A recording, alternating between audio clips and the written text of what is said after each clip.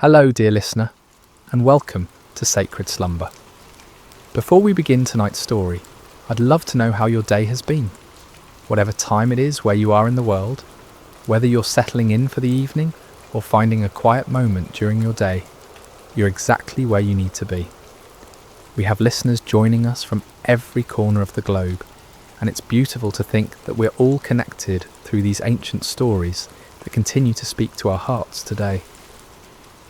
If this story brings you peace and you'd like to hear more like it, please consider subscribing to Sacred Slumber. Now let us journey back over 3,000 years to a time when the hills of ancient Israel echoed with the cries of an oppressed people, and discover how God chose the most unlikely hero to deliver them. The sun blazed mercilessly over the barren hills of ancient Israel, its heat seeming to mock the suffering people below. For 7 long years, the shadow of oppression had fallen across the promised land, like a plague that would not lift. The Midianites, fierce nomadic warriors from the desert, had swept down upon Israel like locusts, devouring everything in their path. In caves carved into limestone cliffs, families huddled in darkness, their faces gaunt with hunger and hollow with despair. Children, who should have been playing in village squares instead, learned to recognise the distant thunder of approaching hoofbeats, the signal to flee deeper into their rocky refuges. The once fertile valleys that had flowed with milk and honey now lay trampled and barren, stripped clean by the endless raids of their oppressors. The Israelites had forgotten what it meant to harvest their own crops. Each year they would plant in hope, tending their fields with trembling hands, always listening for the sound that would send them running. And each year, just as the grain began to ripen, the Midianites would come. They arrived like a sandstorm, their camels innumerable as the sand by the sea, their warriors dark silhouettes against the burning sky. They took everything, left nothing, and vanished back into the wilderness, leaving behind only dust and desperation. In this time of darkness, when hope seemed as distant as the stars, there lived a young man named Gideon. He was not what anyone would call a mighty warrior. His hands, though calloused from labour, had never gripped a sword in battle. His shoulders, though broad from years of farm work, had never carried the weight of armour. His eyes, though keen from watching the horizon for danger, had never gazed unflinchingly into the face of an enemy. On this particular day, Gideon found himself doing what had become all too common among his people. Hiding. He was in his father's wine press, a stone basin carved deep into the earth, meant for treading grapes. But instead of the purple stain of harvest, this hollow held only wheat stalks and the sound of desperate threshing. Gideon worked quickly, quietly, glancing nervously toward the rim of the pit above him. This was no place to thresh grain, but it was hidden from watching eyes, concealed from raiders who might snatch away even this meagre portion of food. The irony was not lost on him. Here he was, a descendant of Abraham, to whom God had promised this very land, reduced to working in secret, like a thief in his own inheritance. The wheat he threshed was barely enough to keep his family alive, and even this small amount had to be hidden from those who would steal it away. As Gideon worked, sweat dripping from his brow to mingle with the grain dust, he wondered where the God of his fathers had gone. The elders still told stories around carefully concealed fires, stories of a time when the Lord had parted the sea, when he had brought down the walls of Jericho, when his presence had dwelt among them in power and glory. But those seemed like tales from another world, stories of a God who had perhaps grown tired of his people and turned his face away. The rhythmic sound of the flail striking grain filled the small space, a lonely percussion that seemed to echo the beating of his own discouraged heart. Each strike felt like a prayer he didn't know how to voice, a desperate plea to heaven from a pit in the earth, and then without warning, the monotonous rhythm was broken by a voice. "The Lord is with you, mighty warrior. Gideon's flail froze mid-swing. His heart hammered against his ribs as he spun around, expecting to see a Midianite soldier who had discovered his hiding place.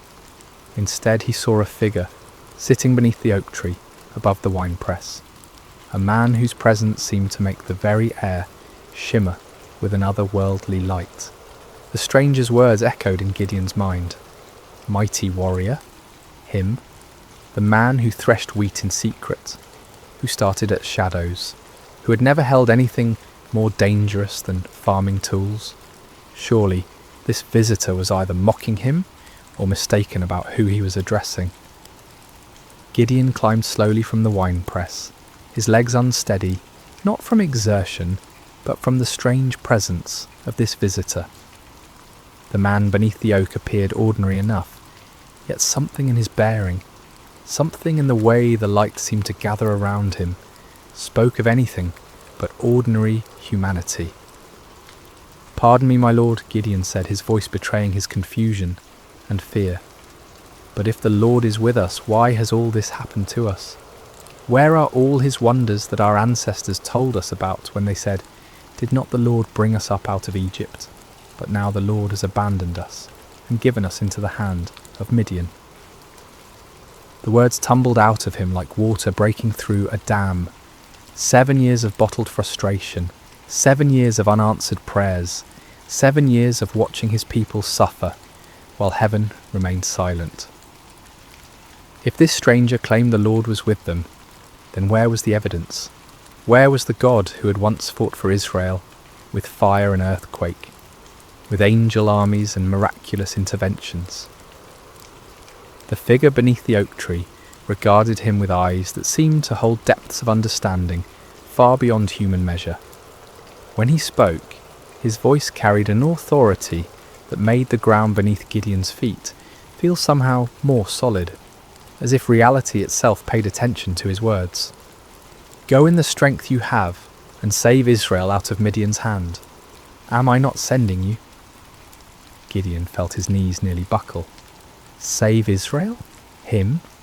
The man who hid in wine presses, who jumped at the sound of the wind through the barley? This had to be some terrible mistake, some cosmic error in judgment. "Pardon me, my lord," he said again, his voice barely above a whisper, "but how can I save Israel? My clan is the weakest in Manasseh, and I am the least in my family." It was true. His family held no position of honour among the tribe. They owned no great flocks, commanded no respect in the councils of the elders.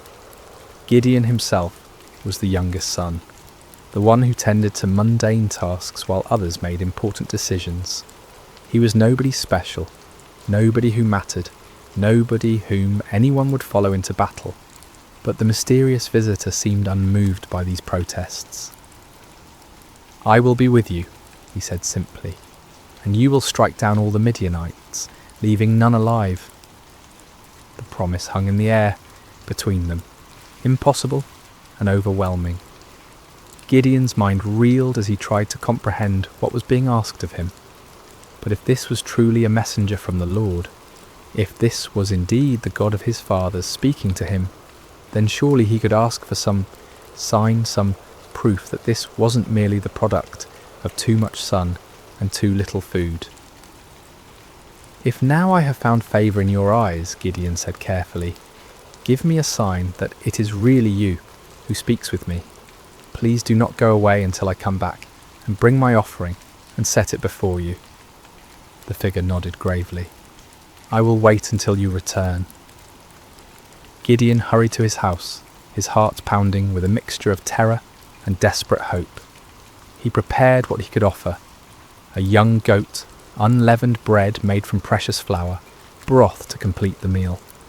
It was a significant sacrifice for a family that had so little, but if there was even the slightest chance that the God of Israel was truly speaking to him, no cost was too great. When he returned to the oak tree, the stranger was still there, patient as stone, eternal as the hills. Gideon set the meat on a rock, poured out the broth, and waited to see what would happen. The visitor extended the staff in his hand and touched the meat and bread. Instantly, fire flared up from the rock, consuming the offering completely. In the same moment, the figure vanished from sight, leaving Gideon alone with the blackened stone and the certain terrifying knowledge that he had been speaking with an angel of the Lord. "Alas, sovereign Lord," Gideon cried out, falling to his knees, "I have seen the angel of the Lord face to face." But even as fear overwhelmed him, a voice spoke from heaven itself. "Peace, do not be afraid, you are not going to die." Gideon built an altar there and called it "The Lord is Peace," but peace was far from what he felt in his heart. That very night, the Lord spoke to him again, commanding him to tear down his father's altar to Baal and cut down the Asherah pole beside it. It was to be his first act of obedience, his first step toward the impossible task that lay ahead.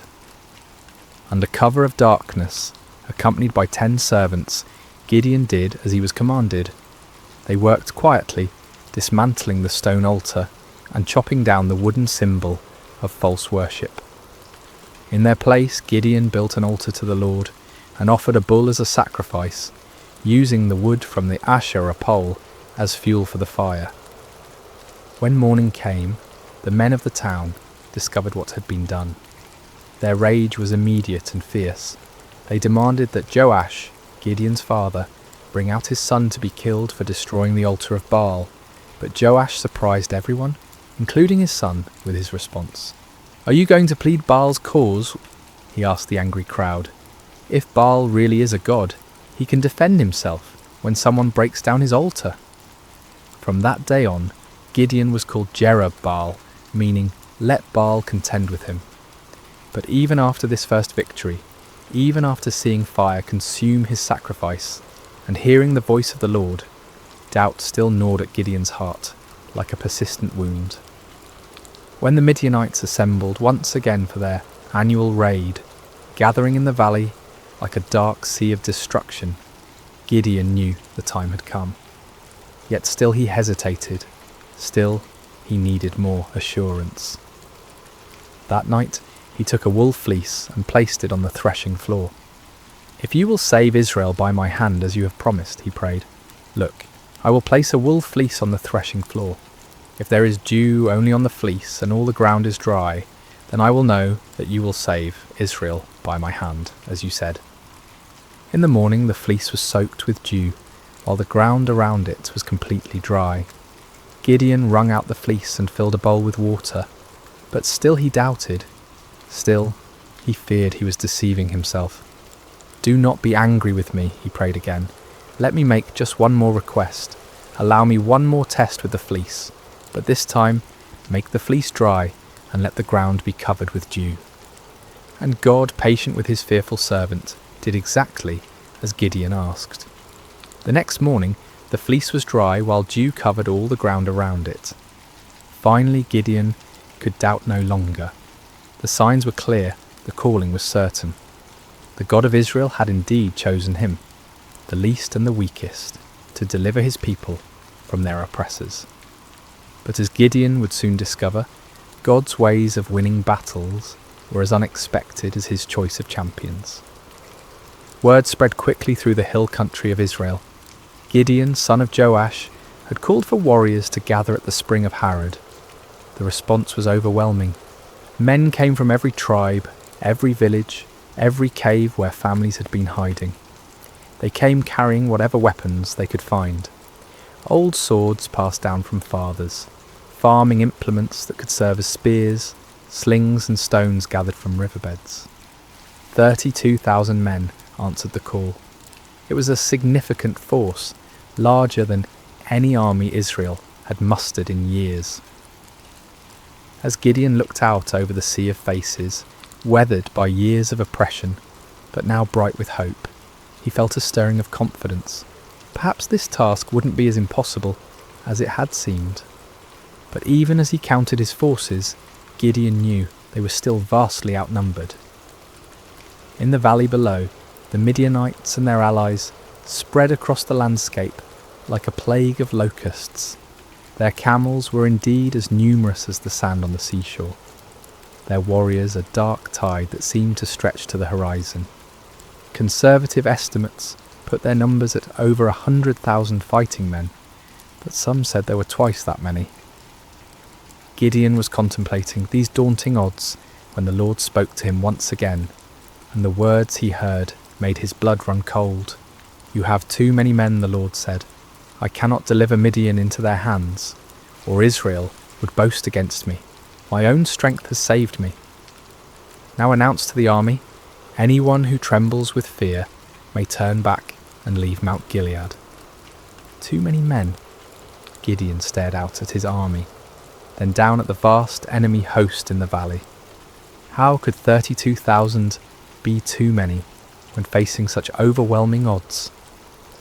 But the Lord's reasoning became clear. If Israel won this battle with such numbers, they would attribute the victory to their own military might, rather than to God's power. With a heavy heart, Gideon stood before his assembled forces. These men had left their families, their hiding places, their small measures of safety to answer his call. Now he had to tell some of them to go home. "Men of Israel," he called out, his voice carrying across the gathered warriors. "The Lord has spoken to me. Anyone among you who is afraid, anyone who trembles with fear, may return to his home. There is no shame in this. Go in peace." A murmur rippled through the crowd. Some men looked relieved, others confused, still others ashamed. But slowly, surely, men began to step forward, to gather their belongings, to turn away from the camp. What started as a trickle became a stream, then a flood. By evening, 22,000 men had departed for their homes, leaving only 10,000 behind. Gideon watched them go with a mixture of understanding and dread. He couldn't blame them for their fear, not after 7 years of running and hiding, but now his army was less than a third of its original size, facing an enemy that seemed to grow larger with every passing hour. Surely now the Lord would be satisfied with the numbers. Surely now they could plan their attack, develop their strategy, prepare for battle. But as the sun set over the camp, painting the sky the colour of blood, the voice of the Lord came to Gideon once more. "There are still too many men," the Lord said. "Take them down to the water, and I will thin them out for you there." Gideon felt as if the ground was shifting beneath his feet. Still too many? 10,000 men were still too many to face 100,000? What kind of battle was the Lord planning? The next morning Gideon led his remaining men down to the spring of Harod. The water was clear and cold, bubbling up from underground sources that had never failed, even in the driest years. The men were thirsty from the march and eager to drink. Separate those who lapped the water with their tongues, as a dog laps from those who kneel down to drink, the Lord instructed.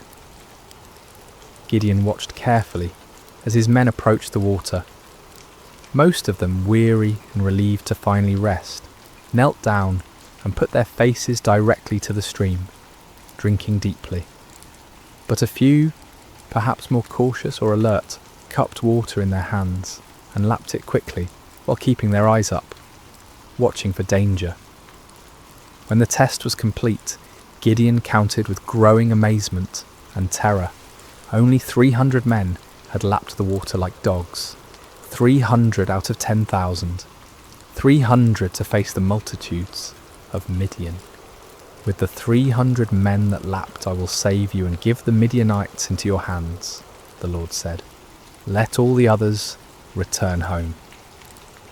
The dismissal of the remaining 9,700 men was even more painful than the first reduction.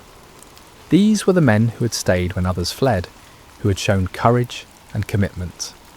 Yet now they too had to be sent away, carrying with them the supplies and provisions that would have sustained a larger force. As evening fell over the camp, Gideon found himself staring at his tiny army. 300 men sat around small fires, their faces illuminated by flickering flames. Some sharpened weapons, others mended gear, still others simply stared into the darkness where their enemies waited.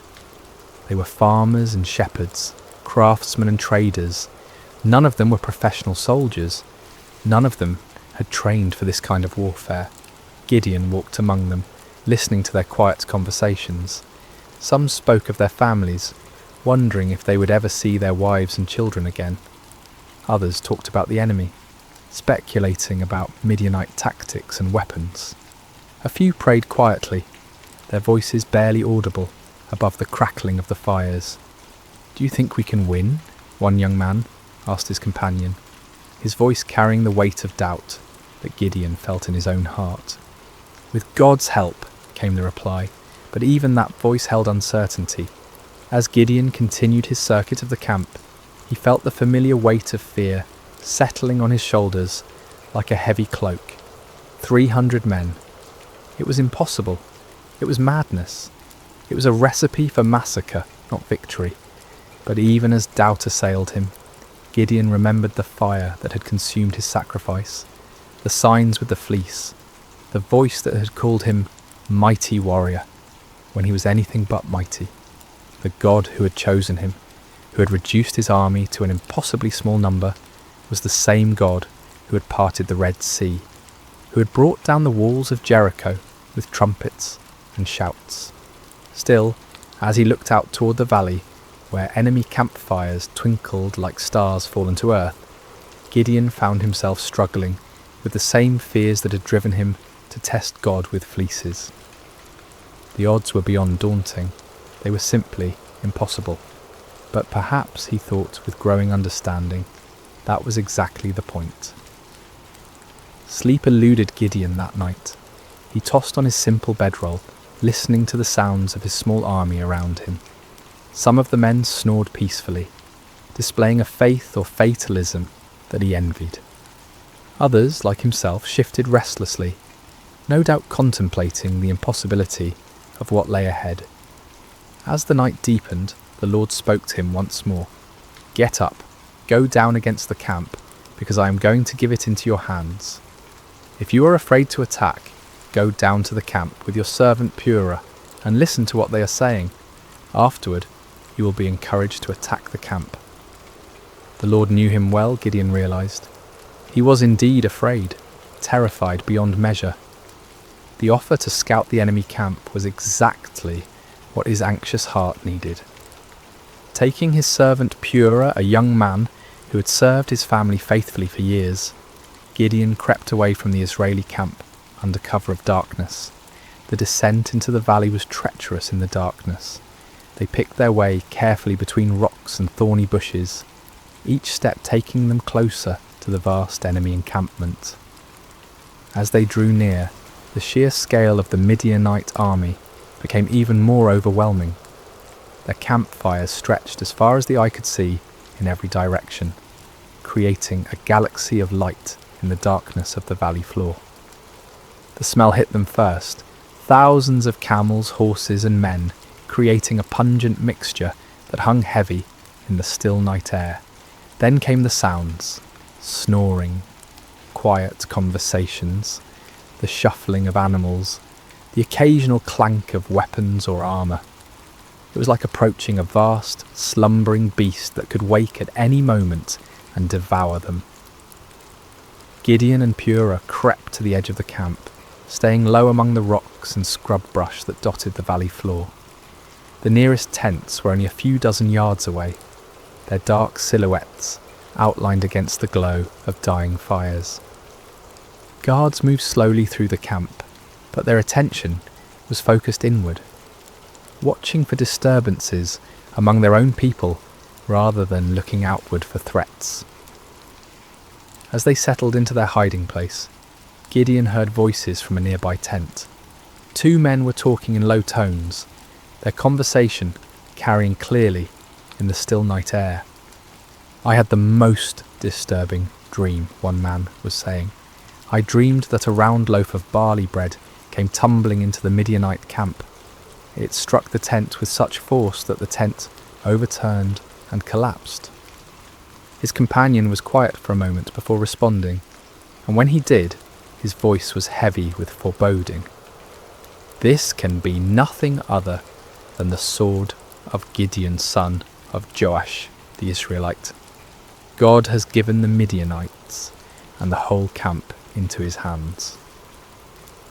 Gideon felt as if lightning had struck him.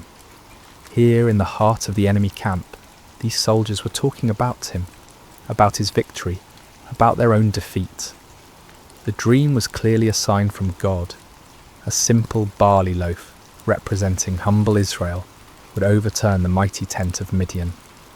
He grasped Purah's arm, and together they crept back through the darkness, toward their own camp.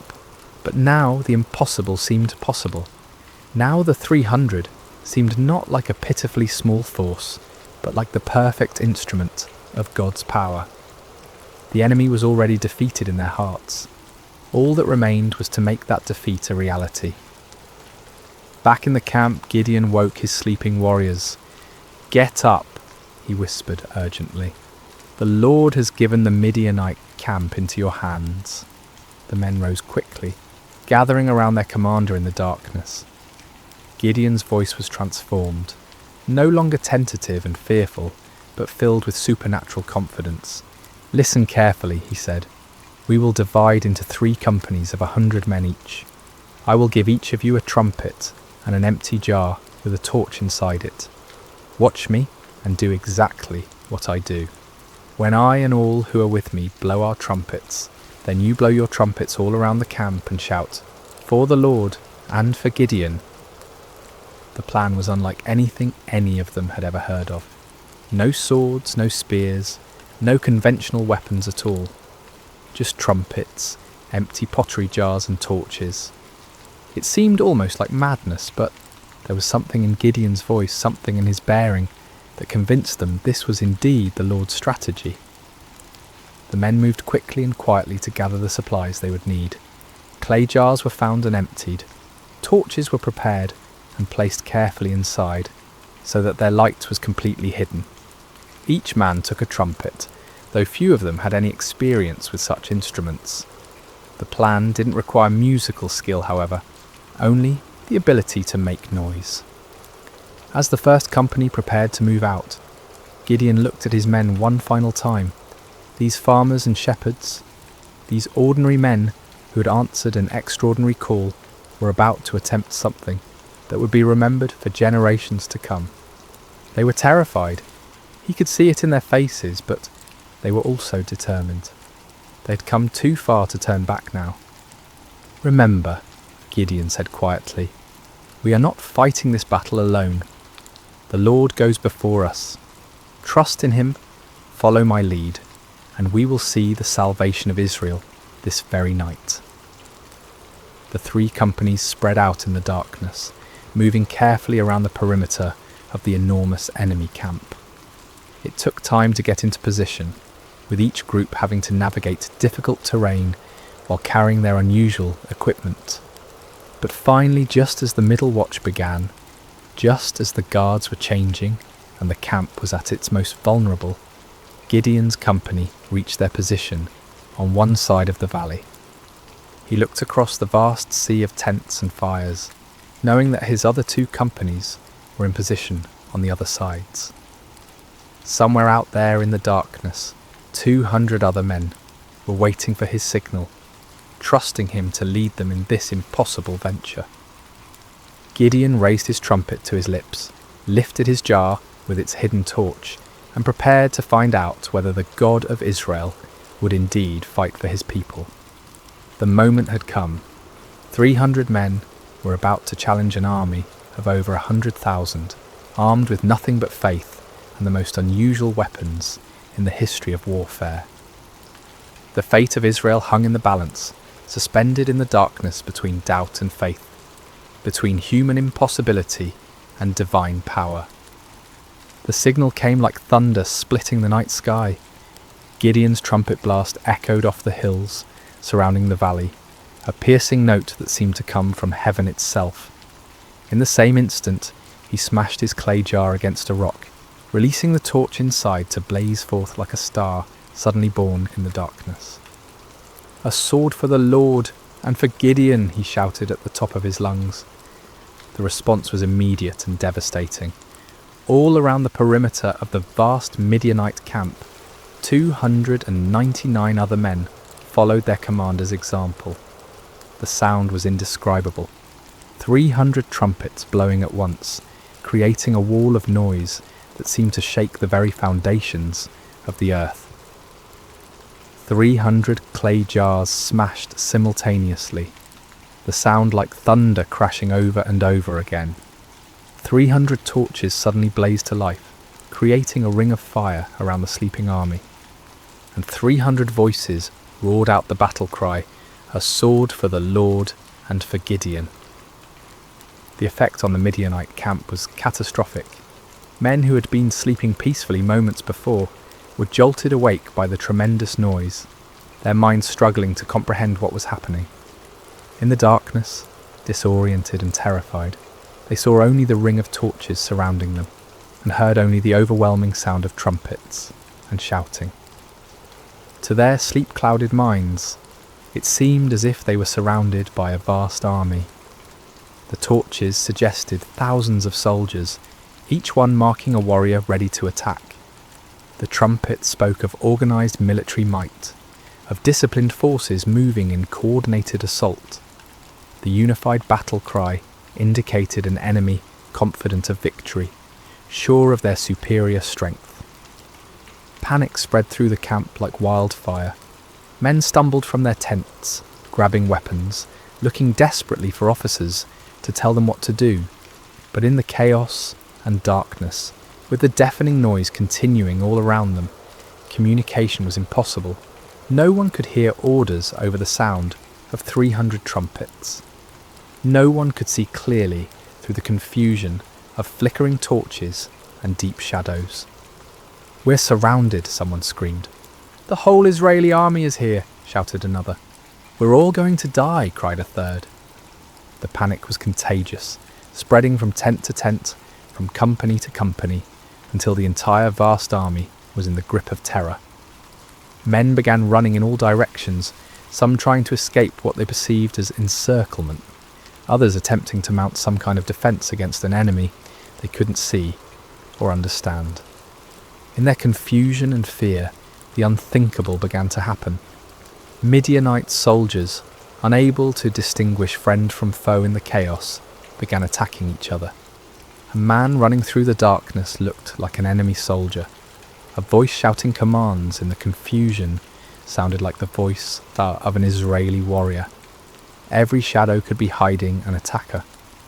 Swords were drawn not against the 300 Israelites on the perimeter, but against fellow Midianites. Spears were thrust not at the enemy, but at allies who had become indistinguishable from foes in the panic and darkness. The great army that had terrorized Israel for 7 years was turning on itself, destroying itself in its fear and confusion. Gideon and his men maintained their positions around the camp, continuing to blow their trumpets and brandish their torches, watching in amazement as their enemies did the work of destruction for them. It was the most extraordinary battle any of them had ever witnessed, a battle won without striking a single blow, a victory achieved through terror rather than traditional warfare. As the chaos in the camp intensified, the Midianites began a massive retreat. Those who could find their camels or horses fled toward the Jordan River and beyond. Others ran on foot, abandoning their weapons, their supplies, their wounded comrades, in their desperate attempt to escape what they believed was certain annihilation. But Gideon was not content to simply watch his enemies flee. As the first light of dawn began to creep over the eastern hills, he sent messengers throughout the hill country of Israel, calling on his countrymen to join the pursuit. "Come down against the Midianites," the messengers proclaimed, "and seize the waters of the Jordan ahead of them as far as Beth-barah." The response was immediate and enthusiastic. Men who had been hiding in caves for 7 years suddenly found themselves called to active pursuit of their oppressors. They came streaming down from the hills, like water released from a dam, energized by the news that the mighty Midianite army was in full retreat. The men of Ephraim were particularly effective, seizing the fords of the Jordan River and trapping many of the fleeing enemy forces, they captured and killed Oreb and Zeb, two of the Midianite leaders, bringing their heads to Gideon as proof of their victory. Meanwhile, Gideon and his original 300 men continued the pursuit of the main enemy force. They crossed the Jordan River, following the fleeing armies eastward into the deserts. Despite their exhaustion, despite having had no sleep and little food, they pressed on relentlessly. The psychological impact of the night's events had completely broken the spirit of the Midianite alliance. Armies that had seemed invincible just hours before were now scattered bands of demoralized fugitives. The camels that had been as numerous as sand by the seashore were now obstacles to rapid flight rather than instruments of swift attack. Gideon's small force continued to grow as more Israelites joined the pursuit. Men from Naphtali, Asher, and all of Manasseh took up arms and chased the fleeing enemy. What had begun as an impossible battle for 300 men had become a nationwide uprising, a complete reversal of 7 years of oppression. The fleeing Midianites tried to regroup at Succoth and Penuel, but the local officials, perhaps fearing retaliation, refused to provide them with food or assistance. Gideon's pursuit was relentless, driving them ever deeper into the wilderness, further from their base of operations, further from any hope of mounting a counterattack. Finally, in the desert east of the Jordan, Gideon caught up with the remnants of the great army. Zebah and Zalmunna, the two kings of Midian, were there with about 15,000 men, all that was left of an army that had once numbered over 100,000. Even this reduced force vastly outnumbered Gideon's 300, but their spirit was completely broken. The final battle was swift and decisive. The Midianite army, already demoralized and exhausted, offered little resistance. Zebah and Zalmunna were captured alive, bringing to an end the 7-year reign of terror that had plagued Israel. As the sun set on that remarkable day, Gideon found himself looking out over a battlefield strewn with the evidence of complete victory. The mighty army that had seemed invincible just 24 hours earlier was destroyed. The kings who had terrorized his people were prisoners. The oppression that had driven Israel into caves and hiding places was broken forever. It had all begun with 300 men, 300 trumpets, 300 torches, and faith in a God who specializes in impossible victories. The journey back to Israel was unlike anything the land had seen in generations. What had begun as a desperate flight by 300 terrified farmers had become a triumphant procession that seemed to grow with every mile. Men emerged from caves and hidden places, women came out of their refuges, children ran alongside the returning heroes.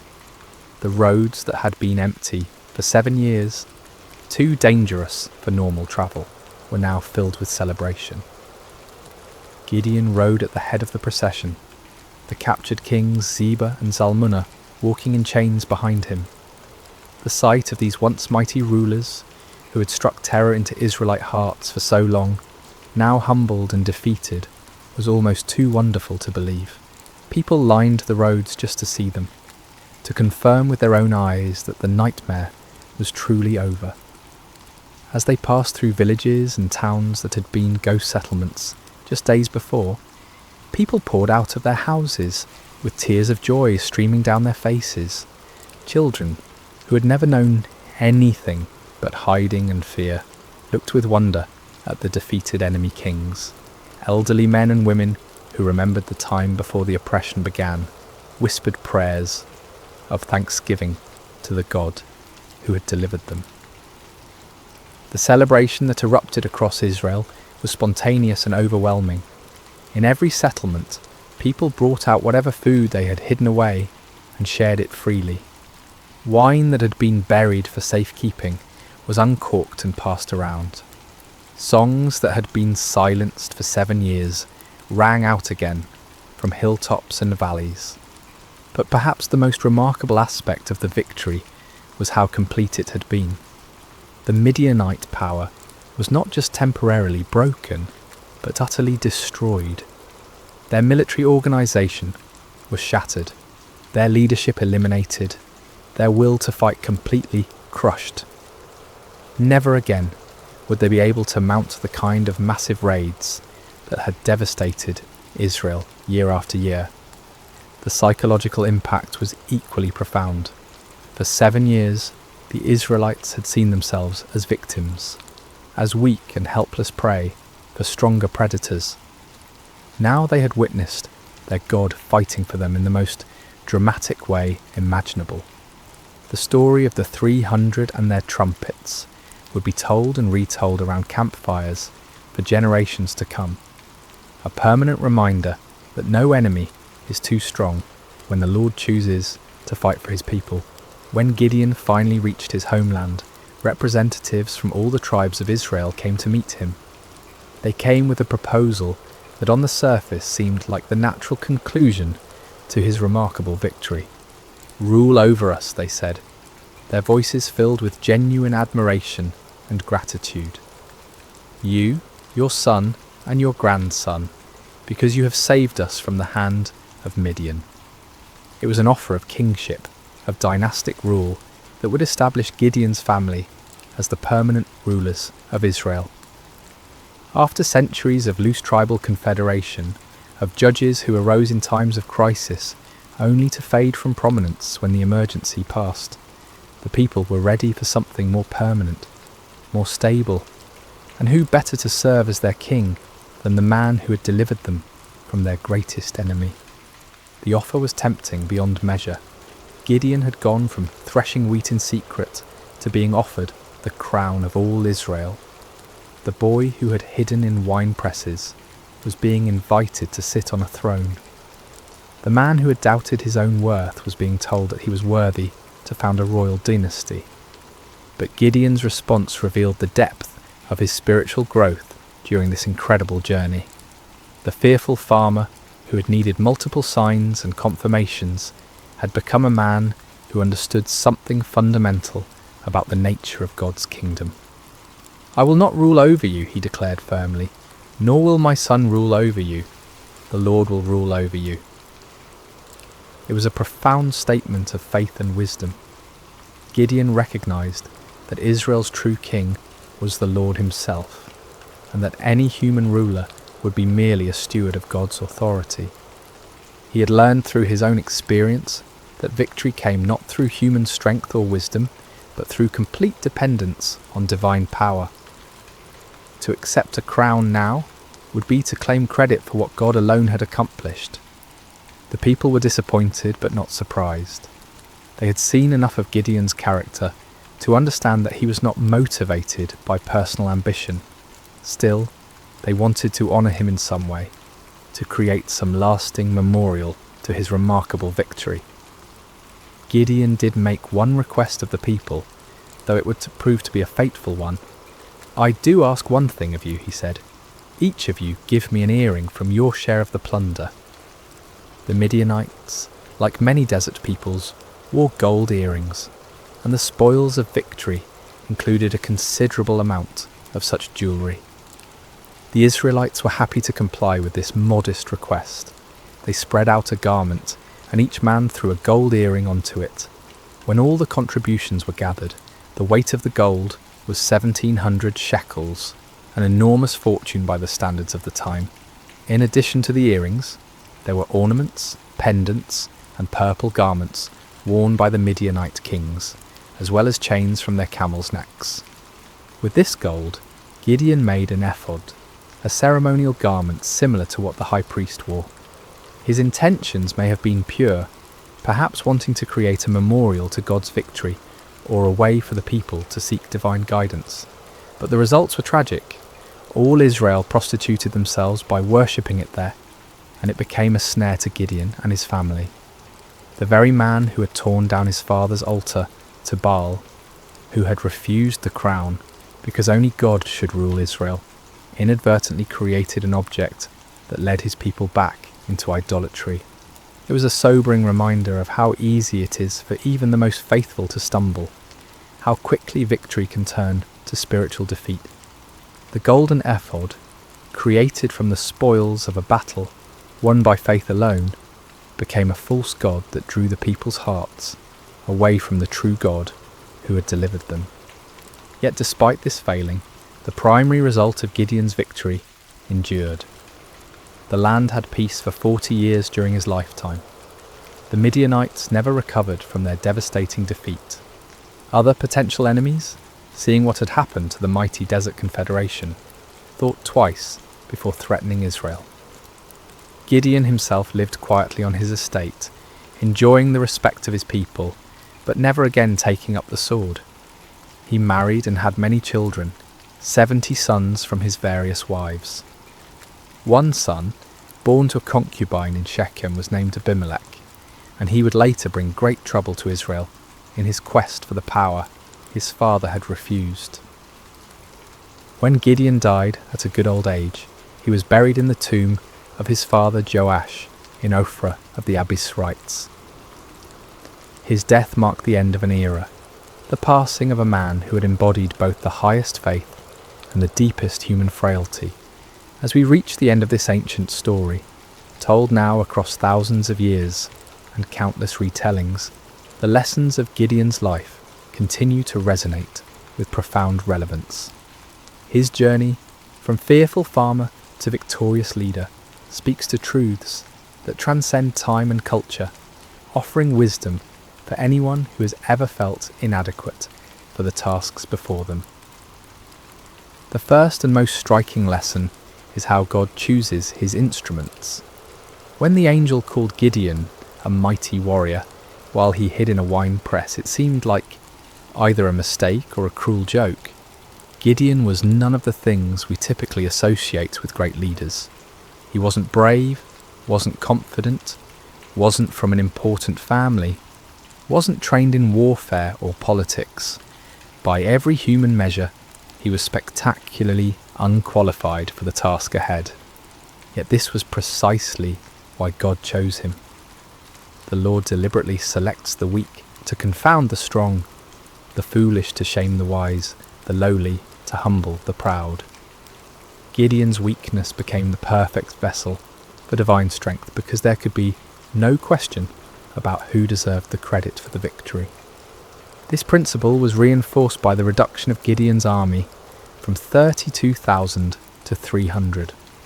With overwhelming numbers, Israel might have attributed their victory to superior military strategy or exceptional courage. With just 300 men, there could be no doubt that the victory belonged to God alone.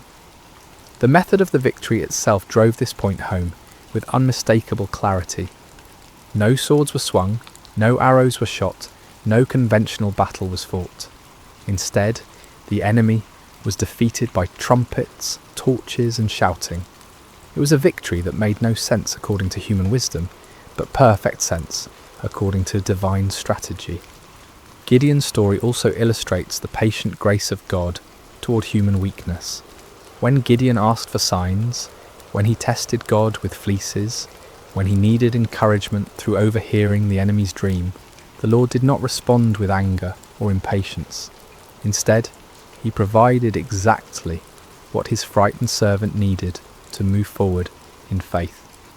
This divine patience extends to our failures as well as our fears. Even when Gideon created the golden ephod that led Israel into idolatry, even when his victory was tainted by this spiritual stumble, God's larger purposes were not thwarted. The peace that came to Israel lasted for 40 years, and the story of Gideon's faith continued to inspire future generations. Yet Gideon's failure with the ephod serves as a sobering warning about the subtle nature of spiritual pride. The man who had refused a crown could still fall into the trap of creating an object that drew worship away from God.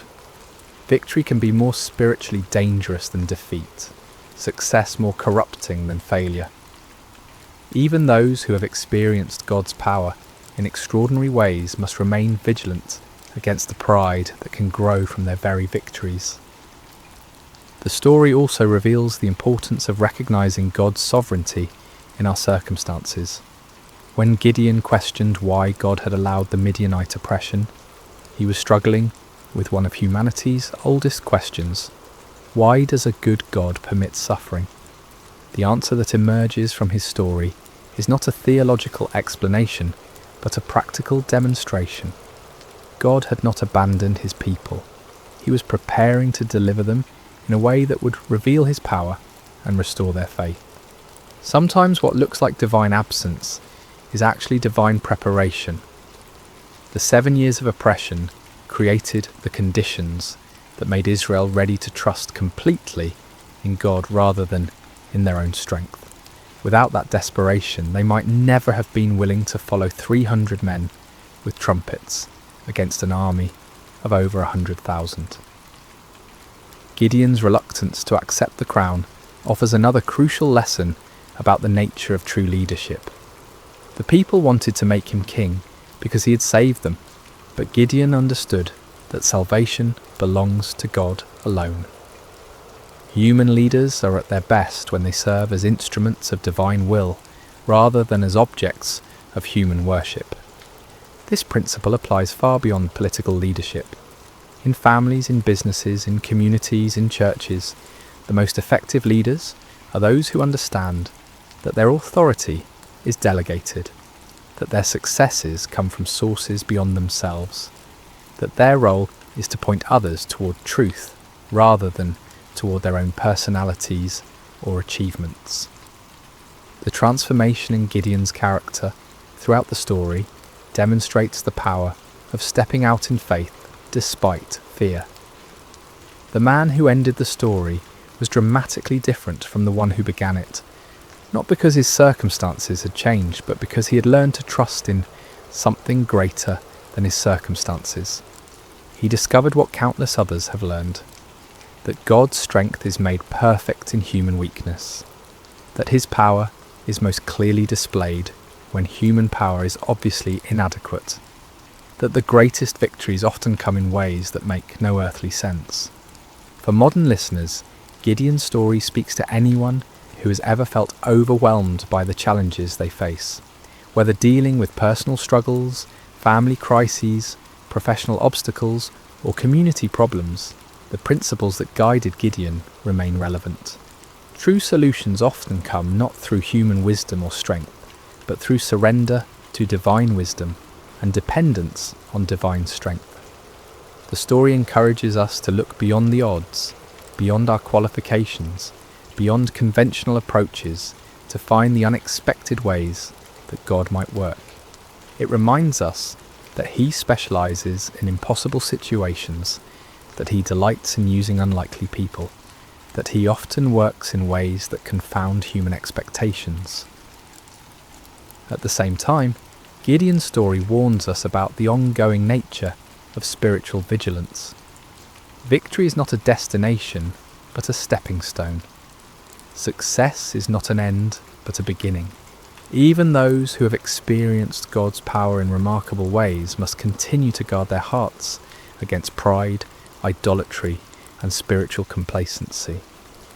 The golden ephod that became a snare to Gideon serves as a perpetual reminder that our greatest spiritual dangers often arise not from our failures, but from our successes, not from our weaknesses, but from our strengths, not from what we lack, but from what we have achieved. As we close this ancient tale, we're reminded that Gideon's story is ultimately not about Gideon at all. It's about a God who sees potential where others see only weakness, who creates strength from surrender, who wins victories through the most unlikely means. It's about divine love that persists through human doubt, divine patience that endures human testing, divine power that works through human frailty. The trumpets that shattered the midnight silence in that valley so long ago continue to echo through the centuries, calling each generation to trust in something greater than themselves, to step forward in faith despite their fears, to discover that the God who delivered Israel through 300 men with torches is still in the business of impossible victories. In our own valleys of challenge and oppression, surrounded by enemies that seem too numerous to count, facing odds that appear insurmountable, Gideon's story whispers the same truth that changed a fearful farmer into a mighty warrior. The Lord is with you, and in him even the weakest can become strong. Even the smallest can achieve great things. Even the most unlikely can be used for extraordinary purposes. The battle belongs to the Lord, and in him, victory is always possible. And so we end where we began, with a simple truth that transcends time and circumstance. When God chooses to fight for his people, no enemy can stand, no odds are too great, and no victory is impossible. The story of Gideon continues to unfold in every generation, in every heart that learns to trust, not in human strength, but in divine power, not in earthly wisdom, but in heavenly guidance, not in what we can see, but in what God can do. May this ancient story find new life in modern hearts. May its lessons take root in contemporary soil, and may its timeless truths continue to inspire faith, courage, and hope in all who hear it. For the God who called Gideon from his hiding place continues to call ordinary people to extraordinary purposes, continues to choose the weak to confound the strong, and continues to win impossible victories through the most unlikely means.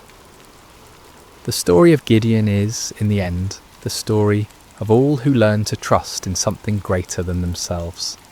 It is the story of divine love that never gives up, divine power that never fails, and divine grace that transforms fearful hiding into mighty victory.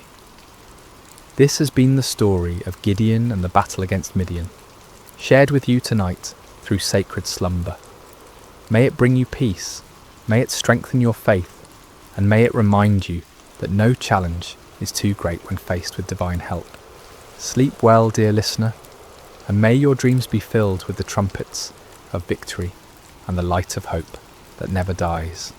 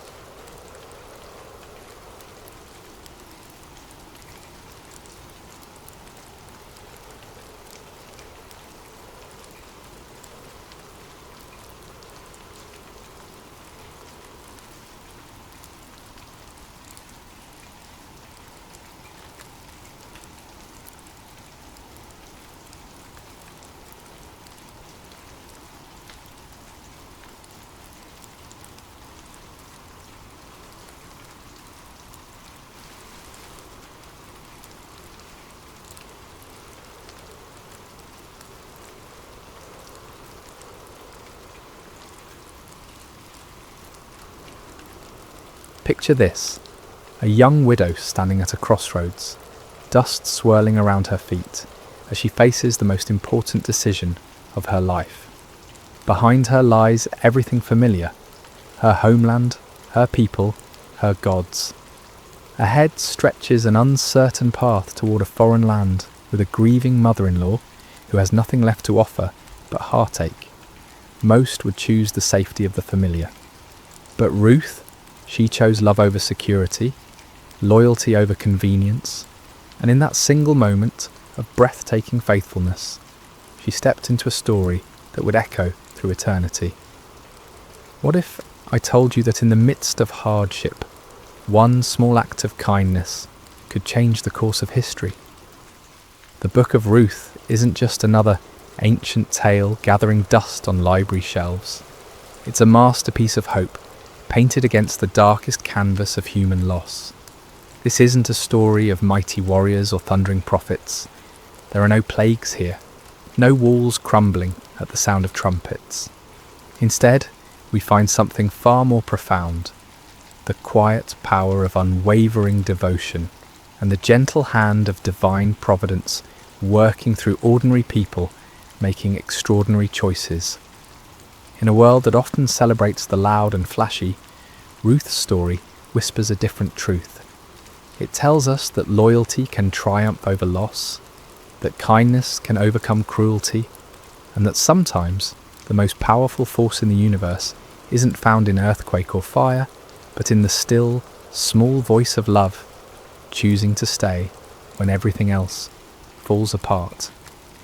This is a tale of hope, peace, and God's gentle provision. A story that begins with death and ends with life, starts with emptiness and concludes with abundance, opens with despair and closes with joy so profound it reverberates through generations. The beauty of Ruth's narrative lies not in its complexity, but in its simplicity. It's a story anyone can understand because it touches the universal human experiences of loss, love, loyalty, and redemption. Yet beneath this surface simplicity runs a current so deep it connects the heart of ancient Moab to the throne of David, and ultimately to a manger in Bethlehem, where another story of divine love would unfold centuries later. The story begins not with triumph, but with tragedy. Not in the promised land, but in foreign territory. Naomi, whose name ironically means pleasant, finds herself in the bitter reality of compound grief that would break most spirits entirely. She had left Bethlehem during a famine with her husband Elimelech and their 2 sons, Mahlon and Chilion, seeking survival in Moab, a land that was both geographically close to Israel and spiritually distant from its God. What started as a temporary sojourn became permanent residence when Elimelech died, leaving Naomi a widow in a foreign land. In ancient times, widowhood wasn't just a personal tragedy, it was an economic and social death sentence. Women had little legal standing, no inheritance rights, and depended entirely on male relatives for protection and provision. Yet Naomi found a glimmer of hope when her sons married Moabite women, Orpah and Ruth. These marriages, while controversial by Israelite standards, brought companionship and the promise of grandchildren who would carry on the family name. But hope proved fleeting. After about 10 years in Moab, both sons died, leaving 3 widows to face an uncertain future together.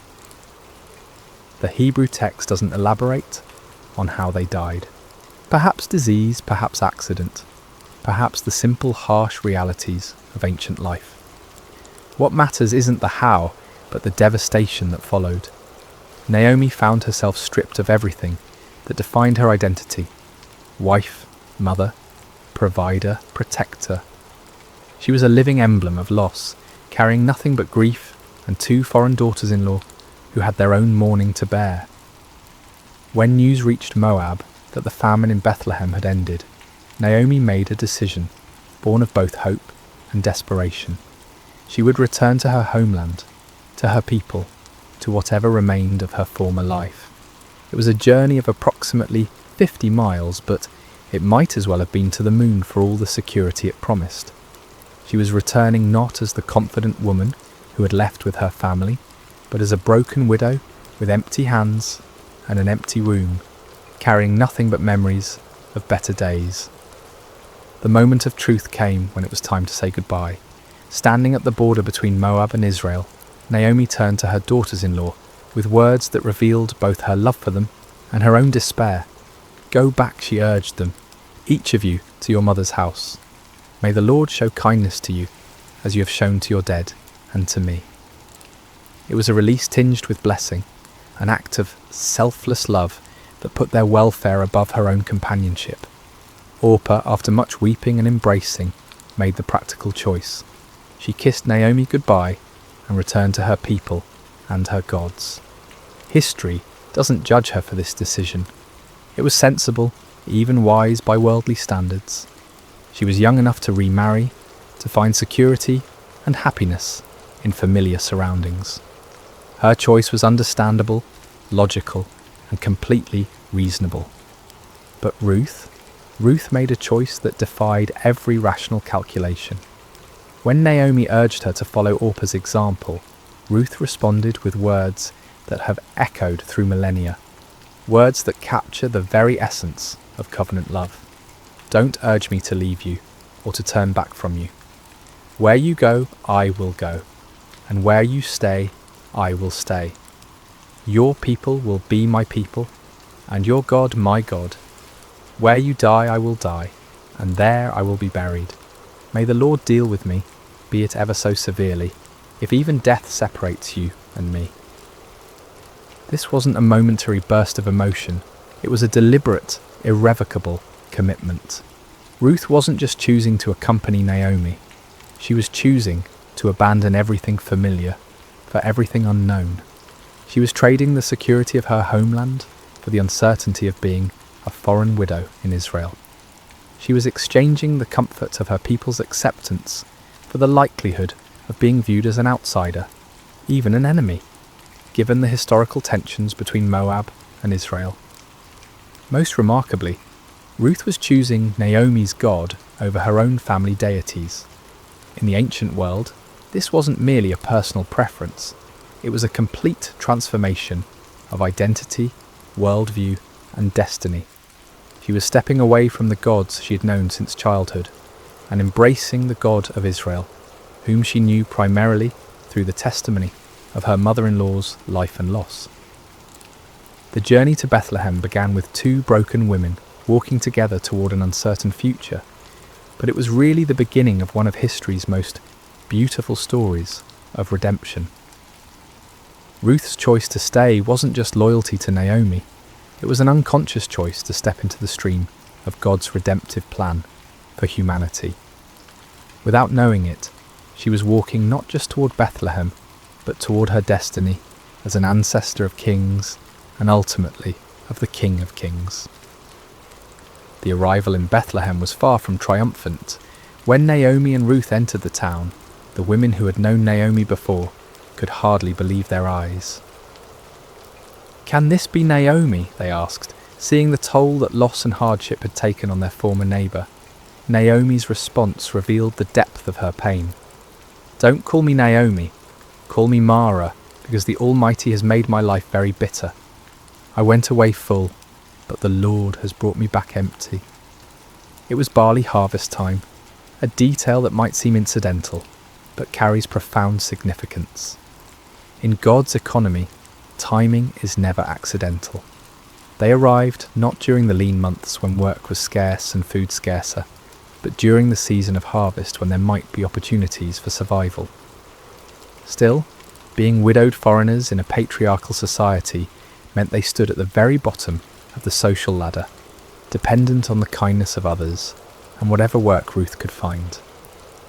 Ruth, whose name likely means friendship or companion, immediately proved the accuracy of her name through her actions. Without waiting for Naomi to devise a plan or wallowing in self-pity over their circumstances, she took initiative with the words that reveal her character. "Let me go to the fields and pick up the leftover grain behind anyone in whose eyes I find favour." This simple statement masks the courage it required. Ruth was volunteering to do backbreaking labour in the scorching sun, to work alongside the lowest members of society, to face possible harassment or rejection, all to provide for the woman she she had chosen to love. Gleaning was God's provision for the poor, embedded in the law of Moses as a safety net for society's most vulnerable. Landowners were commanded not to harvest to the very edges of their fields and not to go back for grain that was dropped or missed. This leftover grain could be gathered by widows, orphans and foreigners, the three groups most at risk in ancient society. It was honest work, but humble work, requiring long hours bent over in the heat, gathering grain stalk by stalk, hoping for enough to make a small meal.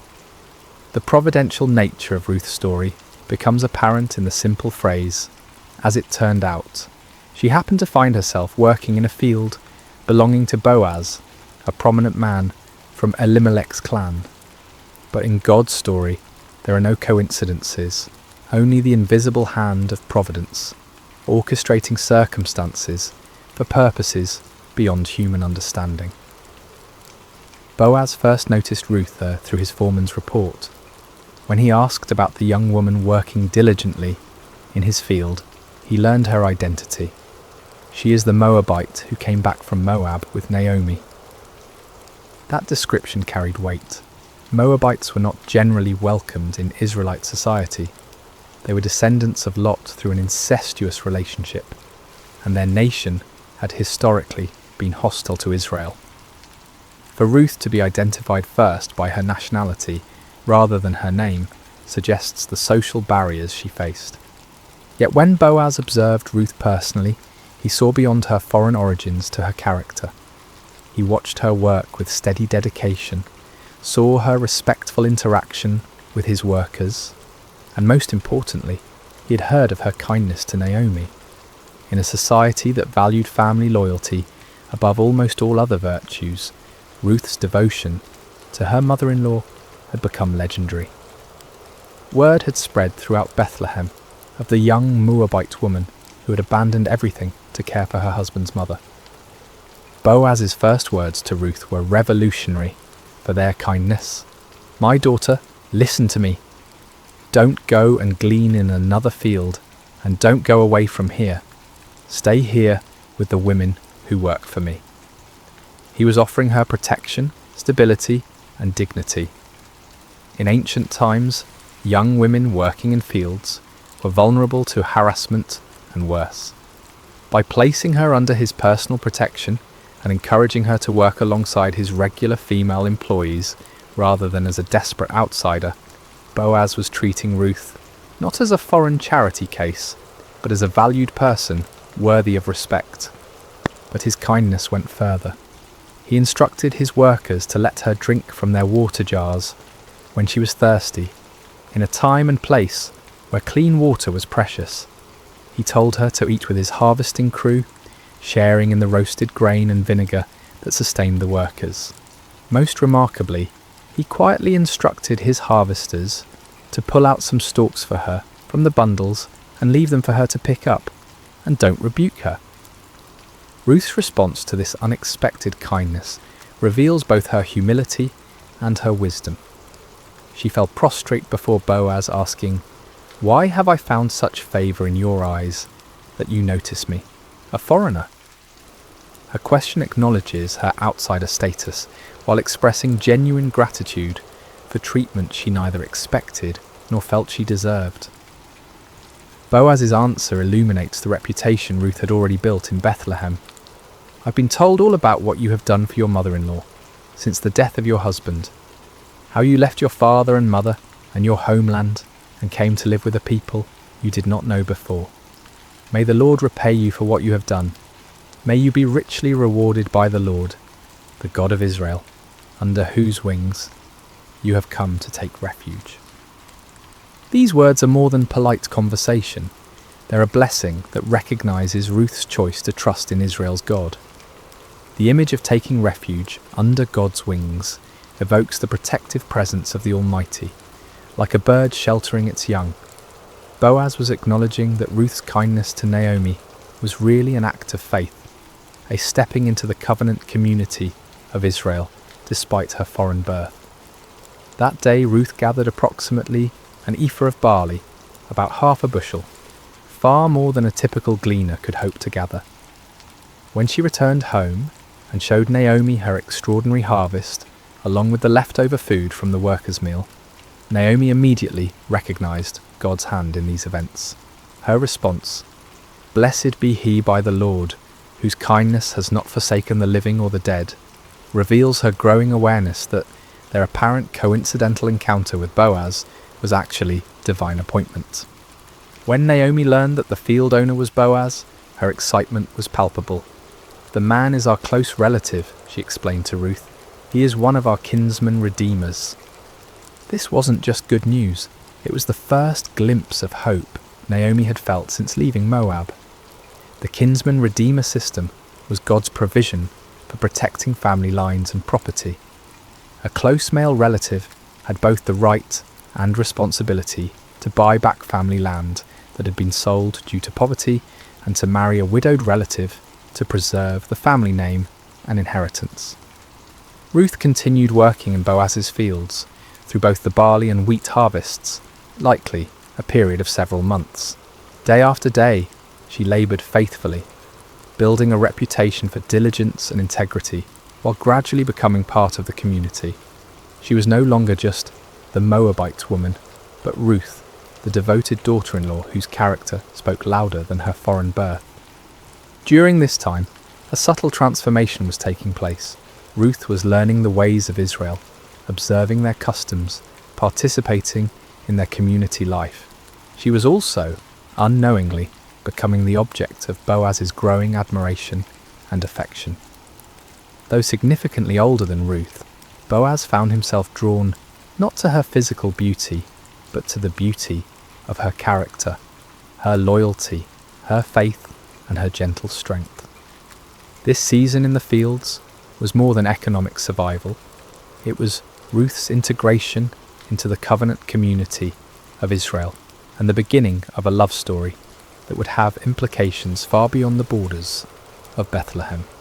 As the harvest season continued, the relationship between Ruth and Boaz deepened through daily interactions marked by mutual respect and growing affection.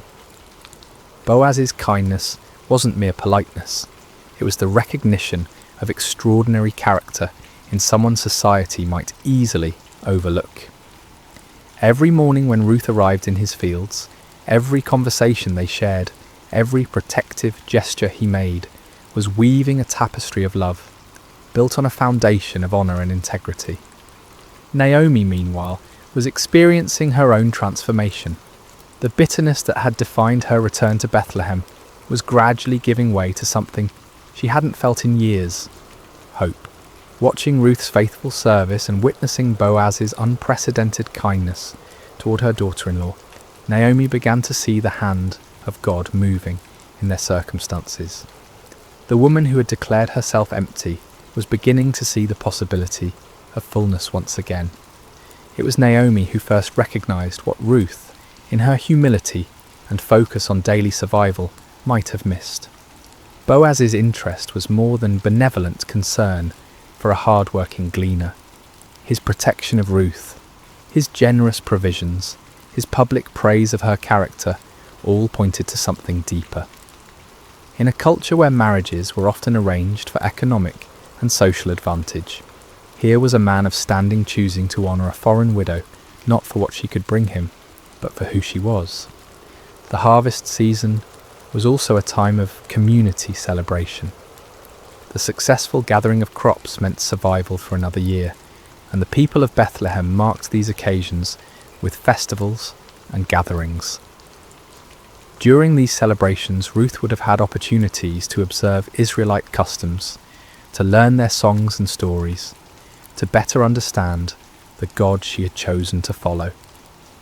She was becoming not just a resident of Bethlehem, but a true daughter of Israel. Boaz's generosity during this time went far beyond legal requirements or social expectations. The law required landowners to allow gleaning, but it didn't require them to ensure the gleaners found substantial amounts. When Boaz instructed his workers to intentionally drop extra grain for Ruth, he was going above and beyond duty into the realm of love. When he invited her to share meals with his workers, he was treating her as family rather than charity case. The other workers in the field would have noticed this special treatment. In small communities, nothing goes unobserved, and Boaz's obvious favour toward Ruth would have been the subject of much discussion.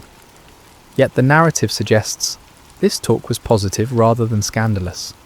Ruth's reputation for integrity and Boaz's character as a righteous man meant their growing relationship was viewed with approval rather than suspicion. During these months, Ruth was also learning about the God of Israel through observation and experience. She saw how the law protected the vulnerable, how the community cared for its members, how even foreigners could find acceptance when they showed faithfulness. The God she had committed to following in her pledge to Naomi was revealing himself to be trustworthy through the kindness of his people. The emotional climate was changing for all three main characters. Ruth, while still focused on providing for Naomi, was discovering that life could hold possibilities beyond mere survival. Naomi was moving from despair to cautious optimism as she watched events unfold. And Boaz, a man who might have remained unmarried and childless, was finding his heart stirred by a woman whose character exemplified everything he valued. The religious significance of this season cannot be understated. Ruth was effectively completing her conversion to Judaism not through formal ceremony, but through lived experience. She was learning to trust in the God of Israel, not through theological instruction, but through witnessing his provision and protection. Her faith was being refined and deepened through the daily rhythm of work, community, and growing relationship with both Naomi and Boaz. The harvest season was also a time when family relationships and inheritance rights became particularly relevant. With successful crops came discussions of land ownership, family obligations, and the duties of kinsman-redeemers.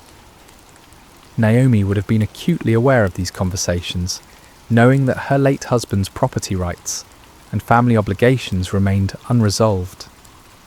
The presence of a kinsman-redeemer like Boaz, combined with his obvious interest in Ruth, would have sparked hope for resolution of their precarious situation.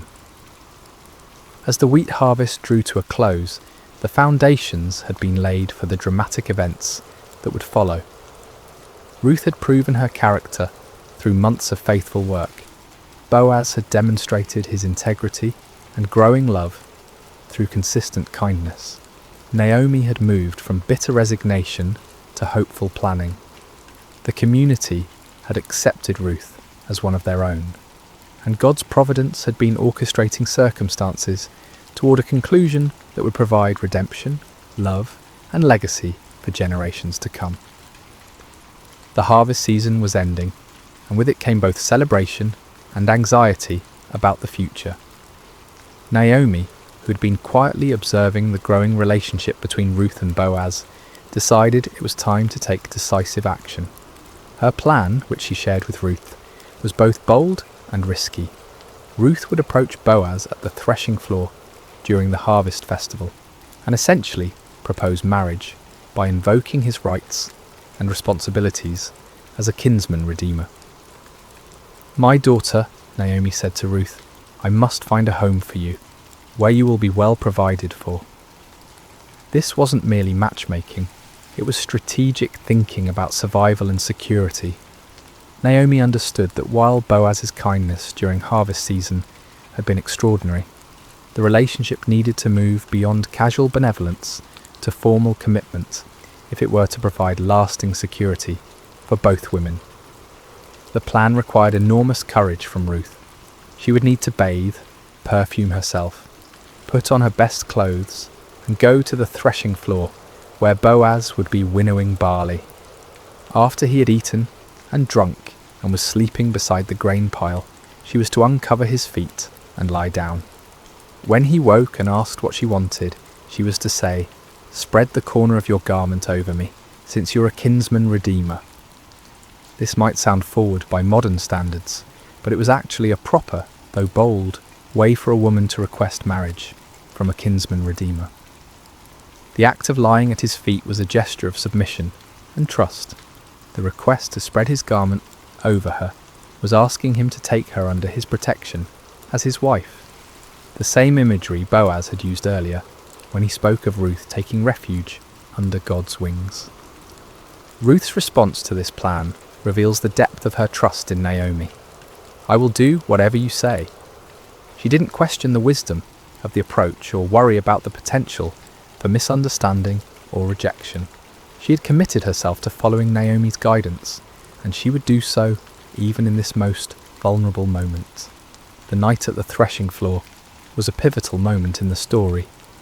Ruth followed Naomi's instructions precisely, approaching quietly and lying at Boaz's feet after he had fallen asleep. Around midnight, Boaz stirred and discovered someone at his feet. "Who are you?"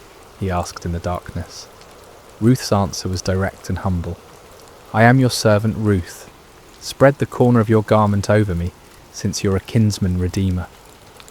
She was formally requesting that he fulfill his family obligations by marrying her, thereby providing security for both her and Naomi, and potentially redeeming Elimelech's family property. Boaz's response exceeded Ruth's hopes. "The Lord bless you, my daughter," he said. "This kindness is greater than that which you showed earlier. You have not run after the younger men, whether rich or poor." He was acknowledging that Ruth's approach to him wasn't born of desperation or opportunism, but of faithfulness to family obligations and trust in God's provision. However, Boaz revealed a complication Ruth hadn't known about. There was another kinsman-redeemer who had a closer family relationship and therefore first rights to redeem Elimelech's property and marry Ruth. "Although it is true that I am near of kin," Boaz explained, "there is a kinsman-redeemer nearer than I." This was devastating news, but Boaz assured Ruth that the matter would be resolved properly, according to law and custom. Boaz's handling of this delicate situation reveals his character perfectly. He could have taken advantage of Ruth's vulnerable position, but instead he protected her reputation and committed himself to resolving the legal complications honourably.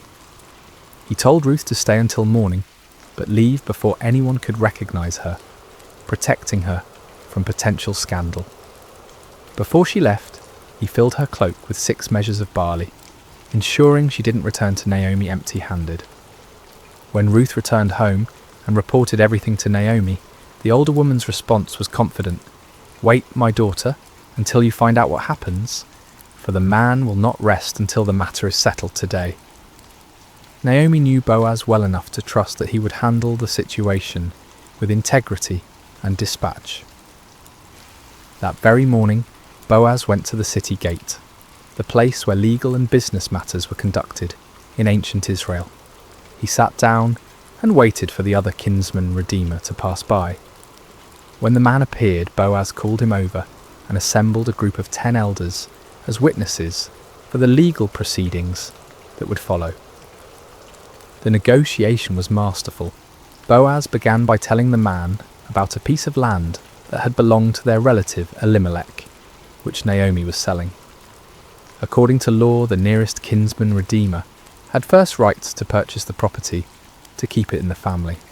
The man was interested until Boaz explained the complete package. "On the day you buy the land from Naomi," Boaz said, "you also acquire Ruth the Moabite, the dead man's widow, in order to maintain the name of the dead with his property."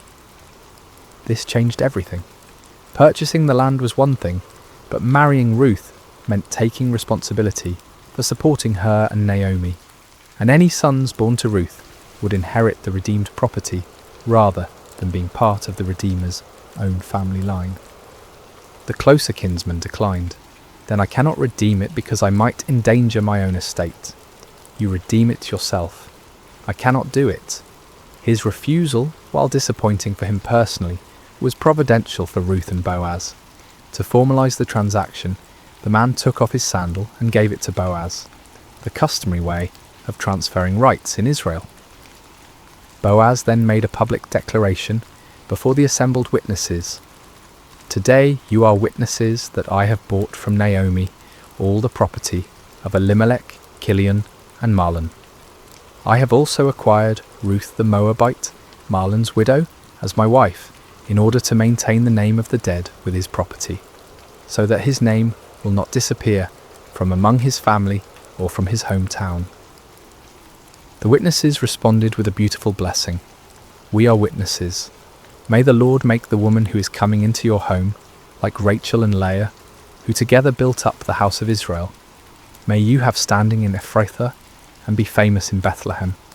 Through the offspring the Lord gives you by this young woman, may your family be like that of Perez, whom Tamar bore to Judah. This blessing was prophetic in ways the speakers couldn't imagine. They were comparing Ruth to the matriarchs of Israel and expressing hope for the continuation of significant family lines.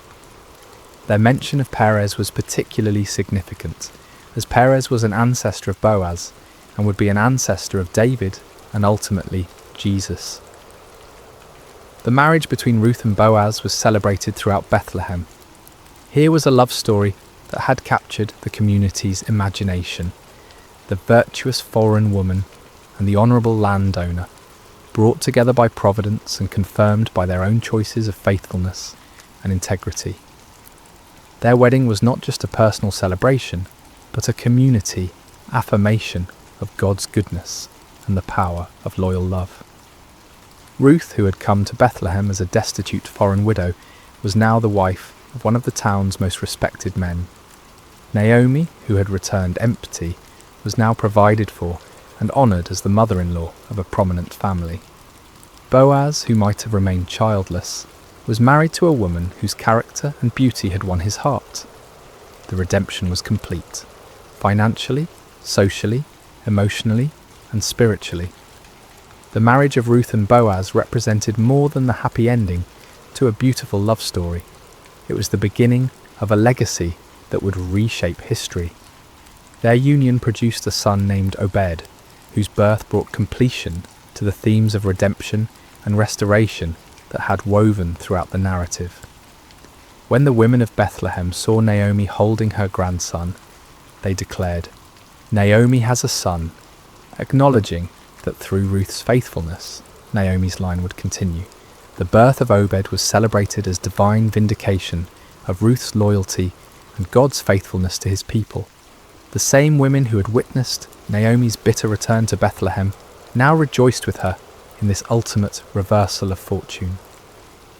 "Praise be to the Lord, who this day has not left you without a kinsman-redeemer," they told Naomi. "May he become famous throughout Israel. He will renew your life and sustain you in your old age. For your daughter-in-law, who loves you and who's better to you than 7 sons, has given him birth."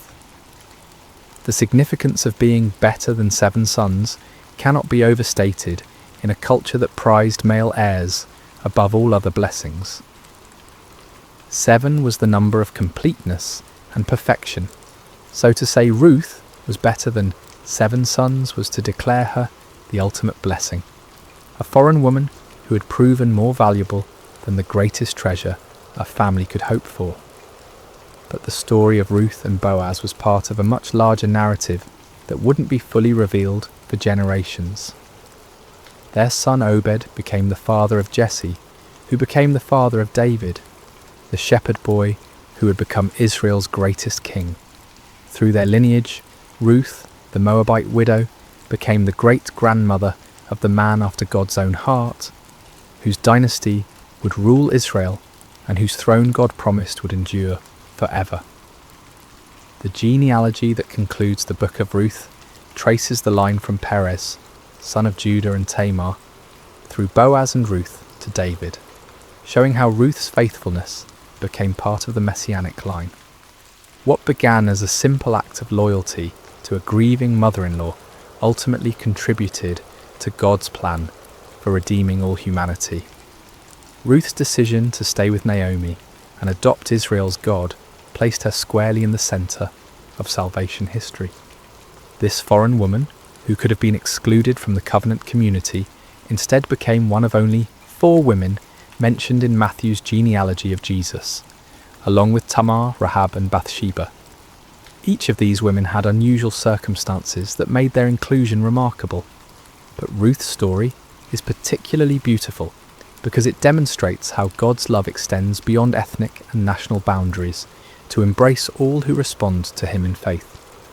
The legacy of Ruth extends beyond genealogy to the realm of character and faith. Her story became a teaching tool for generations of Israelites about the power of loyal love, the Hebrew concept of hesed that encompasses devotion, faithfulness, and sacrificial commitment. Ruth embodied hesed in her relationship with Naomi, and Boaz demonstrated it in his treatment of Ruth. Their marriage was built on this foundation of covenant love that mirrors God's relationship with his people. Ruth's integration into Israelite society also established an important precedent for how foreigners could be welcomed into the covenant community. Her acceptance wasn't based on her ethnicity or social status, but on her character and faith. She proved that nationality was less important than loyalty, that birth circumstances mattered less than personal choices, and that God's family was open to all who chose to belong to it. The story of Ruth also demonstrates God's providence in the seemingly ordinary events of life. There were no dramatic miracles in Ruth's story, no parting of seas or walls falling down, yet God's hand guided every step.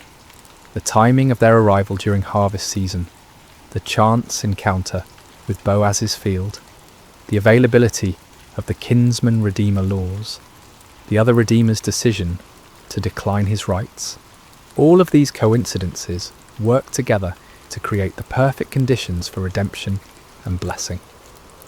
For Naomi, Ruth's legacy meant the restoration of everything she thought she had lost forever. Through Ruth's son, Naomi's family line continued, her security was assured, and her later years were filled with joy instead of bitterness. The woman who had asked to be called Mara, bitter, was now surrounded by the sweetness of new life and hope. For Boaz, marrying Ruth brought fulfillment he might never have expected. Instead of remaining childless, he became the father of a son who would carry on his name and values. His kindness to a foreign gleaner was rewarded with a love that enriched his life and extended his influence through generations. For Bethlehem and the wider community, Ruth's story became a testament to the power of character over circumstances. Her reputation for faithfulness outlasted her foreign origins, and her descendants would bring honour to the very town where she had once worked humbly in the fields. The house of bread, Bethlehem's meaning, became truly blessed through the presence of this woman who had chosen loyalty over security. The themes of Ruth's story, loyalty rewarded, faithfulness blessed, love conquering prejudice, and providence working through ordinary events, would resonate throughout Scripture and human experience. Her example of sacrificial love prefigures the ultimate sacrifice that would come through her descendant, Jesus, who would demonstrate the same kind of loyal love on a cosmic scale. Ruth's legacy teaches us that small acts of faithfulness can have eternal consequences, that God's plans often work through unlikely people in unexpected ways, and that the greatest blessings sometimes come disguised as difficult choices. Her decision to stay with Naomi seemed like the harder path, but it led to blessings she could never have imagined.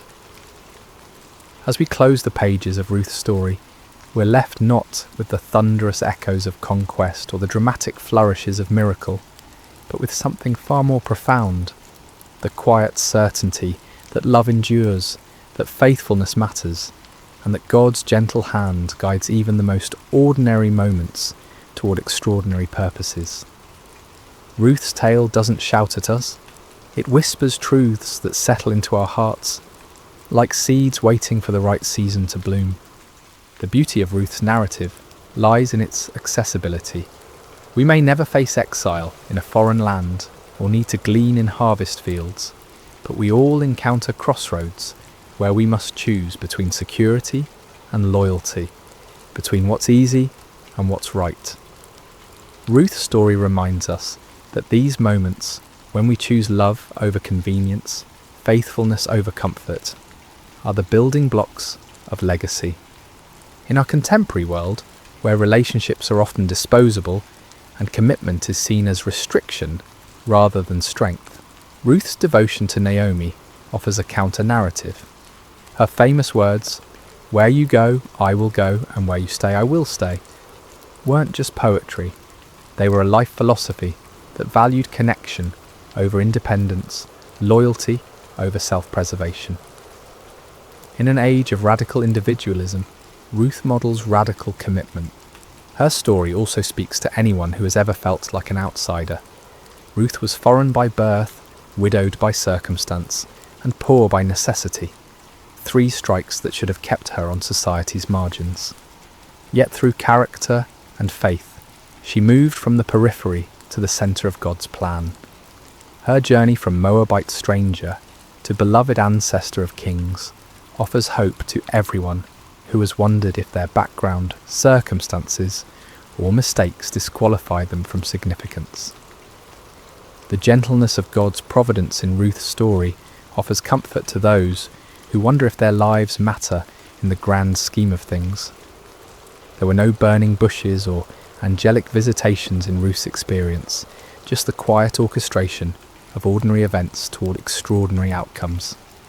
Her story suggests that God is just as present in the mundane moments as in the miraculous ones, working through harvest seasons and chance encounters to weave tapestries of grace. For those experiencing seasons of loss like Naomi, Ruth's story offers hope without minimizing pain. Naomi's bitterness was real and justified. She had lost everything that mattered to her. Yet through Ruth's faithfulness and God's providence, her empty hands were filled again. The story doesn't suggest that loss isn't real, or that pain isn't valid, but it does promise that emptiness isn't the end of the story. Boaz represents the power of kindness and integrity in a world that often seems harsh and selfish. His treatment of Ruth demonstrates how one person's compassion can transform another's entire trajectory.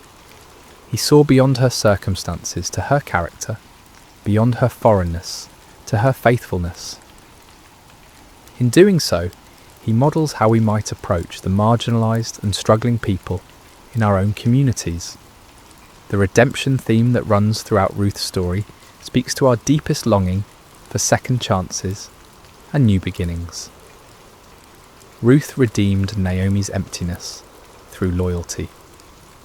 Boaz redeemed Ruth's vulnerability through love. Their union redeemed a family line that seemed destined for extinction. This pattern of redemption points toward the ultimate Redeemer who would come through their lineage, offering restoration to all who are broken, lost, or forgotten.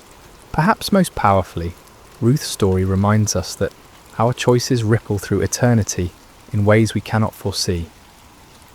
When Ruth chose to stay with Naomi, she had no idea she was choosing to become the great-grandmother of King David or an ancestor of Jesus. She simply chose love. Her decision, made in a moment of grief and uncertainty, affected the course of history and the salvation of the world. The story teaches us that faithfulness is its own reward, but it's also the foundation for blessings we cannot imagine. Ruth's loyalty to Naomi brought her love with Boaz. Her willingness to work humbly brought her honour. Her choice to embrace Israel's God brought her into the centre of his redemptive plan. As we reflect on Ruth's journey from foreign widow to beloved ancestor, we're reminded that God delights in using the unlikely and the overlooked. He chooses the humble to confound the mighty, the faithful to accomplish the impossible, the loving to heal the broken. Ruth's story is ultimately not about her exceptional character, though that was remarkable, but about God's exceptional grace working through ordinary obedience. In a world that often feels chaotic and uncertain, Ruth's story offers the gentle assurance that someone is writing a larger story, weaving together our small acts of faithfulness into a tapestry of purpose and beauty. Every choice to love, instead of abandon, to stay instead of leave, to serve instead of demand, becomes part of a narrative larger than ourselves. The final truth Ruth's story whispers to our hearts is perhaps the most beautiful of all. Sometimes the smallest acts of love carry the weight of eternity. A foreign woman's decision to care for her grieving mother-in-law became part of the story that leads to Christmas morning and the cross of Calvary. Her simple faithfulness participated in God's plan to redeem not just a family, but a world.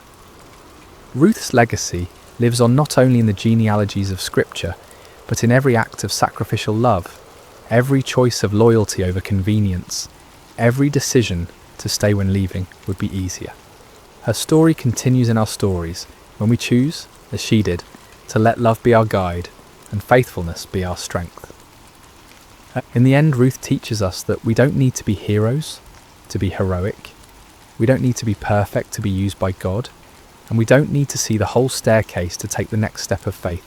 Sometimes, all that's required is the courage to say, like Ruth, "Where you go, I will go," and trust that the God who guided her steps will guide ours as well. The gentle hope of Ruth's story rests in this beautiful truth. In God's economy, no act of love is ever wasted, no gesture of faithfulness ever forgotten, and no choice to follow him ever in vain. Sometimes the smallest acts of love carry the weight of eternity, echoing through generations and touching the very heart of God's redemptive plan for humanity.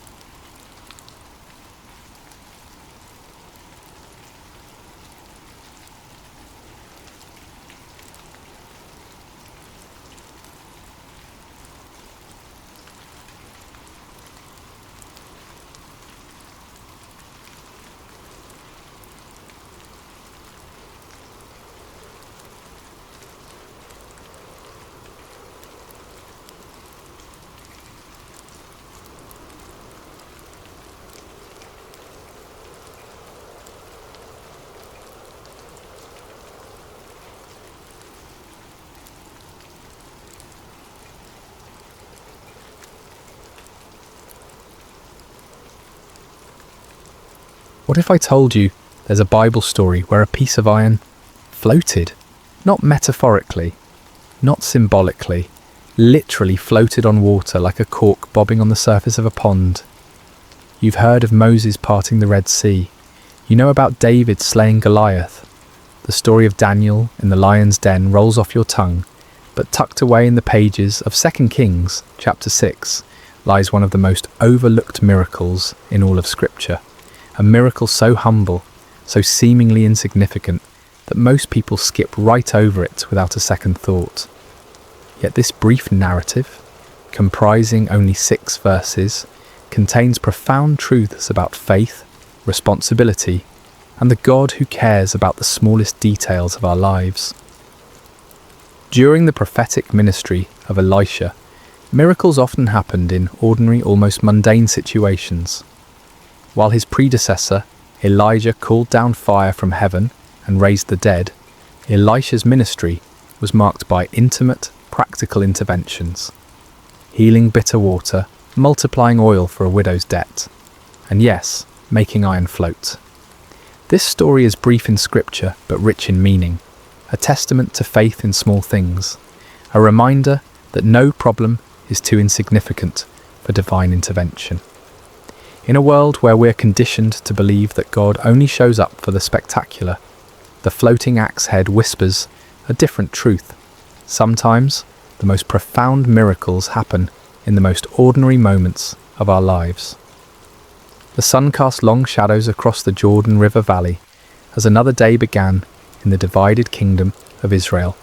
It was a time of political turmoil and spiritual awakening, when the northern kingdom teetered between apostasy and revival, largely dependent on the influence of God's prophets. This was the era of Elisha's ministry, roughly 850 BC, decades after the dramatic departure of his mentor Elijah in a chariot of fire. The sons of the prophets, a community of disciples and spiritual students gathered around Elisha, had been growing steadily. These weren't prophets in the sense of fortune tellers or mystics, but rather men dedicated to learning God's ways, studying His word, and serving under the guidance of established prophets like Elisha. Think of them as a biblical seminary, a community of faith where young men came to deepen their understanding of the divine and prepare for ministry. Their current living situation had become cramped and inadequate. What had once been sufficient space for a handful of devoted followers was now bursting at the seams.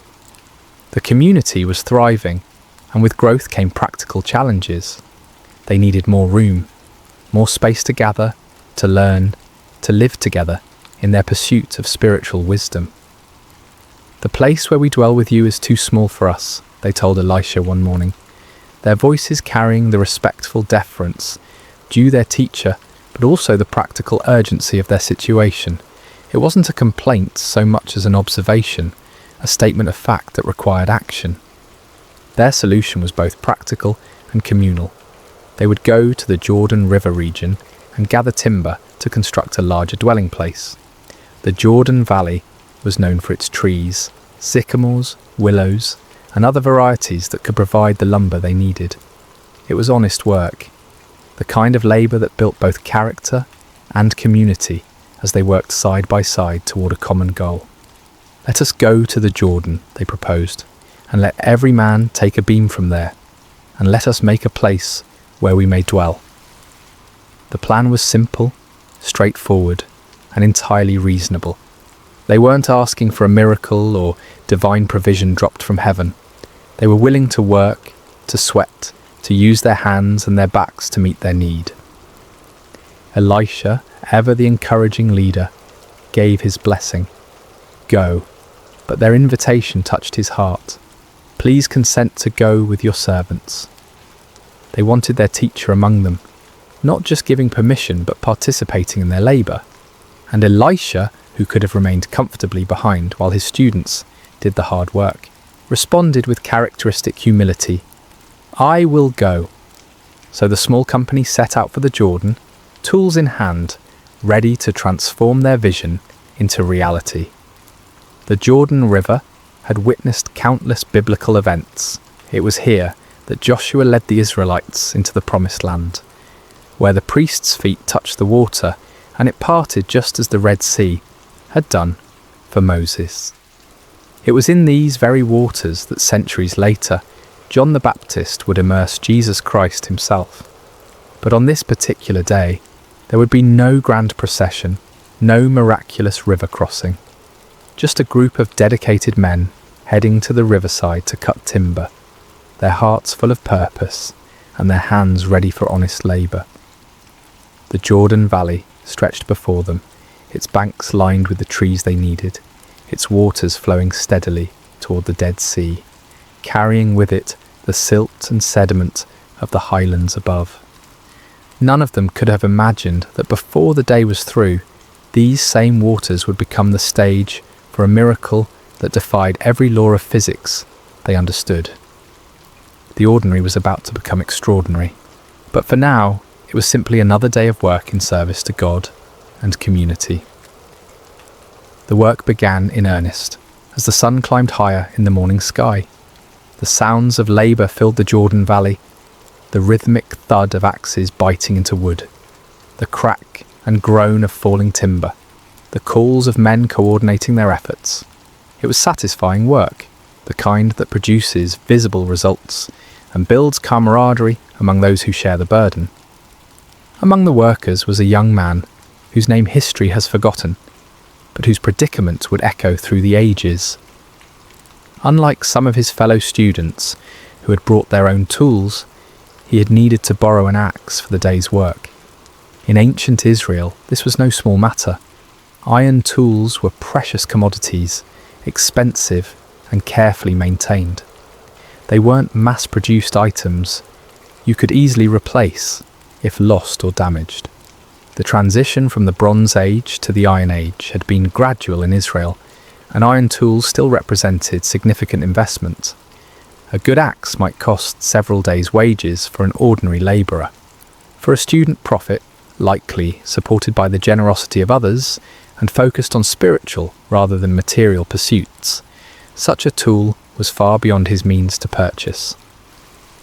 Borrowing the axe wasn't just a casual favour between friends. It was a serious responsibility, a trust that carried moral and financial weight. The lender had placed confidence in this young man's character and ability to care for a valuable tool.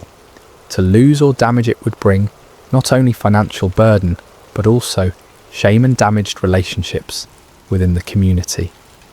The young man worked diligently, perhaps even more carefully than usual, acutely aware of the responsibility he carried. The axe felt good in his hands, well balanced, sharp, effective. Each swing brought down chips of wood as he worked to shape a beam for their new dwelling. The rhythm of the work was almost meditative. Lift, aim, strike, lift, aim, strike. Then it happened.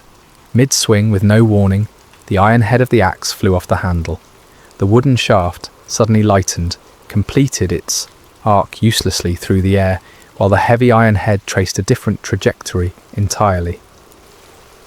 Time seemed to slow as the young man watched in horror as the precious tool spun through the air and landed with a splash in the muddy waters of the Jordan. "Alas, my master, it was borrowed!" The cry escaped his lips before he could stop it, a wail of despair that carried all the weight of his predicament. This wasn't merely an inconvenience or a temporary setback. This was a crisis that threatened his integrity, his relationships, and his financial future. The Jordan River at this point wasn't like a clear mountain stream, where you might hope to spot a lost item on the bottom. Fed by tributaries from the hill country, it carried sediment and silt that made the water murky and opaque. The riverbed was soft mud, perfect for swallowing a heavy piece of iron and holding it fast. Even if the water had been crystal clear, the iron head would have sunk quickly into the soft bottom, possibly disappearing entirely into the muck. The other workers had stopped their labour at the sound of his cry. Elisha, who had been moving among them, observing the work and encouraging the labourers, turned his attention to the young man's distress. Here was a scene that any leader would recognise, a moment when accident and circumstance converge to create a problem that seems insurmountable. For the young man, the calculations were stark and frightening. How long would he need to work to earn enough to replace the axe? How could he face the man who had trusted him with this valuable tool? What would this mean for his standing in the community of prophets? The borrowed axe represented more than just iron and wood. It was a symbol of trust, responsibility, and his place in the community. The irony wasn't lost on anyone present. Here they were, working to build a place for spiritual learning and growth, and yet they faced an utterly practical, mundane problem. There was no theological complexity here, no deep spiritual mystery to unravel. Just a young man, a borrowed tool, and the murky waters of an ancient river. Standing there on the bank, staring at the spot where the ripples were already beginning to fade, the young man faced a moment that would test not only his faith, but his understanding of God's character. Was this the kind of problem that merited divine attention? Did the God who controlled the fate of nations care about one lost axe head? The question hung in the air, like morning mist over the Jordan, waiting for an answer that would surprise everyone present and challenge their assumptions about the scope of God's concern for the details of human life. Elisha approached the distressed young man with the calm demeanour that had become characteristic of his ministry. Where others might have seen an unfortunate accident requiring practical solutions, perhaps organising a group effort to drag the river bottom or beginning calculations about replacement costs, the prophet saw something different entirely. He saw an opportunity for God to reveal his character in the midst of everyday trouble. "Where did it fall?" Elisha asked simply. There was no rebuke in his voice, no suggestion that the young man had been careless or irresponsible. Just a straightforward question seeking practical information. The prophet's tone carried neither judgment nor dismissal of the problem's seriousness. He understood the weight of borrowed responsibility and the genuine distress it caused when things went wrong.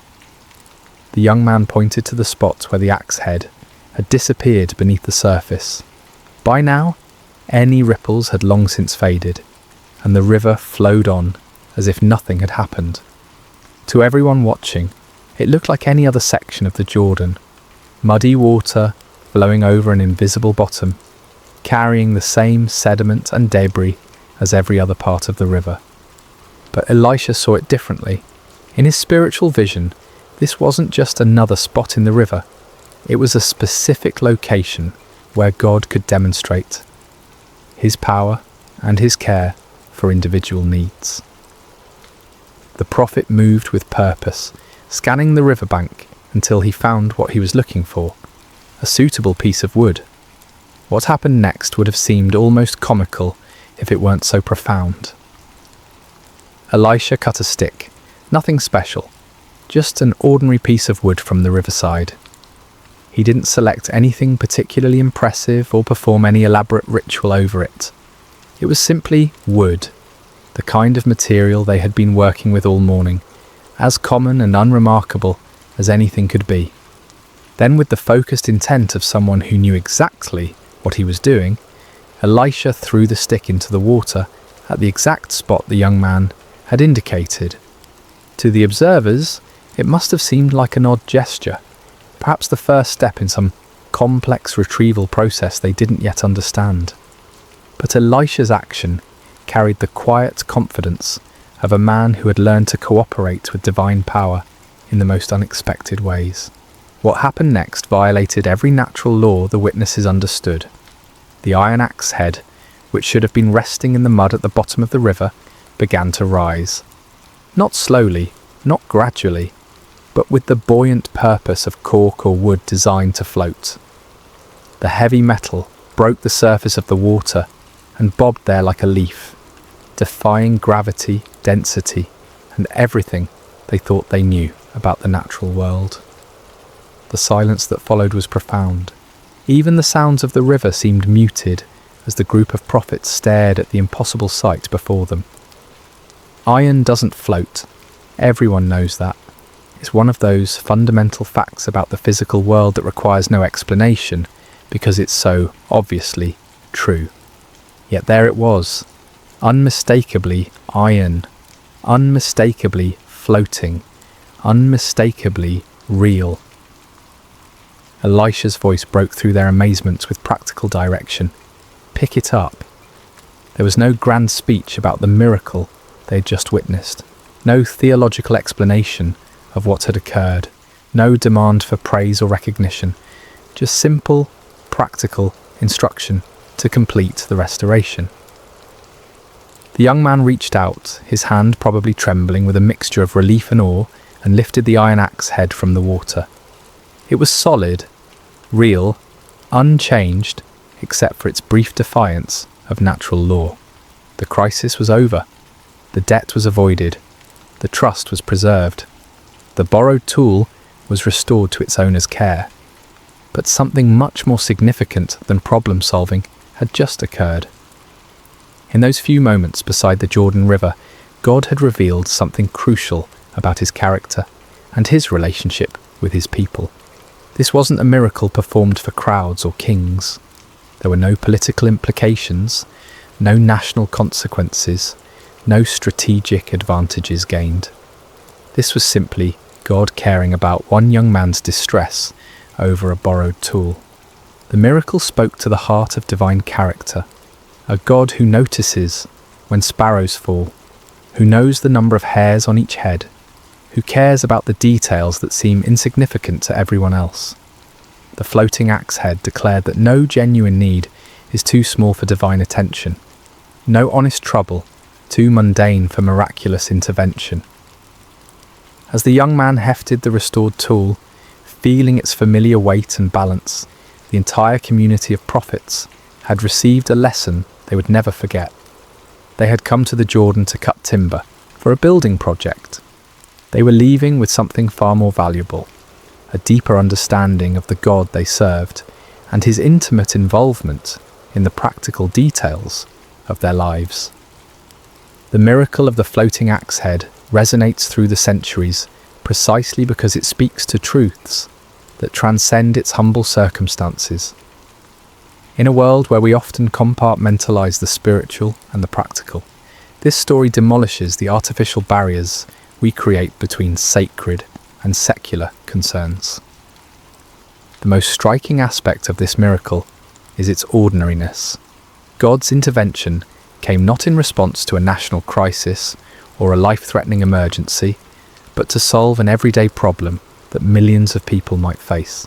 The young prophet wasn't dying, wasn't facing persecution for his faith, wasn't even engaged in what we might consider particularly spiritual work. He was simply trying to help build a dormitory and had encountered the kind of mishap that makes any honest person's heart sink. This reveals something profound about God's character, his care for the complete range of human experience, not just the dramatic or spiritually significant moments. The God who controls the destiny of nations also notices when his children face embarrassment, financial stress, or the weight of broken trust. There's no problem too small, no concern too mundane, no worry too insignificant to merit his attention. The symbolism of Elisha's intervention method is equally meaningful. The prophet used a stick, one of the most common humble materials imaginable. He didn't employ exotic implements, rare metals, or elaborate ceremonies. Just wood thrown into water, the kind of action that in any other context would seem pointless or even foolish. This speaks to God's pattern of working through humble means to accomplish extraordinary purposes. Throughout Scripture, God consistently chooses the simple to confound the wise, the weak to overcome the strong, the ordinary to achieve the extraordinary. Moses had a staff, David had a sling, Gideon had clay pots and torches, and Elisha had a stick. The message is clear. God's power isn't dependent on impressive tools or elaborate methods. His strength is made perfect in weakness, his glory revealed through the most unlikely instruments. The miracle also serves as a powerful picture of restoration. What was lost was recovered. What seemed gone forever was returned. What threatened to bring shame and financial burden was transformed into a testimony of God's faithful care. This speaks to one of humanity's deepest needs, the longing for redemption, for second chances, for the restoration of what has been damaged or lost. In the broader context of human experience, we all have borrowed things that we've lost or damaged: trust, opportunities, relationships, innocence, time. We all face moments when we stare at the metaphorical muddy water where something precious has disappeared, feeling the weight of responsibility we can't fulfill. The floating axe head whispers hope into those moments, suggesting that restoration is possible, that what seems irretrievably lost can be recovered. The response required of the young man is also significant. When the miracle occurred, he still had to reach out and take the floating iron. God provided the supernatural intervention, but human cooperation was still necessary. The axe head floated, but it didn't jump back onto the handle by itself. This reflects the general pattern of divine human cooperation throughout Scripture. God provides what only He can provide, but humans must still act in faith to appropriate His provision. Faith in action is another crucial theme woven through this narrative. The young man's cry for help wasn't a formal prayer with proper theological language. It was a raw expression of distress that nevertheless carried implicit faith that his predicament mattered to God and to God's representative, Elisha. His willingness to point out exactly where the axe head fell demonstrated trust that something could be done, even when the situation looked hopeless. Elisha's calm confidence throughout the episode reveals the prophet's deep understanding of God's character and ways. He didn't hesitate, didn't doubt. didn't suggest alternative solutions. He simply asked where the iron fell, and then acted with the assurance of someone who knew he served a God of intimate concern and unlimited power. The miracle also highlights the value of community and leadership. The young man wasn't facing his crisis alone. He was surrounded by fellow believers and guided by a seasoned prophet. Sometimes God's miraculous provision comes through the community of faith, through leaders who see possibilities where others see only problems, through the collective faith of those who believe God cares about every aspect of our lives. Perhaps most importantly, the floating axe head demonstrates that God's miracles often meet practical needs rather than serving merely as spectacular displays of power. This wasn't a miracle performed to convince skeptics or to showcase divine ability. It was a miracle of compassion, addressing a real need in the life of a faithful but distressed young man. It suggests that many of God's interventions in our lives might be similarly practical and personal rather than dramatic and public. The miracle of the floating axe head speaks across the millennia with surprising relevance to our contemporary struggles and concerns. In our age of complex problems and global crises, this ancient story reminds us that faith begins with trusting God in the small things, the everyday challenges that rarely make headlines but profoundly impact our daily lives. The first and perhaps most important lesson concerns the scope of prayer and divine concern.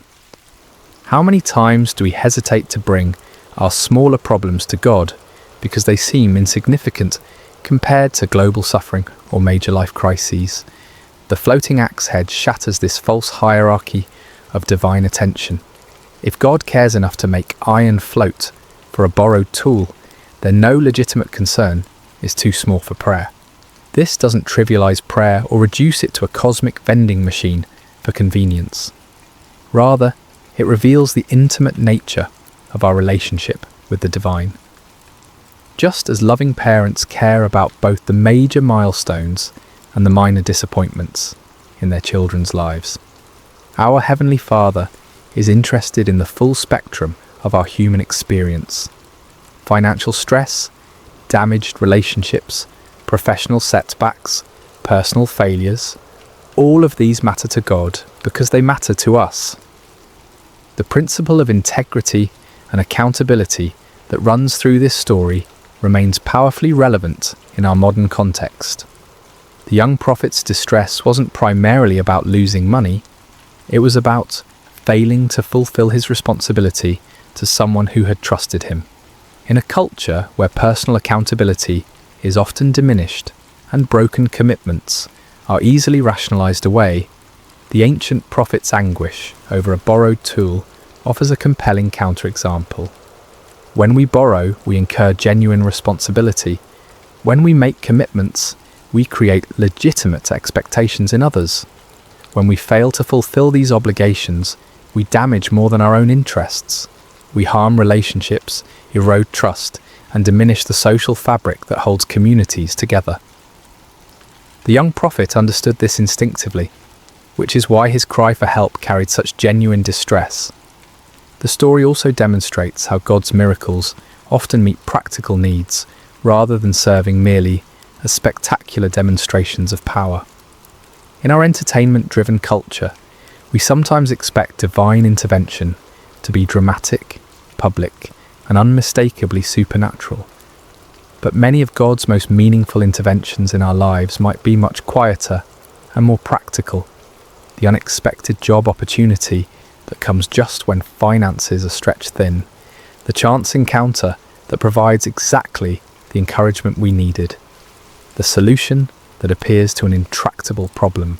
These interventions might not violate physical laws as dramatically as floating iron, but they reveal the same divine character, a God who cares about our practical needs and works in our circumstances to provide for them. Learning to recognize and appreciate these quieter miracles can transform our perspective on God's activity in our lives. The method of the miracle using a simple stick to accomplish the impossible, continues to speak to God's pattern of working through humble means. In our technology-obsessed age, we often assume that bigger problems require more sophisticated solutions. The floating axe head reminds us that God's power isn't constrained by the impressiveness of our tools or the complexity of our methods. This has profound implications for how we approach problems, both personal and social. Sometimes the most effective solutions are the simplest ones. Sometimes the most powerful interventions come through the most ordinary means. The stick that Elisha threw into the Jordan wasn't impressive, but it was available, and God used it to accomplish the impossible. The story encourages us to bring our authentic selves and genuine problems to God without feeling the need to dress them up in spiritual language or make them sound more significant than they are. The young prophet's cry, "Alas, my master," it was borrowed, contained no theological sophistication, no proper prayer format, no spiritual jargon. It was simply an honest expression of distress from someone who believed his problem mattered to God and to God's representative. In our prayer lives, we sometimes feel pressure to make our requests sound sufficiently spiritual or theologically correct. The floating axe head suggests that God values authenticity over eloquence, genuine need over religious rhetoric. He understands our distress even when we can't articulate it perfectly, and he responds to the heart behind our words, rather than their theological precision. The communal aspect of the miracle also offers important insights for contemporary faith communities. The young prophet wasn't facing his crisis in isolation. He was surrounded by fellow believers and guided by experienced leadership. When problems arise, the community of faith should be a place where burdens are shared, wisdom is offered, and faith is strengthened through mutual support. Too often, we try to handle our difficulties alone, either from pride, embarrassment, or a mistaken belief that faith means never needing help. The sons of the prophets model a different approach, a community where needs could be expressed, help could be sought, and miracles could be witnessed together. This kind of authentic community creates an environment where God's provision can be both sought and celebrated corporately. Finally, the story reminds us that faith often requires us to act even when we don't understand the mechanism of God's provision. The young man still had to reach out and pick up the floating iron. He couldn't fully comprehend how iron could float, but he could respond to the miracle by accepting what God had provided. In our lives, we frequently face situations where we must act on faith without complete understanding of how God will work out the details. The floating axe head encourages us to focus on obedience and trust rather than demanding comprehensive explanations before we're willing to move forward. Sometimes the miracle becomes visible only as we step out in faith to receive what God has already provided. As we close this exploration of one of Scripture's most overlooked miracles, it's worth reflecting on why such a seemingly small event earned its place in the biblical narrative. In a book filled with the dramatic interventions of an almighty God, seas parting, walls falling, armies defeated, why does the story of one floating piece of iron deserve 6 verses in 2 Kings? The answer lies in what this miracle reveals about the God we serve and his relationship with his people. While the parting of the Red Sea demonstrated God's power to save nations, and the fall of Jericho showed his ability to conquer enemies, the floating axe head reveals something equally important but more intimate: his attention to individual needs and personal crises. This forgotten miracle has been overlooked precisely because it's so humble, so ordinary in its context, so focused on solving a simple human problem rather than achieving strategic objectives or demonstrating spectacular power. But perhaps that's exactly why it's so important. It serves as a counterbalance to our tendency to assume that God is only interested in the big things, the major decisions, the life-changing moments, the dramatic interventions that make compelling stories. The young prophet facing his borrowed axe head crisis represents all of us in those moments when we feel overwhelmed by problems that might seem insignificant to others but loom large in our personal experience. The financial burden we can't meet, the relationship we've damaged, the commitment we can't fulfill, the mistake that threatens to bring consequences we can't bear, the responsibility we've failed to handle properly. In these moments, the floating axe head whispers a profound truth. God sees, God cares, and God acts. Not always in the ways we expect, not always with the timing we prefer, not always through the means we would choose, but always with the same loving attention to our genuine needs and distress. The miracle also stands as a testament to the power of authentic community and spiritual leadership.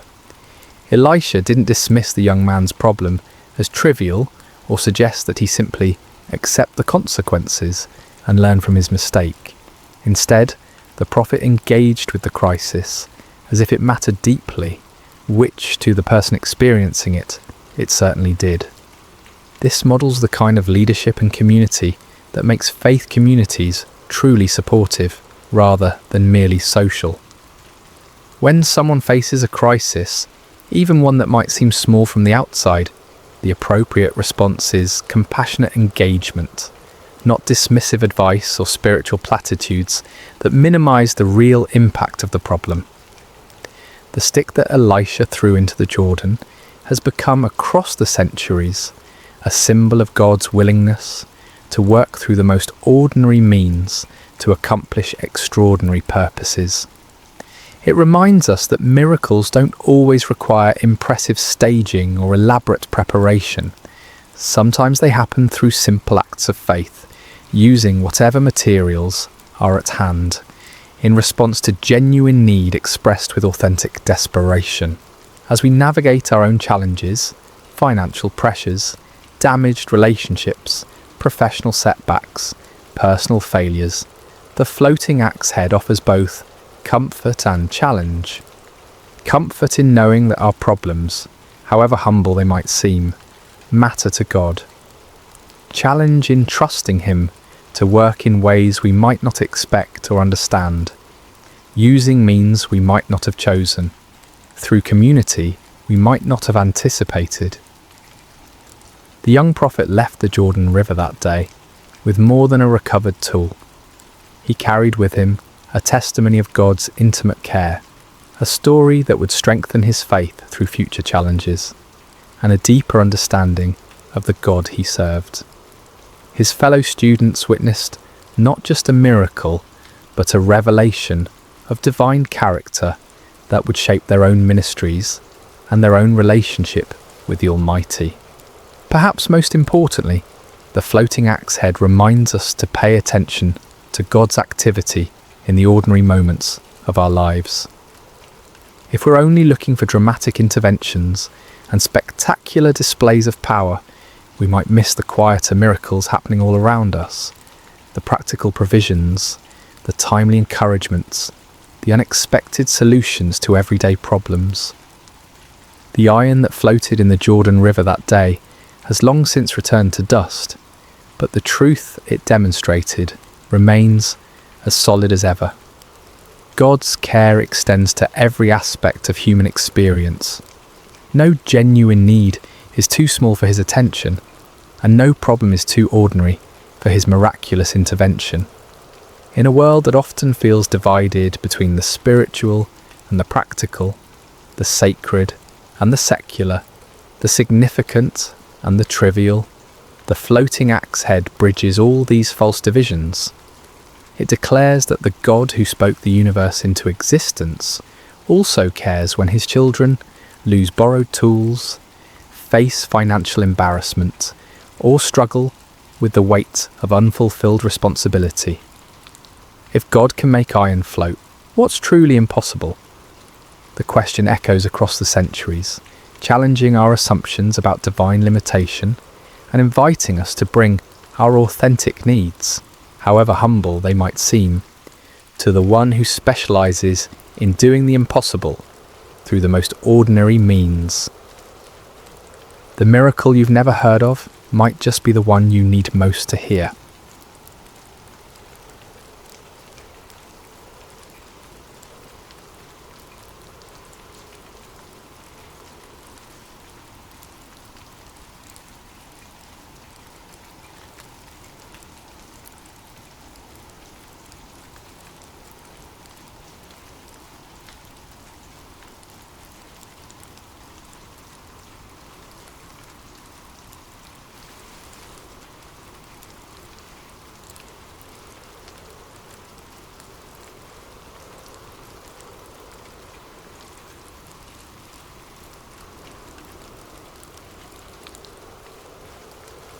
Hello there, dear listeners. Before we begin tonight's tale, I hope your day has treated you kindly, wherever you may be in this vast world of ours. Perhaps it's evening where you are, or maybe the quiet hours of early morning have found you seeking rest. Whether you're listening from bustling cities or peaceful countryside, from mountain peaks or seaside shores, know that you're welcome here in this sacred space we've created together. If you find comfort in these stories, please consider subscribing to Sacred Slumber, where we gather each night to explore the timeless truths that have guided humanity through the ages. Tonight, we journey back through the mists of time to ancient Babylon, to a night when the very finger of the divine wrote upon palace walls, and an empire learned that no earthly power stands beyond the reach of heaven's justice. The year was 539, before the Common Era, and the great city of Babylon sprawled along the banks of the Euphrates River like a jewel cast upon the earth. Within its towering walls, the hanging gardens cascaded in verdant terraces. The Tower of Babel reached toward the heavens, and the palace of King Belshazzar gleamed with the accumulated wealth of conquered nations. On this particular evening, as the sun painted the western sky in shades of gold and crimson, the palace hummed with preparation for a feast unlike any other. Servants scurried through corridors lined with glazed brick murals depicting lions and dragons, carrying platters of delicacies from every corner of the known world. The finest wines from the hills of Judah, exotic spices from distant India, and fruits that glistened like precious stones filled the tables. King Belshazzar, grandson of the great Nebuchadnezzar, had spared no expense. The banquet hall stretched vast as a temple, its ceiling supported by columns carved from single blocks of marble, each one telling the story of Babylonian conquest and glory. Golden lamps suspended on silver chains cast dancing shadows across walls adorned with tapestries, depicting the gods of Babylon in all their imagined splendour. Yet beyond the palace walls, unseen by the revellers within, the armies of Cyrus the Persian stretched across the horizon like a dark sea. For months they had laid siege to the great city, but Babylon's walls had never been breached, her gates never forced. The Babylonians had grown complacent in their strength, confident that their city was impregnable, their empire eternal. As night fell and torches blazed to life throughout the city, 1,000 noble guests made their way through the palace gates. They came dressed in silk and purple, adorned with gold and precious stones, their laughter echoing through the corridors as they anticipated the evening's pleasures. The sound of lyres and flutes drifted through the warm air, mingling with the voices of singers whose melodies spoke of victory and endless prosperity. King Belshazzar himself appeared resplendent in robes of deepest blue, a golden crown upon his brow, rings flashing on his fingers as he gestured grandly to his guests. He was a man in the prime of life, his beard oiled and perfumed, his eyes bright with wine and confidence. This night, he had declared, would be remembered for generations as the greatest feast Babylon had ever witnessed. But even as the celebration reached its crescendo, even as the wine flowed like water and the music swelled to fill every corner of the vast hall, dark currents moved beneath the surface of the evening's joy. For this was not merely a feast, but an act of defiance against the very heavens themselves. As the evening wore on, and the wine loosened tongues and lowered inhibitions, King Belshazzar rose from his golden throne, swaying slightly, as he surveyed the sea of faces before him. The hall fell gradually silent, 1,000 conversations dying away, as all eyes turned toward their sovereign. In the flickering lamplight, his face bore an expression of cruel amusement, as if he harboured some secret that would shock and delight his guests. "My lords and ladies," he called out, his voice carrying easily across the vast space, "tonight we celebrate not merely the glory of Babylon, but the supremacy of our gods over all the earth. We have conquered nations, we have humbled kings, and we have taken the treasures of their temples as trophies of our victories." A murmur of approval rippled through the crowd. Many of the nobles present had been part of those conquests, had seen the wealth of distant lands flow into Babylon's coffers. They raised their goblets in salute, the wine within glinting like liquid rubies in the torchlight. But Belshazzar was not finished. His eyes gleamed with a dangerous light as he continued, "Yet there is one treasure, taken from one temple, that we have never properly honoured. Tonight that changes." He clapped his hands, and servants appeared as if from nowhere, carrying between them objects that made the assembled nobles gasp in recognition and wonder. These were vessels of pure gold and silver, wrought with such exquisite craftsmanship that they seemed to glow within a light. Cups and bowls, pitchers and goblets, each one a masterpiece of the metalworker's art. These were the sacred vessels of Solomon's temple in Jerusalem, taken by Nebuchadnezzar when he conquered that holy city decades before. They had been stored away in the temple of Marduk, treated with the respectful caution due to objects sacred to another people's god. But tonight, under the influence of wine and the intoxication of power, Belshazzar had decided to make them part of his feast. "Behold," the king proclaimed, lifting one of the golden goblets high above his head, "the vessels of the God of the Jews, who could not protect his own temple from our armies, whose people even now languish in exile throughout our empire. Tonight we drink from these cups and show all the world which gods truly hold dominion over the earth." The crowd erupted in cheers and applause, though some of the older nobles shifted uncomfortably in their seats. They remembered the strange stories told about the Hebrew God, the plagues that had befallen Egypt, the walls of Jericho falling at the blast of trumpets. But wine and peer pressure overcame their caution, and soon they too were caught up in the moment's enthusiasm. Servants moved through the hall, distributing the sacred vessels among the guests. Belshazzar himself took the largest of the golden goblets, a magnificent piece that had once held wine, blessed by the priests of the Most High God. He filled it to the brim with the finest vintage from his royal cellars, the red wine dark as blood in the sacred cup. "To Marduk, chief of our gods," he cried, raising the goblet high, "who gives us victory over all our enemies." The assembled throng raised their own sacred vessels, taken from the very altar of the Lord. "To Marduk," they chorused, their voices echoing off the marble walls. But Belshazzar was not content with honouring just one deity. As the evening progressed and the wine continued to flow, he led toast after toast, each one more blasphemous than the last. "To the gods of gold," he proclaimed, and the crowd drank deeply from vessels that had once held the showbread of the temple. "To the gods of silver," he continued, as goblets that had caught the blood of sacrifices now brimmed with Babylonian wine. To the gods of bronze and iron, the king shouted, his voice growing hoarser with each proclamation. To the gods of wood and stone, who have made Babylon the greatest empire the world has ever seen.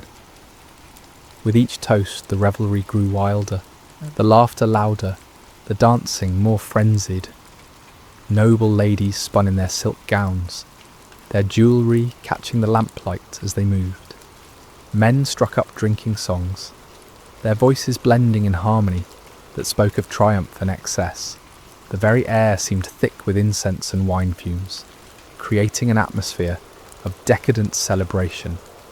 But high above the palace, in the courts of heaven, other eyes watched this display of pride and blasphemy. The sacred vessels, fashioned for the worship of the one true God, profaned by lips that praised idols of metal and wood. The moment had come for divine justice to make itself known upon the earth. It was in the midst of the wildest revelry, as the feast reached its crescendo of blasphemous celebration, that the atmosphere in the great hall began to change. At first it was subtle, a gradual shift that few noticed amid the chaos of music and laughter. The temperature seemed to drop slightly, though the braziers still burned brightly, and the press of bodies should have kept the air warm. A strange stillness crept into the room, not the absence of sound, but something deeper, as if the very air had grown heavy with an unseen presence. King Belshazzar stood near his throne, swaying slightly from the effects of wine, his golden goblet raised in yet another toast to the gods of Babylon. His nobles surrounded him, their faces flushed with drink and excitement, sacred vessels clutched in their hands as they prepared to echo their sovereign's words. The musicians played with passionate intensity, their instruments weaving melodies that spoke of earthly glory and endless prosperity. And then, in the space of a single heartbeat, everything changed. The music faltered first, not as if the musicians had stopped playing, but as if the very air had grown too thick to carry their melodies. Conversations died mid-sentence, laughter cut off as abruptly as if severed by a blade. Even the flickering flames of the lamps seemed to burn lower, their light growing dim and uncertain. It was then that someone screamed. The cry came from a noble woman near the eastern wall, her voice sharp with terror as her trembling finger pointed upward. Every head in the vast hall turned to follow her gaze, and what they saw there drove the colour from their faces and the strength from their limbs. There, upon the wall directly opposite the king's throne, a human hand had appeared, not attached to any arm or body, but suspended in the air as if emerging from the very substance of eternity itself. The hand was illuminated by its own light, pale and ghostly, yet undeniably real, casting shadows that danced across the painted murals of Babylonian gods. The fingers were long and elegant, neither young nor old, but possessed of a timeless quality that spoke of power beyond human understanding. They moved with deliberate precision, as if guided by a will that brooked no resistance, no hesitation. And as the assembled throng watched in growing horror, those fingers began to write. The writing appeared as lines of fire upon the polished marble, each character burning itself into the stone with the permanence of divine judgment. The script was unlike any earthly language, neither Babylonian cuneiform nor Hebrew letters, but something older and more fundamental, as if the very essence of meaning was being carved directly into reality itself. King Belshazzar felt his knees begin to shake, his golden goblet slipping from nerveless fingers to shatter upon the floor. The sacred vessel that moments before had held wine, offered in mockery to false gods, now lay broken, its precious contents spreading like blood across the marble. His face, so recently flushed with wine and arrogance, had gone pale as death, his eyes wide with a terror he had never before experienced. The hand continued its work, unmoved by the chaos it had caused in the hall below. Characters appeared one after another, each one blazing within a fire before settling into a steady glow that seemed to penetrate the very souls of all who looked upon it. The writing was clear and bold, demanding attention, impossible to ignore or dismiss. Around the hall, the reaction was immediate and visceral. Some of the nobles had fallen to their knees, whether from terror or instinctive reverence, it was impossible to say. Others pressed against the walls, as if trying to escape through solid stone, their eyes never leaving the supernatural display before them. The sacred vessels of Solomon's temple lay scattered across the floor, abandoned by hands that now trembled too violently to hold them. The musicians had long since set down their instruments, their faces pale masks of fear. Servants cowered in doorways, torn between the desire to flee and their duty to remain. The dancing girls who moments before had spun and laughed now stood frozen like statues, their silk scarves trailing forgotten around their feet. But it was upon King Belshazzar that the greatest terror fell. As the ruler who had ordered the profanation of the sacred vessels, as the one who had led the blasphemous toasts, he felt the weight of divine displeasure focusing upon him like the heat of a burning glass. His crown, so recently a symbol of earthly power, now felt heavy as lead upon his brow. His royal robes, dyed in the finest purples and blues, seemed to hang upon him like grave clothes. The hand finished its work and faded from view as suddenly as it had appeared, leaving behind only the words burning upon the wall like coals of fire. But even in its absence, the presence that had guided it remained, filling the hall with an atmosphere of judgment that made every breath a struggle. Silence reigned in the great banquet hall of Babylon, broken only by the occasional sob or whispered prayer. The greatest feast in the empire's history had become a scene of terror and divine revelation, and upon the wall, where gods and heroes had been painted in their imagined glory, 4 words now blazed with the fire of heaven's judgment. Mene, Mene, Tekel, Parsin. In the awful silence that followed the hand's disappearance, King Belshazzar stood transfixed, his gaze locked upon the burning words that seemed to sear themselves deeper into his consciousness with each passing moment. The weight of divine judgment pressed down upon the hall like a physical force, and the king's breath came in short, sharp gasps, as if the very air had grown too thin to sustain life. Gradually, as the initial shock began to wear off, the practical reality of the situation asserted itself. Here were words written by a supernatural hand, clearly intended as some form of message or warning, but their meaning remained utterly mysterious. The script was unlike anything in the libraries of Babylon, the characters seeming to shift and dance, even as they maintained their fixed positions upon the wall. "The wise men," Belshazzar managed to croak, his voice barely recognisable. "Summon all the wise men of Babylon, every magician, every astrologer, every diviner in the city. Bring them here at once." His command galvanised the paralysed servants into action. They scattered like leaves before a wind, grateful for any excuse to leave the presence of those terrifying words. Throughout the palace and into the city they ran, pounding upon doors and rousing from sleep the learned men whose wisdom had served the empire for generations. The first to arrive were the court magicians, men whose elaborate robes and mystical instruments had earned them places of honour at royal ceremonies. They entered the banquet hall with confidence, their heads held high and their voices ready with the usual formulas of greeting and flattery. But one look at the writing upon the wall, one glimpse of those characters that seemed to burn within a fire, and their confidence evaporated like mist before the sun. They approached the wall cautiously, their heads tilted at various angles as they studied the mysterious script. They consulted ancient tablets and scrolls, compared the characters to every known form of writing, whispered incantations and cast lots according to their various arts.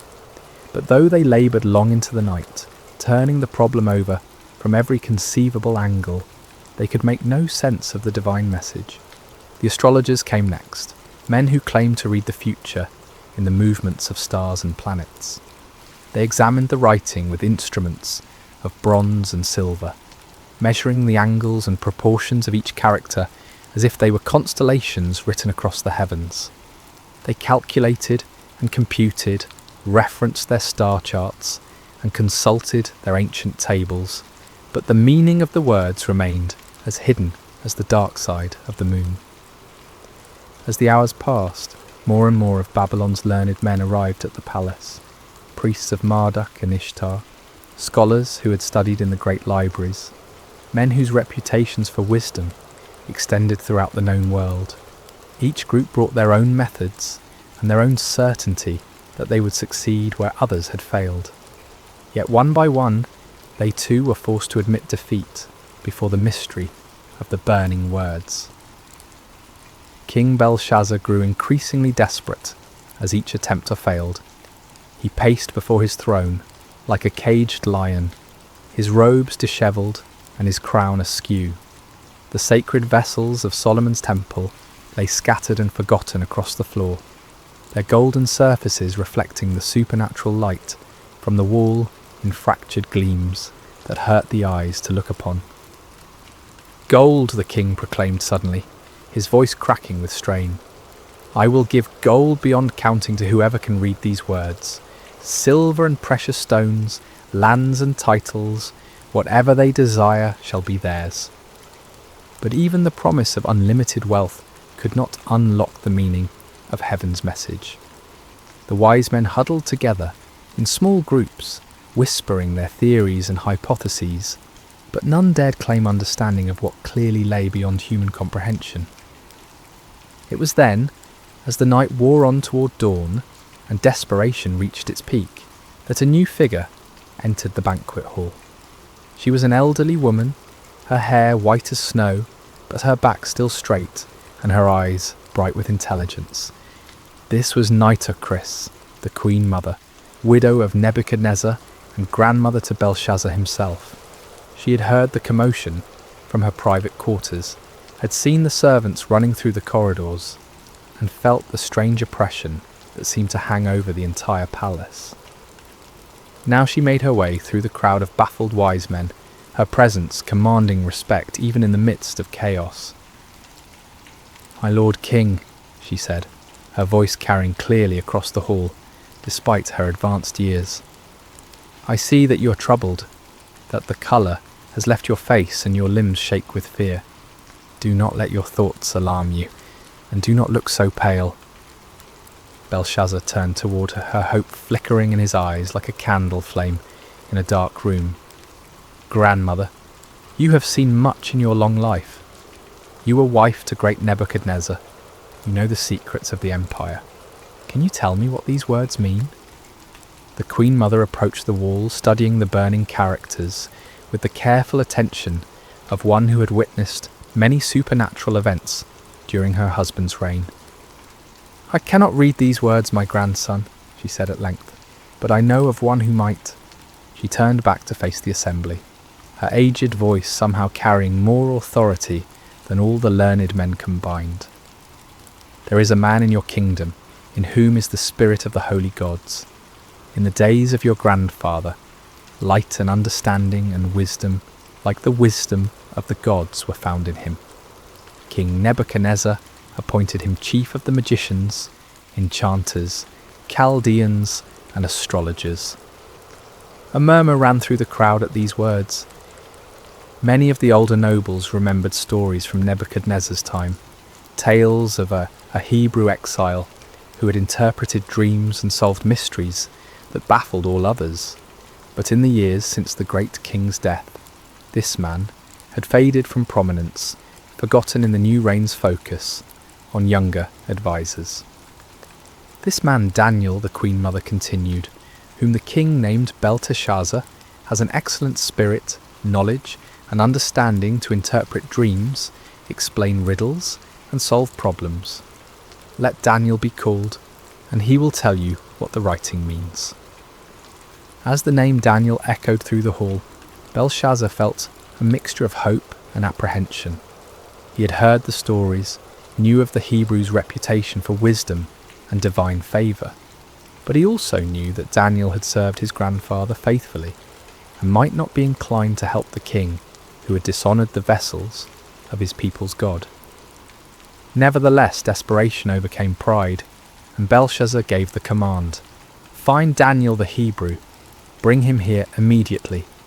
If he can read these words, he shall be clothed in purple and have a chain of gold around his neck, and he shall be the third ruler in the kingdom." As servants rushed to obey this new command, the burning words continued to glow upon the wall, patient as eternity, waiting for the one who had been chosen to unlock their meaning and pronounce the doom of Babylon. The dawn was breaking over Babylon when Daniel arrived at the palace, summoned from sleep by urgent messengers, who spoke in hushed, fearful tones of supernatural writing and royal desperation. He was an old man now, his beard white with age and his face marked by the lines of many years spent in faithful service to foreign kings. Yet his eyes remained clear and bright, reflecting a wisdom that came not from human learning, but from communion with the eternal God. As he entered the banquet hall, Daniel paused for a moment to take in the scene before him. The remnants of the great feast lay scattered about like the debris of a broken dream. Golden plates and silver cups, many of them the sacred vessels of Solomon's temple, littered the floor, among pools of spilled wine and trampled delicacies. The nobles who had revelled so wildly just hours before now stood in small frightened groups, their fine clothes dishevelled and their faces pale with terror. But it was the writing upon the wall that commanded his attention, those 4 words blazing with divine fire that no earthly wisdom could extinguish. Daniel looked upon them without fear, for he recognised the hand that had written them, and he understood that he stood in the presence of the Almighty's judgment. King Belshazzar approached him with hasty, desperate steps, his royal dignity forgotten in his need for answers. "Are you Daniel, one of the exiles from Judah, whom my grandfather the king brought from Judah?" he asked, though he already knew the answer. "I have heard of you, that the spirit of the gods is in you, and that light and understanding and excellent wisdom are found in you." The king gestured toward the wall with a trembling hand. "Now the wise men and enchanters have been brought in before me to read this writing and make known to me its interpretation, but they could not show the interpretation of the matter. But I have heard that you can give interpretations and solve problems. Now if you can read the writing and make known to me its interpretation, you shall be clothed with purple and have a chain of gold around your neck, and shall be the third ruler in the kingdom." Daniel listened to these promises of wealth and power with the patience of one who had seen empires rise and fall, who had served in the courts of kings and understood the vanity of earthly honours. When Belshazzar finished speaking, the old prophet's response came with quiet authority that somehow filled the vast hall more completely than the king's desperate entreaties. "Let your gifts be for yourself, and give your rewards to another," Daniel said, his voice calm and steady in the face of royal panic. "Nevertheless, I will read the writing to the king and make known to him the interpretation." But before he would interpret the supernatural message, Daniel had words of his own to speak, words that cut to the heart of the night's blasphemous revelry, and laid bare the spiritual rebellion that had brought divine judgment upon Babylon. "O king," he began, his voice growing stronger as he spoke, "the Most High God gave Nebuchadnezzar, your grandfather, kingship, and greatness, and glory, and majesty. And because of the greatness that he gave him, all peoples, nations, and languages trembled and feared before him. Whom he would, he killed, and whom he would, he kept alive. Whom he would, he raised up, and whom he would, he humbled. The assembled nobles listened in growing discomfort as Daniel recounted the story they all knew but preferred to forget. Nebuchadnezzar's pride, his claim to have built Babylon by his own power and for his own glory, and the terrible judgment that followed. How the great king had been driven from among men to live like a beast in the wilderness, eating grass like an ox, and letting his hair grow long as eagle's feathers and his nails like birds' claws. But when his heart was lifted up, and his spirit was hardened so that he dealt proudly, Daniel continued, his eyes never leaving Belshazzar's face, he was brought down from his kingly throne, and his glory was taken from him. He was driven from among the children of mankind, and his mind was made like that of a beast, and his dwelling was with the wild donkeys. He was fed grass like an ox, and his body was wet with the dew of heaven, until he knew that the Most High God rules the kingdom of mankind, and sets over it whom he will.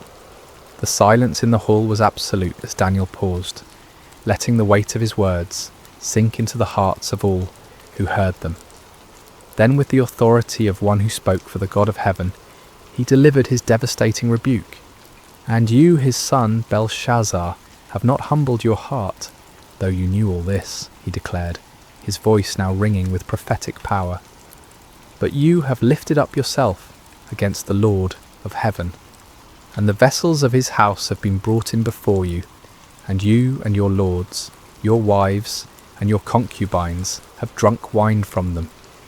And you have praised the gods of silver and gold, of bronze, iron, wood and stone, which do not see or hear or know, but the God in whose hand is your breath, and whose are all your ways you have not honoured."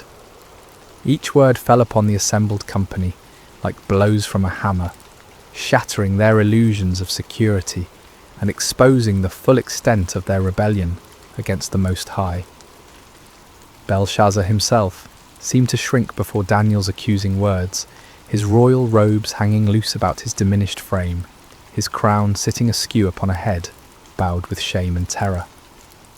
The sacred vessels lay scattered around the hall like silent witnesses to the truth of Daniel's words. These cups and bowls, crafted for the worship of the one true God, had been defiled by lips that praised idols of metal and stone.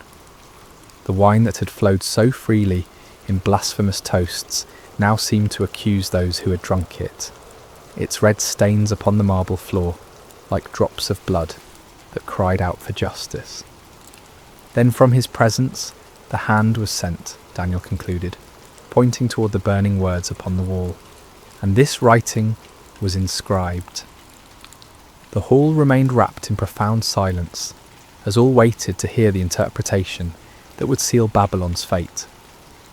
The wise men who had laboured through the night stood humbled before this Hebrew exile who had succeeded where they had failed. The nobles who had revelled in their blasphemy now cowered before the prospect of divine judgment. And King Belshazzar, who had thought himself secure in his power, waited to hear the doom that had been written by the finger of God upon his palace wall. Daniel turned from the cowering king to face the wall where the divine words blazed with undiminished fire.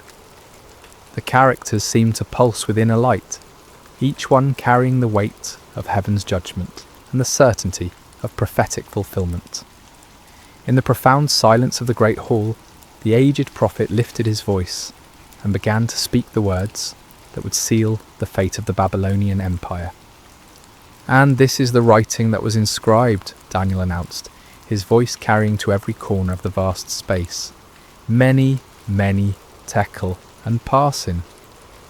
He paused, allowing the strange words to echo through the hall, their sounds somehow both foreign and familiar, like a half-remembered dream that carries portents of future sorrow.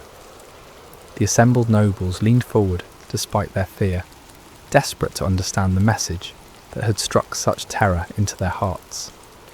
"This is the interpretation of the matter," Daniel continued, his aged voice gaining strength as he spoke for the God of heaven. "Mene, God has numbered the days of your kingdom and brought it to an end." The first word fell upon the assembly like a death sentence. Here was the divine accountant taking inventory of Belshazzar's reign, counting each day of blasphemy and rebellion, each moment of pride and defiance against the Most High. The king's face went even paler, if such a thing were possible, and several of the nobles gasped aloud at the finality of the pronouncement. But Daniel was not finished. The second judgment followed hard upon the first, each word a hammer blow against the foundations of Babylonian pride. Tekel, you have been weighed on the scales and found wanting. Here was the divine judge placing Belshazzar's reign, his character, his very soul, upon the perfect scales of heaven's justice. And the verdict was damning beyond appeal. Found wanting, found lacking, found insufficient when measured against the standards of righteousness and truth. The king, who had thought himself great in his own eyes, was revealed to be nothing more than a feather in the balance when weighed against divine holiness. Belshazzar's knees gave way completely at these words, and he would have fallen had not two of his guards stepped forward to support him. The golden crown tumbled from his head to ring against the marble floor, the sound echoing through the hall like a funeral bell. His royal robes, so recently symbols of power and majesty, now seemed to hang upon him like burial shrouds. Perez, Daniel proclaimed, using the singular form of the final word, your kingdom is divided and given to the Medes and Persians. The last judgment was perhaps the most terrible of all, for it spoke not merely of the king's personal doom, but of the end of the empire itself. Babylon, the golden head of Nebuchadnezzar's dream, the city that had ruled the world with rod of iron, was to be divided like a carcass among its enemies. The Medes and Persians, even now camped outside the city walls, would soon walk through its gates as conquerors and claim its treasures as their own. A wail of despair went up from some of the assembled nobles as the full weight of the prophecy struck home. They had thought themselves secure behind Babylon's mighty walls, protected by their gods and their armies from any earthly threat. But now they understood that their true enemy was not the Persian host outside their gates, but the God of heaven himself, against whom no wall could stand and no army could prevail. Daniel stood unmoved amid the chaos of fear and lamentation, his weathered face reflecting the sorrow of one who took no pleasure in the pronouncement of judgment, yet understood its necessity. He had served this empire faithfully for decades, had helped to interpret its dreams and solve its mysteries, but he had also watched its gradual descent into pride and blasphemy, its increasing defiance of the God who held its breath in his hands. The Most High God rules in the kingdom of men, he said, his voice cutting through the din of panic and despair. He removes kings and sets up kings. He gives wisdom to the wise and knowledge to those who have understanding. He reveals deep and hidden things. He knows what is in the darkness, and the light dwells with him. These words, drawn from his own experience of divine revelation, served as both comfort and warning to all who heard them. Comfort to those who trusted in the sovereign God, for they could be assured that no earthly power could stand against his ultimate purposes, but warning to those who set themselves against heaven's will, for they would surely be brought low in their appointed time. King Belshazzar, supported now by his guards and struggling to maintain even a semblance of royal dignity, looked up at Daniel with eyes haunted by the certainty of doom. Yet even in his extremity, he sought to honour his promise to the man who had solved the mystery that had baffled all his wise men. "Clothe Daniel with purple," he commanded, in a voice barely above a whisper, "and put a chain of gold around his neck, and proclaim that he shall be the third ruler in the kingdom." It was a pathetic gesture, the dying king attempting to bestow honours, even as his kingdom crumbled around him. The purple robe was brought, the golden chain placed around Daniel's neck, But these earthly symbols of power seemed hollow and meaningless in the face of the divine judgment that had been pronounced. Daniel accepted the honours not for their own sake, but as a testimony to the truth of his words. When the people saw that the king himself acknowledged the accuracy of the Hebrew prophet's interpretation, they would know that the doom of Babylon was certain and that the God of Israel was indeed sovereign over all earthly kingdoms. As the purple robes settled around Daniel's aged shoulders, and the golden chain caught the light of the supernatural writing on the wall, the contrast could not have been more stark. Here stood a man clothed with earthly honours, yet serving a heavenly king, while around him an empire clothed in pride and blasphemy faced its final hour of judgment. The words on the wall continued to burn with undiminished intensity, their message now fully revealed, but their power unabated. They served as a permanent reminder that the kingdoms of this world are temporary, subject to the sovereign will of the God who numbers their days and weighs their deeds in the balance of perfect justice. Even as Daniel spoke his interpretation and received the hollow honours of a doomed king, the wheels of divine judgment were already turning beyond the palace walls. For months, the Persian army under Cyrus had maintained their siege of the great city, but the Babylonians had felt secure behind walls that had never been breached by any earthly foe. They had provisions to last for years, abundant water from the Euphrates River, and an unshakable confidence in the strength of their defences. But on this night, as supernatural writing blazed upon the palace wall and prophecy sealed the empire's fate, Cyrus was putting into motion a plan of breathtaking audacity that would prove that no human fortress can stand against the purposes of the Almighty. The Euphrates River, which flowed through the heart of Babylon and provided both water and transportation for the great city, was also its greatest vulnerability. The river entered the city through massive gates that could be lowered into the water, and it flowed beneath the walls through channels that were thought to be too narrow and well defended for any army to use as an entrance. But Cyrus had spent months studying these defences, and his engineers had been working tirelessly upstream from the city, digging channels and building dams that would allow them to divert the mighty river from its course.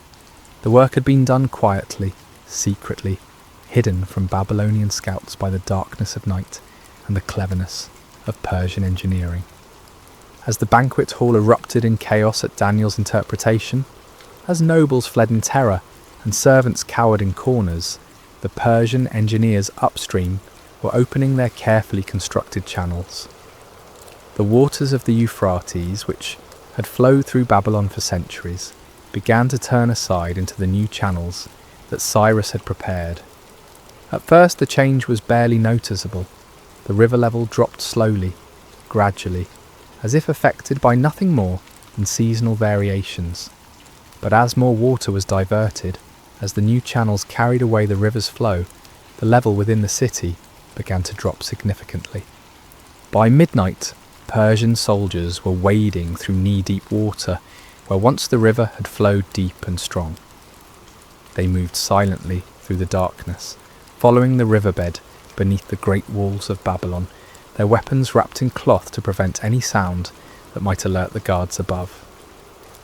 The Babylonian sentries, focused on watching for attacks against the massive gates and towering walls, never thought to look down at the river that had always been their protection. They were drunk on wine from the royal feast, their attention scattered by the strange reports of supernatural writing in the palace, their confidence unshaken by any thought that their impregnable city could fall in a single night. The first Persian soldiers emerged from the river channels near the heart of the city, just as Daniel finished pronouncing his interpretation. While the prophet spoke of kingdoms divided and given to the Medes and Persians, those very conquerors were already inside Babylon's walls, moving swiftly through streets where citizens slept peacefully, unaware that their empire was breathing its last. The palace guards, those few who remained at their posts while most had crowded into the banquet hall to witness the supernatural spectacle, were overwhelmed before they could raise an alarm. Persian steel, sharp and silent in the darkness, found its mark with deadly efficiency. Within minutes, the palace was secured, its approaches controlled by Cyrus's elite troops. In the banquet hall, King Belshazzar was still struggling to comprehend the magnitude of his doom when the great doors burst open and Persian soldiers poured into the room. The nobles, already terrified by the supernatural writing and Daniel's interpretation, now faced the earthly fulfillment of heaven's judgment. Some tried to flee, but found every exit blocked by armed men. Others fell to their knees, begging for mercy that would not come. The sacred vessels of Solomon's temple, scattered across the floor where they had been dropped in blasphemous revelry, now reflected the gleam of Persian bronze and steel in their golden surfaces. Belshazzar himself stood frozen for a moment, the weight of prophecy and the reality of conquest crashing together in his mind like colliding worlds. The writing on the wall blazed with undiminished fire, its message now fulfilled before his very eyes. The Medes and Persians had indeed inherited his kingdom, just as the divine hand had written and Daniel had interpreted. The end came swiftly. Persian soldiers, their orders clear and their duty unwavering, moved through the hall with grim efficiency. King Belshazzar, the ruler who had mocked the God of heaven and profaned his holy vessels, fell beneath Persian swords before the night was through. The golden crown that had tumbled from his head lay forgotten on the marble floor, while his blood mingled with the spilled wine from the sacred goblets. Throughout the great city, the same scene was repeated. Persian forces, having entered through the river channels, swept through Babylon like an irresistible tide. The gates were opened from within, the walls manned by conquerors rather than defenders, the mighty empire brought to its knees in a single night of divine judgment. By dawn, Cyrus's standards flew from the towers of Babylon, and Darius the Mede had been installed as the new ruler of the greatest city in the world. The empire that had seemed eternal, the walls that had appeared impregnable, the power that had dominated the known world for generations, all had fallen before the sovereign will of the God who rules in the kingdoms of men. As the sun rose over conquered Babylon, painting the great city in shades of gold and crimson that seemed somehow fitting for its fall, Daniel stood again before the wall where the supernatural writing continued to glow with divine fire. The banquet hall was empty now, save for the debris of the feast and the silent testimony of judgment fulfilled. Mina, Tekel, Parsin, the words that had sealed an empire's fate, now served as an eternal reminder of truths that transcend the rise and fall of earthly kingdoms. God had indeed numbered the days of Belshazzar's reign and brought it to an end. The king had been weighed in heaven's perfect scales and found wanting. The kingdom had been divided and given to the Medes and Persians, just as the supernatural hand had written and the faithful prophet had interpreted. The sacred vessels of Solomon's temple, once profaned by blasphemous lips, would soon be restored to their proper place of honour. Under Cyrus's benevolent rule, the Jewish exiles would be free to return to Jerusalem and rebuild their temple, carrying with them the golden cups and silver bowls that had witnessed both the depths of human pride and the certainty of divine justice. Daniel himself, now clothed in the purple of a dying empire, yet serving the eternal kingdom of heaven, had once again demonstrated that those who trust in the Most High God will never be disappointed. Through him, the sovereignty of the Almighty had been proclaimed in the halls of earthly power, and the vanity of human pride had been exposed for all to see. The lesson of that terrible night echoes through the corridors of history, speaking to every generation that dares to lift itself up against the Lord of heaven. Kingdoms rise and fall like waves upon the shore. Empires that seem eternal prove to be as fleeting as morning mist, but the kingdom of God endures forever. No wall can stand against his purposes, no power can resist his will, no pride can escape his judgments. In our own age, when earthly kingdoms still vie for dominion and human pride still challenges heaven's authority, the writing on Babylon's wall remains as relevant as ever. We who read these ancient words would do well to remember that the God who humbled Nebuchadnezzar, who numbered Belshazzar's days, who gave Babylon to the Medes and Persians, is the same yesterday, today, and forever. The scales of divine justice still weigh the actions of nations and individuals. The sovereign hand that writes the destiny of empires still guides the course of human history, and the kingdom that Daniel served, the kingdom that outlasted Babylon and Persia and all the empires that followed, remains the only power that will never pass away. As night falls once again over the ancient site where Babylon once stood in all its glory, as stars appear in the darkness above ruins that once housed the pride of earthly kingdoms, the eternal truth proclaimed by that supernatural hand continues to shine with undiminished light. The Most High God rules in the kingdom of men, and blessed are those who humble themselves before his throne. May we who hear this ancient story find in it not merely a tale of judgment long past, but a present reminder of the God who sees all, knows all, and judges all with perfect righteousness. And may we, like Daniel, serve faithfully in whatever earthly kingdom we find ourselves, while keeping our ultimate allegiance to the kingdom that cannot be shaken, the kingdom that endures forever and ever. The writing is on the wall, dear friends. The question that remains is whether we will read it in time to humble ourselves before the King of Kings, or whether we will follow Belshazzar's path to destruction. The choice, as always, is ours to make, is ours to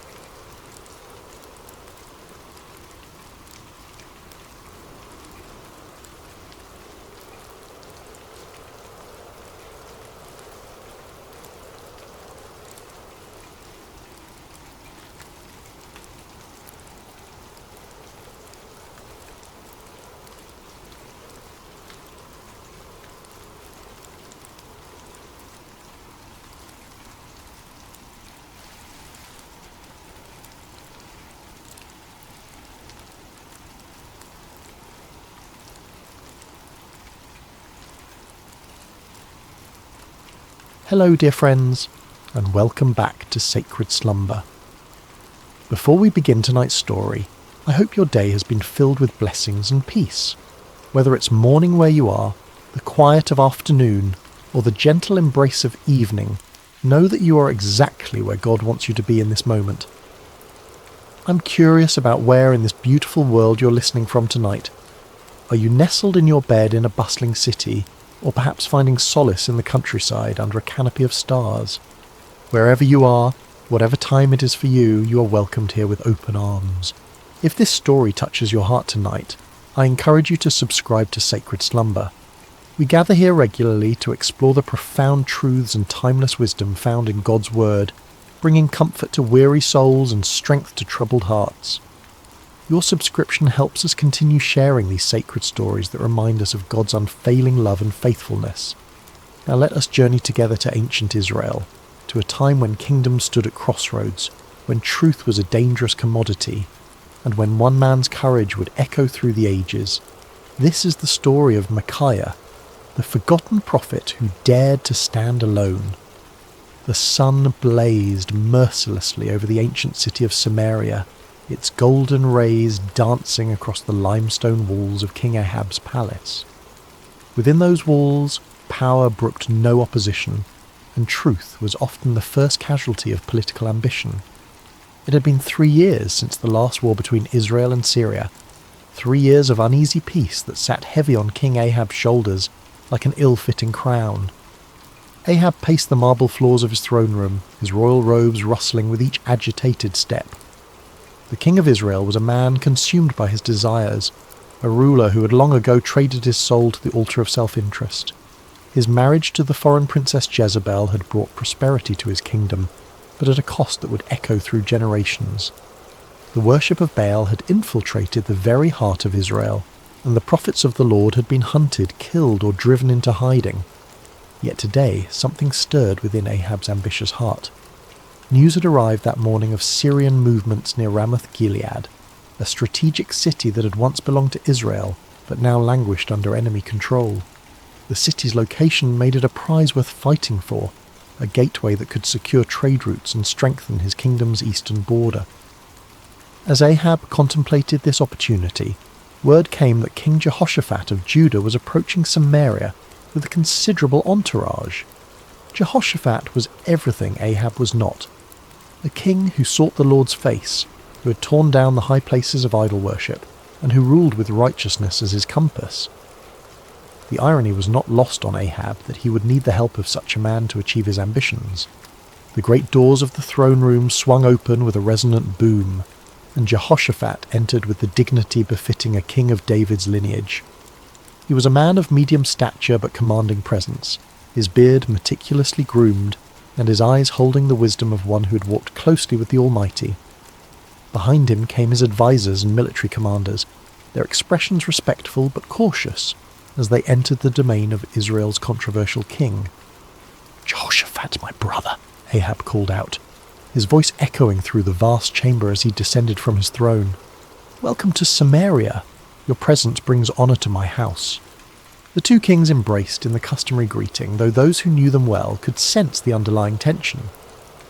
Jehoshaphat had come seeking alliance, but his heart was troubled by what such an alliance might require of him. "Ahab," Jehoshaphat replied warmly, though his eyes remained watchful. "It has been too long since we have spoken face to face. The Lord has blessed both our kingdoms with peace these past years." "Indeed," Ahab agreed, gesturing toward the laden tables his servants had prepared. "Come, let us feast together and speak of matters that concern us both." The banquet that followed was a spectacle of royal excess. Tables groaned under the weight of roasted meats, exotic fruits, and wine from the finest vineyards. Musicians played softly in the background, while servants moved like shadows, attending to every need. Yet beneath the veneer of celebration, both kings harboured their own purposes. As the evening wore on and the wine loosened tongues, Ahab finally revealed his true intention. Leaning toward Jehoshaphat with the conspiratorial air of old friends, he spoke in measured tones. "My brother, there is a matter that weighs heavily upon my heart," Ahab began, his eyes glinting in the torchlight. "You know that Ramoth-Gilead belongs to us, yet it remains in the hands of the king of Syria. Should we not take back what is rightfully ours? Jehoshaphat set down his goblet carefully, his expression growing thoughtful. He had anticipated this moment, knowing that Ahab rarely extended hospitality without purpose. The question hung in the air between them like incense, heavy with implication. "Ramoth-Gilead has indeed been a source of contention," Jehoshaphat replied diplomatically.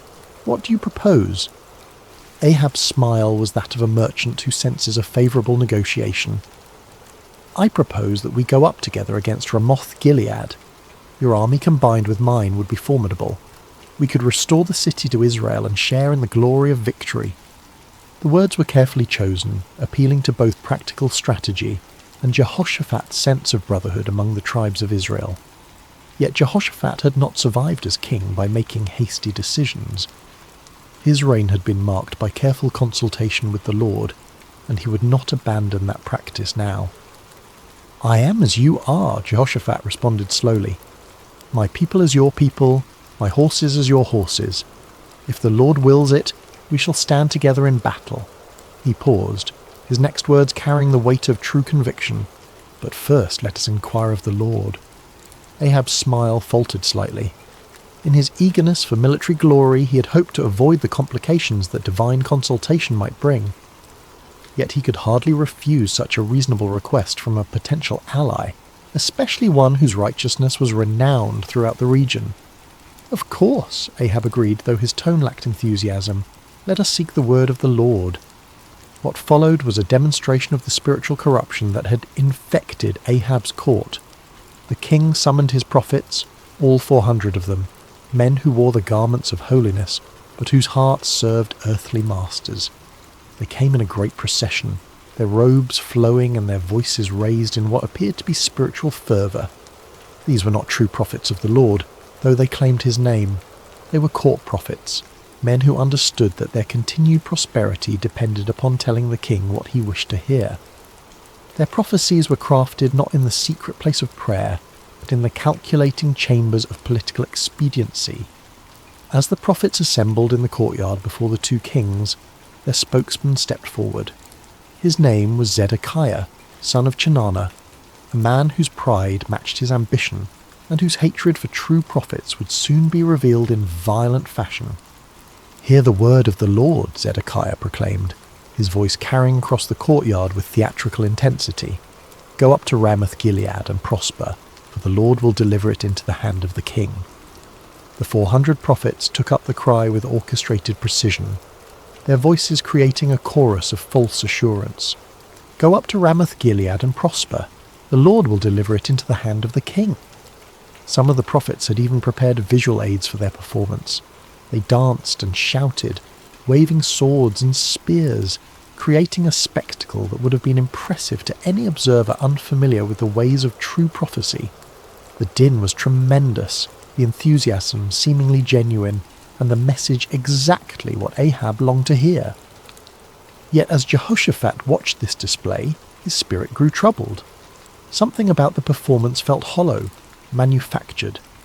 These men spoke with one voice, but it was not the voice of the Lord that Jehoshaphat knew from his own times of prayer and seeking. There was no cost to their prophecy, no challenge to the king's desires, no hint of the divine complexity that marked true encounters with the Almighty. As the prophets continued their enthusiastic proclamations, Jehoshaphat raised his hand for silence. The courtyard gradually quieted, though the echo of their shouts seemed to linger in the air like smoke from a dying fire. "Is there not here a prophet of the Lord besides these?" Jehoshaphat asked carefully, "that we might inquire of him?" The question fell like a stone into still water, sending ripples of discomfort through the assembly. Ahab's face darkened, and several of the court prophets exchanged meaningful glances. They all knew there was indeed another prophet, one whose very existence was a thorn in the flesh of everyone present. Ahab's response came through gritted teeth, his voice barely concealing his irritation.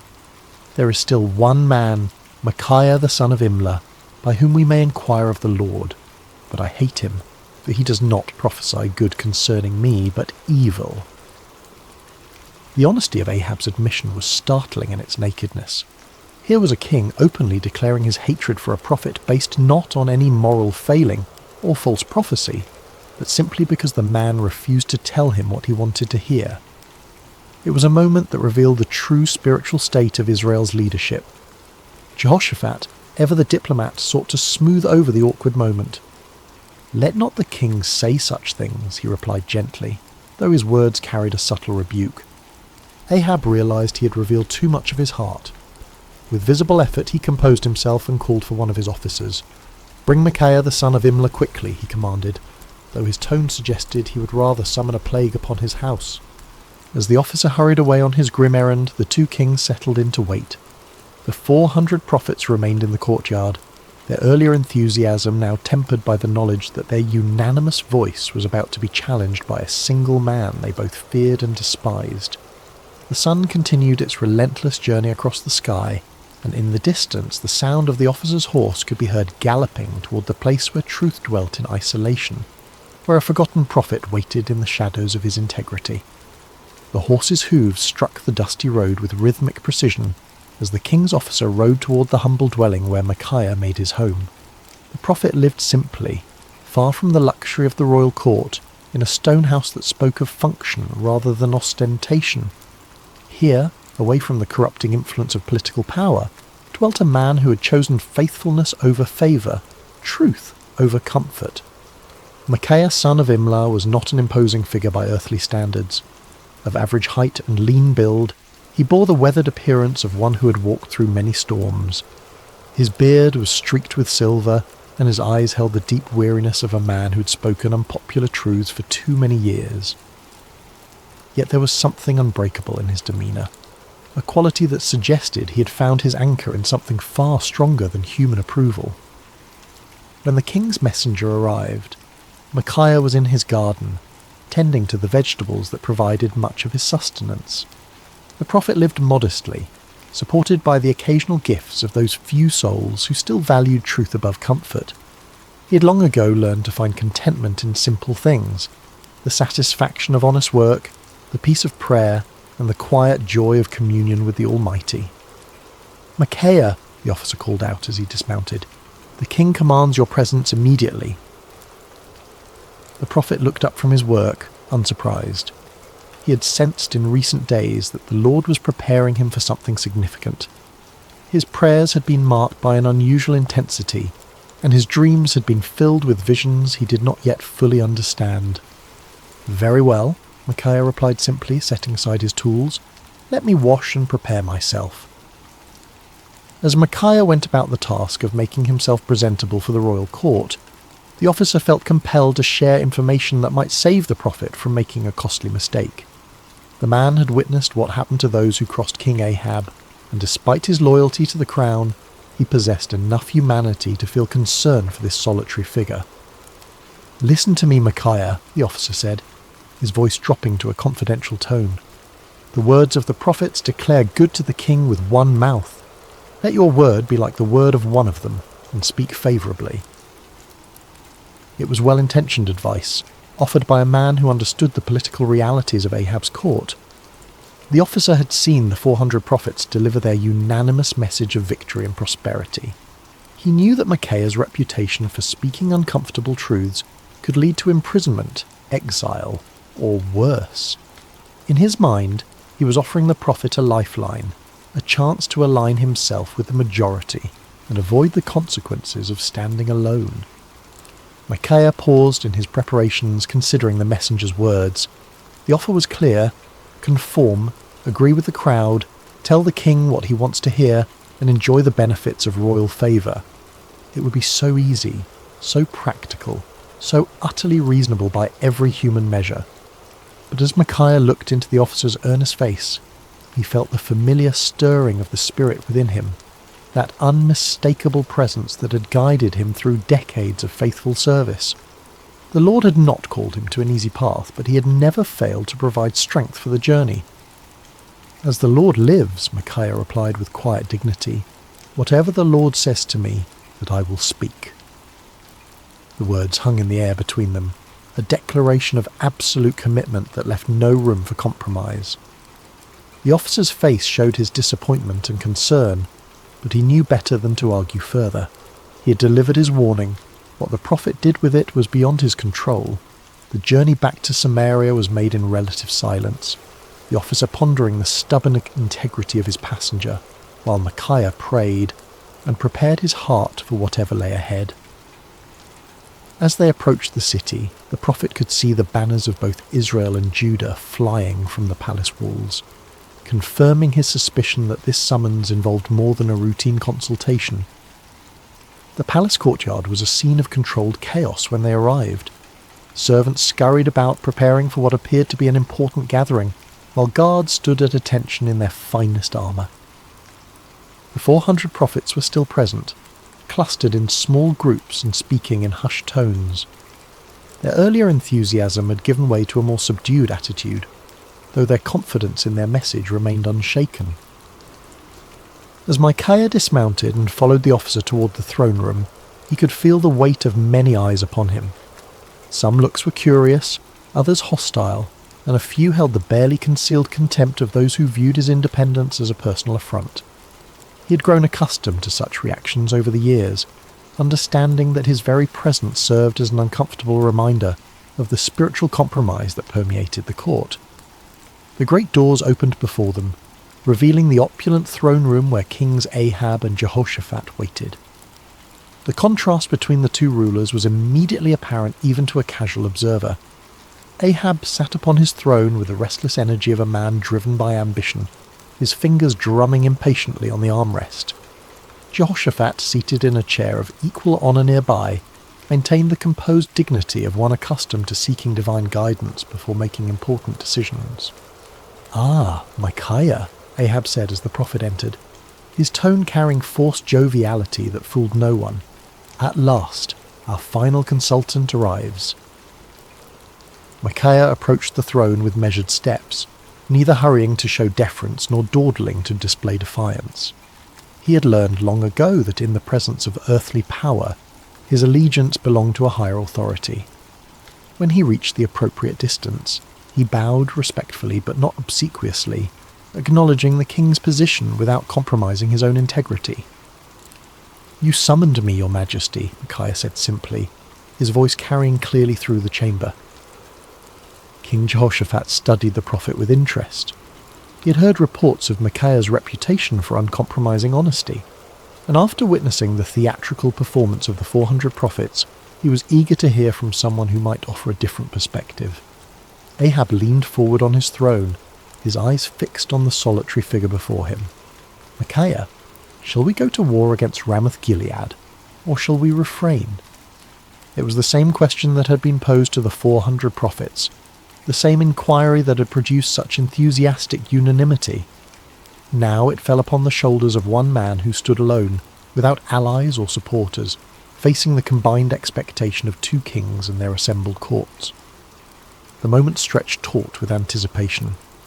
Everyone present understood that they were witnessing something significant, though few could have predicted the drama that was about to unfold. In the silence, Micaiah felt the familiar stirring of the Spirit, but what came first was not the word of the Lord, but something altogether unexpected. What happened next would be remembered and debated for generations to come. Micaiah, the prophet known for his uncompromising honesty, looked directly at King Ahab and delivered exactly the message the king wanted to hear. "Go up and prosper," Micaiah declared, his voice carrying throughout the throne room, "for the Lord will deliver it into the hand of the king." A murmur of surprise rippled through the assembled court. The 400 prophets exchanged glances of confusion and perhaps a touch of irritation. Here was the man they had feared would contradict their unanimous verdict, and instead he was confirming their prophecy word for word. Some of them smiled with what they imagined was vindication, while others seemed puzzled by this unexpected development. But King Ahab was no fool. Despite his many moral failings, he had known Micaiah for years, had heard his prophecies of judgment and warning countless times. Never once had the prophet told him what he wanted to hear. Never once had Micaiah's words aligned so perfectly with royal desires. The king's eyes narrowed as he studied the prophet's face, searching for the truth behind this suspicious compliance. There was something in Micaiah's tone, a subtle quality that suggested layers beneath the surface of his words. It was the same tone a parent might use when agreeing with a child's obviously foolish plan, allowing them to proceed while knowing full well what the consequences would be. King Jehoshaphat too sensed that something was amiss, though he remained silent, observing the interaction with keen interest. "How many times shall I make you swear," Ahab said slowly, his voice carrying a warning, "that you tell me nothing but the truth in the name of the Lord?" It was a remarkable moment. Here was a king who had just received exactly the prophecy he desired, yet his own conscience convicted him that it could not be genuine. Ahab understood Micaiah well enough to know that such easy agreement was completely out of character. In demanding the truth, the king was inadvertently acknowledging that he recognized the difference between authentic prophecy and the comfortable lies he typically preferred.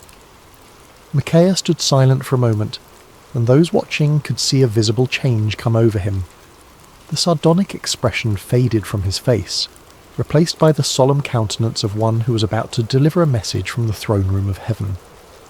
When he spoke again, his voice carried a different quality altogether, the unmistakable authority of divine revelation. "I saw all Israel scattered on the hills like sheep that have no shepherd," Micaiah began, his words falling like stones into the sudden silence. "And the Lord said, 'These have no master. Let each return to his house in peace.'" The impact of these words was immediate and devastating. The vision was clear to everyone present. Israel would be defeated, their army scattered, and their king would not return from battle. It was a prophecy of military disaster and royal death, delivered with the calm certainty of one who had seen beyond the veil of earthly circumstances. King Ahab's face flushed with anger, but beneath the rage was something that looked remarkably like fear. He turned to Jehoshaphat with the bitter satisfaction of one whose worst expectations have been confirmed. "Did I not tell you," Ahab said, his voice heavy with frustration, "that he would not prophesy good concerning me, but evil?" But Micaiah was not finished. The Spirit of the Lord had opened his eyes to see into the very council chambers of heaven, and what he had witnessed there needed to be shared, regardless of the consequences. The prophet's voice took on an even more solemn tone as he continued. "Therefore hear the word of the Lord," Micaiah declared, his words cutting through the tension in the room like a sword. "I saw the Lord sitting on his throne, and all the host of heaven standing by, on his right hand and on his left." The court fell absolutely silent. Even the most worldly and cynical among them recognized that they were hearing something extraordinary. This was not the political manoeuvring they were accustomed to, nor the comfortable reassurances of the court prophets. This was a glimpse into eternal realities, a revelation of divine purpose that transcended human understanding. "And the Lord said," Micaiah continued, "Who will persuade Ahab to go up, that he may fall at Ramoth-Gilead?" So one spoke in this manner, and another spoke in that manner. Then a spirit came forward and stood before the Lord and said, "I will persuade him." The Lord said to him, "In what way?" And he said, "I will go out and be a lying spirit in the mouth of all his prophets." And the Lord said, "You shall persuade him and also prevail. Go out and do so." The revelation was staggering in its implications. Micaiah was claiming that the Lord himself had allowed, indeed, had orchestrated, the deception that had been proclaimed by the 400 prophets. It was a divine judgment in the form of false prophecy, a spiritual trap set for a king who had repeatedly chosen lies over truth. Therefore, Micaiah concluded with inexorable logic, "Look, the Lord has put a lying spirit in the mouth of all these prophets of yours, and the Lord has declared disaster concerning you." The silence that followed was deafening. Every person present was forced to grapple with the implications of what they had heard. The 400 prophets found themselves accused not merely of error, but of being unwitting instruments of divine deception. The kings faced the terrifying possibility that their carefully planned military campaign was actually a trap set by the Almighty himself. But the silence was short-lived. Zedekiah, the spokesman for the 400 prophets, was a man of considerable pride and ambition. He had built his reputation on his supposed connection to the divine, and Micaiah's words threatened not only his credibility but his entire worldview. The accusation that he had been deceived by a lying spirit was more than he could bear. With a roar of rage, Zedekiah strode across the throne room until he stood face to face with Micaiah. The contrast between them was striking.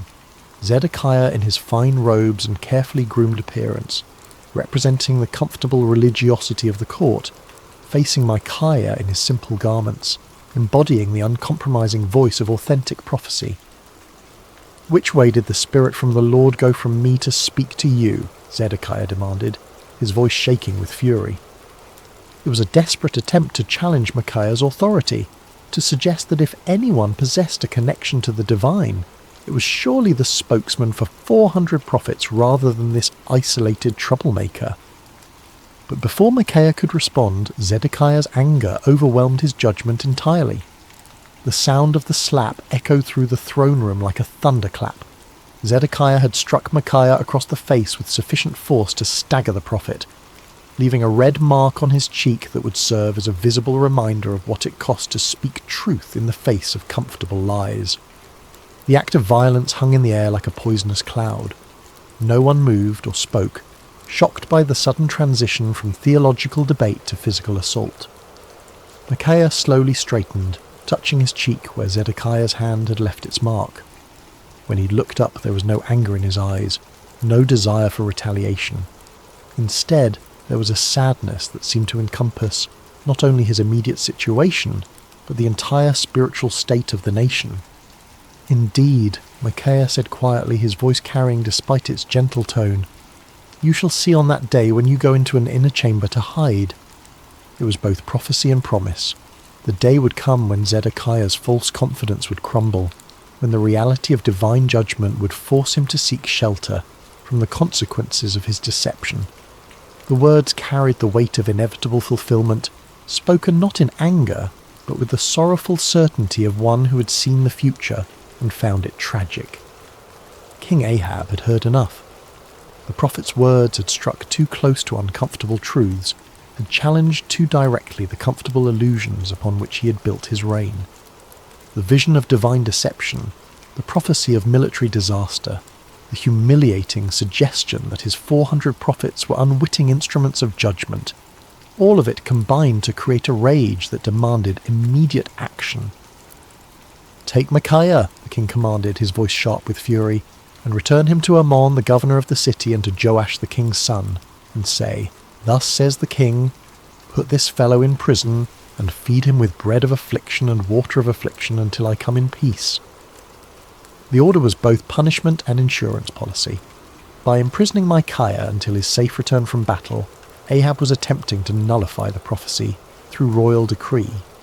It was a desperate act of defiance against divine judgment, a futile attempt to bind the word of the Lord with chains and prison walls. But Micaiah was not finished. Even as the guards moved toward him, even as the shadow of imprisonment fell across his path, the prophet had one final word to speak. His voice rang out across the throne room with the clarity of absolute conviction. "If you ever return in peace, the Lord has not spoken by me." The words were a direct challenge to royal authority, a public declaration that put Micaiah's credibility as a prophet on the line. He was essentially saying that if Ahab returned safely from battle, then everyone present should conclude that Micaiah was a false prophet deserving of death. It was the ultimate expression of confidence in the word he had received from the Lord. But Micaiah was not content to let his challenge rest with the immediate audience. Looking around the throne room at the assembled courtiers, nobles and servants, he raised his voice even louder. "Mark it, all you people." It was a call to witness, an appeal to everyone present to remember this moment and test the validity of his prophecy against future events. The prophet was willing to stake everything, his reputation, his freedom, possibly his life, on the truth of what he had spoken. It was a level of certainty that transcended human confidence and entered the realm of divine assurance. As the guards seized Micaiah's arms and began to lead him away, the throne room erupted in a buzz of conversation. Some whispered among themselves about the prophet's boldness, others debated the implications of his vision, and still others tried to process the dramatic confrontation they had just witnessed. Through it all, The 400 prophets maintained their uncomfortable silence, uncertain how to respond to accusations that struck at the very heart of their prophetic claims. King Jehoshaphat watched the proceedings with deep concern. The righteous king of Judah had requested divine counsel, and what he had received was a prophecy that directly contradicted his military plans and predicted disaster for his ally. Yet something in Micaiah's bearing, some quality of authentic conviction, made it impossible to dismiss his words as the ravings of a madman or the spite of a disgruntled prophet. As Micaiah was led away, his footsteps echoing through the palace corridors, he felt no bitterness toward his captors or self-pity for his situation. He had spoken the word of the Lord faithfully, regardless of the consequences, and that obedience brought a peace that transcended his circumstances. The prison cell that awaited him might confine his body, but his spirit remained free, anchored in the unshakable certainty that he had been faithful to his calling. The cell where Micaiah was imprisoned was a far cry from the luxury of the royal court. Built of rough stone with a small barred window that provided minimal light, it was designed for punishment rather than comfort. The bread of affliction and water of affliction promised by the king proved to be exactly that. Meagre rations calculated to sustain life, while providing a constant reminder of a royal displeasure. Yet in that dark cell, Micaiah found something that had eluded him in the freedom of his simple home, absolute clarity about his purpose and calling. Stripped of all earthly comforts and securities, he was forced to rely entirely upon his relationship with the Lord. In the long hours of solitude, he prayed not for deliverance but for continued faithfulness, not for vindication, but for grace to endure whatever lay ahead. Meanwhile, preparations for war continued with increasing intensity. King Ahab threw himself into military planning with the fervour of a man trying to drown out unwelcome voices of conscience. He consulted with his generals, inspected his troops, and made elaborate arrangements for what he was determined would be a glorious victory. The prophecy of the 400 court prophets was repeated frequently, as if constant repetition could somehow make it more reliable. King Jehoshaphat, however, found himself deeply troubled by the day's events. The contrast between the theatrical unanimity of the 400 prophets and Micaiah's stark authenticity had left him with serious doubts about the wisdom of the planned campaign. Yet he had given his word to stand with Ahab, and the political implications of backing out now were significant. As the day of departure approached, Ahab made one final attempt to circumvent the prophecy that haunted his thoughts. If the word of the Lord through Micaiah was true, then King Ahab was destined to die in battle. But perhaps, the king reasoned, he could outwit divine judgment through human cleverness. "I will disguise myself and go into battle," Ahab announced to his commanders, "but you put on your robes." It was a cunning plan. By dressing as an ordinary soldier while Jehoshaphat wore royal garments, Ahab hoped to deceive the enemy about his identity and location. If the Syrians could not identify him as the king of Israel, perhaps he could survive the battle and prove Micaiah wrong. It was the kind of tactical thinking that had served Ahab well in political manoeuvring. But he was about to discover that divine judgment operates by different rules than human conflict. The morning of battle dawned clear and bright, with a gentle breeze that carried the scent of wildflowers across the plains surrounding Ramoth Gilead. It seemed an unlikely day for the fulfillment of prophecy, too beautiful for the tragic events that were about to unfold. The armies of Israel and Judah had assembled in impressive formation, their banners flying proudly in the morning air, their weapons gleaming in the sunlight. King Ahab, disguised as a common soldier, moved among his troops with nervous energy. His royal armour had been replaced with the simple leather and bronze of an ordinary warrior, and his distinctive crown was nowhere to be seen. To any casual observer, he appeared to be merely another commander preparing for battle, yet those closest to him could sense his underlying anxiety, the tension of a man who was trying to outrun a divine decree. King Jehoshaphat, meanwhile, wore his royal robes with obvious reluctance. The righteous king of Judah had agreed to this deception as part of their military strategy, but his conscience troubled him. The memory of Micaiah's words weighed heavily on his mind, and he found himself offering frequent prayers for divine protection and guidance. The Syrian army was formidable, well-trained and confident in their ability to defend their territory. Their king had given specific instructions to his 32 chariot commanders: fight with no one small or great, but only with the king of Israel. It was a strategic decision based on the understanding that killing or capturing the enemy king would effectively end the battle and secure victory. As the two armies faced each other across the field of battle, the air was thick with tension and anticipation. Horses stamped impatiently, armour creaked as soldiers shifted their weight, and commanders made final adjustments to their battle plans. In the distance, the walls of Ramoth-Gilead stood as silent witness to the conflict that was about to determine its fate. The battle began with the thunderous clash of armies colliding, the sound of metal against metal mixing with the shouts of warriors and the screams of the wounded.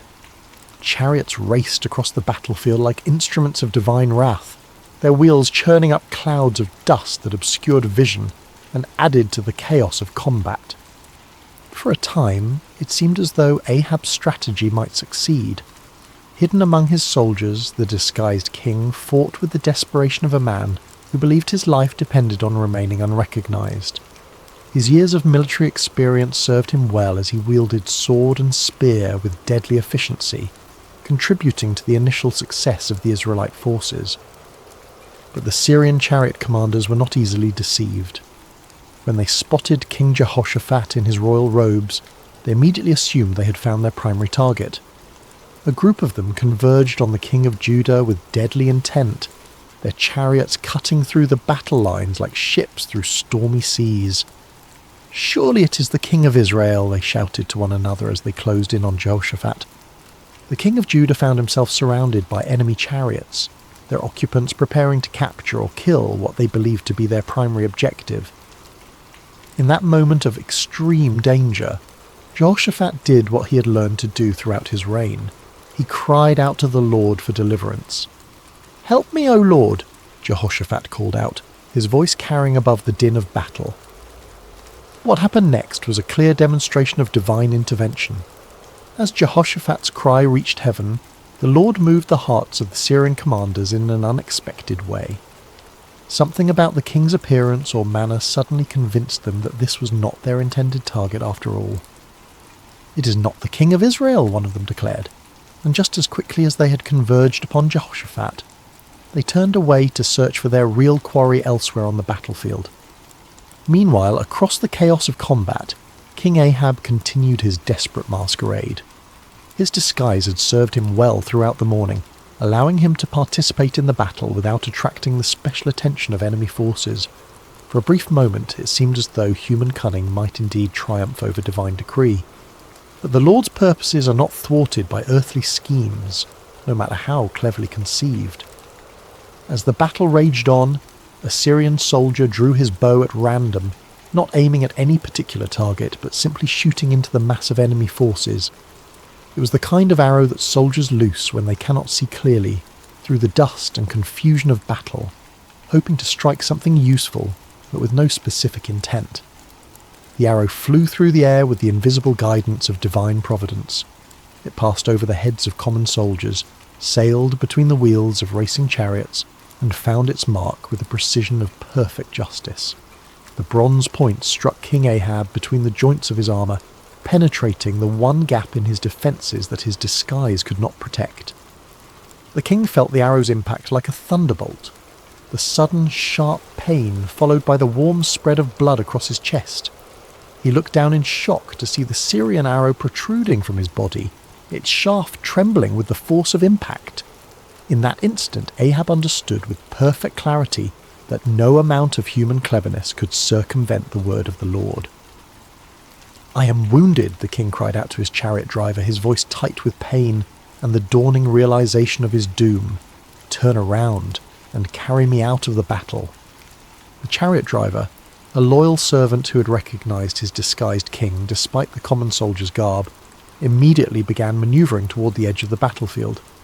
But extricating themselves from the chaos of combat proved more difficult than anticipated.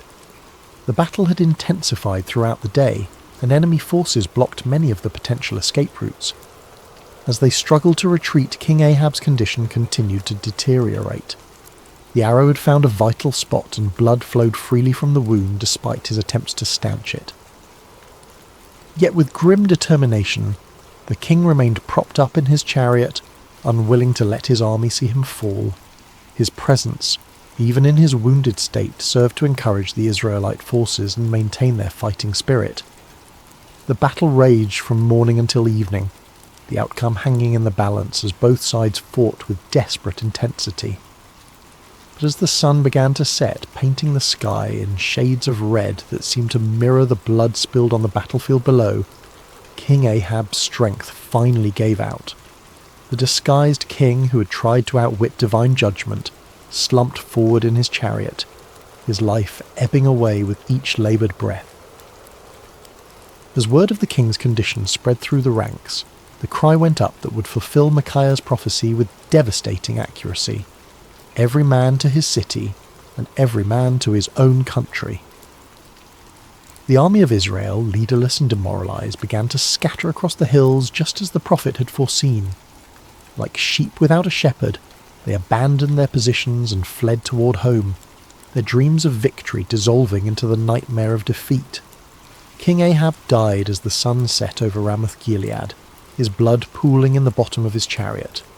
The man who had spent his reign choosing comfortable lies over uncomfortable truths had finally encountered a reality that no amount of deception could alter. The word of the Lord, spoken through his faithful prophet, had been fulfilled to the letter. News of King Ahab's death spread quickly through the land, carried by the scattered remnants of his army and the merchants who followed military campaigns. In the palace at Samaria, the reaction was one of stunned disbelief.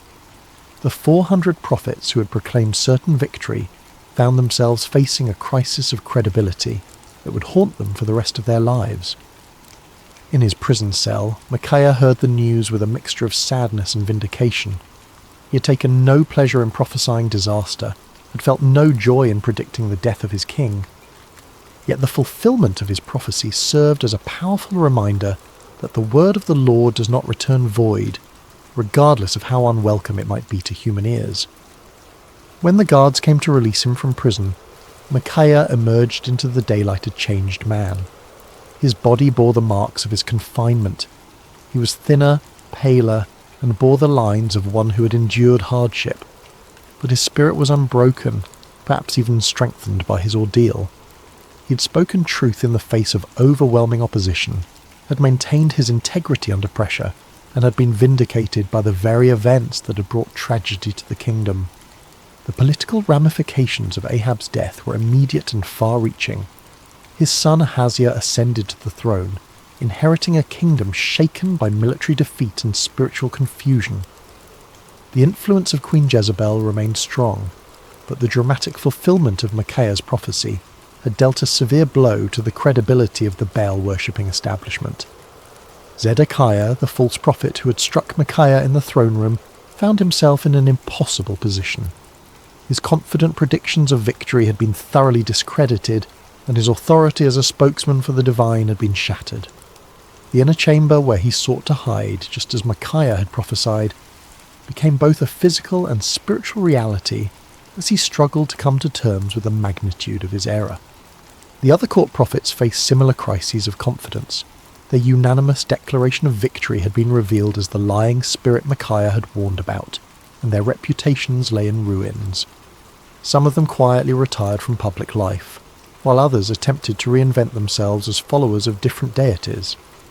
None of them could escape the uncomfortable truth that they had been deceived, and had, in turn, deceived others. King Jehoshaphat returned to Jerusalem a wiser and more cautious man. His alliance with Ahab had nearly cost him his life, and the experience had taught him valuable lessons about the importance of seeking genuine divine guidance rather than accepting comfortable confirmations of predetermined plans. The prophet Jehu, son of Hanani, met him upon his return with words of rebuke for his alliance with the ungodly king, but also with recognition that the Lord had delivered him from the consequences of his poor judgment. Throughout the kingdom, people began to reassess their understanding of prophecy and divine revelation. The dramatic contrast between the false assurances of the 400 prophets and the accurate warnings of the solitary Micaiah had provided a vivid lesson in discernment. many began to understand that true prophecy was not measured by its popularity or its agreement with human desires, but by its faithfulness to the word and character of the Lord. Years passed, and the story of Micaiah's stand against the 400 false prophets became one of the most remembered episodes in the history of Israel. Parents told it to their children as an example of courage and integrity, while religious teachers used it to illustrate the difference between true and false prophecy. The tale grew in significance with each telling, not because it was embellished, but because its lessons proved to be timeless and universal. The first and most obvious lesson was about the cost of speaking truth. Micaiah had paid a heavy price for his faithfulness: imprisonment, isolation, and the hostility of the powerful. Yet his willingness to endure these hardships had ultimately served a greater purpose, preserving the integrity of prophetic ministry and providing a clear example of what it meant to fear God rather than man. His story became a source of encouragement for future generations of prophets and faithful believers who found themselves standing alone against popular opinion. The second lesson concerned the danger of groupthink and manufactured consensus. The 400 prophets had created an impressive display of unanimity, but their agreement had been based on political expediency rather than divine revelation. Their story served as a warning about the seductive power of majority opinion and the importance of seeking truth, even when it contradicted popular sentiment. The comfort of belonging to the crowd, they learned, was no substitute for the sometimes lonely path of authentic faith. The third lesson was perhaps the most theologically complex: the reality that God sometimes allows deception as a form of judgment. The lying spirit that had influenced the false prophets was not an independent force, but an instrument of divine justice, permitted by the Lord as part of his sovereign plan. This aspect of the story forced believers to grapple with difficult questions about the nature of divine sovereignty and human responsibility, helping them develop a more mature understanding of how God works in the world. The fourth lesson focused on the importance of discernment in spiritual matters. King Jehoshaphat's initial uneasiness with the 400 prophets had been a manifestation of spiritual discernment, a recognition that something was amiss despite the impressive display of consensus. His request for a prophet of the Lord had demonstrated the value of seeking authentic divine guidance, rather than accepting convenient confirmations of predetermined plans. The fifth lesson was about the ultimate futility of human schemes when they oppose divine purposes. King Ahab's elaborate disguise had been a clever attempt to circumvent prophecy through human ingenuity, but it had proven utterly useless against the sovereign will of the Lord. The random arrow that found its mark had served as a powerful reminder that God's purposes will be accomplished regardless of human attempts to thwart them. As the years passed and the kingdom of Israel continued its spiritual decline, the story of Micaiah took on additional significance. It became a benchmark against which other prophets and prophecies were measured, a reminder of what authentic faithfulness looked like in the face of opposition. When Elijah stood alone against the prophets of Baal on Mount Carmel, people remembered Micaiah's solitary stand.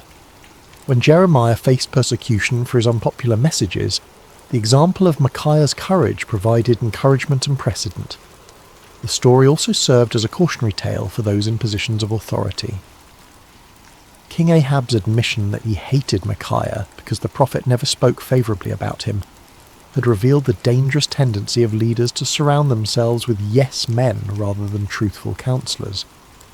Future kings and officials who heard the story were challenged to examine their own relationships with advisors and to consider whether they were seeking truth or merely confirmation of their existing beliefs. In the quiet of his later years, Micaiah often reflected on that pivotal day when he had stood alone before 2 kings and 400 false prophets. The physical scars from his imprisonment had faded, but the spiritual impact of his experience continued to shape his understanding of his calling and his relationship with the Lord. The prophet had learned that faithfulness was not measured by immediate results, but by obedience to divine instruction. His warning had not prevented the battle or saved King Ahab's life, but it had preserved the integrity of prophetic ministry and provided a clear demonstration of the difference between true and false revelation. Sometimes, he realized, the greatest victories were won not through changing circumstances, but through maintaining faithfulness in the midst of difficult circumstances. Micaiah had also discovered that standing alone was not the same as being alone. In his prison cell, deprived of human companionship and comfort, he had experienced a deeper intimacy with the Lord than he had ever known before. The isolation that had seemed like punishment had actually become a pathway to greater spiritual understanding and strength. He had learned that the approval of the crowd was a poor substitute for the approval of the Almighty. The prophet had come to understand that his role was not to be popular, but to be faithful, not to tell people what they wanted to hear, but to speak what the Lord had given him to say. This understanding had freed him from the burden of trying to manage people's reactions to his messages, and had allowed him to focus entirely on the sacred responsibility of accurate communication of divine truth. The peace that came from this clarity of purpose was worth more than all the royal favour he might have gained through compromise. As news of Micaiah's faithfulness spread beyond the borders of Israel, his story began to influence other nations and cultures. Foreign dignitaries who visited the kingdom often asked to hear the account of the prophet who had stood against 400 false prophets and accurately predicted the death of a king. The story became a testament to the power of truth and the importance of moral courage, inspiring people of various backgrounds to examine their own commitments to integrity and faithfulness. The story also had a profound impact on the understanding of prophecy itself. Future generations would use Micaiah's example as a standard for evaluating prophetic claims, recognizing that true prophecy was characterized by faithfulness to the Lord's character and purposes rather than by popular appeal or immediate gratification. The account helped establish criteria for distinguishing between authentic divine revelation and human manipulation disguised as spiritual authority. In the broader context of Israel's history, Micaiah's stand represented a crucial moment in the preservation of true worship and authentic faith. At a time when the kingdom was sliding towards spiritual apostasy, his unwavering commitment to truth served as a beacon of hope for those who still sought to follow the Lord with integrity. His example encouraged other faithful believers to maintain their convictions even when they seemed to be in the minority. The story of Micaiah also served as a bridge between the ministries of the earlier prophets like Elijah and later ones like Jeremiah and Ezekiel. His experience of standing alone against popular opinion and suffering for his faithfulness would be echoed in the lives of many subsequent prophets who faced similar challenges. The patterns of persecution, vindication, and ultimate triumph that characterized his story became recurring themes in the ongoing narrative of God's relationship with his people. As we reach the end of Micaiah's story, we find ourselves confronted with questions that transcend the ancient world and speak directly to our modern hearts. In an age of social media echo chambers and manufactured consensus, the prophet's example challenges us to examine our own commitment to truth and our willingness to stand alone when necessary. The 400 false prophets of Micaiah's day have their counterparts in every generation. Those who tell us what we want to hear rather than what we need to hear, who offer comfortable lies instead of challenging truths. The temptation to join the crowd, to find safety in numbers, to seek approval rather than accuracy, remains as strong today as it was in ancient Israel. Micaiah's courage reminds us that faithfulness is not a group activity, but an individual responsibility. Each of us must decide whether we will speak truth or remain silent, whether we will stand for what is right or compromise for what is convenient. The prophet's example shows us that the path of integrity is often lonely, but it is never walked alone by those who trust in the Lord. The story also challenges us to examine our own relationship with authority and our tendency to surround ourselves with people who confirm our existing beliefs rather than challenging us to grow. Like King Ahab, we may find ourselves preferring the comfort of familiar lies to the discomfort of unfamiliar truths. Micaiah's example calls us to seek out voices that speak with authenticity, rather than those that merely echo our own opinions. Perhaps most importantly, the story of Micaiah reminds us that truth has a way of prevailing in the end, even when it seems overwhelmed by opposition. The prophet's vindication did not come immediately, and it came at great personal cost, but it came nonetheless. His example encourages us to trust in the ultimate triumph of truth and to remain faithful even when the outcome is uncertain. In our own lives, we may face moments when we are called to be like Micaiah, to stand alone against popular opinion, to speak uncomfortable truths, to choose faithfulness over favour. When those moments come, may we remember the forgotten prophet who found his courage not in the approval of men, but in the approval of his God. The story of Micaiah teaches us that true strength is not found in numbers, but in conviction, that real courage is not the absence of fear, but the willingness to do what is right despite our fears, and that lasting victory comes not from avoiding conflict, but from maintaining integrity in the midst of it. As you close your eyes tonight and drift towards sleep, may you carry with you the quiet courage of Micaiah, the man who dared to stand alone because he knew he was not truly alone. May his example inspire you to speak truth with love, to stand for what is right with humility, and to trust in the ultimate triumph of God's purposes even when the immediate circumstances seem overwhelming. In a world that often rewards conformity and punishes authenticity, may you find the strength to be like Micaiah, faithful, courageous, and true. For in the end, it is not the approval of the crowd that matters, but the approval of the one who sees all hearts and knows all truths. The forgotten prophet's story ends, but its echo continues in every heart that chooses truth over comfort, courage over convenience, and faithfulness over favour.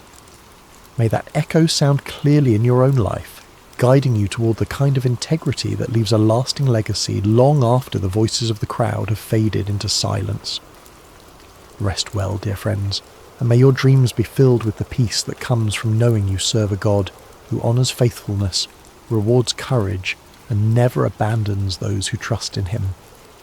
The story of Micaiah reminds us that in God's kingdom, standing alone with truth is always better than standing with the crowd in deception. Sleep peacefully, knowing that, like Micaiah, you're never truly alone when you walk in the light of divine truth.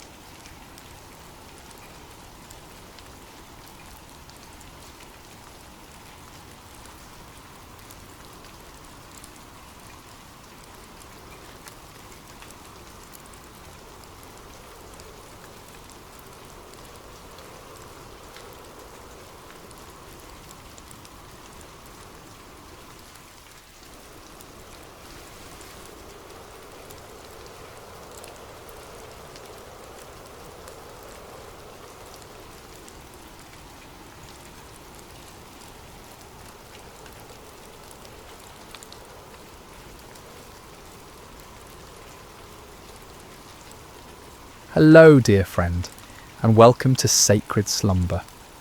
Before we begin tonight's story, I'd love to know, how has your day been? Whether you're listening to this in the quiet hours of evening, perhaps as the sun sets wherever you are in the world, Or if it's late at night and you're ready to rest, I hope you'll find peace in the story we're about to share together. Are you listening from a cozy bedroom in America, perhaps from a small town in England, or maybe from somewhere across the vast expanses of Australia or Canada? Wherever you are, whatever time zone cradles you tonight, you're welcome here. If this is your first time with Sacred Slumber, I invite you to subscribe so these stories can accompany you through many peaceful nights ahead. Now, let's settle in together and journey back to an ancient time, to a small town called Zarephath, where a miracle unfolded that would echo through the ages. The sun blazed mercilessly over the land of Israel, its rays beating down upon cracked earth and withered fields. For 3 long years, not a single drop of rain had fallen from the brass-coloured sky. The rivers had dwindled to dusty beds, lined with sun-bleached stones, and the wells that once bubbled with fresh water now echoed hollow when a stone was dropped into their depths. This terrible drought was no accident of nature. It was the judgment of the Almighty God upon a nation that had turned away from him. King Ahab, weak and easily swayed, had married the pagan princess Jezebel, and together they had led Israel into the worship of false gods, Baal, the supposed god of rain and fertility, and Asherah, the goddess of the sea. Golden calves and wooden idols dotted the landscape, where altars to the true God once stood. Into this spiritual darkness had stepped a man unlike any other, Elijah the Tishbite, a prophet wrapped in rough camel's hair, his eyes blazing with the fire of divine purpose. He had confronted King Ahab with words that still rang in the air. As the Lord God of Israel lives, before whom I stand, there shall not be dew nor rain these years, except at my word. For months after delivering this pronouncement, Elijah had hidden by the brook Cherith, east of the Jordan River. There in that secret place, ravens, those dark messengers of the wilderness, brought him bread and meat each morning and evening, while he drank from the brook's clear waters. It was a time of solitude and communion with God, but even this sanctuary could not last forever. Day by day, Elijah watched the brook grow shallower. The musical babbling that had once lulled him to sleep grew quieter until it was barely a whisper. Soon only scattered puddles remained, then mere dampness in the sand, and finally nothing but a dry bed where life-giving water had once flowed. It was then, when human resources failed and earthly security vanished, that the word of the Lord came to Elijah again. Arise, go to Zarephath, which belongs to Sidon, and dwell there. See, I have commanded a widow there to provide for you. Zarephath. The name meant a place of refining, and how fitting it would prove to be.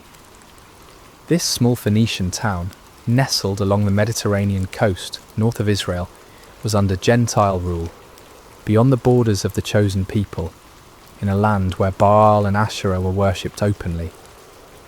Yet it was here, in this unlikely place, that God would work one of his most tender miracles. So Elijah gathered his simple possessions, his mantle, his staff, and the unwavering faith that had sustained him through these years of drought and hiding. The sun was high as he began his journey northward, his feet raising small clouds of dust from the parched earth. Behind him lay the dried brook and the memories of miraculous provision. Ahead lay uncertainty, but also the promise of God's continued care. As he walked, Elijah might have pondered the strangeness of God's ways. Here was a Hebrew prophet, a man who had proclaimed judgment upon Israel for their worship of foreign gods, now being sent to a foreign land where those very gods were revered. Yet if the years had taught him anything, it was that the Lord's thoughts were higher than his thoughts, and the Lord's ways past finding out. The journey from the Jordan Valley to the coastal region of Zarephath would take several days. Elijah travelled through landscapes scarred by drought, abandoned villages where the wells had run dry, fields where the stubble of failed crops crunched beneath his sandals, and hillsides where olive trees stretched their gnarled branches skyward in silent supplication for rain that would not come. At night he slept under stars that seemed to burn with unusual intensity in the clear, dry air. The moon, when it appeared, cast sharp shadows on the lifeless landscape, and sometimes he could hear, in the distance, the mournful cry of jackals searching for water in the empty wadis. But even as the physical landscape spoke of judgment and desolation, Elijah's heart remained anchored in hope. The same God who had sent ravens to feed him, who had made water spring from rock for Moses, who had provided manna in the wilderness for the children of Israel, had promised that a widow in Zarephath would care for him. It seemed impossible, even absurd. What widow in this time of famine would have enough to share? Yet Elijah had learned that impossibility was often the very stage upon which God chose to display his glory. On the third day of his journey, the scent of the sea began to reach his nostrils, carried on breezes that offered little relief from the heat, but spoke of his approaching destination. The landscape gradually changed from the brown hills of inland Palestine to the terraced slopes that descended toward the Mediterranean coast. In the distance, he could see the blue expanse of the great sea, its surface shimmering like hammered metal under the relentless sun. As he crested the final hill before Zarephath, Elijah paused to survey the town spread below him. It was modest in size, its flat-roofed houses clustered around a small marketplace, with narrow streets winding between them like tributaries of a dry river. The town's walls, though not as grand as those of the great cities, spoke of a community that had weathered many storms. Fishing boats lay pulled up on the beach, their nets spread out to dry, though in these days of little rain, even the sea seemed less generous with its bounty. Smoke rose from only a few chimneys, a sign that even here, far from Israel, the effects of the drought were being felt. Fuel was precious, when every piece of wood might be needed for cooking what little food remained, and families were learning to make do with cold meals and carefully rationed provisions. As Elijah descended the hill toward the town gate, his stomach reminded him that it had been hours since his last meal. The ravens no longer came with their mysterious daily provision, and the bread in his travelling pouch was long since consumed. For the first time in months, the prophet experienced the gnawing uncertainty that had become the constant companion of countless families throughout the region. But even as hunger and weariness pressed upon him, Elijah's step remained steady. Somewhere in this foreign town was a widow whom God had prepared to be his instrument of provision. The prophet did not know her name, her face, or her circumstances. He knew only that the Lord had spoken, and that was enough. The sun was now approaching its zenith as Elijah neared the gates of Zarephath, his shadow a small dark pool at his feet. Soon, very soon, he would meet the woman through whom God intended to demonstrate that his care extends beyond all human boundaries, his provision beyond all human understanding, and his power beyond even the finality of death itself. The stage was set for a miracle that would begin with a simple request for water and a piece of bread, but would culminate in wonders that neither the prophet nor the widow could have imagined. In this place of refining, in this encounter between a Hebrew man of God and a Gentile woman of faith, the character of the Almighty would be revealed in ways both tender and magnificent. The gates of Zarephath stood open in the midday heat, their wooden beams weathered and worn by countless seasons of sun and storm.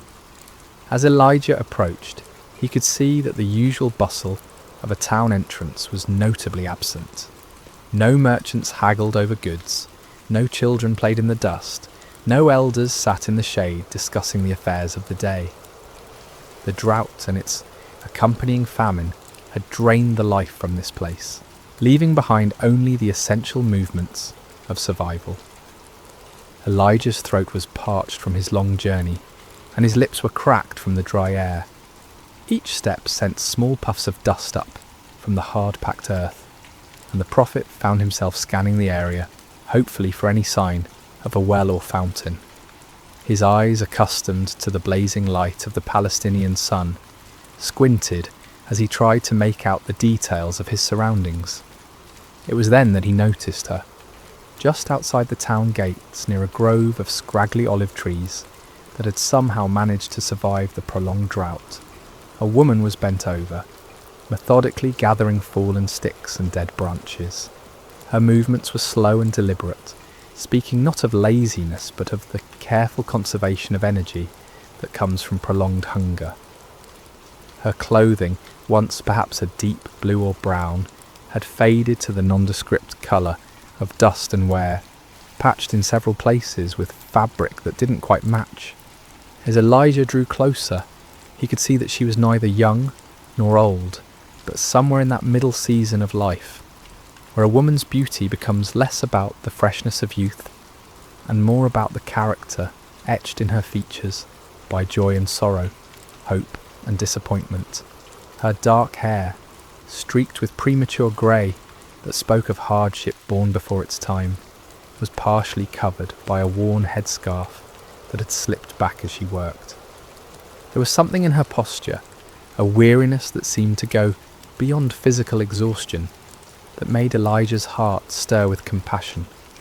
This was a woman who had carried burdens, who had made hard choices, who had watched her resources dwindle day by day until she was reduced to gathering sticks in the heat of the day. The prophet paused for a moment, studying her face as she worked. In her features, he could read the story of the drought's impact on ordinary people. Her cheeks were hollow, her eyes shadowed with the particular kind of worry that comes from watching a child grow thin. Yet there was also a quiet dignity about her, a refusal to surrender to despair, even in the face of seemingly impossible circumstances. "Excuse me," Elijah called softly, his voice rough from thirst and travel. The woman looked up, startled.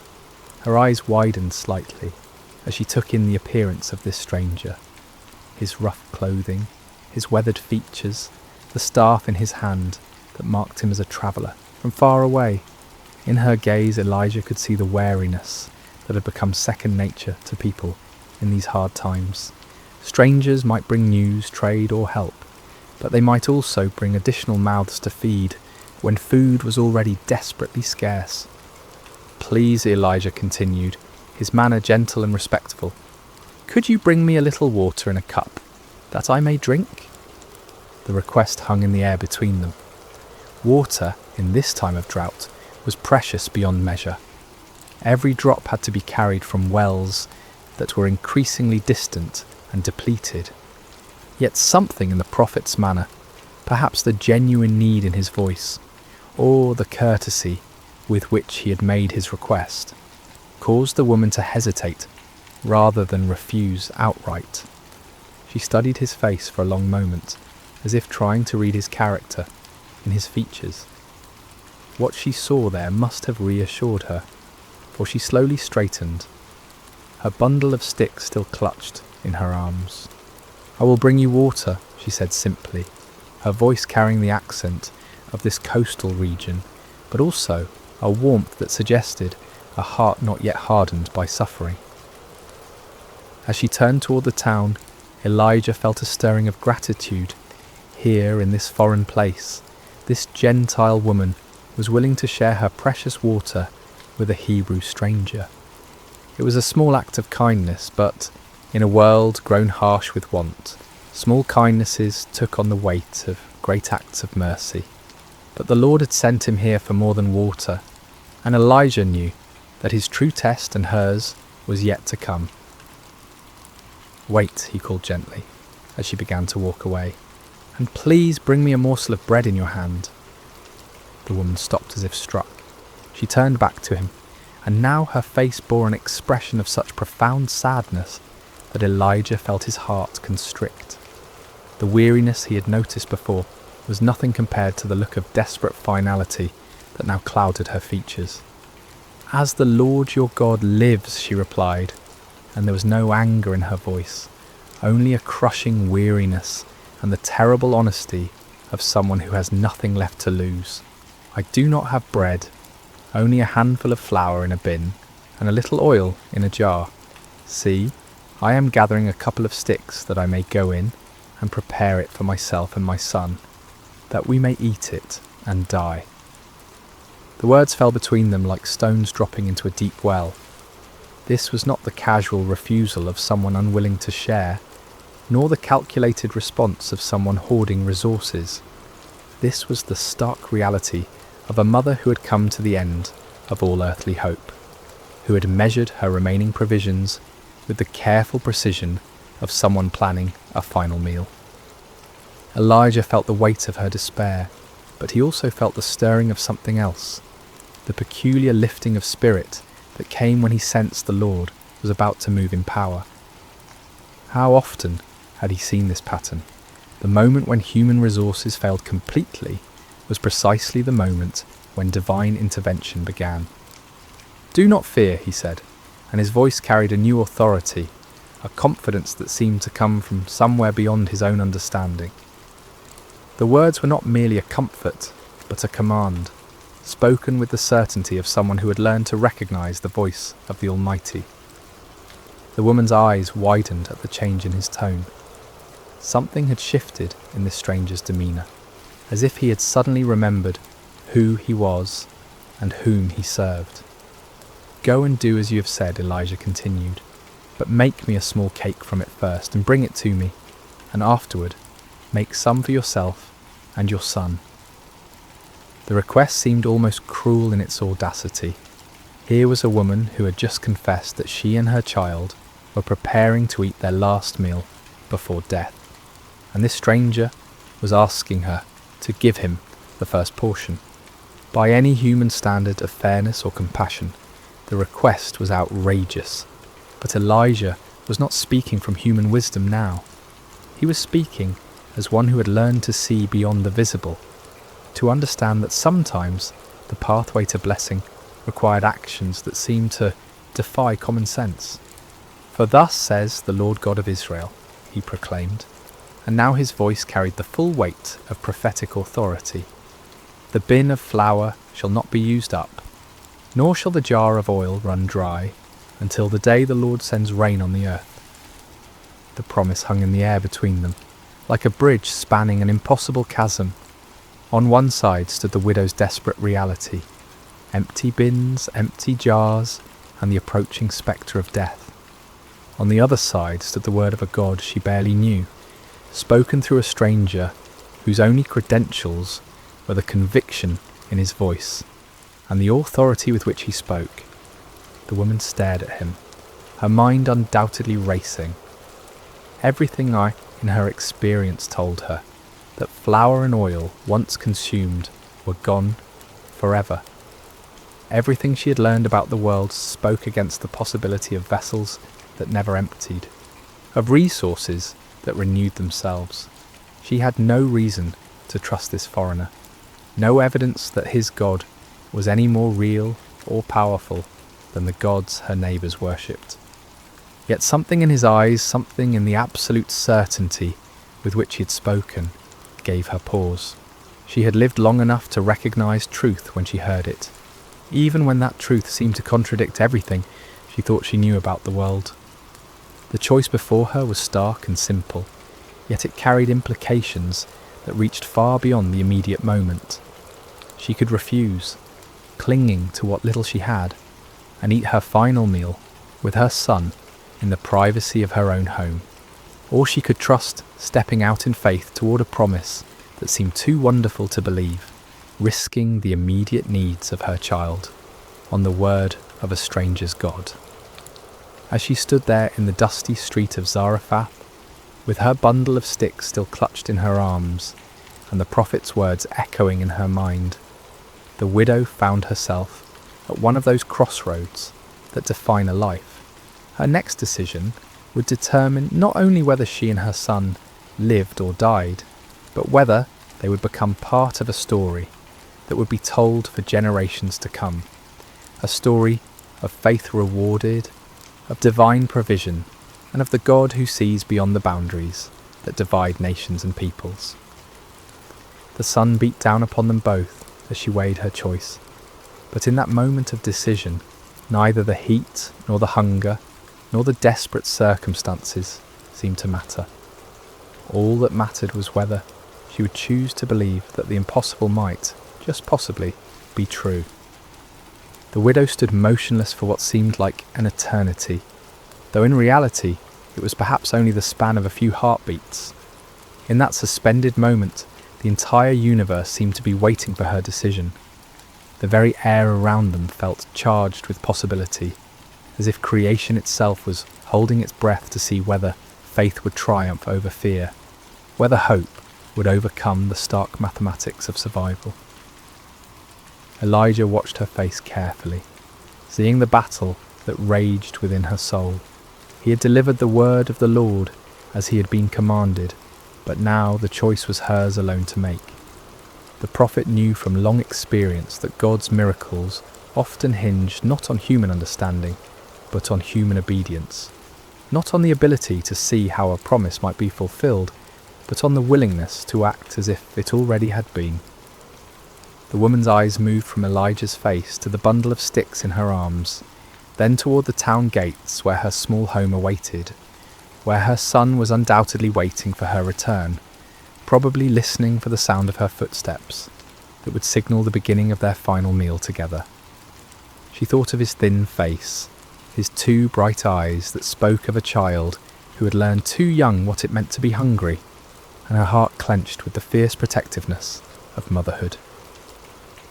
Yet something else stirred within her as well, a memory perhaps of stories she had heard as a child about the God of the Hebrews, the one who was said to part seas and rain bread from heaven. Or perhaps it was simpler than that, nothing more than the recognition that she'd already lost everything that could be lost, and in that place of complete surrender there was a strange kind of freedom. "I will do as you have said," she whispered finally, her voice so quiet that Elijah had to lean forward to hear her words. The decision, once made, seemed to infuse her with new energy. She straightened her shoulders, adjusted her grip on the bundle of sticks, and began walking toward the town gates with a purpose that had been absent from her movements before. Elijah followed at a respectful distance, marvelling at the courage it must have taken for her to choose trust over terror, faith over the apparent facts of her situation. The narrow streets of Zarephath were largely empty in the heat of midday, but the few people they encountered looked at the odd pair with curiosity. The widow, known to her neighbours as a woman facing starvation, was walking with determined steps beside a foreign stranger whose very presence seemed to radiate an unusual intensity. Word would spread quickly through the small community that something unusual was happening at the house of the widow woman. Her home, when they reached it, was modest even by the standards of a fishing town. The flat-roofed dwelling was built of the local stone, its walls weathered by countless seasons of Mediterranean storms. A small courtyard in front contained an outdoor oven that had seen little use in recent weeks, its stones cold and covered with a fine layer of dust. A few clay pots stood in the shade, and a wooden door, worn smooth by years of use, led into the main room of the house. As they approached, the door opened and a boy appeared, perhaps 10 or 11 years old, with his mother's dark eyes and hair. His frame was thin in the way that spoke of prolonged hunger, but his face lit up with genuine joy at seeing his mother return. That joy dimmed slightly as he noticed a stranger accompanying her, replaced by the cautious curiosity of a child who had learned to be wary of unexpected changes in routine. "Mother?" he said, his voice carrying a question that encompassed much more than the single word could express. The widow reached out and touched her son's face gently, a gesture that spoke of infinite tenderness and perhaps also of farewell. "This is Elijah, a prophet of the Lord God of Israel," she said simply. "We're going to prepare food, and he will eat with us." The boy's eyes widened. In their current circumstances, sharing food with anyone, even a guest, represented an act of generosity that bordered on the impossible. Yet he had learned to trust his mother's judgment, and if she said this man would eat with them, then somehow it would be so. Inside, the house was cool and dim, a welcome relief from the blazing heat outside. The main room served as both living area and kitchen, with sleeping quarters in a small adjoining chamber. Clay storage jars lined one wall, most of them standing empty like silent witnesses to the family's dwindling resources. Only 2 containers held anything of value. A small bin that contained the handful of flour the widow had mentioned, and an equally small jar that held the last precious drops of oil. The widow set down her bundle of sticks and began the familiar ritual of preparing a fire. She arranged the wood carefully in the outdoor oven, knowing that every stick must count, every flame must serve its purpose. As she worked, Elijah and the boy watched in respectful silence, each lost in his own thoughts about what was about to unfold. When the fire was burning steadily, the widow went to retrieve her flour and oil. She opened the bin and looked inside, seeing the meagre handful of grain that represented all that stood between her family and starvation. For a moment her resolve wavered. The practical voice of experience whispered that she was being foolish, that she was about to sacrifice her child's last meal on the word of a stranger. But then she remembered the authority in Elijah's voice when he had spoken his promise, the absolute certainty that had rung in his words like a bell struck in a clear mountain air. She had heard many people speak in her lifetime, merchants making promises they wouldn't keep, neighbours offering help they couldn't deliver, officials making proclamations that meant nothing. This had been different. This had carried the weight of truth spoken by someone who knew the one who held the universe in his hands. With steady hands, she measured out the flour, not all of it, but enough to make a small loaf, as Elijah had requested. She added the precious oil, drop by careful drop, then water from their dwindling supply. As she kneaded the dough, she found herself praying to the God of Israel, a God she knew only by reputation, but whom she was now trusting with everything she held dear. The bread baked quickly in the hot oven, filling the small courtyard with an aroma that made all their mouths water and their stomachs clench with longing. When it was finished, golden brown and still steaming, the widow placed it on a wooden plate and carried it to where Elijah sat waiting. "Here," she said simply, offering him the bread that might well be the last her household would ever eat. Elijah received the loaf with the gravity it deserved, understanding that he held in his hands not just food, but an act of faith that would echo through eternity. He broke it carefully, offering portions to both the widow and her son before taking any for himself. The bread was simple fare, coarse flour baked with skill born of necessity, but it tasted like the finest feast to 3 people who had known real hunger. As they ate, a comfortable silence settled over the small courtyard. The bread satisfied their immediate hunger, but more than that, it seemed to nourish something deeper. Hope, perhaps, or the peculiar peace that comes from taking a step of faith and finding solid ground beneath one's feet.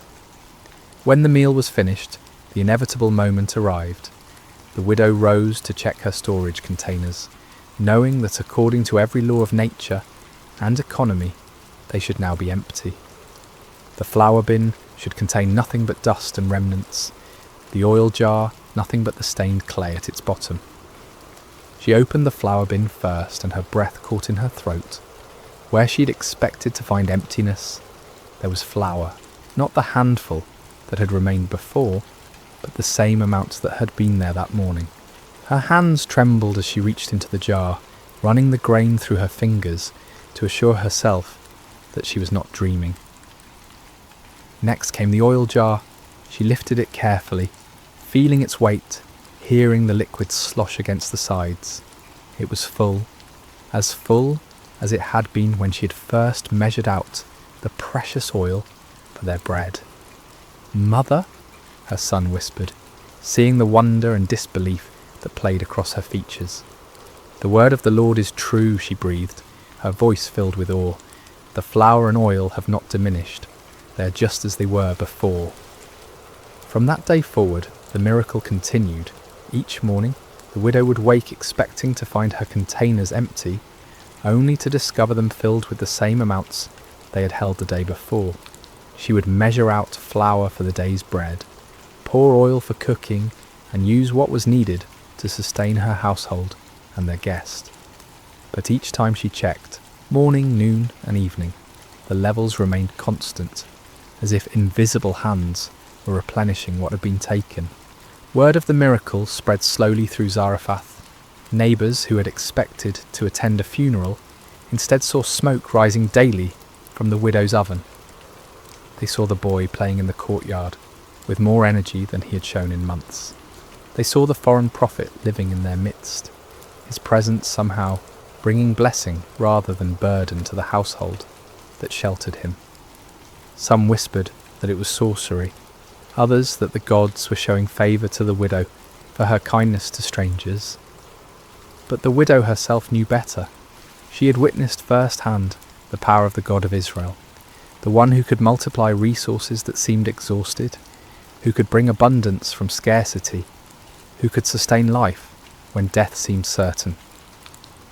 As weeks turned into months, the relationship between the widow, her son, and Elijah deepened into something like family.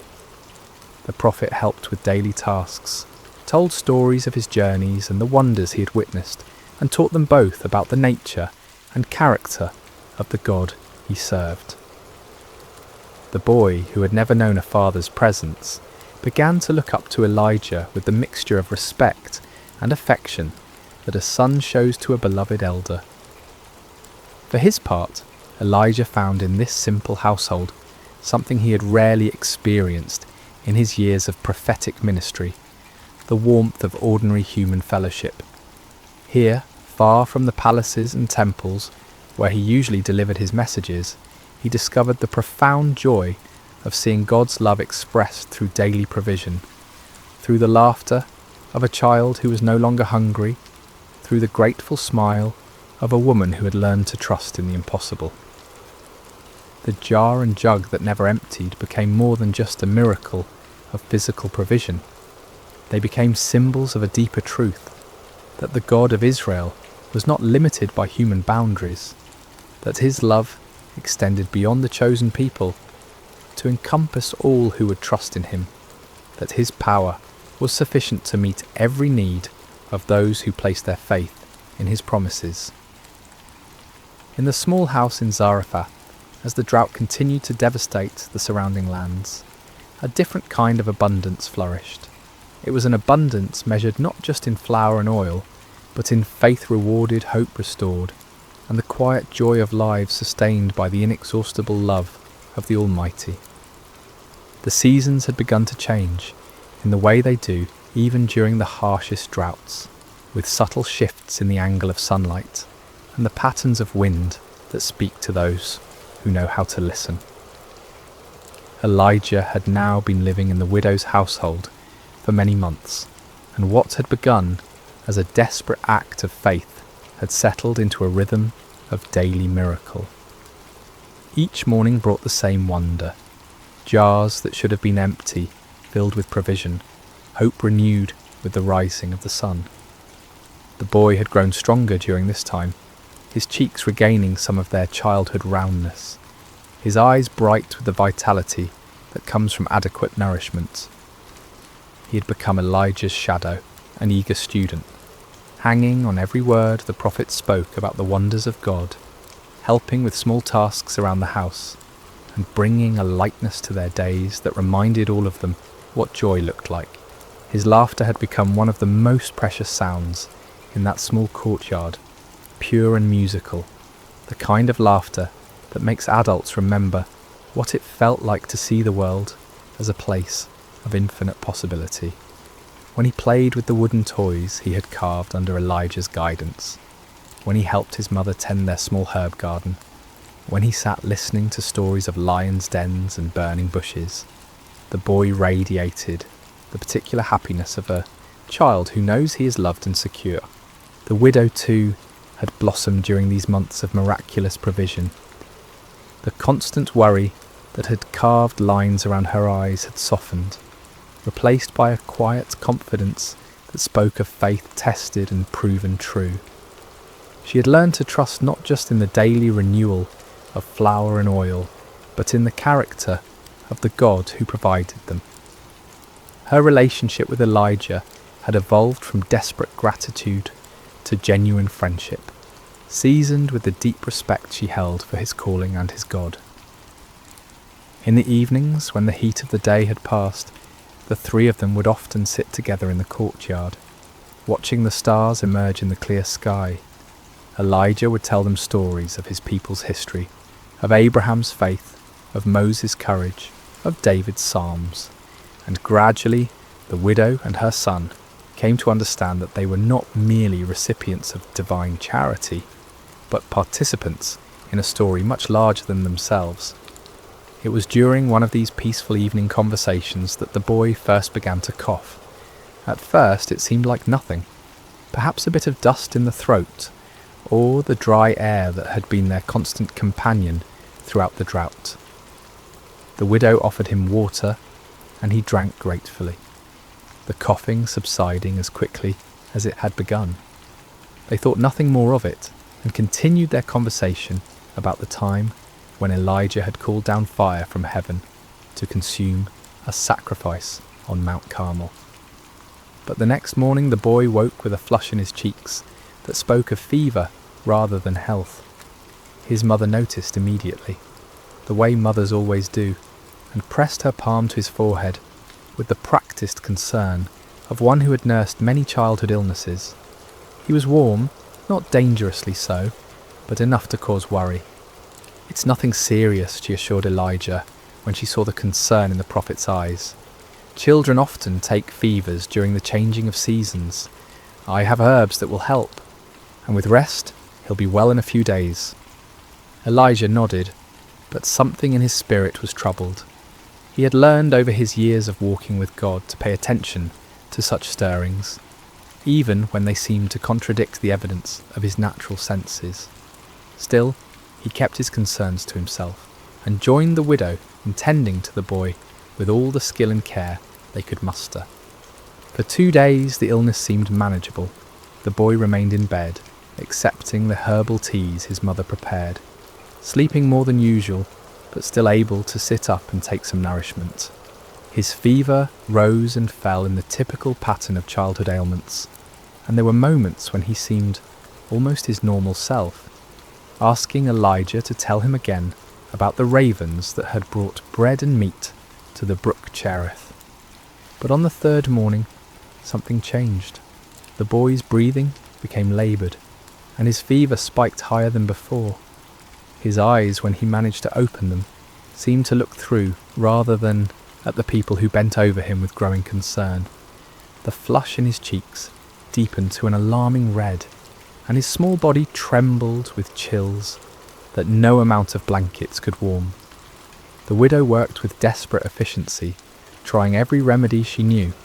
She brewed stronger teas from the herbs that had always worked before, applied cool cloths to bring down the fever, and held her son close when the chills made him shake uncontrollably. But despite all her efforts, his condition continued to deteriorate. Elijah found himself in a terrible position.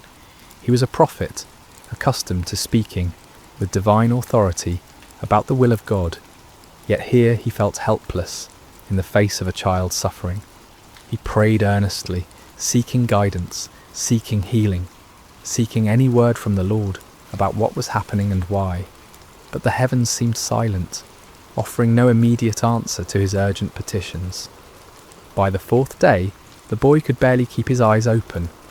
His breathing had become so shallow that both his mother and Elijah found themselves leaning close, just to assure themselves that he was still alive. The widow had not slept in 2 nights, maintaining a constant vigil beside her son's bed, and the strain was beginning to show in every line of her face. "Perhaps," she said to Elijah, during one of the boy's brief periods of peaceful sleep, "perhaps we should send for the physician from the next town. I know we have little to pay him with, but surely—" "The physicians have no more power over this illness than we do," Elijah replied gently. "This is not a sickness that earthly medicine can cure." The words hung between them, carrying implications that neither wanted to fully acknowledge. If earthly medicine could not help, if the herbs and treatments that had always worked before were proving useless, then they were facing something beyond the normal course of illness and recovery. They were facing the possibility that God might be calling this beloved child home. On the 5th morning, as the sun rose with its customary indifference to human suffering, the inevitable happened. The widow, who had dozed fitfully in her chair beside the bed, was awakened by a silence that was somehow more alarming than any sound could have been. She looked at her son and knew immediately that something fundamental had changed. His face, which had been flushed with fever, was now pale and still. His chest no longer rose and fell with the rhythm of breathing. The boy was gone. The widow's scream of anguish pierced the morning air, a sound so raw and primal that it seemed to tear through the very fabric of hope itself. She gathered her son's lifeless body into her arms, rocking back and forth as tears streamed down her face. "What have you done to me, O man of God?" she cried, turning to Elijah with eyes blazing with grief and accusation. "Have you come to bring my sin to remembrance and to kill my son?" The words struck Elijah like physical blows. Here was a woman who had trusted him, who had shared her last meal based on his promise, who had opened her home to him for months. And now, in the presence of God's prophet, her only child lay dead. Without a word, Elijah gently took the boy from his mother's arms. "Give me your son," he said quietly, and despite her grief, something in his tone made her release her hold on the child. Elijah carried the boy to the upper room where he had been staying, laying him carefully on the bed. Then he fell upon his face before God, crying out with all the passion of his prophetic calling. "O Lord my God, have you also brought tragedy on the widow with whom I lodge, by killing her son?" 3 times Elijah stretched himself upon the child, calling out each time, "O Lord my God, I pray, let this child's soul come back to him." The silence that followed seemed to stretch into eternity. Then, like the first breath of dawn, after the longest night, the boy's chest rose. His eyes fluttered open, clear and bright, and he looked up at Elijah with wonder. "Teacher?" he whispered, his voice weak but unmistakably alive. Elijah gathered the boy in his arms, his own eyes wet with tears of joy and gratitude. "Come," he said, "let us go to your mother." When the widow saw her son walking down the stairs, alive and whole, she fell to her knees. "Now by this I know that you are a man of God," she declared through her tears, "and that the word of the Lord in your mouth is the truth." The miracle at Zarephath teaches us profound truths that echo through the ages.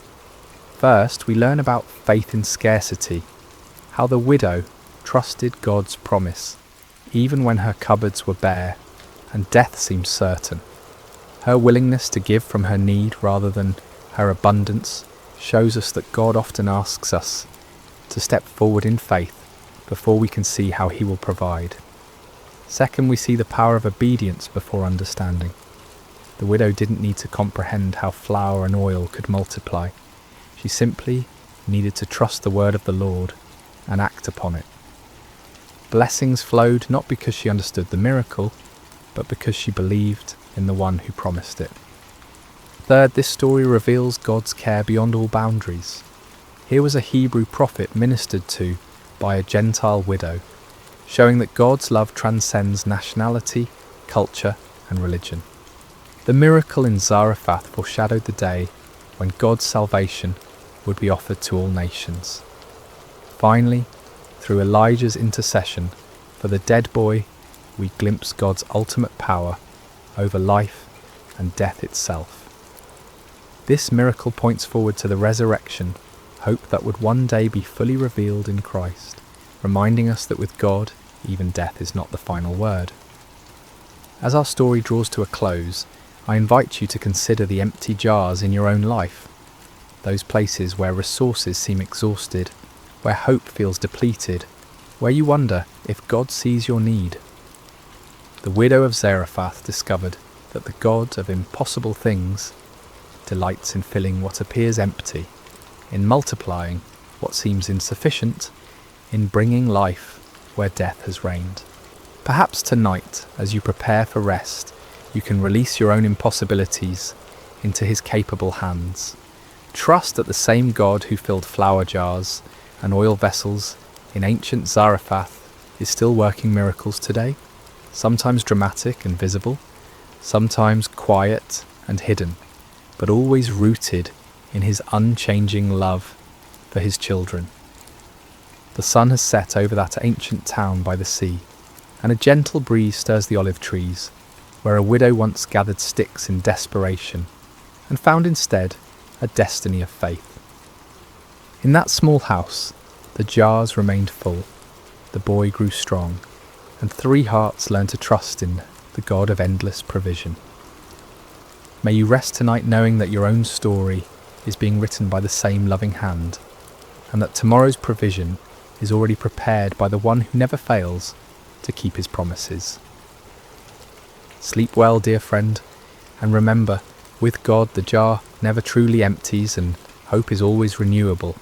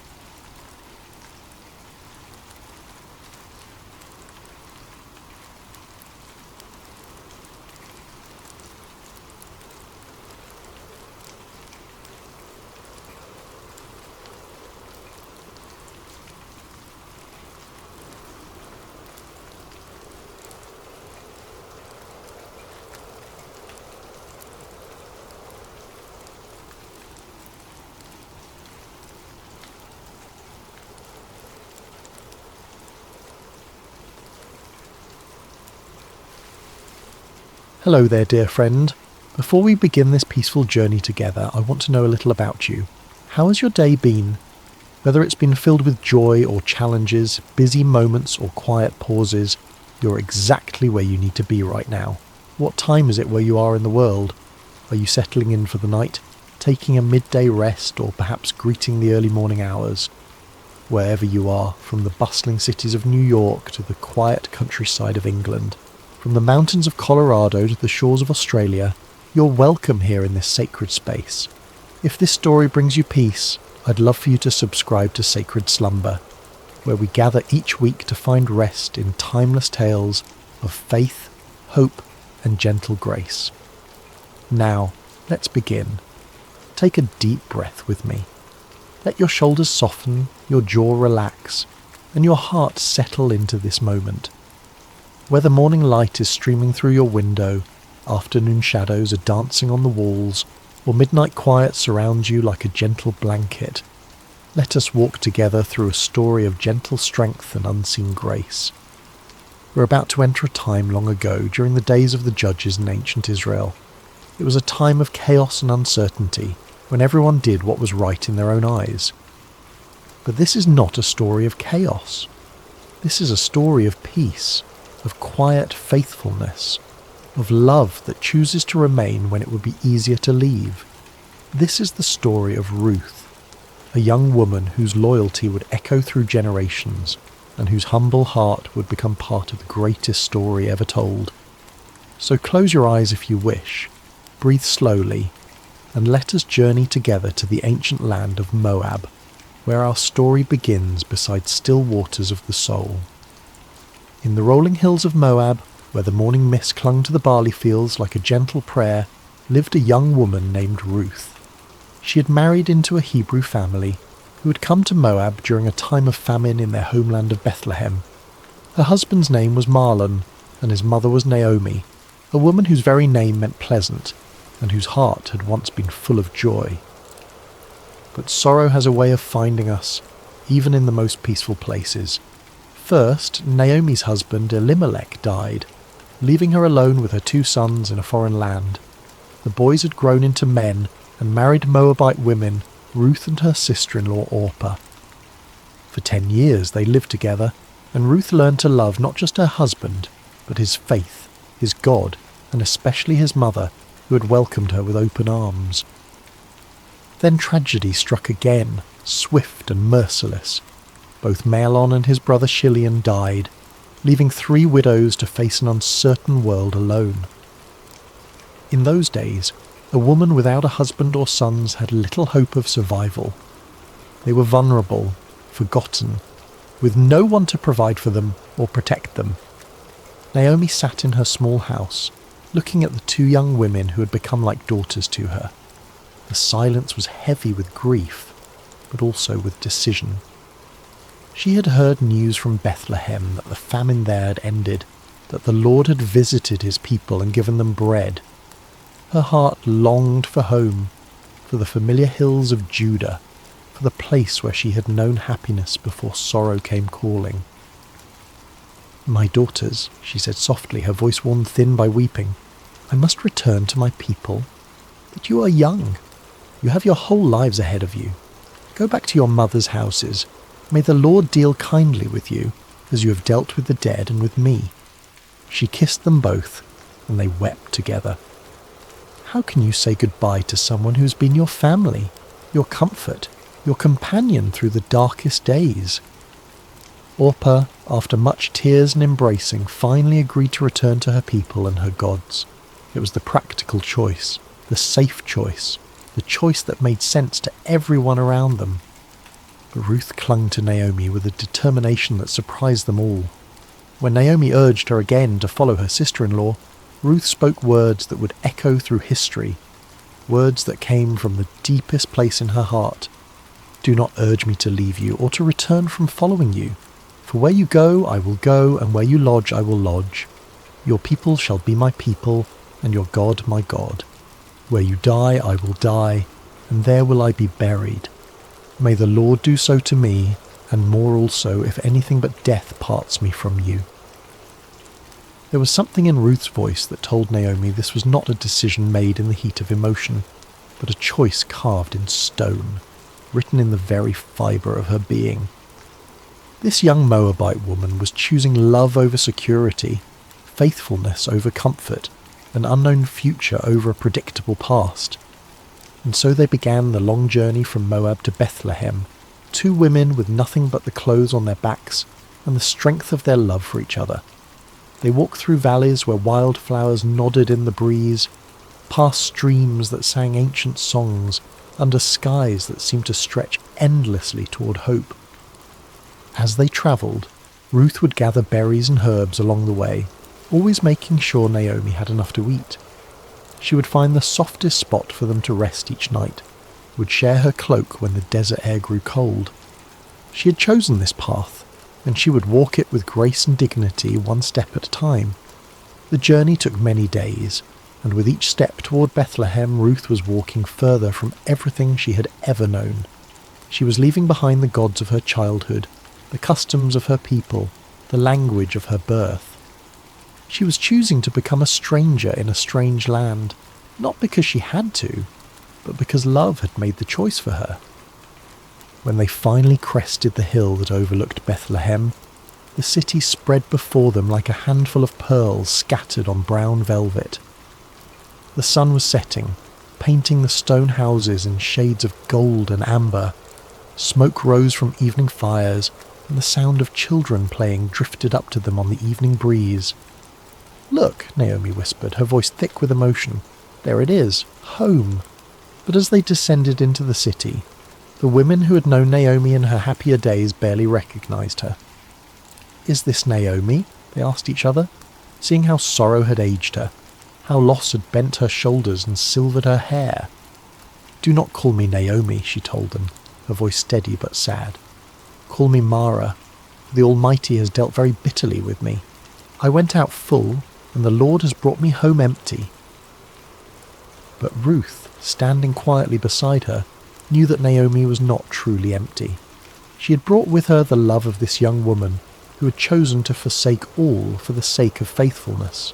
And though neither of them knew it yet, they had arrived in Bethlehem at the beginning of barley harvest, when the fields were golden and ready, when provision was about to unfold in ways they could never have imagined. The story was just beginning, and the God who notices every sparrow that falls, who counts every tear that is shed, who remembers every act of kindness, was already preparing the next chapter of their lives. The morning air in Bethlehem was crisp and clean, carrying the scent of ripening grain and the promise of a new day. Ruth woke early, as she always did, listening to the gentle rhythm of Naomi's breathing beside her. They had found a small place to stay, but their provisions were nearly gone, and Ruth knew that something had to be done. She'd heard about the law of gleaning, a beautiful provision that the God of Israel had made for the poor and the stranger. After the reapers went through the fields harvesting the grain, the needy could follow behind and gather what was left. It was honest work, humble work, but it was work that could keep them alive. "Let me go to the fields," Ruth said gently to Naomi, "and glean among the ears of grain after him in whose sight I shall find favour." Naomi nodded, understanding the necessity but also the risk. Ruth was young and beautiful, and the fields could be dangerous places for a woman alone. But there was something in Ruth's quiet determination that spoke of inner strength, of a spirit that could not be easily broken. And so Ruth set out in the early morning light, joining the other gleaners who moved like shadows behind the harvest workers. She had wrapped her head modestly and carried a small basket, ready to spend the day bent over in the sun, gathering grain kernel by kernel. As it happened, she came to the field that belonged to Boaz, a man of great wealth and standing in Bethlehem. But more than that, though Ruth did not know it yet, Boaz was a relative of Naomi's late husband, a kinsman who had the right and responsibility to help family members in need. The phrase, "as it happened," seems simple enough, but sometimes the most profound movements of providence come disguised as coincidence. Ruth's feet carried her to that particular field not by accident, but by the gentle guidance of a God who was weaving a story larger than she could imagine. Boaz arrived at his field that morning, as was his custom, to greet his workers and oversee the harvest. He was a man in his middle years, with kind eyes and calloused hands that spoke of honest work. When he saw his reapers, he called out, "The Lord be with you," and they responded, "The Lord bless you." It was more than a greeting. It was a glimpse into the heart of a man who knew that all good things come from above. But his attention was caught by a young woman he had never seen before, working quietly at the edge of his field. She moved with grace and dignity, even in the humbling work of gleaning. There was something about her that drew his eye, not just her beauty, but the way she carried herself with quiet strength. "Whose young woman is this?" he asked his foreman. "She is the young Moabite woman who came back with Naomi from the country of Moab," the foreman replied. "She asked permission to glean and gather among the sheaves after the reapers, and she has been working steadily from early morning until now with only a brief rest." Boaz watched her for a moment longer, seeing how she worked without complaining, how she was careful not to take more than was rightfully hers, how she paused to help an elderly gleaner who had dropped her grain. His heart was moved by her diligence and her kindness. He approached her quietly, not wanting to startle her. "Listen, my daughter," he said gently. "Do not go to glean in another field, and do not leave this one. Stay close to my young women. Keep your eyes on the field that they are reaping, and go after them. I have charged the young men not to touch you, and when you are thirsty, go to the vessels and drink what the young men have drawn." Ruth was so surprised by his kindness that she fell on her face and bowed to the ground. "Why have I found favour in your sight," she asked, "that you should take notice of me, since I am a foreigner?" But Boaz had already heard the story of her loyalty to Naomi, how she had left her own people to care for her mother-in-law. "All that you have done for your mother-in-law since the death of your husband has been fully told to me," he said, his voice warm with admiration. "How you left your father and mother and your native land and came to a people that you did not know before. The Lord repay you for what you have done, and a full reward be given you by the Lord, the God of Israel, under whose wings you have come to take refuge." Ruth's eyes filled with tears at his words. She had not expected such kindness from a stranger, such recognition of her small acts of faithfulness. "You have comforted me and spoken kindly to your servant," she said softly, "though I am not one of your servants." As the day wore on, Boaz continued to watch over her. At mealtime he invited her to eat with his workers, to dip her bread in the wine and share in the meal. He even made sure she had roasted grain to take home to Naomi. When she returned to her gleaning, he quietly instructed his workers to leave extra grain for her to find, to make her work easier and more fruitful. The sun was beginning to set when Ruth finally made her way home, her basket heavy with grain. She had gathered an ephah of barley, enough to feed herself and Naomi for many days. But more than that, she carried with her the memory of unexpected kindness, of a man who had seen beyond her status as a foreigner and a widow to recognize the faithfulness of her heart. When she showed Naomi all that she'd gathered and told her about the kindness of Boaz, Naomi's eyes brightened for the first time in months. "Blessed be he by the Lord," she said, "whose kindness has not forsaken the living or the dead. The man is a close relative of ours, one of our redeemers." Ruth continued to glean in the fields of Boaz throughout the barley harvest and the wheat harvest, always welcomed, always protected, always provided for. She would come home each evening with grain and with stories of the kindness she had experienced. And slowly, so slowly that neither of them noticed it happening, hope began to take root in their hearts once again.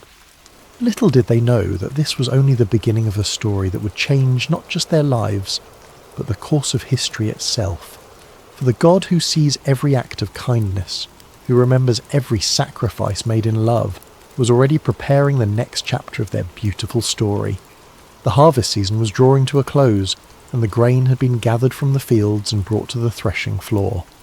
It was a time of celebration and completion, when the hard work of the harvest gave way to the satisfaction of provision secured. The air was filled with the sound of winnowing, as the grain was separated from the chaff in the evening breeze.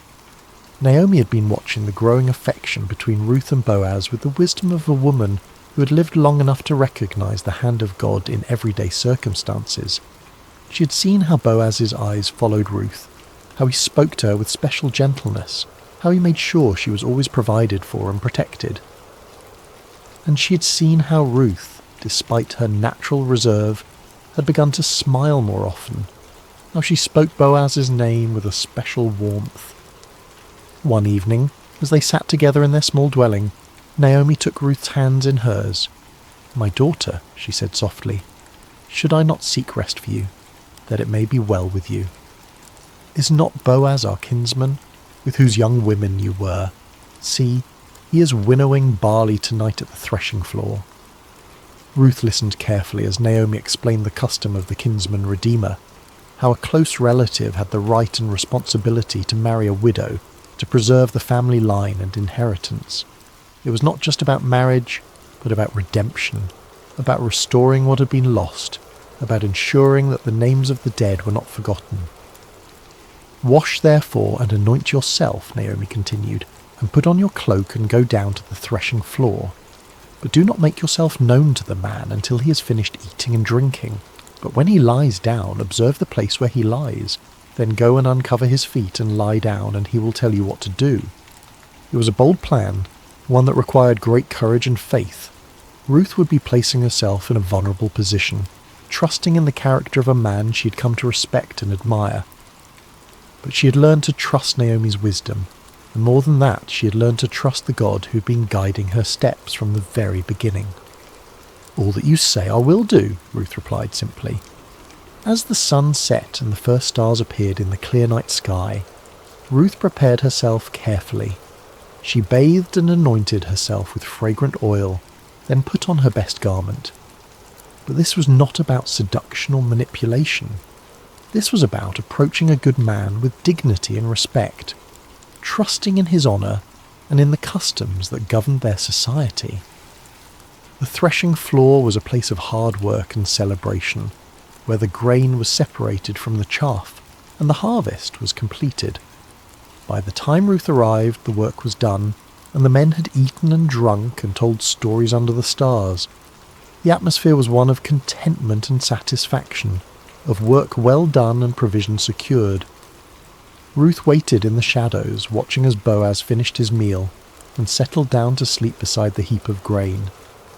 It was his responsibility to guard the grain through the night, to ensure that nothing was stolen or damaged. The night was warm and peaceful, filled with the sounds of crickets and the gentle rustle of the evening breeze. When all was quiet and Boaz was sleeping peacefully, Ruth approached with silent steps. Her heart was beating fast, but her movements were sure and deliberate. She gently uncovered his feet and lay down, then waited in the darkness for him to wake. It was midnight when Boaz stirred, suddenly aware of someone at his feet. He was startled but not afraid, turning carefully to see who was there. In the dim starlight he could make out the form of a woman, and he recognized her immediately. "Who are you?" he asked softly. "I am Ruth, your servant," she replied, her voice steady despite her racing heart. "Spread your wing over your servant, for you are a redeemer." It was a beautiful way of asking for his protection and provision, using the imagery of a bird sheltering her young under her wing. She was asking him to fulfill the role of kinsman-redeemer, to marry her and restore the inheritance of her late husband. Boaz was deeply moved by her words, by the trust she had placed in him, by the way she had approached him with such dignity and grace. "May you be blessed by the Lord, my daughter," he said warmly. "You have made this last kindness greater than the first in that you have not gone after young men, whether poor or rich." He was older than Ruth, a man of substance and position, and he was amazed that she would choose him over the many young men who would have been eager to marry such a beautiful and virtuous woman. Her choice spoke of wisdom and character, of a heart that valued kindness and faithfulness over youth and passion. "And now, my daughter, do not fear," he continued. "I will do for you all that you ask, for all my fellow townsmen know that you are a worthy woman. And now it is true that I am a redeemer, yet there is a redeemer nearer than I." There was another relative who had the first right of redemption, and Boaz was too honourable to proceed without giving that man the opportunity to fulfil his duty.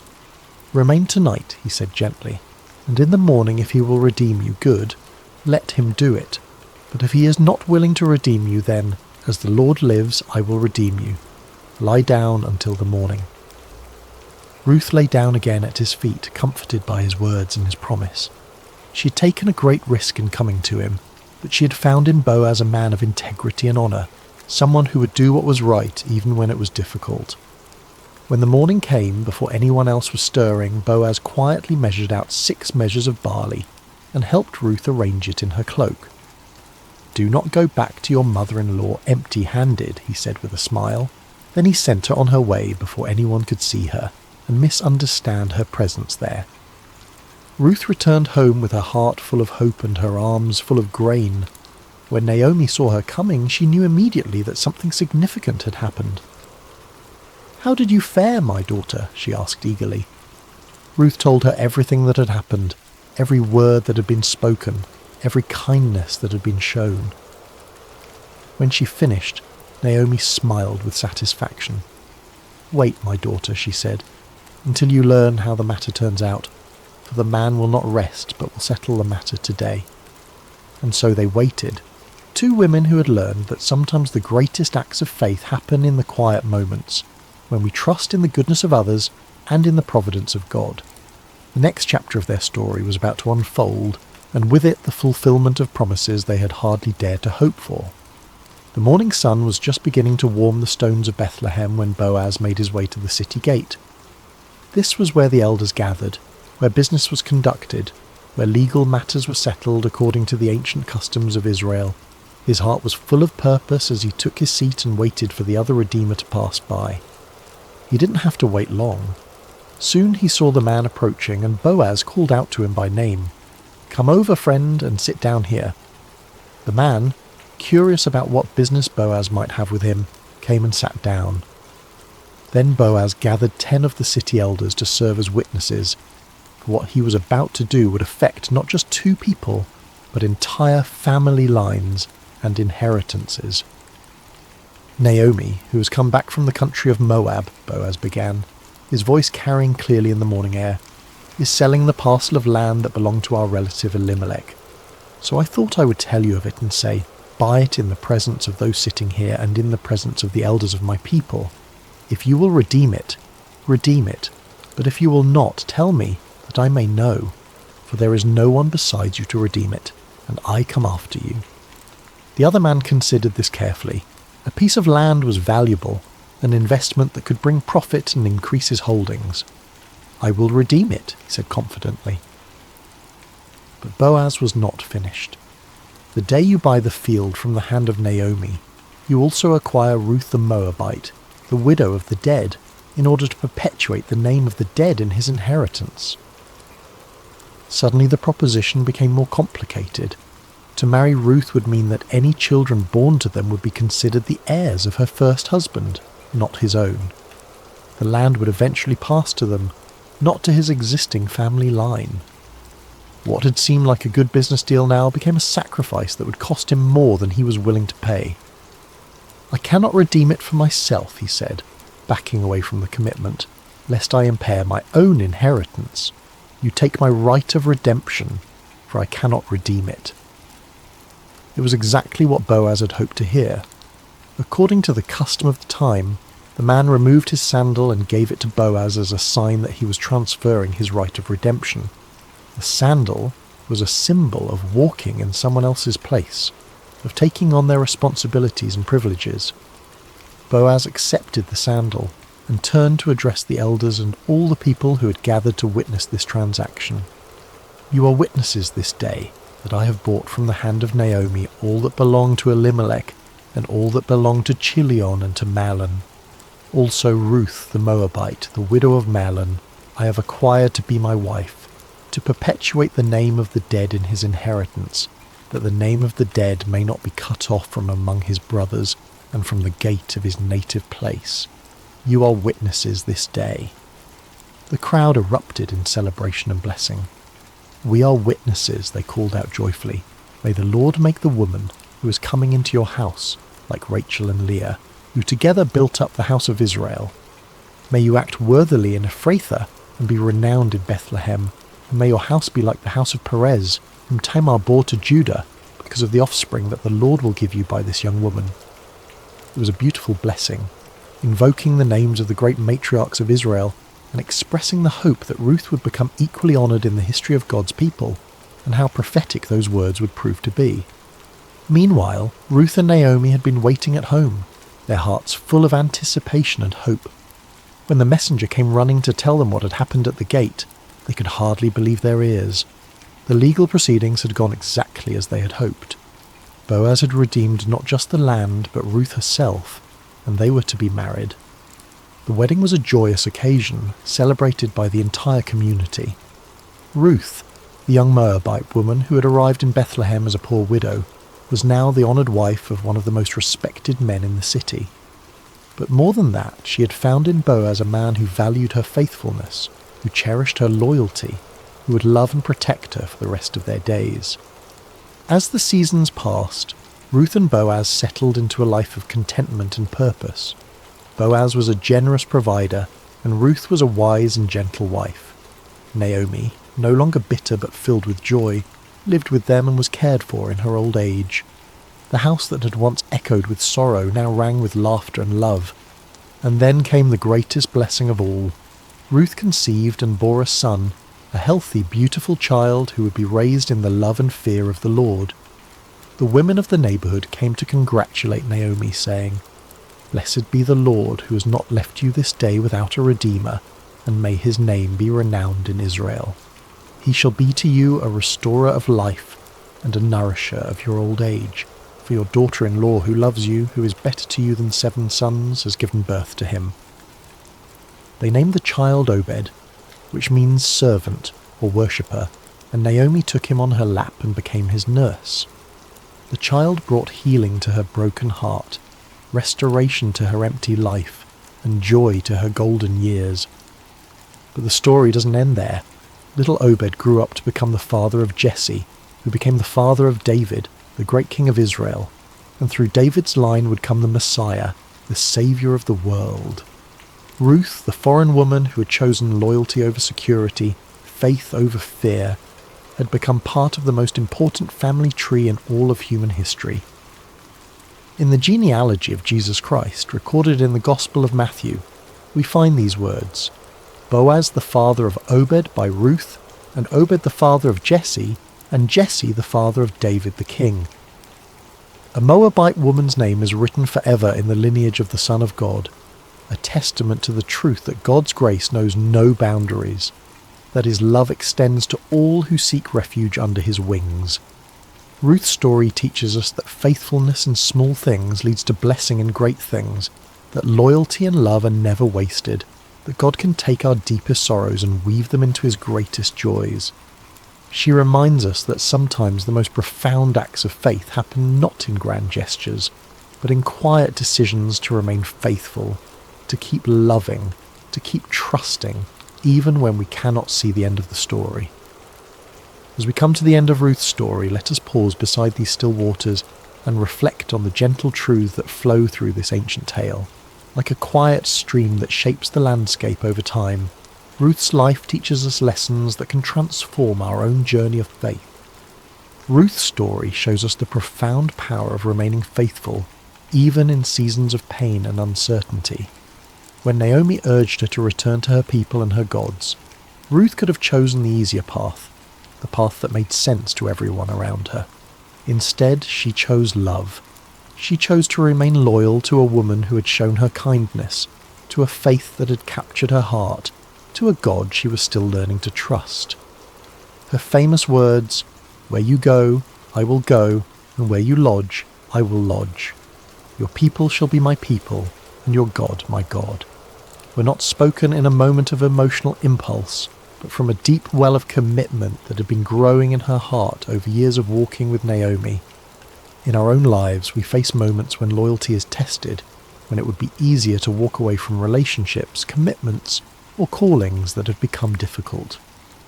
Ruth's example reminds us that some of the most beautiful chapters of our lives are written in the ink of faithful love, even when that love costs us something precious. Have you ever chosen love when it would have been easier to walk away? Perhaps you stayed with a friend through a difficult season, remained committed to a calling when it became challenging, or continued to love someone even when they couldn't love you back in the same way. These quiet acts of loyalty are never wasted. They shape us into people of depth and character, and they often open doors to blessings we never could have imagined. One of the most beautiful aspects of Ruth's story is how rarely God's name is mentioned, yet his presence is evident in every chapter. The phrase, "as it happened," appears when Ruth comes to Boaz's field, but we understand that this was no accident. It was divine providence working through ordinary circumstances to bring about extraordinary results. God's guidance in Ruth's life came not through burning bushes or angelic visitations, but through the kindness of a stranger, the wisdom of a mother-in-law, and the legal proceedings at a city gate. He worked through the natural rhythms of harvest and gleaning, through cultural customs and family relationships, through the everyday decisions of people who were simply trying to do what was right.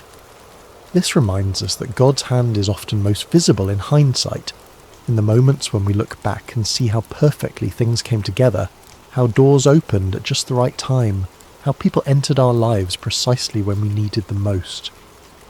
The God who numbers our days and knows our needs is constantly at work in the ordinary moments of our lives, weaving together circumstances and relationships for our good and his glory.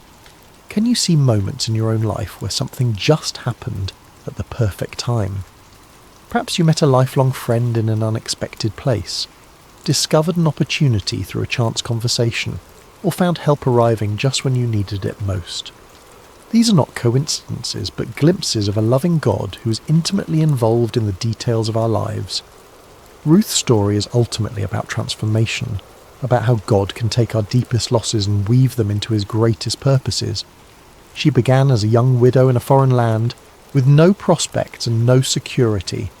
She was an outsider, a foreigner, someone who by all human standards had little to offer the grand story of God's people. Yet her simple acts of faithfulness, her quiet loyalty, her willingness to work humbly in the fields, positioned her to become part of the royal lineage of David and ultimately of Jesus Christ. Her name is recorded forever in the genealogy of the Messiah, a testament to the truth that no one is too small, too foreign, or too broken to be used by God for his purposes. Ruth's transformation from widow to wife, from foreigner to family member, from poverty to provision, reminds us that our current circumstances do not define our future possibilities. The God who saw potential in a Moabite gleaner sees potential in each of us, regardless of our background, our mistakes, or our limitations. No matter where you come from, no matter what losses you have experienced, no matter how ordinary your life may seem, your story can become part of something bigger. Your faithfulness in small things, your acts of love and loyalty, your willingness to trust God even when you cannot see the whole picture. These are the threads that God uses to weave his magnificent tapestry of grace. Perhaps you are in a season of loss right now, wondering if your pain has any purpose, if your faithfulness matters, if your small acts of love make any difference. Ruth's story whispers hope into those questions. It reminds us that God wastes nothing, that he can bring beauty from ashes, that he specializes in writing stories of redemption and restoration. The title of Ruth's story, Beside Still Waters, comes from the 23rd Psalm, where David writes about the Good Shepherd, who leads his sheep beside still waters and restores their souls. Ruth's life exemplifies this truth. In the midst of chaos and uncertainty, she found peace in her commitment to love and faithfulness.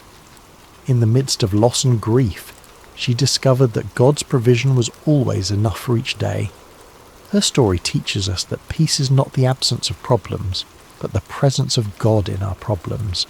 It's not found in perfect circumstances, but in perfect trust. Ruth faced real challenges, real losses, real fears, but she faced them with a spirit of quiet faith and humble obedience. The still waters of God's peace are available to us in every season of life. They flow not from our circumstances, but from our relationship with the one who is the source of all peace. When we, like Ruth, choose to trust in God's goodness, even when we cannot see his plan, when we choose to remain faithful even when the path is unclear, we find ourselves beside still waters where our souls can be restored.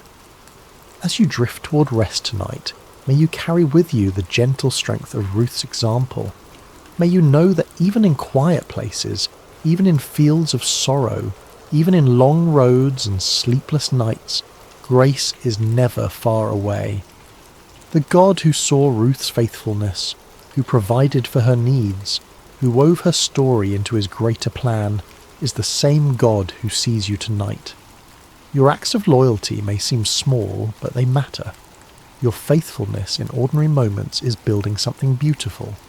Your willingness to trust when you cannot see the whole picture is positioning you for blessings you cannot yet imagine. Rest now in the peace that comes from knowing you are held by a love that will never let you go, guided by a wisdom that sees the end from the beginning, and called into a story that is bigger and more beautiful than you can possibly imagine.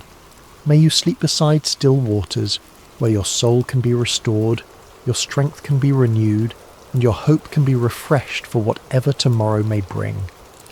The God who led Ruth from loss to legacy, from sorrow to joy, from emptiness to fullness is leading you too, and his plans for you are good. Sweet dreams, dear friend.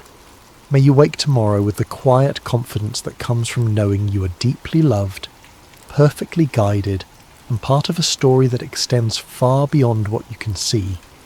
Like Ruth, who could never have imagined that her simple decision to stay loyal to Naomi would lead to her becoming the great-grandmother of King David, you too are part of a tapestry being woven by hands far wiser than your own. Your faithfulness today, your love tomorrow, your trust in the unseen God who walks beside you, these are the threads that he is using to create something beautiful, something lasting, something that will echo through generations. Rest now in the shadow of his wings, knowing that you are safe, you are seen, and you are more precious than you know. The same God who led Ruth beside still waters is leading you too, and his love will never fail. Amen.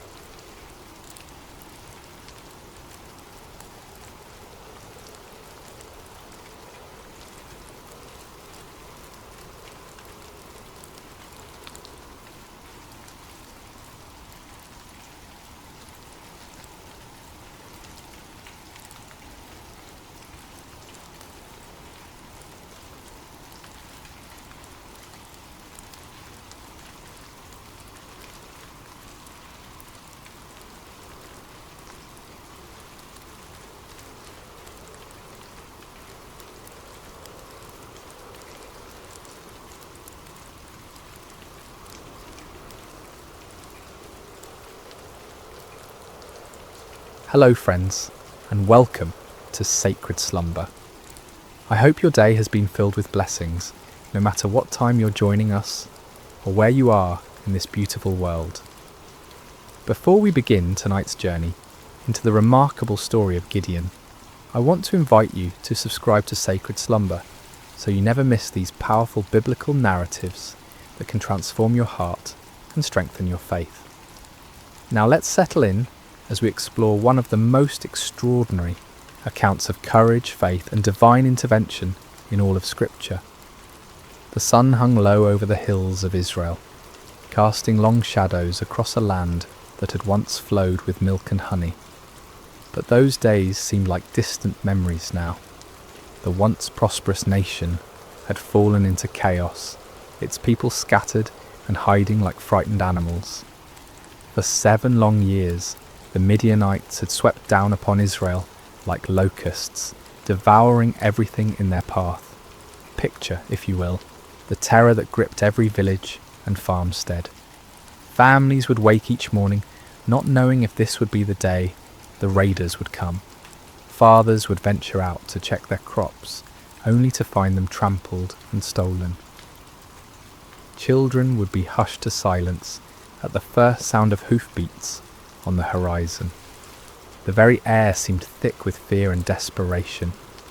The Midianites, along with their allies, the Amalekites, and other eastern peoples, had turned the conquest of Israel into an annual ritual. Like a plague of locusts, they would arrive at harvest time, their camels beyond counting, stretching across the landscape as far as the eye could see. They would strip the land bare, taking not only the grain and livestock, but also crushing the spirits of God's chosen people. Farmers had abandoned their fields, choosing instead to hide in mountain caves and underground chambers.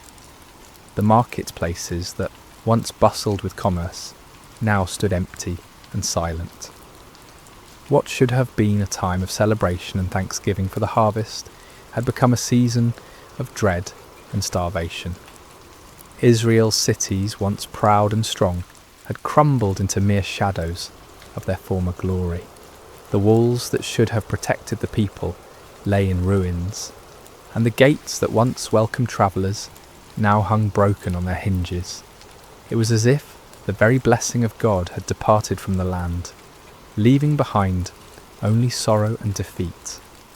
In this atmosphere of despair, mothers would gather their children close and whisper the old stories of how God had delivered their ancestors from Egypt, how he had parted the Red Sea and given them victory over mighty enemies. But those stories seemed like fairy tales now, beautiful but impossible dreams from a time when God still cared about his people.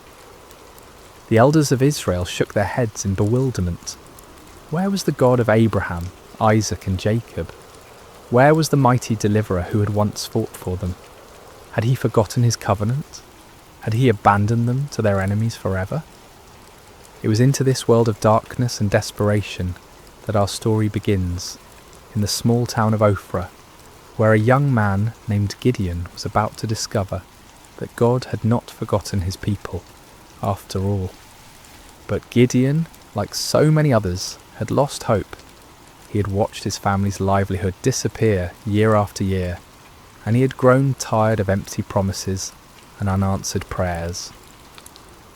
On this particular day, the storm clouds gathered on the horizon, both literally and figuratively.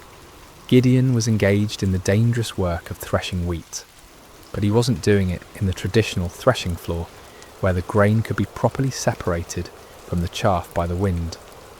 Instead, he was hidden away in a wine press, a place where grapes were normally crushed to make wine. It was cramped, inefficient, and poorly ventilated, but it offered something more valuable than convenience. It offered concealment from enemy eyes. As Gideon worked in his makeshift hiding place, sweat dripping from his brow in the confined space, he embodied the broken spirit of his entire nation. Here was a man reduced to secret, fearful labour just to provide basic sustenance for his family. The very act of threshing wheat, once a joyful community celebration, had become a furtive, isolated struggle for survival. Little did Gideon know that this moment of apparent defeat would become the launching pad for one of the most remarkable displays of God's power in human history. The God who seemed absent was actually watching, waiting, and preparing to use this unlikely hero in ways that would astound both friend and foe alike. The rhythm of Gideon's work was steady but tense. Each strike of his flail against the wheat stalks echoed softly in the confined space of the wine press. His eyes darted frequently toward the opening above, watching for any sign of danger. The precious grain he was salvaging represented not just food for today, but hope for tomorrow, assuming the Midianites didn't discover his hiding place. The silence of the afternoon was broken by an unexpected voice. "The Lord is with you, mighty warrior." Gideon's heart nearly stopped. He spun around, flail raised defensively, expecting to see a Midianite scout who had somehow discovered his secret location. Instead, he found himself face to face with a figure unlike any he had ever encountered. The stranger sat calmly beneath the great oak tree that overlooked the wine press, his presence somehow both commanding and peaceful. The greeting struck Gideon as almost mockingly ironic. Mighty warrior, him, the man who was reduced to threshing wheat in secret, constantly looking over his shoulder in fear, and the Lord is with you? If that were true, then why was Israel suffering under such devastating oppression? "Pardon me, my lord," Gideon replied, his voice heavy with skepticism and pain. "But if the Lord is with us, why has all this happened to us? Where are all his wonders that our ancestors told us about when they said, 'Did not the Lord bring us up out of Egypt?'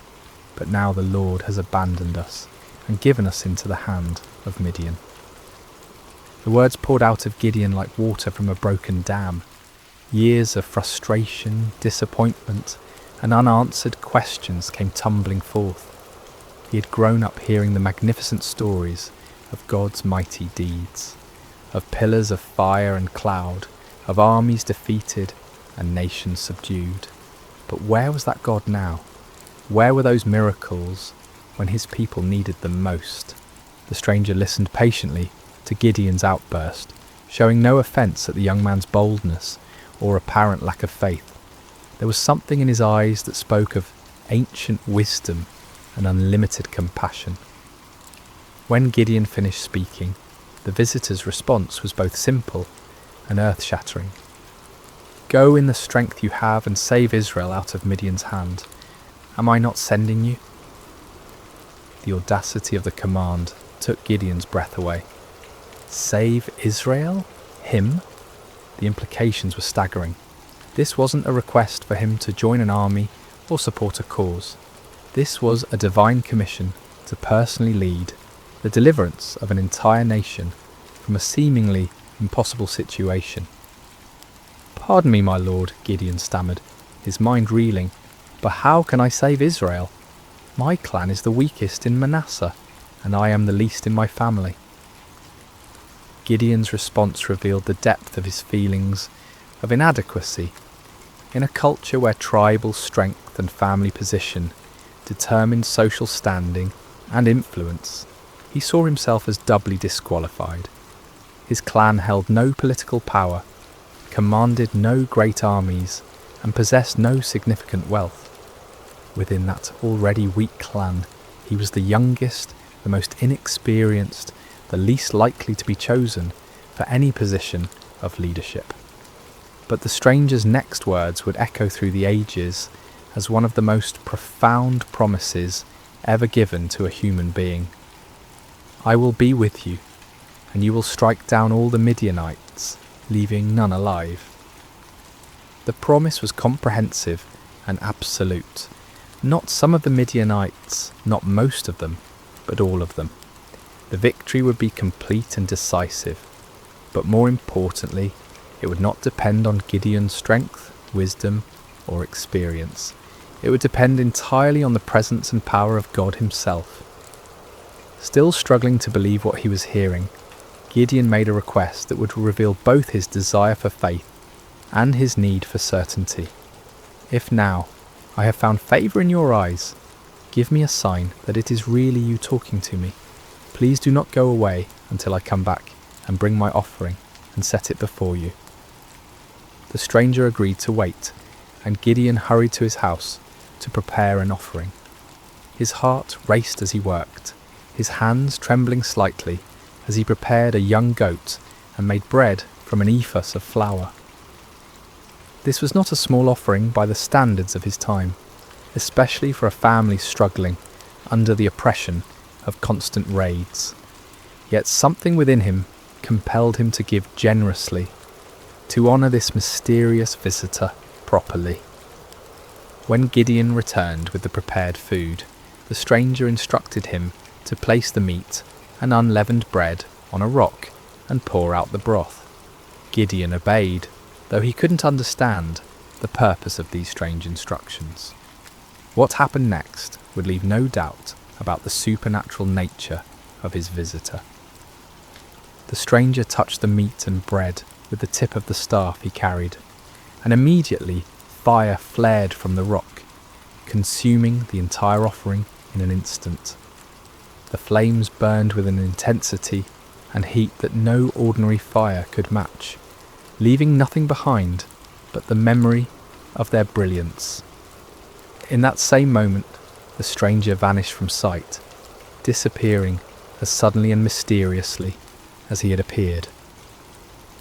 Terror gripped Gideon's heart as the full realization of what had just occurred crashed over him like a mighty wave. This had been no ordinary man, no mere messenger or prophet. This had been the angel of the Lord, a manifestation of God himself. In that moment of understanding, Gideon was overwhelmed not with joy, but with mortal fear. "Alas, sovereign Lord," he cried out in anguish, "I have seen the angel of the Lord face to face." In the ancient world, it was believed that no human could see God and live. The very encounter that should have filled him with confidence instead filled him with terror. Had his boldness in questioning and testing the Lord sealed his doom? Would he die for having stood in the presence of the Almighty? But even in his moment of greatest fear, God's grace reached out to comfort him. The voice of the Lord came to him again, gentle and reassuring. "Peace, do not be afraid, you are not going to die." With his own hands, Gideon built an altar on that spot and called it, "The Lord is Peace." The place where he had threshed wheat in fear and desperation had become holy ground, the site of a divine encounter that would change not only his life, but the destiny of an entire nation. As night fell over Ophrah, Gideon stood beside his new altar, his mind swirling with the magnitude of what had occurred. The God of his ancestors had not abandoned Israel after all.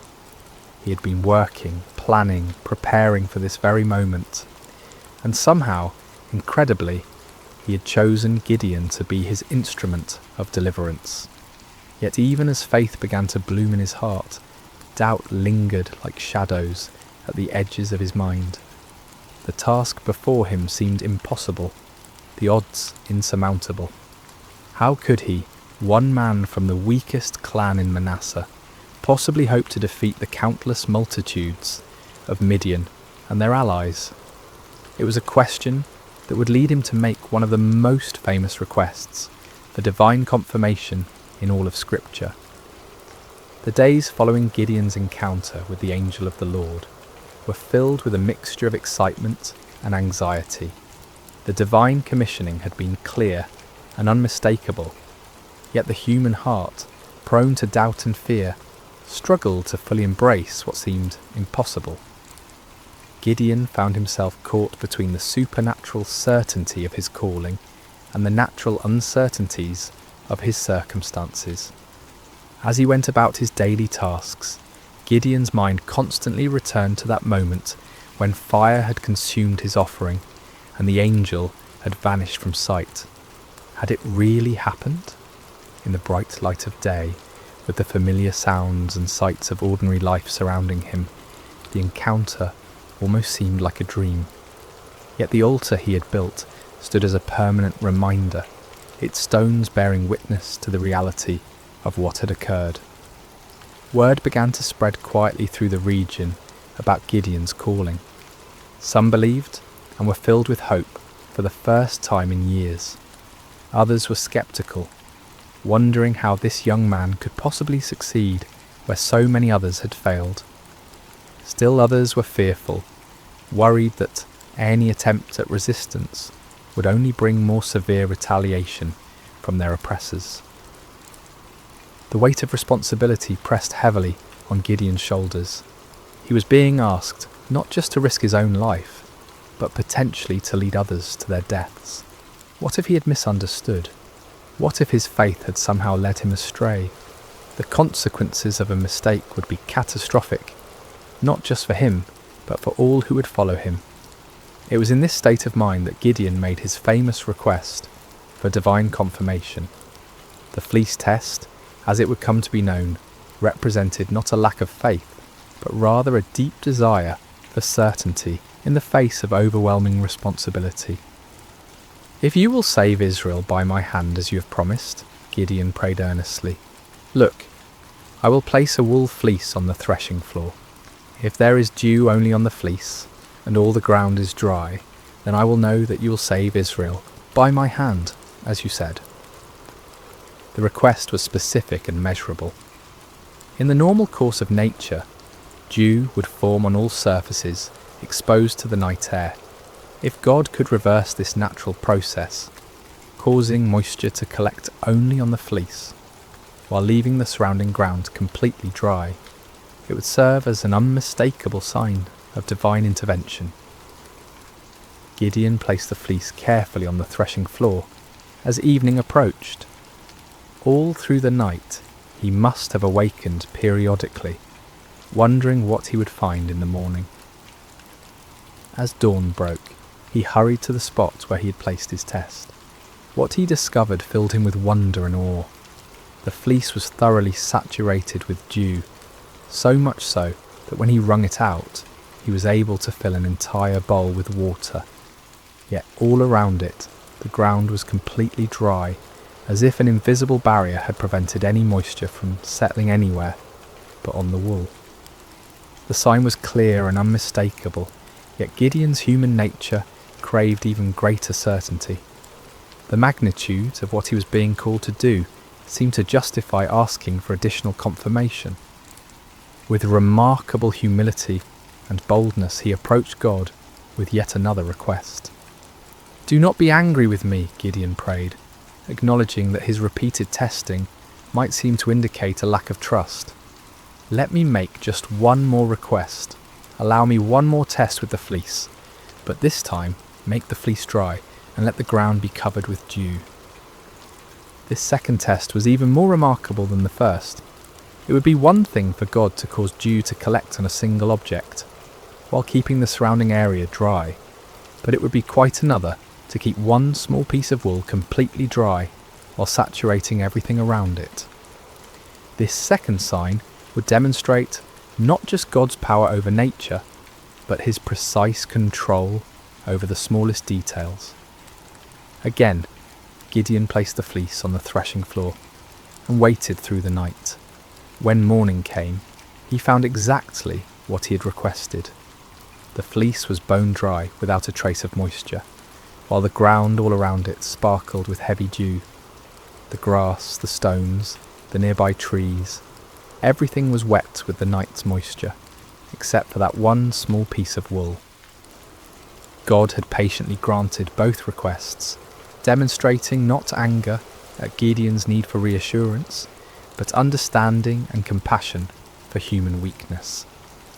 The fleece tests revealed important truths about the nature of faith and the character of God.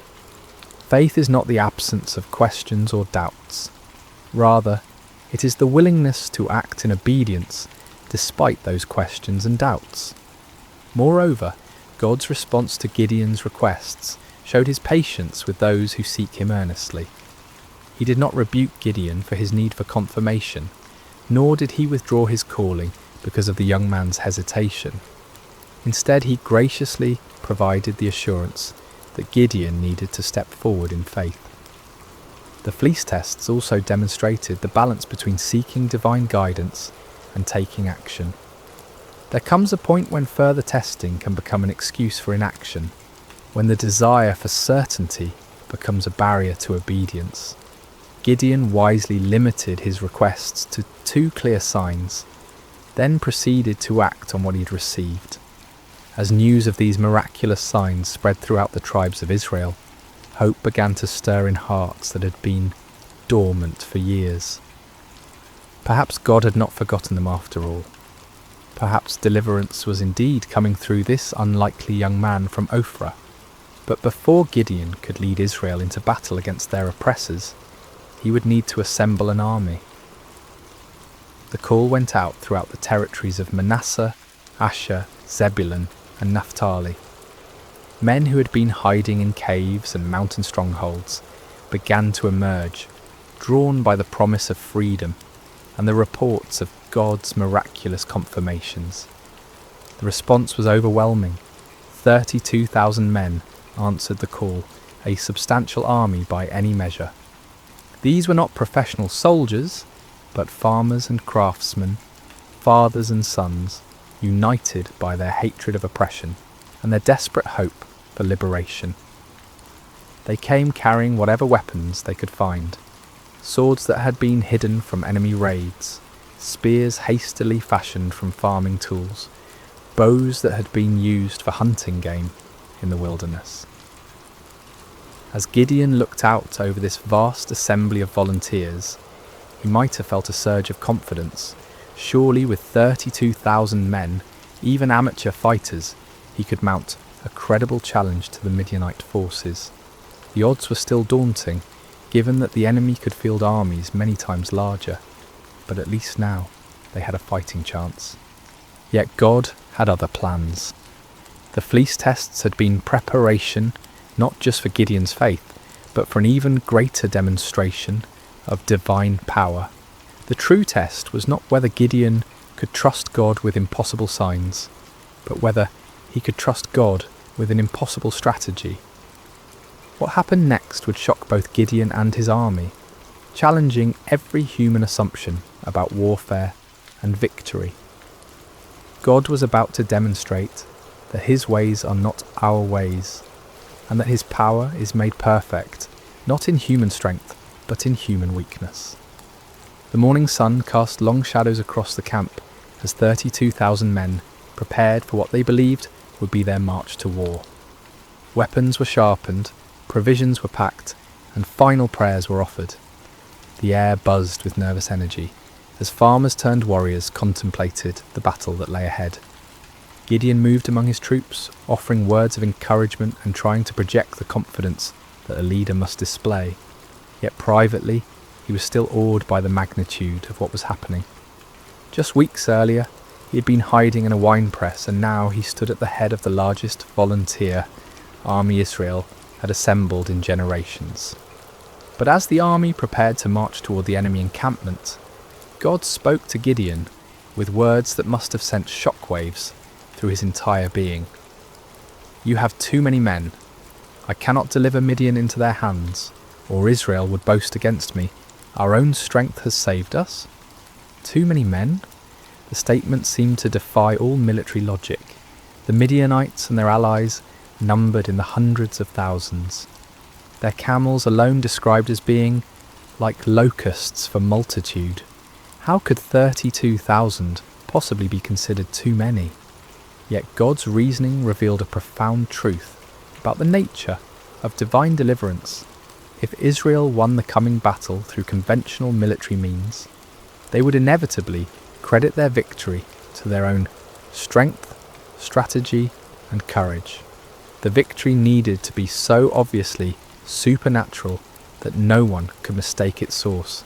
God's glory was at stake, and that glory could not be shared with human pride.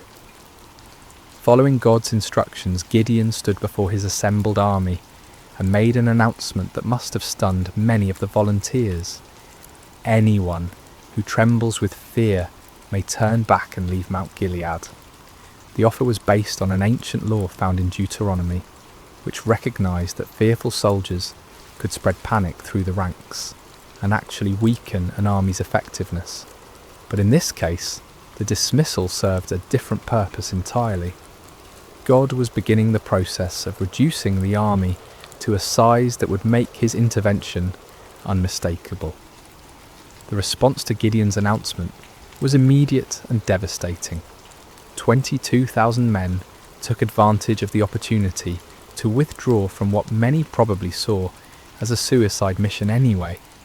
These were not cowards in the traditional sense. They were ordinary people facing an extraordinary situation, and they chose the safety of their families over the uncertainties of battle. As Gideon watched more than 2/3 of his army walk away, his heart must have sunk.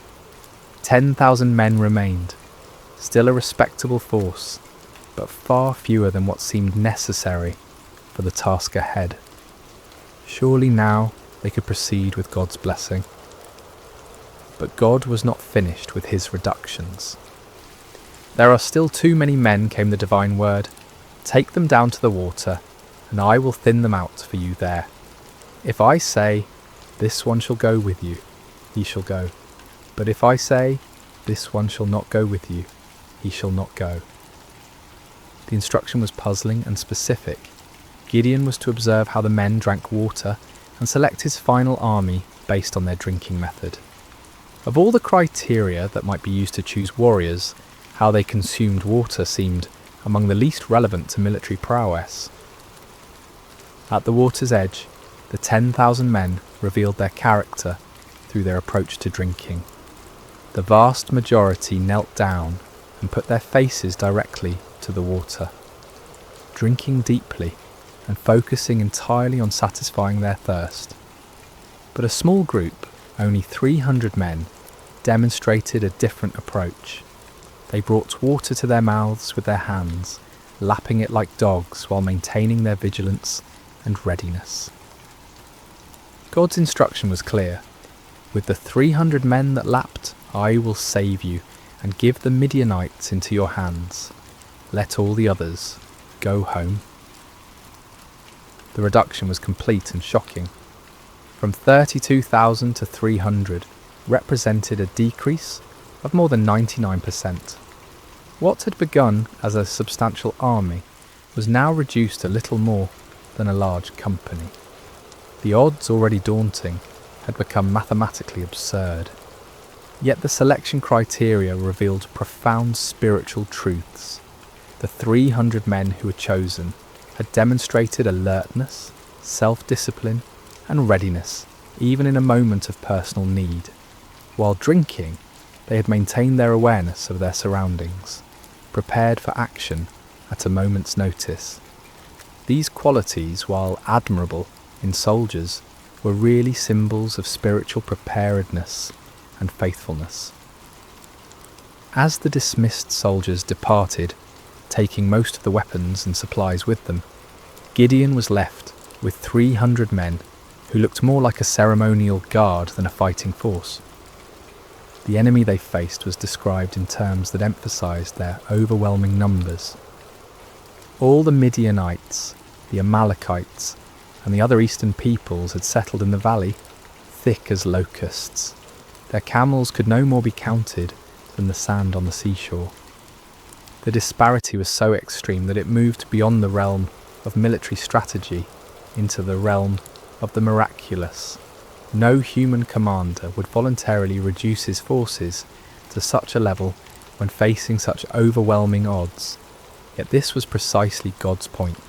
The victory that was coming would be so clearly divine in origin that no one could attribute it to human planning or prowess. For Gideon, this final reduction must have been the ultimate test of faith. Everything in his military thinking, everything in his natural instincts, everything in conventional wisdom screamed against such a strategy. Yet his experiences with the fleece had prepared him for this moment. He had learned to trust God's ways even when they contradicted human logic. The 300 men who remained showed remarkable faith as well. They could see the enemy forces spread across the valley below them. They knew the odds better than anyone, yet they chose to stay, to trust in the God who had called them through his servant Gideon. As night fell over the Israelite camp, the 300 men prepared for what would be the most unconventional battle in military history. They had no idea that they were about to participate in a victory that would be remembered and celebrated for thousands of years. A victory that would demonstrate God's power to use the weak to confound the mighty. The stage was set for a night that would change everything. The Midianites slept in their countless tents, confident in their overwhelming superiority. The 300 Israelites made their final preparations, trusting in a God who specialized in impossible victories.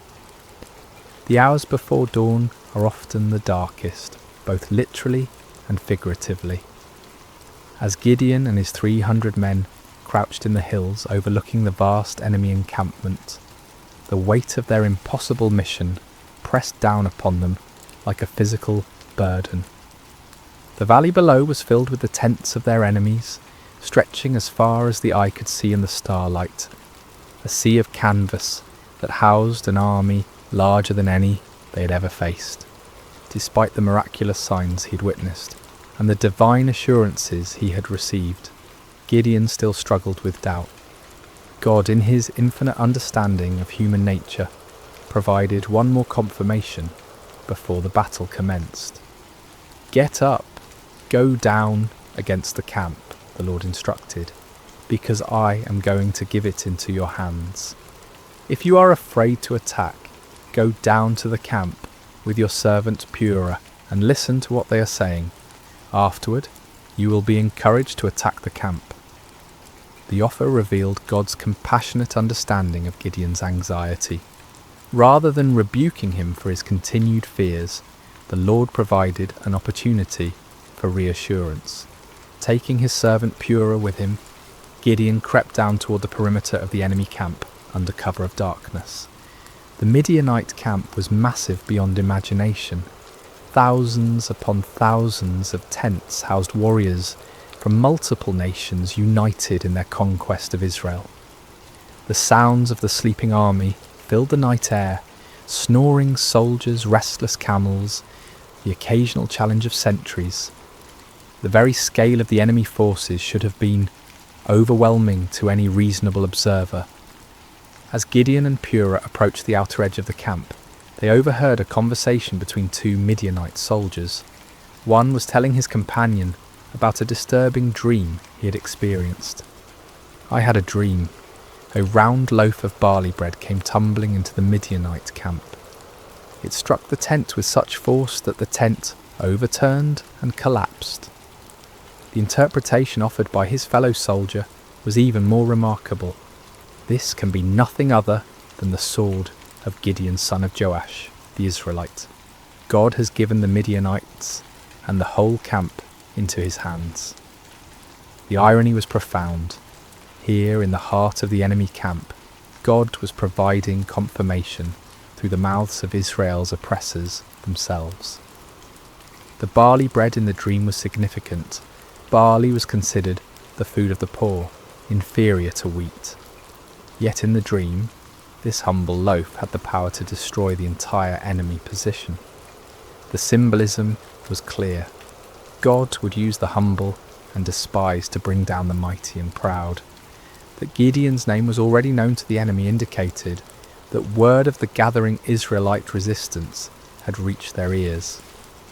Rather than being encouraged by their overwhelming numerical superiority, some among the Midianites were apparently experiencing anxiety about this upstart Hebrew leader. God was already working in the hearts and minds of the enemy, preparing them for defeat.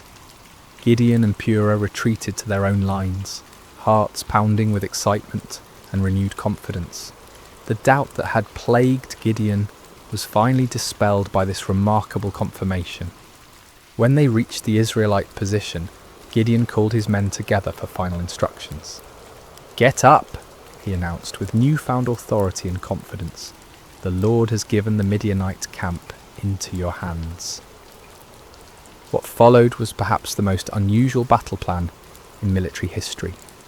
Instead of swords and spears, Gideon distributed trumpets, empty clay jars, and torches to each of his 300 men. The weapons of conventional warfare were set aside in favour of items that seemed more suited to a religious ceremony than a military campaign. Gideon divided his small force into 3 companies of 100 men each. The strategy was simple, yet audacious. They would surround the enemy camp and at Gideon's signal create as much noise and confusion as possible while giving the appearance of a much larger force. "Watch me," Gideon instructed his men. "Follow my lead. When I get to the edge of the camp, do exactly as I do. When I and all who are with me blow our trumpets, then from all around the camp blow yours and shout, 'The for the Lord and for Gideon." The plan required perfect timing and coordination. Each man would conceal his torch inside a clay jar, maintaining complete darkness and silence until the moment of attack. Then at Gideon's signal, they would simultaneously break their jars, revealing blazing torches, blow their trumpets with all their might, and shout their battle cry. The psychological impact was designed to be devastating. The enemy would suddenly find themselves surrounded by lights and noise, creating the impression of a massive attacking force. In the confusion of a night assault, with limited visibility and the disorientation of being awakened from sleep, even experienced soldiers could panic and lose their sense of direction. As the three companies moved into position around the vast perimeter of the enemy camp, each man must have felt the weight of the moment. They were not professional soldiers, but ordinary citizens who had answered the call to fight for their freedom.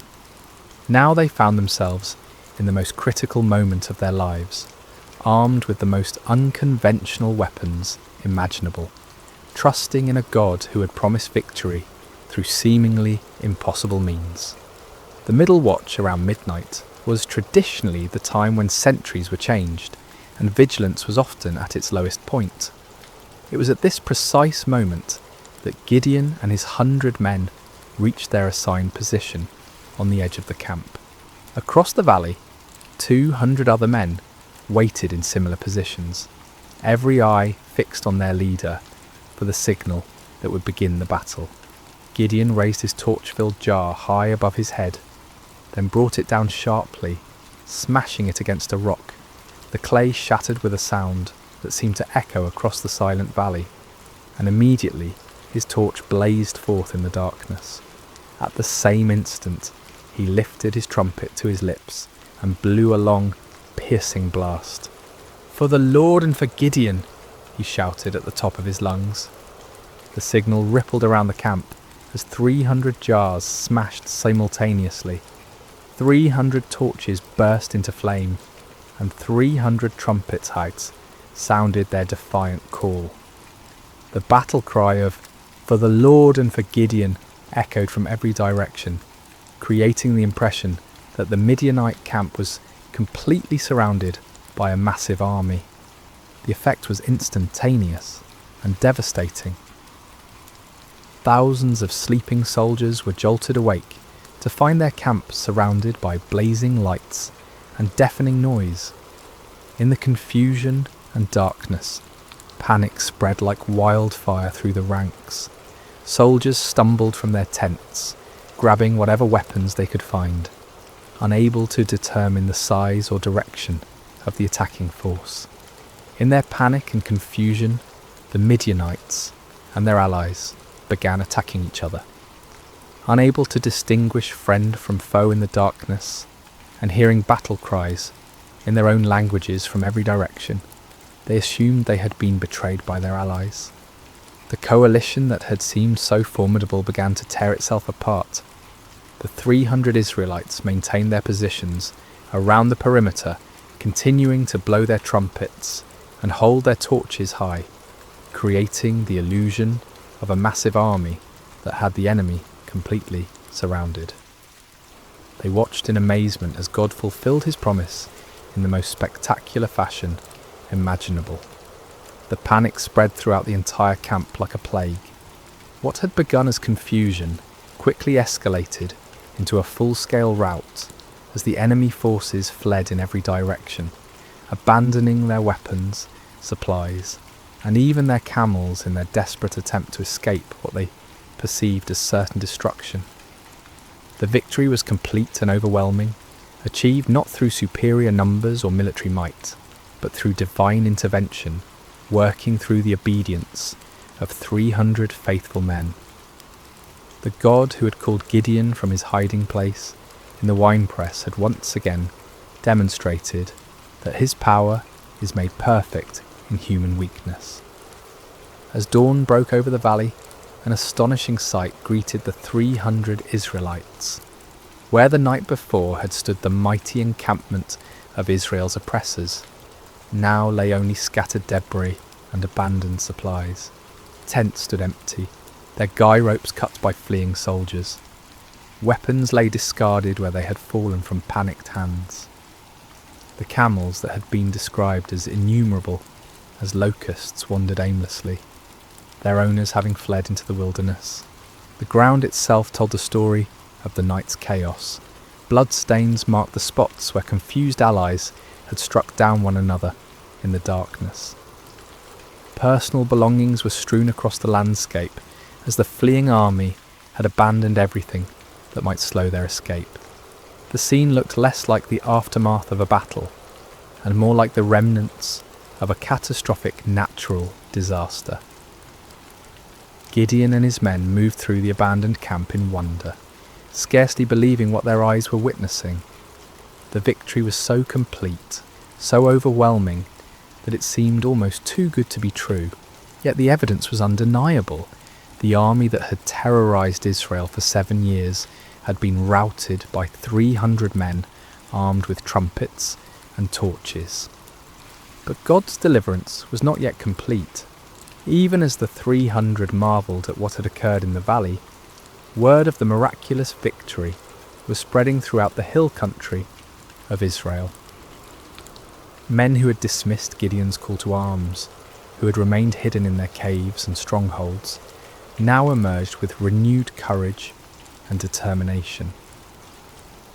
The tribes of Naphtali, Asher and Manasseh rallied to pursue the fleeing Midianites. What had begun with 300 faithful men now swelled into a national movement of liberation. The psychological impact of the victory was as important as the military result. The myth of Midianite invincibility had been shattered in a single night, and the spirit of resistance that had been dormant for so long now burst forth like a river breaking through a dam. Gideon sent messengers throughout the hill country of Ephraim with urgent instructions. Come down against the Midianites and seize the waters of the Jordan ahead of them as far as Beth-barah.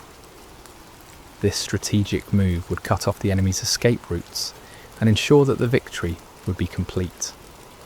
The Ephraimites responded with enthusiasm, capturing the fords of the Jordan and trapping many of the fleeing Midianites. In the pursuit that followed, they captured 2 of the Midianite leaders, Oreb and Zeb, whose names meant raven and wolf.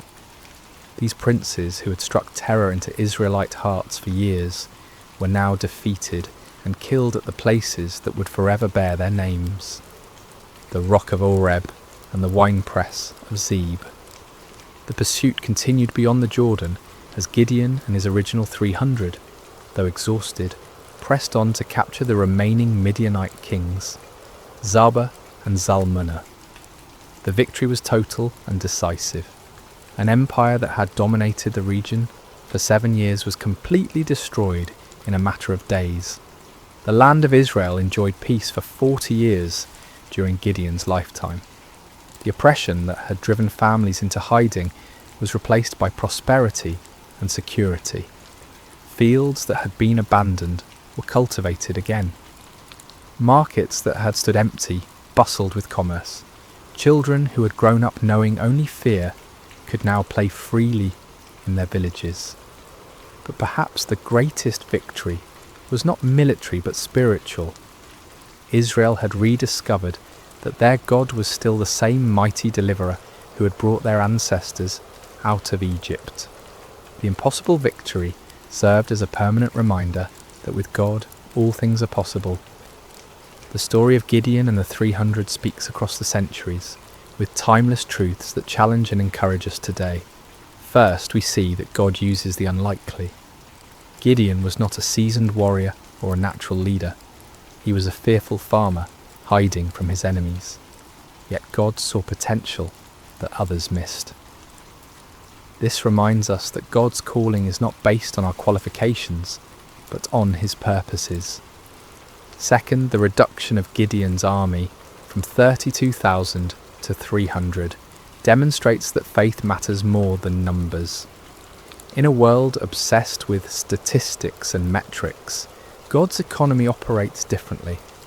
He delights in using small, faithful remnants to accomplish great things, ensuring that his power, not human strength, receives the glory. Third, Gideon's requests for signs teach us about the balance between faith and doubt. God was patient with Gideon's need for confirmation, showing us that honest questions and requests for reassurance are not signs of weak faith but of a heart that desires to walk in God's will.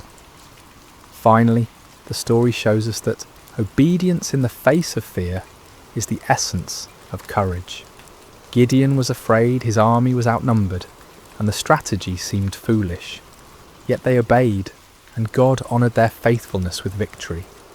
When we feel unqualified for the tasks before us, when the odds seem insurmountable, when we need reassurance before taking steps of faith, the story of Gideon reminds us that our God specialises in impossible victories.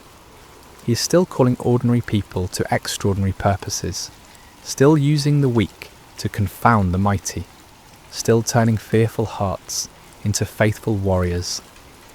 The God who met Gideon at the winepress is the same God who meets us in our hiding places today, calling us to step out in faith and watch him work miracles through surrendered lives.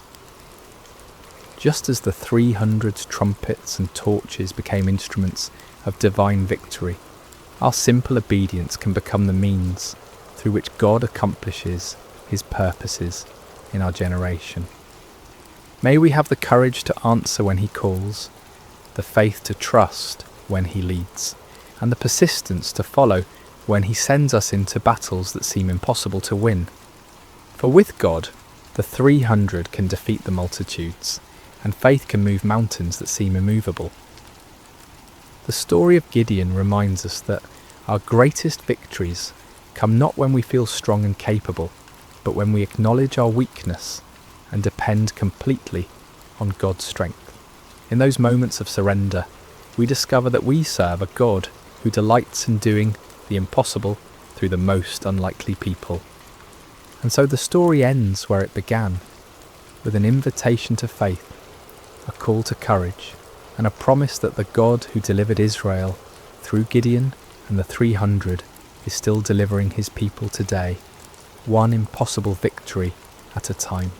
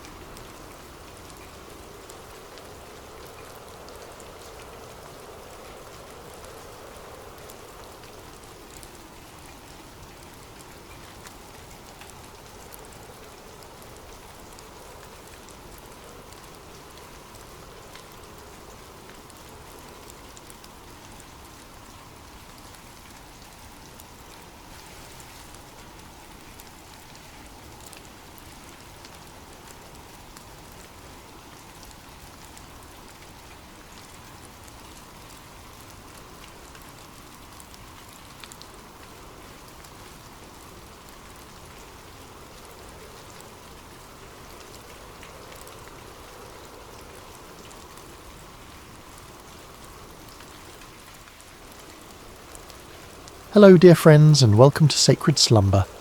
Before we begin tonight's story, I'd love to connect with you for just a moment. How has your day treated you? Perhaps you're settling into evening wherever you are in the world, or maybe you're finding a quiet moment in the middle of your day to pause and breathe.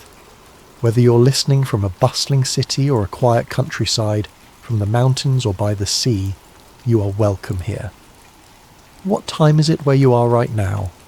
Are you watching the sun set through your window, or perhaps the stars are already painting the sky above you? No matter where you find yourself in this beautiful world we share, you've found your way to this sacred space, and I'm so grateful you're here. If this story brings you peace tonight, I'd be honoured if you'd consider subscribing to Sacred Slumber.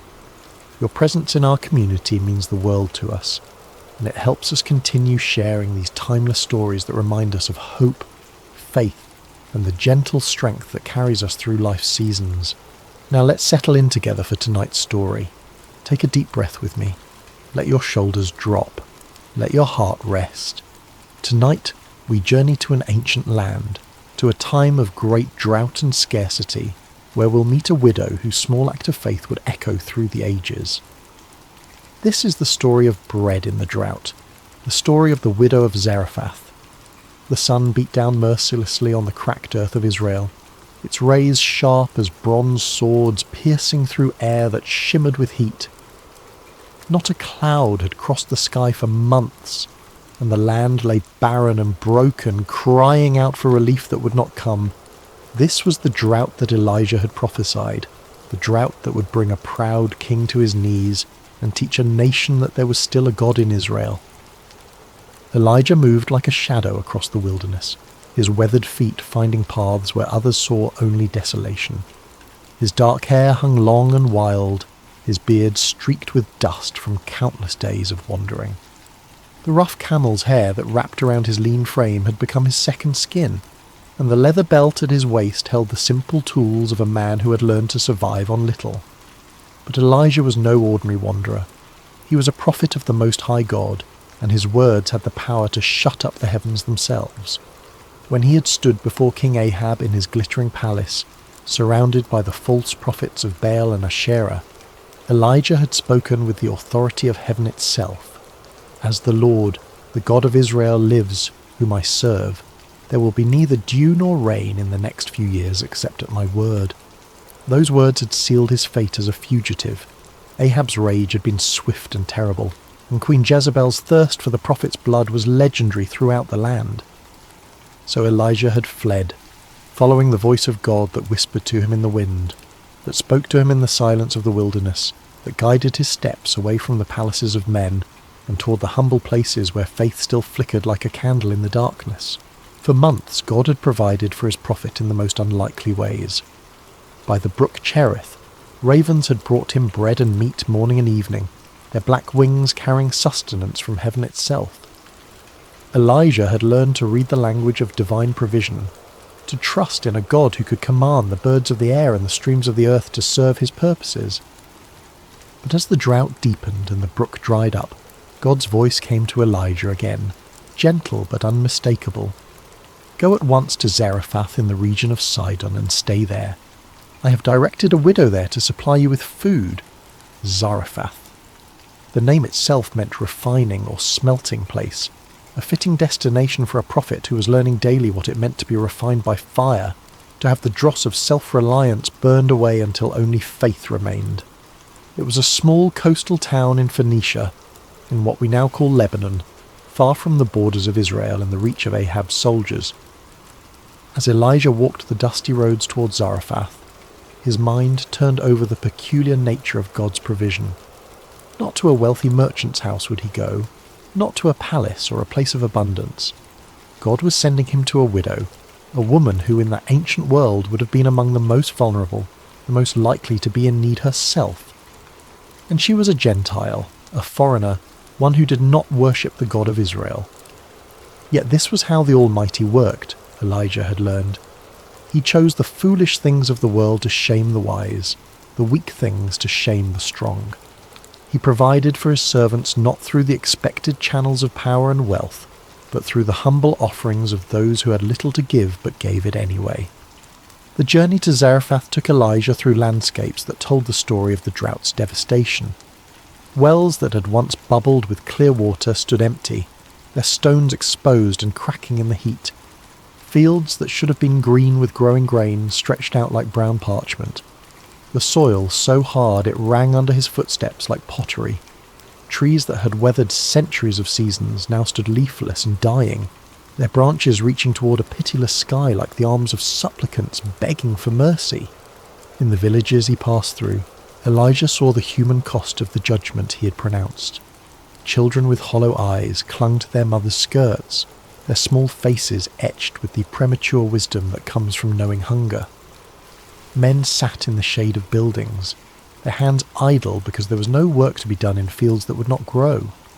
Women walked great distances with empty water jars, returning with barely enough to wet their families' lips.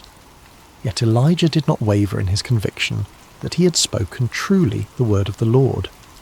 This drought would serve its purpose in drawing the hearts of the people back to the God they had abandoned for the seductive promises of Baal, the god of storms and fertility who had proven powerless to bring rain when it was most needed. Sometimes the mercy of God looked like judgment, and the healing had to begin with the pain of truth. As he crested the final hill before Zarephath, Elijah could smell the salt of the Mediterranean Sea, could hear the distant cry of gulls wheeling over waters that mocked the thirsty land with their abundance. The town spread before him, small and unpretentious, its whitewashed buildings clustered around a modest marketplace. Smoke rose from only a few chimneys, and even here, far from Israel, the drought had left its mark in the form of empty gardens and worried faces. Elijah paused at the crest of the hill, looking down at the place where God had promised him provision. Somewhere in that humble town was a widow who would supply him with food, though she herself was surely struggling to survive. The prophet's heart stirred with curiosity and a deep sense of anticipation. What manner of woman would God choose for such a task? What kind of faith would he find in this foreign place? The sun was beginning its descent toward the western horizon as Elijah made his way down the hill and through the narrow streets of Zarephath. The town was quiet in the afternoon heat, most of its people taking shelter in the cool shadows of their homes. A few merchants sat listlessly beside their stalls, their wares meagre and their customers few. Children played half-heartedly in the dust, their games subdued by the oppressive weight of want that hung over everything like a heavy blanket. Elijah walked with purpose toward the town gate, a place where travellers traditionally stopped to rest, and where the business of daily life was conducted. It was there, God had whispered to his spirit, that he would find the woman who would provide for him. As he approached the gate, his eyes searched the few people moving about in the late afternoon shadows, looking for a sign, a divine indication of which among them was the widow God had prepared. And then he saw her.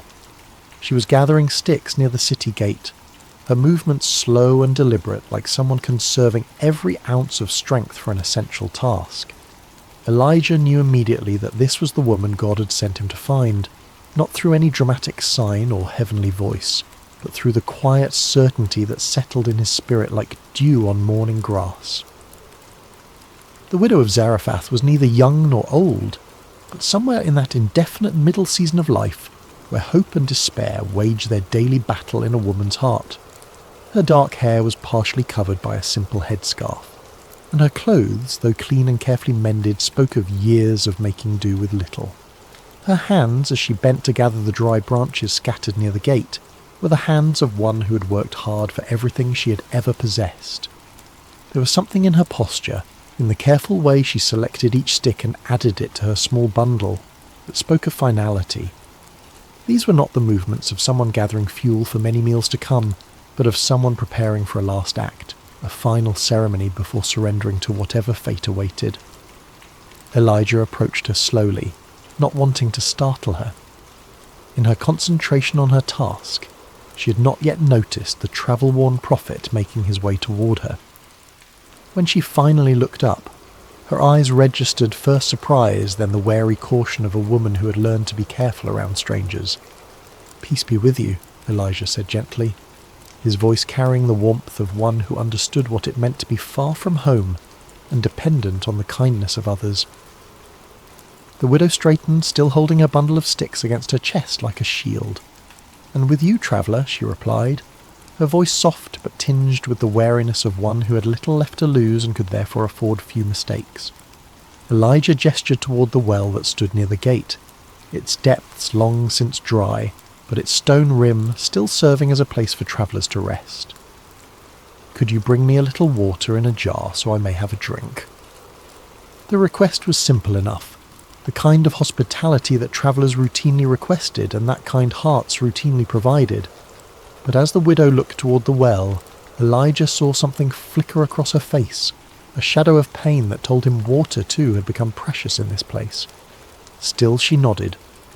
"I will see what I can do," she said, and began to turn away to fulfill his request. But Elijah's voice stopped her. "And bring me, please, a piece of bread." The words hung in the air between them like a bridge that could either be crossed or burned.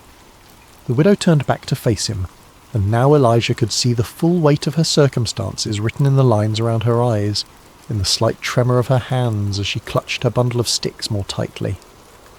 "As surely as the Lord your God lives," she said, her voice barely above a whisper, "I don't have any bread, only a handful of flour in a jar and a little olive oil in a jug. I am gathering a few sticks to take home and make a meal for myself and my son, that we may eat it and die." The words struck Elijah's heart like physical blows. Here was not abundance hiding behind false modesty, not plenty disguised as poverty. Here was the raw truth of scarcity, spoken with the quiet dignity of one who had already made peace with her fate. This woman was preparing her last meal, gathering these few sticks to kindle a final fire that would cook the final handful of flour into one last piece of bread for herself and her child. In her simple statement, Elijah heard echoes of every widow's story, every mother's nightmare. She had watched her resources dwindle day by day, week by week, had portioned out ever smaller meals until there was nothing left to portion. Now she'd reached the end of her rope, the bottom of her jar, the last of her oil. She'd perhaps spent sleepless nights calculating and recalculating, hoping against hope that somehow her meagre supplies would stretch just one more day, one more meal. And here was a stranger, a foreign prophet, asking her to share even this last morsel. Elijah looked into her eyes and saw not just physical hunger, but the deeper starvation of hope deferred, of prayers that seemed to fall on deaf ears, of a God who had seemed absent in her hour of greatest need. Yet he also saw something else, something that made his heart leap with recognition. He saw faith. Not the bold, declarative faith of those who had much to lose, but the quiet, desperate faith of those who had nothing left but trust. The prophet's next words would either build a bridge of hope or collapse the last foundation of this woman's world. He chose them carefully, knowing that he was not speaking merely his own thoughts, but carrying a message from the heart of God himself. "Don't be afraid," Elijah said, his voice gentle but filled with an authority that seemed to come from somewhere beyond himself. "Go home and do as you have said, but first make a small loaf of bread for me from what you have and bring it to me, and then make something for yourself and your son." The widow's eyes widened. Was this stranger mad? Was he so callous, so utterly without compassion, that he would ask a dying woman to feed him before she fed her own child? The request seemed to defy every principle of human decency, every natural law of survival and maternal love. But Elijah was not finished speaking. "For this is what the Lord, the God of Israel, says, the jar of flour will not be used up, and the jug of oil will not run dry until the day the Lord sends rain on the land." The promise hung in the air like morning mist, beautiful and insubstantial, the kind of words that could either transform a life or break a heart with false hope. The widow stared at this strange prophet with his wild hair and sun-darkened skin, this man who claimed to speak for the God of Israel, a foreign deity she had heard of but never worshipped. How could she possibly believe such a thing? How could a handful of flour become an endless supply? How could a few drops of oil multiply like the stars of heaven? Every practical bone in her body, every lesson learned through years of careful management and hard-won survival, told her this was impossible. Yet something in Elijah's eyes, something in the quiet confidence with which he spoke these impossible words, awakened an echo in her heart. Perhaps it was the memory of childhood stories her grandmother had told, tales of gods and miracles from the ancient days. Perhaps it was the sheer desperation of a mother who would try anything, believe anything, if it meant one more day of life for her son.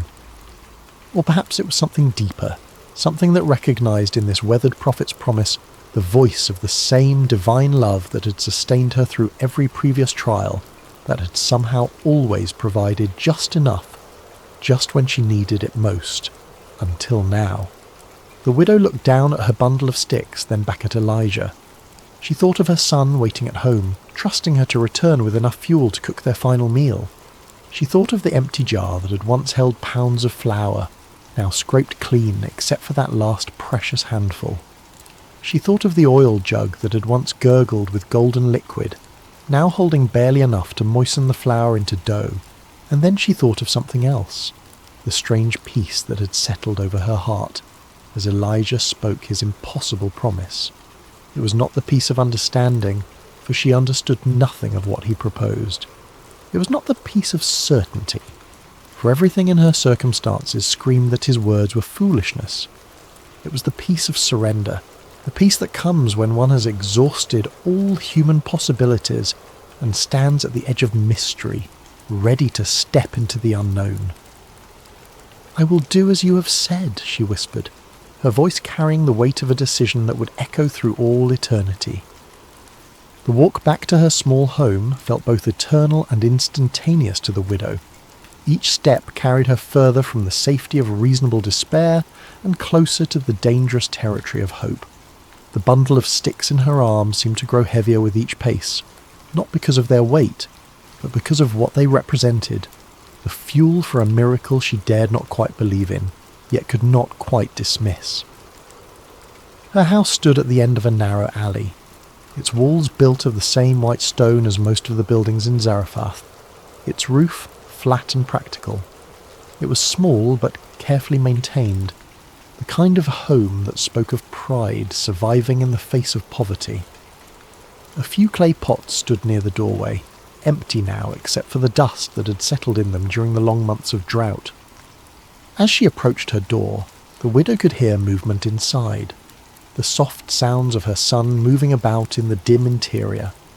He was perhaps 10 years old, still young enough to trust completely in his mother's ability to provide, yet old enough to understand the gravity of their situation. He had not complained when the meals grew smaller and less frequent, had not questioned why she sometimes gave him her portion while claiming she wasn't hungry. Now she would have to explain to him that she was going to give away their last food to a stranger. The door opened with a soft creak of wood that had swollen and shrunk through many seasons. Inside, the house was cool and shadowy, a welcome relief from the blazing heat of the afternoon sun. Her son looked up from where he sat near the window, his young face brightening at her return. "Did you find enough wood, Mother?" he asked, his voice carrying the careful optimism of a child who'd learned not to expect too much, but could not quite stop hoping. The widow set down her bundle of sticks and looked around the familiar space of her home. Everything was clean and in its place, though there was precious little to arrange. A few cooking vessels, some worn but serviceable garments, a small table, sleeping mats that she rolled up each morning and spread each evening. The jar of flour sat in the corner where she always kept it, and beside it the small jug of oil. The son followed her gaze to the corner where their last provisions waited. He had watched those containers grow emptier day by day, had seen his mother peer into them each morning with expressions that grew more worried as the contents diminished. He knew, with the intuitive wisdom that children possess, that today would be their last day of having anything to eat.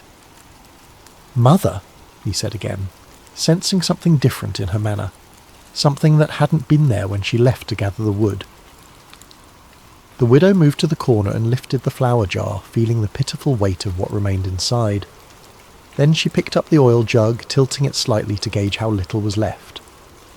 The sound of the oil moving in the nearly empty vessel was like a whisper, like the last breath of hope dying away. But then she remembered Elijah's words, remembered the strange certainty in his voice when he spoke of jars that would not empty and jugs that would not run dry. She remembered the peace that had settled over her heart when she agreed to his impossible request. "My son," she said gently, kneeling beside him so they were at eye level. "Something wonderful and strange has happened today. A prophet of the God of Israel has come to our town, and he has asked me to share our food with him." The boy's eyes widened. "Our food? But mother, we only have enough for 1 meal, yes," she finished for him.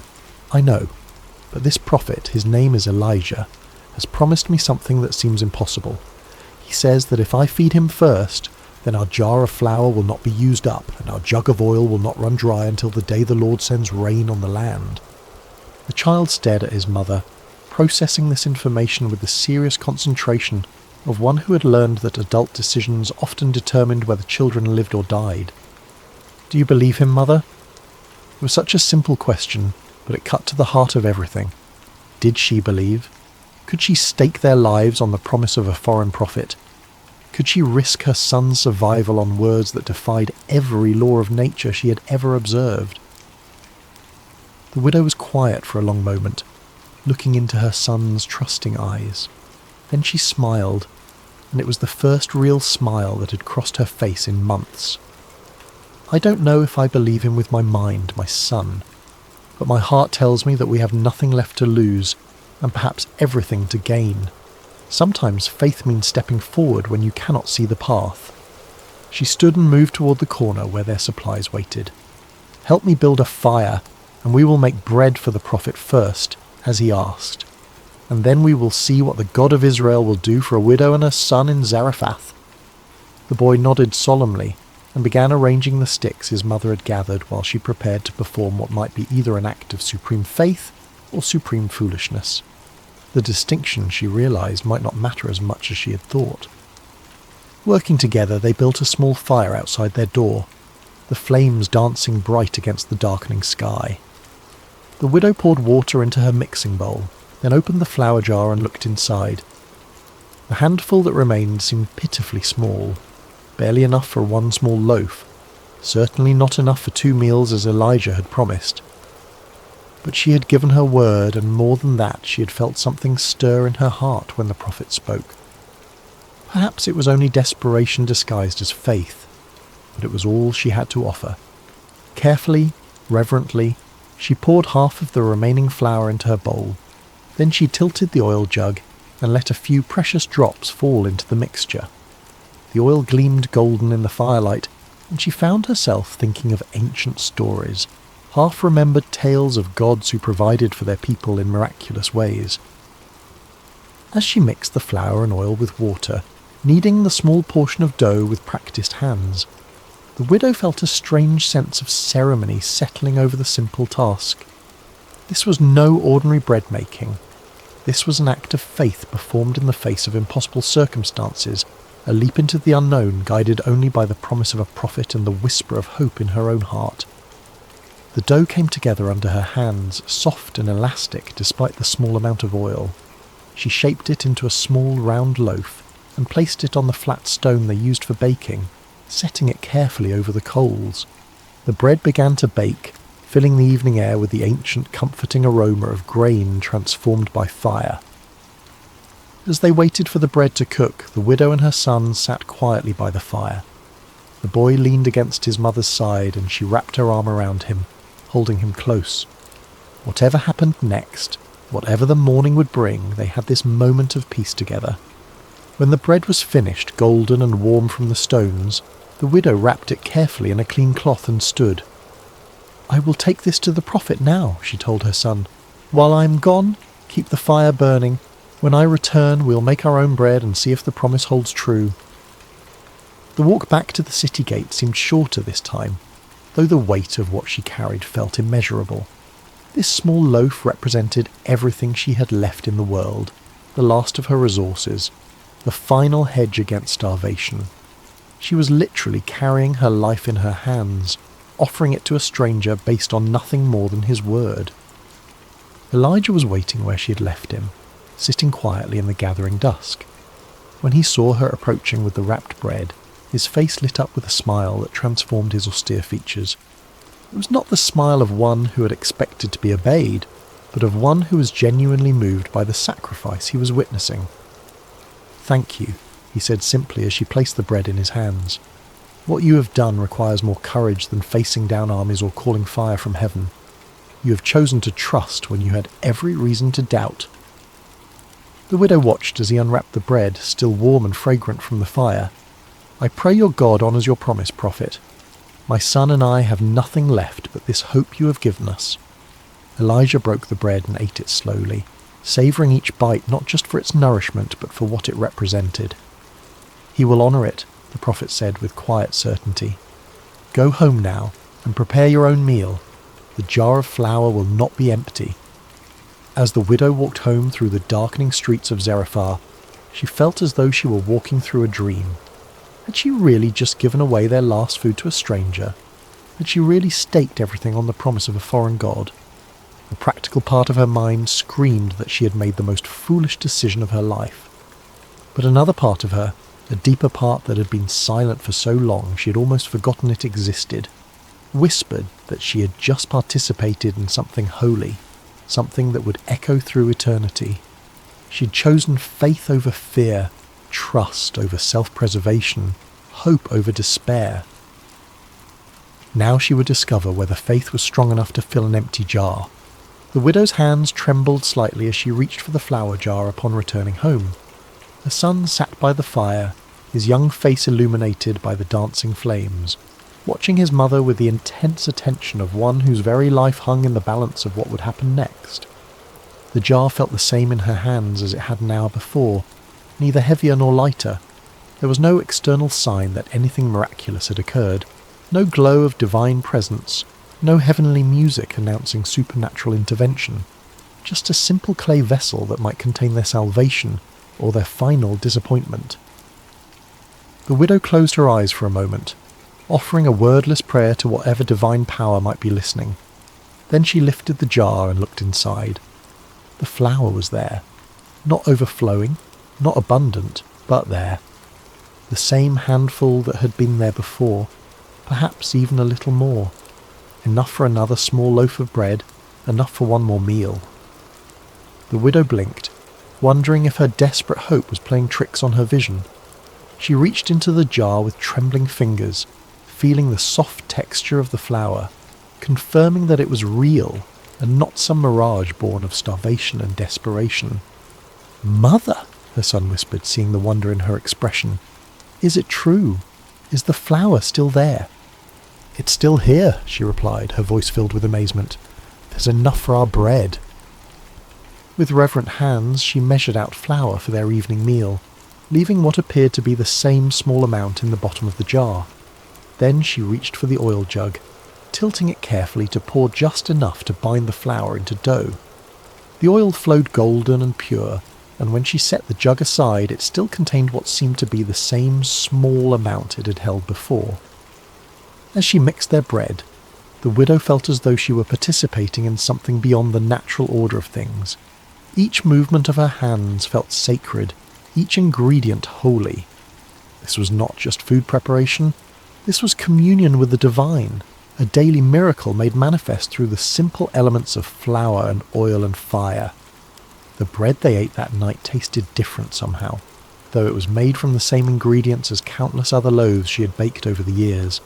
It tasted of hope, of promise, of a future that extended beyond the next meal. As they shared the warm bread in the light of their small fire, the widow and her son spoke in hushed tones, as if they were in the presence of something too wonderful to fully comprehend. That night, as the widow spread their sleeping mats and prepared for rest, she found herself looking repeatedly toward the corner where the flour jar and oil jug sat. Would they still contain their precious contents in the morning? Or would she wake to find them empty, the miracle revealed as nothing more than a cruel dream? But when dawn broke over Zarephath, painting the walls of her small home with gentle rose-coloured light. The widow's first sight was of the flour jar sitting exactly where she had left it. With her heart pounding, she crept quietly across the room, not wanting to wake her son until she knew whether their hope would survive the night.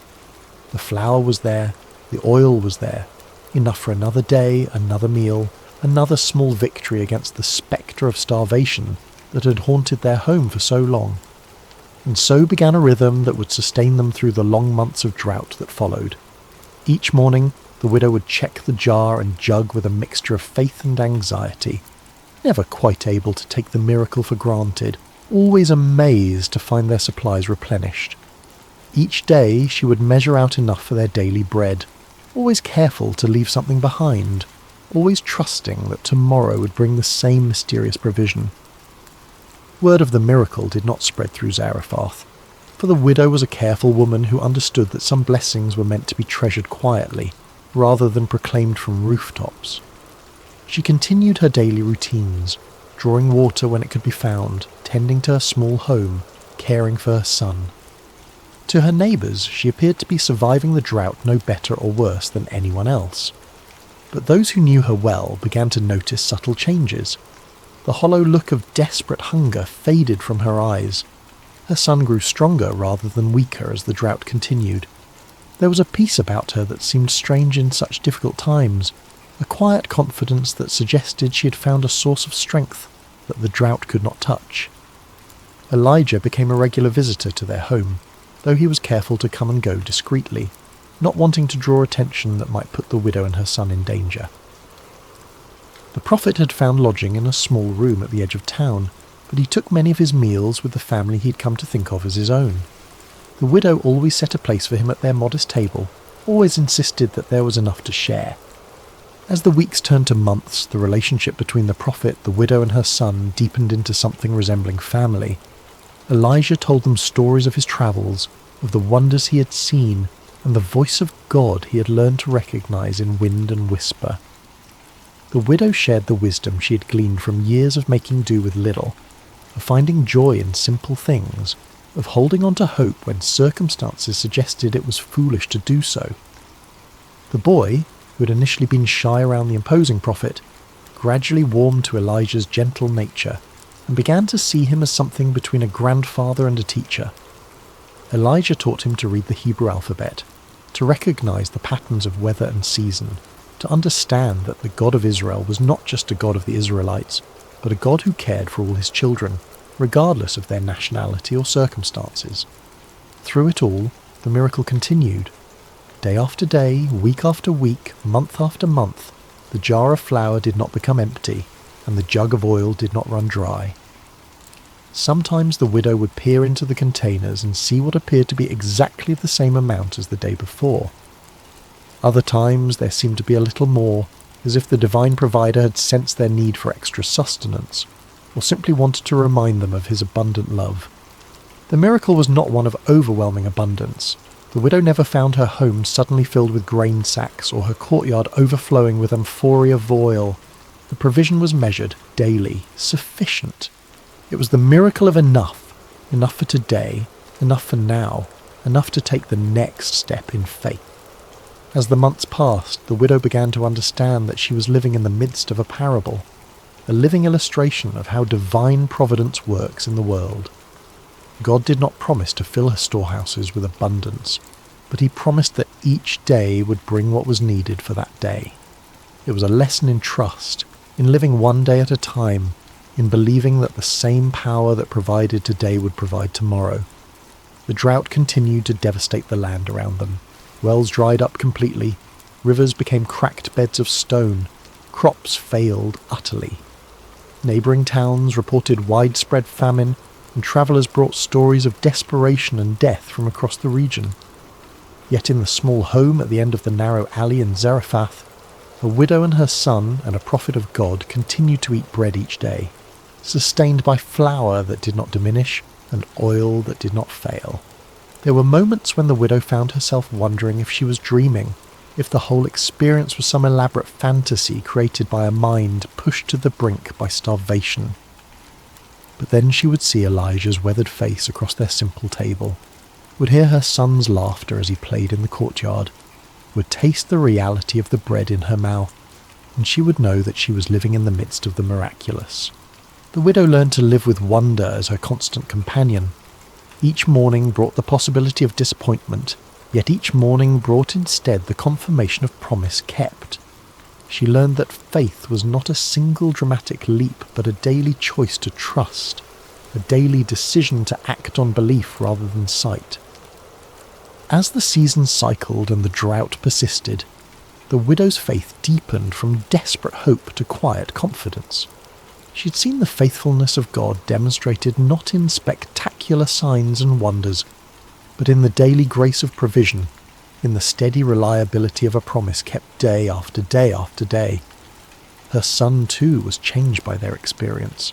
The boy who had faced starvation learned that he served a God who provided for his children, who noticed the needs of the small and insignificant, who could be trusted to keep his word even when all evidence suggested otherwise. The lessons he learned at his mother's table, watching flour and oil multiply through divine grace, would shape his understanding of faith for the rest of his life. And Elijah found his own faith strengthened as he witnessed the widow's daily trust. This foreign woman, this Gentile who had no obligation to believe in the God of Israel, demonstrated a quality of faith that put many of his own countrymen to shame. She trusted not because she understood, but because she chose to believe. She obeyed not because the path was clear, but because she was willing to walk into mystery. The miracle of the flour and oil became more than mere physical provision. It became a daily sacrament, a reminder that the God who made the universe was intimately involved in the details of their lives. Every meal was a communion, every shared bread a celebration of divine faithfulness. Through it all, the rhythm of ordinary life continued. The widow swept her floors, mended their clothes, drew what water could be found. Her son played with other children when energy permitted, helped with household tasks, grew taller and stronger despite the famine that surrounded them. Elijah prayed, studied, taught, and waited for the word of the Lord that would eventually send him back to Israel to confront the king and end the drought. But in the quiet moments, when the work was done and the evening meal was finished and they sat together in the glow of their small fire, all three understood that they were witnessing something eternal.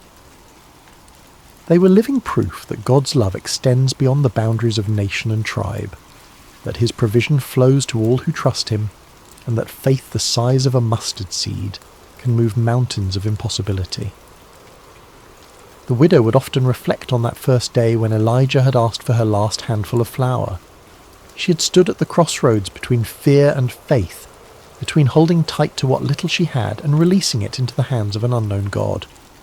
Her choice to trust, to give when she had nothing left to give, had opened the door to a miracle that sustained not just her body, but her soul.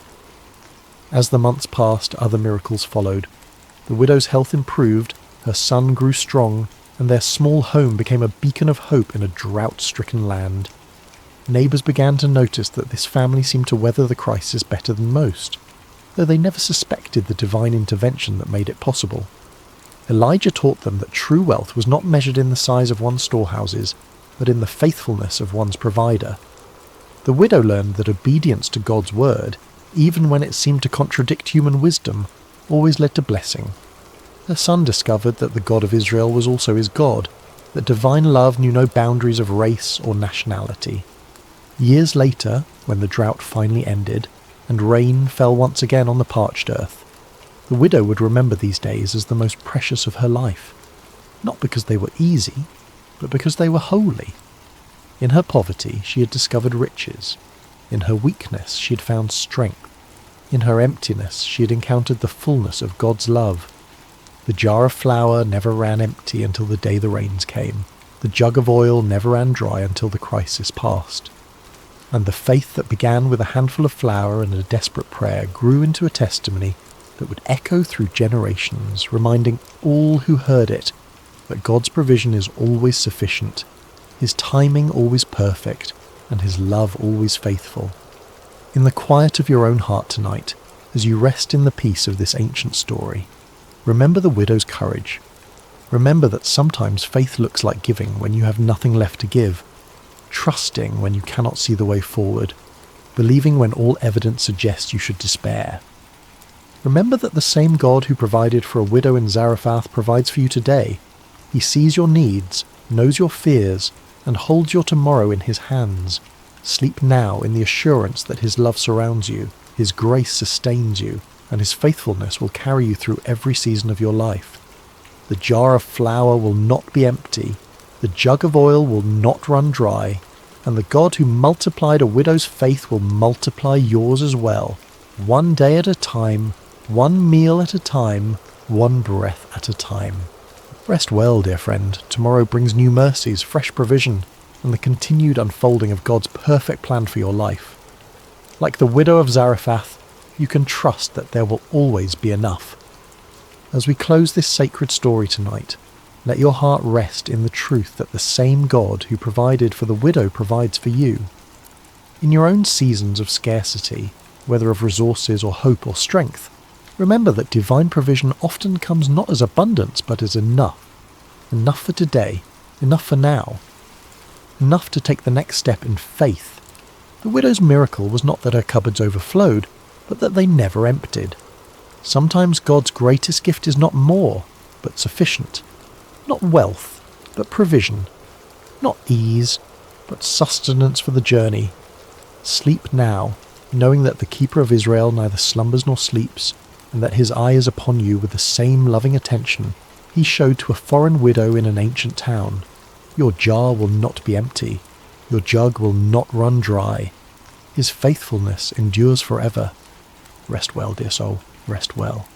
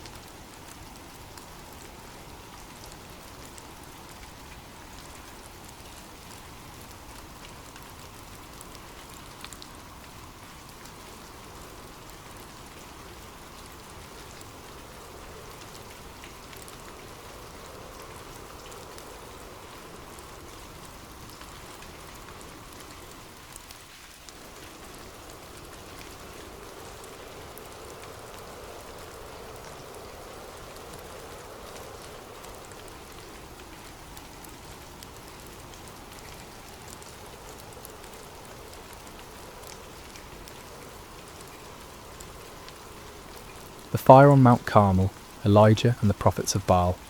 Hello everyone, and welcome to Sacred Slumber. Before we dive into today's powerful message, I want to connect with each of you personally. How has your day been treating you so far? Whether you're watching this in the early morning hours as the sun rises, during your lunch break, in the middle of a busy day, or perhaps late at night when the world has quieted down, I want you to know that this moment we're sharing together is sacred. I'm curious about where you're joining us from today. Are you listening from bustling New York City, the peaceful countryside of Iowa, the sunny beaches of California, Or maybe you're tuning in from across the globe, in London, Sydney, or somewhere in between. Wherever you are, whatever time it is in your corner of the world, you are exactly where God wants you to be right now. If this is your first time joining us, I want to extend a warm welcome to our Sacred Rest family. We're so grateful you're here. And if you've been walking this journey with us, thank you for your continued faithfulness and support. Before we begin today's incredible story, I encourage you to subscribe to Sacred Slumber if you haven't already. Hit that subscribe button and ring the notification bell so you never miss these life-changing messages that God has in store for us. Now let's prepare our hearts for what I believe will be one of the most dramatic, faith-building stories you'll hear. Today we're travelling back over 2,800 years to witness one of the most spectacular demonstrations of God's power ever recorded in human history. We're going to Mount Carmel in ancient Israel, where one man's faith stood against an entire nation's rebellion, where fire fell from heaven, and where hearts were turned back to the one true God. The fire on Mount Carmel, Elijah and the prophets of Baal. Chapter 1. A nation in spiritual freefall. Picture, if you will, the ancient kingdom of Israel during one of its darkest hours. This wasn't just a time of political upheaval or economic hardship, though both of those existed.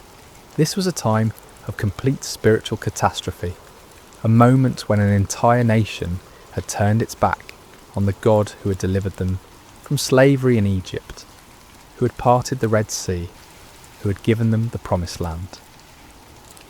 King Ahab sat on the throne of Israel, and beside him ruled Queen Jezebel, a woman whose very name has become synonymous with wickedness and manipulation. Jezebel wasn't just content to worship false gods herself. She was determined to drag the entire nation of Israel down with her into the depths of idolatry and spiritual darkness. Under their reign, temples to Baal began sprouting up across the landscape like poisonous mushrooms after a storm. Baal was the Canaanite storm god, supposedly the controller of rain and fertility, the giver of crops and abundance. The people were drawn to him because they believed he could provide what they desperately needed: prosperity, security, and success. Sound familiar? In our modern world, we may not bow down to statues of Baal, but how many of us have made idols out of our careers, our bank accounts, our social media followers, or our pursuit of comfort and pleasure? The heart of humanity hasn't changed much in nearly 3,000 years. But Jezebel wasn't satisfied with just building temples. She launched a systematic persecution campaign against the prophets of the Lord. These faithful men and women of God were hunted down like criminals. Some were executed, others were forced to hide in caves and secret places, living in constant fear for their lives. The word of God was being silenced, and darkness was spreading across the land like a plague. Can you imagine living in such a time, when speaking the truth about God could cost you your life, when the very foundations of faith that had sustained a nation for generations were being torn down brick by brick, when it seemed like evil had won and righteousness had fled? Yet in the midst of this spiritual holocaust, God had his man. His name was Elijah, and he was about to become the most famous prophet in Israel's history. Chapter 2. The Drought of Divine Judgment. Before we meet Elijah face to face, we need to understand the backdrop against which his ministry unfolded. For 3 long years, not a single drop of rain had fallen on the land of Israel. This wasn't just an inconvenient dry spell or a minor weather pattern. This was divine judgment, God's response to a nation that had forgotten him and chased after false gods. The drought was devastating in ways that are hard for us to fully comprehend in our modern world of grocery stores and water systems. Rivers that had flowed for centuries dried up to cracked mud. Wells that had sustained families for generations ran completely dry.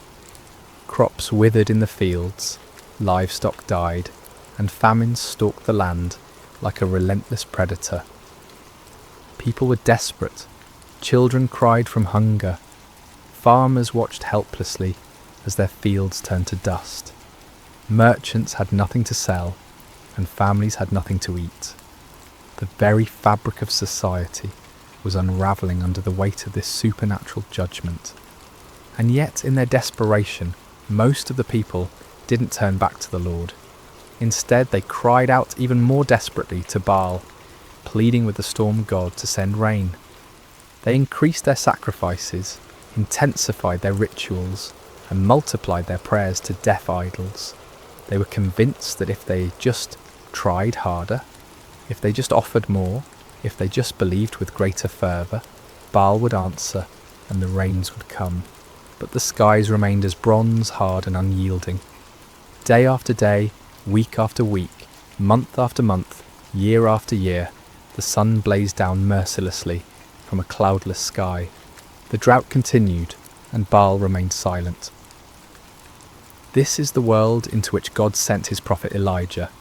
Not a comfortable world of revival meetings and supportive congregations, but a hostile environment where speaking God's truth could mean death, where the majority had embraced lies and where the very elements seemed to declare that God's judgment was upon the land. Chapter 3. Enter Elijah, the man of fire. Elijah appears in the biblical narrative like a bolt of lightning splitting the darkness. We don't know much about his background or his early life. He's introduced simply as Elijah the Tishbite from Tishbe in Gilead. No impressive genealogy, no royal connections, no seminary degrees or credentials. Just a man from a small town that most people had probably never heard of.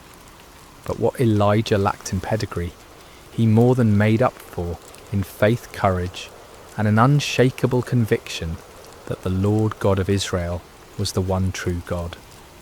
While the nation around him bowed to Baal, Elijah stood firm. While others compromised and conformed, Elijah remained faithful. While the majority chose the easy path of popular religion, Elijah chose the narrow way of truth. God had sustained Elijah supernaturally during the 3 years of drought. First, he had sent him to the brook Cherith, where ravens brought him bread and meat every morning and evening, and he drank from the brook. When the brook dried up, God sent him to a widow in Zarephath, where a handful of flour and a little oil miraculously sustained 3 people for over a year. These experiences had built Elijah's faith to an unshakable level. He had seen God's provision in impossible circumstances. He had witnessed miracles that defied natural law. He had learned to trust completely in God's power and faithfulness, even when everything around him suggested that God had forgotten or abandoned his people. Now, as the drought entered its 3rd year, God was ready to use his seasoned servant for the greatest demonstration of divine power Israel had seen since the days of Moses. The time had come for a showdown that would echo through the ages, a confrontation that would prove once and for all who was the true God and who were merely the inventions of human imagination. Chapter 4. The Divine Commission. The word of the Lord came to Elijah with crystal clarity. Go and present yourself to Ahab, and I will send rain on the land. It was time for the drought to end, but first there would be a reckoning. God wasn't just going to quietly restore the rain and let everyone go back to their lives as if nothing had happened. He was going to make a statement that would be impossible to ignore or explain away. Elijah set out to find King Ahab, but Ahab was already looking for him. The king had been searching throughout his own kingdom and in neighbouring nations, trying to find the prophet he blamed for the drought. When Ahab finally encountered Elijah, his greeting was filled with accusation and anger. Is that you, you troubler of Israel? Can you imagine the audacity? Here was a king who had led his nation into idolatry, who had allowed his wife to murder God's prophets, who had built temples to false gods throughout the land, and he had the nerve to call God's faithful prophet a troublemaker. It's a perfect example of how sin blinds us to our own responsibility and causes us to blame others for the consequences of our own choices. But Elijah didn't back down. With the boldness that comes from knowing you're standing on the side of truth, he fired back. I have not made trouble for Israel, but you and your father's family have. You have abandoned the Lord's commands and have followed the Baals. This wasn't just a theological debate or a polite disagreement about religious preferences. This was a confrontation between the kingdom of God and the kingdom of darkness, between truth and deception, between the power of the Almighty and the impotence of human-made idols. Chapter 5. The challenge issued. Elijah then issued a challenge that would go down in history as one of the most dramatic moments in all of Scripture. Now summon the people from all over Israel to meet me on Mount Carmel, and bring the 450 prophets of Baal and the 400 prophets of Asherah who eat at Jezebel's table. Mount Carmel was the perfect location for this showdown. Rising about 1,800 feet above sea level, it offered a commanding view of the surrounding countryside and could accommodate the massive crowd that would gather. More importantly, Mount Carmel was considered sacred to Baal worship. The Canaanites believed it was one of Baal's favourite dwelling places. By choosing this location, Elijah was essentially challenging Baal on his home turf. The terms of the contest were elegantly simple. Get 2 bulls for us. Let Baal's prophets choose one for themselves, and let them cut it into pieces and put it on the wood, but not set fire to it.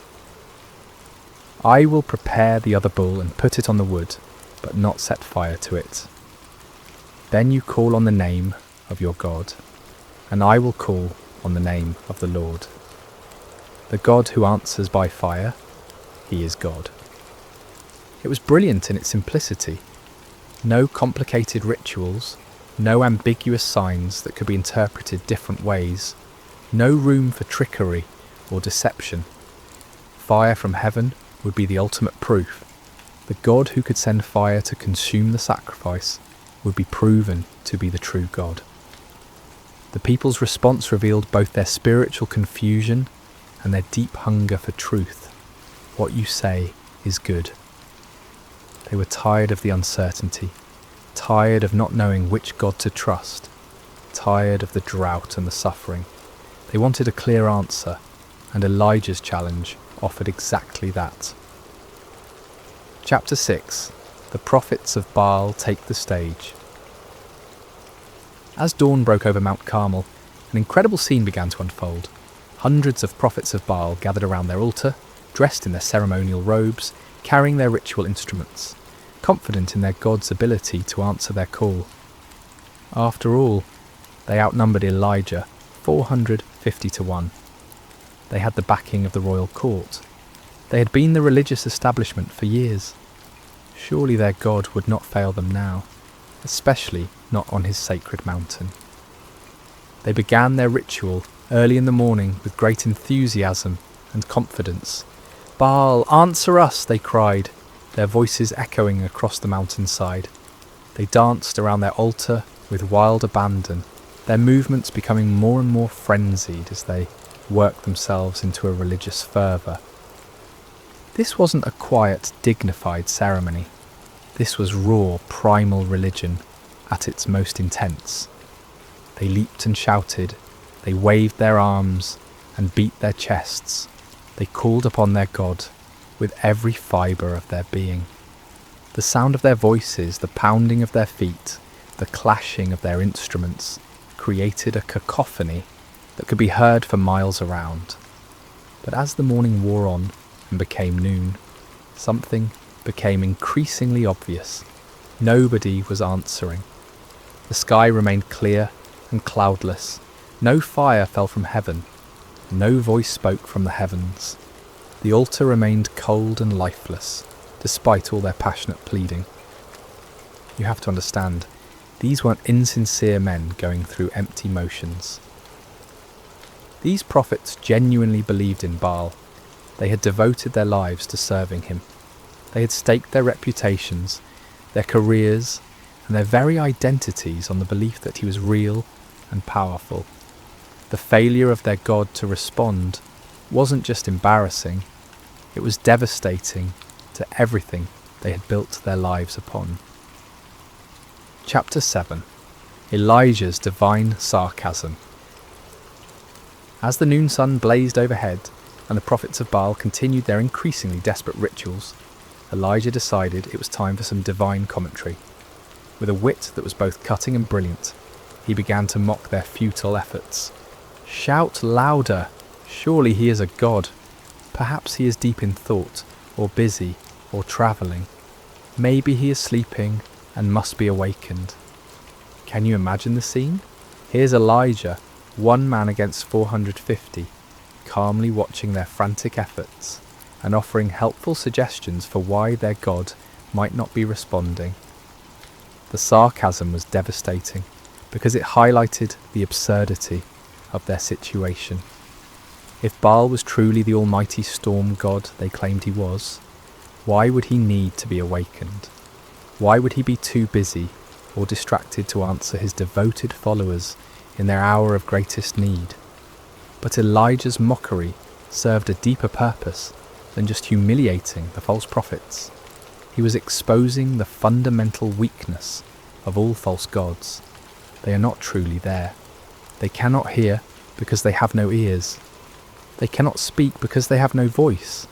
They cannot act because they have no power. They are creations of human imagination, given form by human hands, but possessing no divine substance.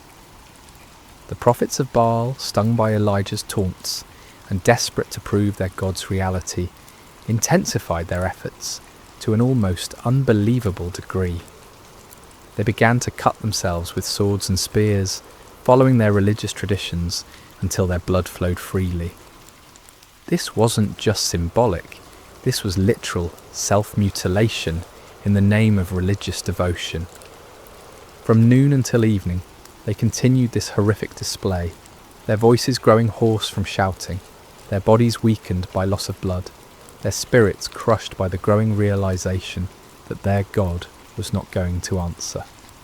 The contrast couldn't have been more stark.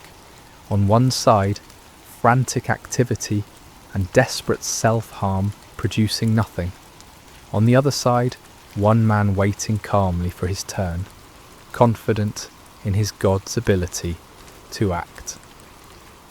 Chapter 8. Elijah prepares his altar.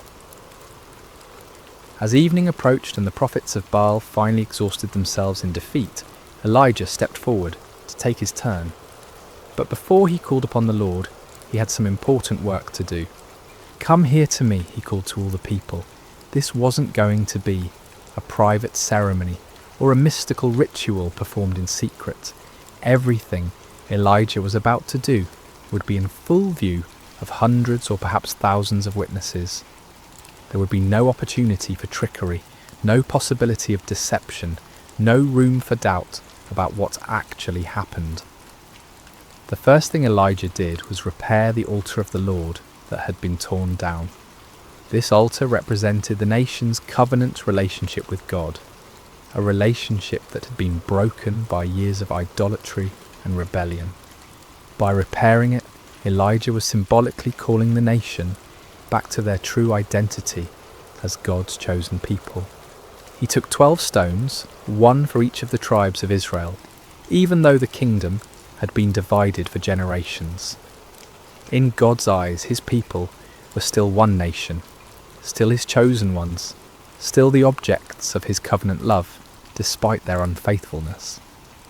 Each stone was a reminder of God's promises to Abraham, Isaac and Jacob, promises that remained in effect despite the people's rebellion.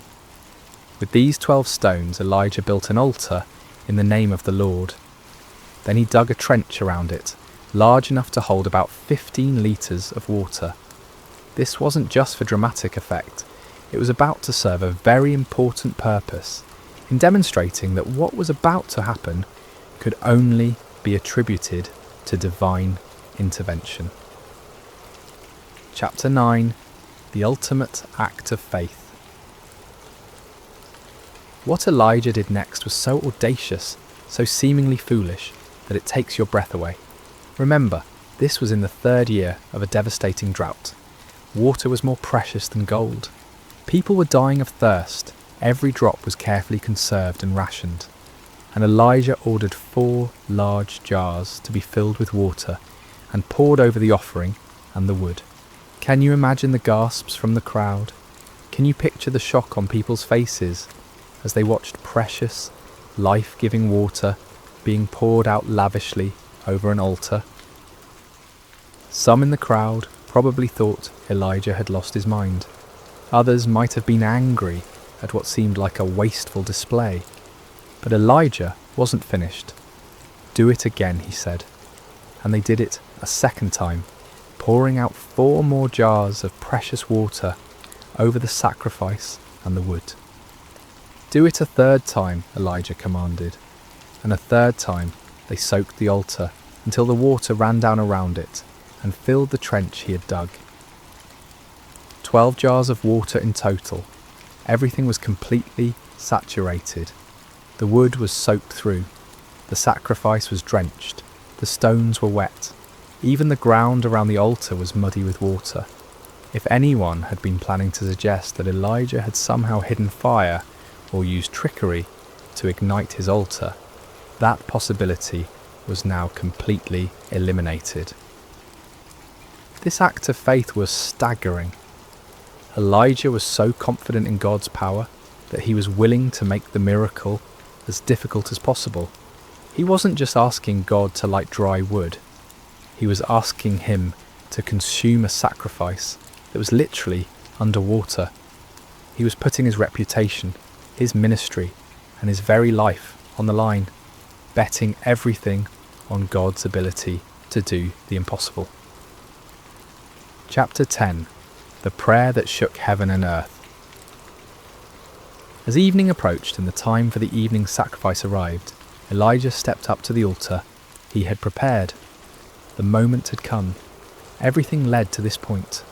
The drought, the confrontation with Ahab, the challenge to the prophets of Baal, the repair of the altar, the soaking with water, all of it was preparation for this moment when one man would call upon the name of the Lord.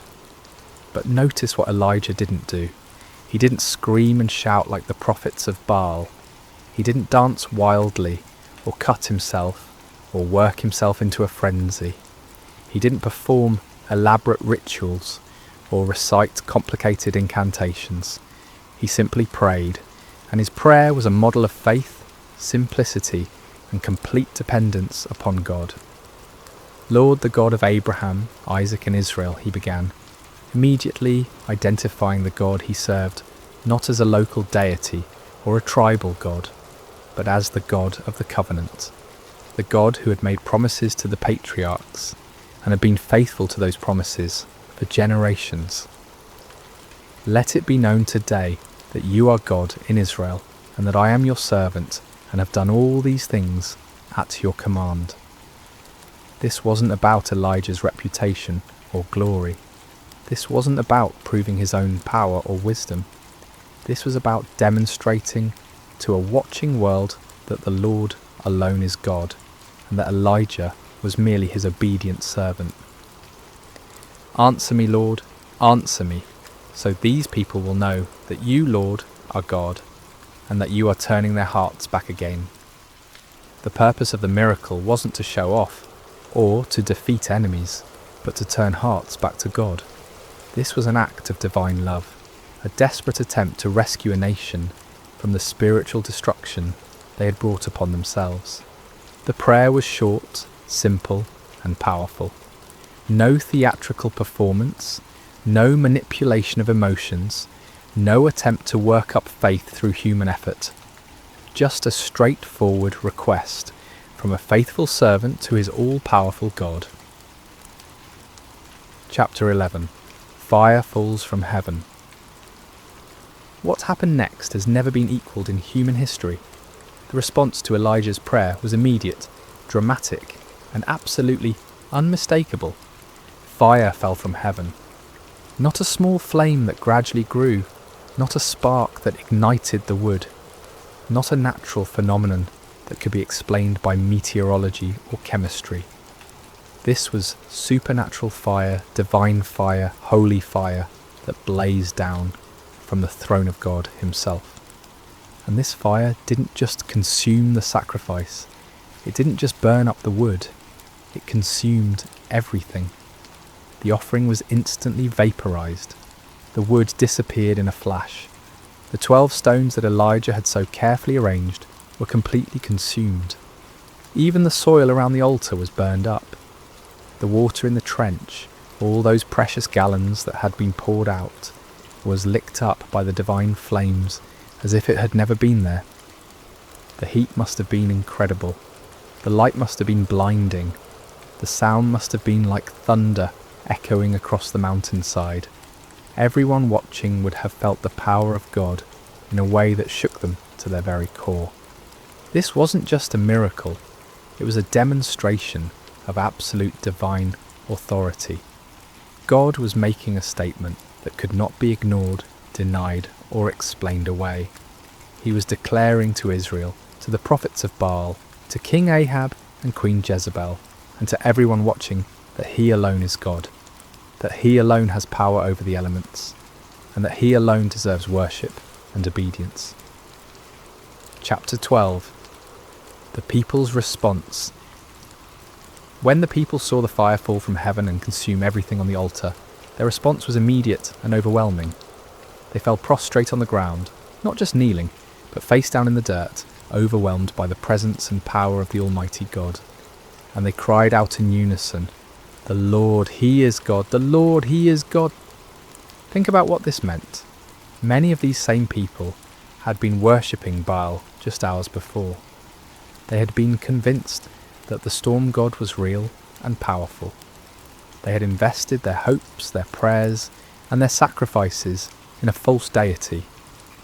But now, confronted with undeniable evidence of God's power, they acknowledged the truth they had been running from for 3 years. This wasn't just an intellectual acknowledgement or a polite religious sentiment. This was a deep, heart-level recognition of divine authority. They had seen something that shattered their old beliefs and transformed their understanding of spiritual reality. The God of Israel, the God of Abraham, Isaac and Jacob, the God their fathers had worshipped. He was the true God, and all other gods were mere pretenders. The cry, "The Lord, He is God," became a declaration of faith that echoed across the mountainside and down through the centuries. It was a moment of national awakening, a turning point when an entire people group remembered who they were and whose they were. Chapter 13. Justice and Restoration. But the story didn't end with the people's declaration of faith. God's justice demanded that those who had led the nation astray face the consequences of their deception. Under Elijah's direction, the people seized the 450 prophets of Baal who had spent the day proving the powerlessness of their God. This might seem harsh to our modern sensibilities, but we need to understand the context. These men had been leading an entire nation away from the true God. They had been accomplices in the persecution and murder of God's true prophets. They had been teaching lies in the name of religion, deceiving people who were desperately seeking spiritual truth. Their deception had contributed to the spiritual darkness that had brought God's judgment upon the land. Justice was swift and final. All 450 prophets of Baal were executed, removing the source of false teaching that had poisoned the nation's spiritual life. With the false prophets dealt with and the people's hearts turned back to God, it was time for the next phase of God's plan, the restoration of His blessing upon the land. Chapter 14. The sound of abundant rain. Elijah said to Ahab, "Go, eat and drink, for there is the sound of a heavy rain." This statement is remarkable for several reasons. First, there wasn't a cloud in the sky. The weather conditions were identical to what they had been for 3 years. Hot, dry, and utterly cloudless. But Elijah had the faith to hear the sound of rain that existed only in the promise of God. This is the kind of faith that sees the invisible and hears the inaudible. Elijah wasn't looking at circumstances or relying on weather forecasts.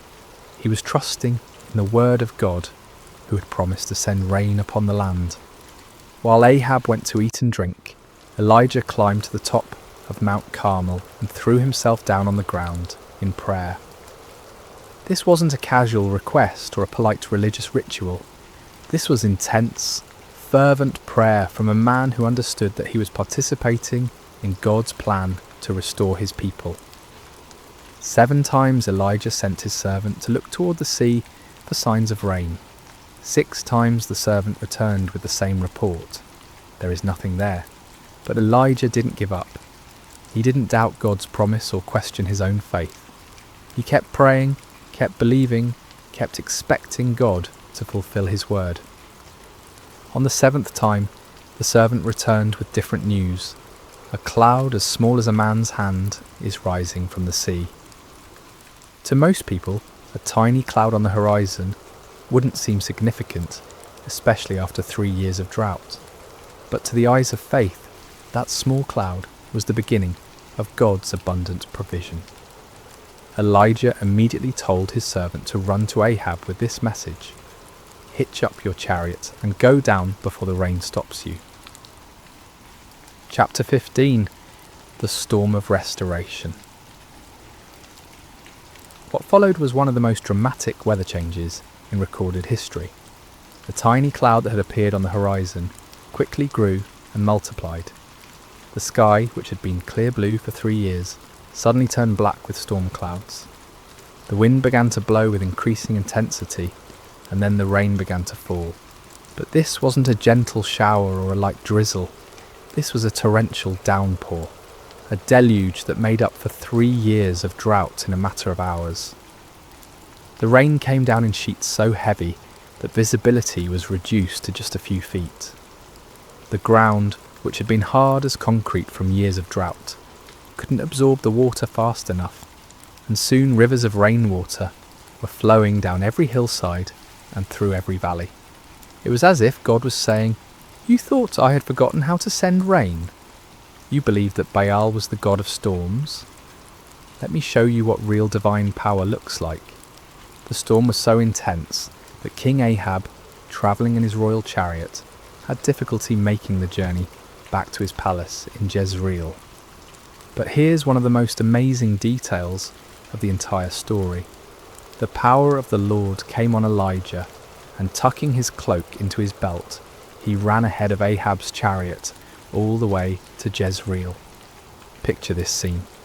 A middle-aged prophet who had just spent an entire day in intense spiritual warfare, who had just called down fire from heaven and orchestrated the execution of 450 false prophets who had just prayed intensely for rain.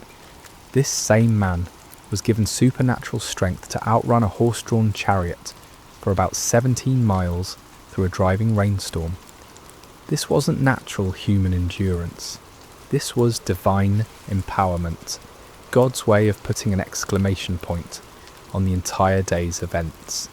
Even in the storm, even in the exhaustion that should have followed such an intense spiritual battle, God's power was sufficient to carry his faithful servant. Chapter 16. Lessons for today. The story of Elijah on Mount Carmel is far more than just an exciting historical account. It's a template for understanding how God works in our world today and how he calls each of us to live lives of faith and courage. First, we see the power of standing alone for truth. Elijah was outnumbered 450 to 1, but he wasn't really alone because God was with him. In our culture today, it often feels like those who stand for biblical truth are vastly outnumbered by those who have embraced the false gods of our age: materialism, relativism, hedonism, and secular humanism. But numbers don't determine truth, and God's power isn't limited by human statistics. Second, we learn that false gods will always disappoint. The prophets of Baal cried out to their God from morning until evening, but he never answered because he wasn't real. Today's false gods, money, success, pleasure, power, technology, entertainment, promise fulfillment, but can never deliver on their promises. Only the true God can satisfy the deepest longings of the human heart. Third, we see that God often chooses to work through ordinary people who have extraordinary faith. Elijah wasn't from a prominent family or an influential background. He was just a man who believed God and was willing to stake everything on that belief. God is still looking for such people today, men and women who will trust him completely and obey him fully, regardless of the circumstances or the opposition. Fourth, we learn the importance of prayer in the life of faith. Elijah's prayer was simple but powerful because it was offered in complete faith and alignment with God's will. He wasn't trying to manipulate God or impress people. He was simply communicating with his heavenly Father and trusting him to act according to his promises. Fifth, we see that God's miracles often come after periods of preparation and testing. The 3 years of drought weren't just punishment for sin, they were preparation for a miracle. God was setting the stage for a demonstration of his power that would be undeniable and unforgettable. Sometimes what looks like delay in our lives is actually divine preparation for something greater than we could imagine. Conclusion. Where is your Mount Carmel? As we conclude this incredible story, I want to ask you a personal question. Where is your Mount Carmel? What situation in your life is calling for a clear demonstration of God's power and faithfulness? What false gods have you been trusting instead of the one true God? What impossible circumstance are you facing that only divine intervention can resolve? Maybe you're facing a financial crisis that seems hopeless and you need God to provide for your needs in supernatural ways. Perhaps you're dealing with a health challenge that has left doctors puzzled, and you need the great physician to demonstrate his healing power. It could be that you're struggling with a relationship that seems beyond repair, and you need the God of restoration to work a miracle in your marriage or family. Or maybe your Mount Carmel is more internal. Maybe you've been worshipping the false gods of success, approval, comfort, or control, and you need to experience the reality of God's presence and power in a fresh way. Maybe you've been trying to live the Christian life in your own strength, and you need to discover what it means to depend completely on God's power rather than your own abilities. The same God who answered Elijah's prayer with fire from heaven is still on the throne today. He still hears the prayers of his people. He still demonstrates his power in impossible situations. He still turns hearts back to himself and brings restoration where there has been devastation. But like Elijah, we must be willing to stake everything on God's faithfulness. We must be prepared to stand alone if necessary, to trust when circumstances seem impossible, to pray with faith rather than doubt, and to give God the opportunity to show his power in ways that will leave no doubt about his reality and love.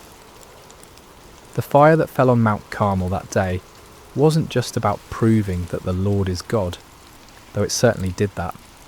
It was about a loving father reaching out to his wayward children, demonstrating his power not to destroy them but to draw them back to himself. It was about restoration, redemption, and the kind of love that will go to any lengths to rescue those who are precious to him. That same love is reaching out to you today. That same power is available to you in your situation. That same God who answered Elijah is waiting to answer your prayers and demonstrate his faithfulness in your life. The question isn't whether God is able. The question is whether you're willing to trust him completely, to step out in faith even when the odds seem impossible, and to give him the opportunity to show his power in your Mount Carmel moment. So I challenge you today, don't settle for the false gods of our culture. Don't be satisfied with a powerless religion that looks good on the surface but lacks the reality of divine presence. Cry out like the people on Mount Carmel, "The Lord, he is God. The Lord, he is God." And then watch as the fire of his presence transforms your impossible situation into a testimony of his faithfulness and power. The same God who sent fire from heaven is ready to move in your life today. Are you ready to trust him completely and see what he will do? Remember to subscribe to Sacred Rest for more life-changing messages like this one. Until next time, may you know the reality of God's presence and power in every area of your life. God bless you.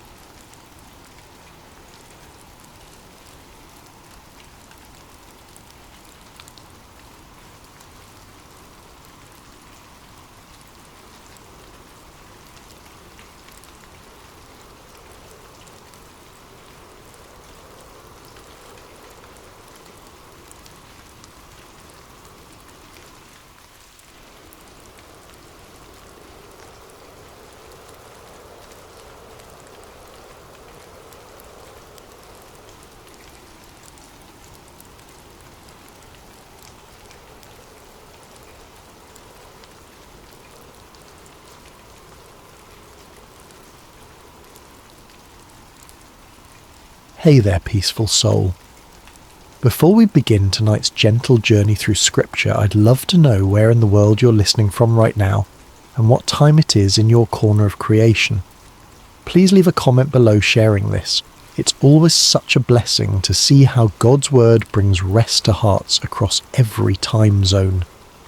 And if tonight's story brings you peace, please consider subscribing to Sacred Rest for more scripture-based sleep stories delivered with calm, unhurried care.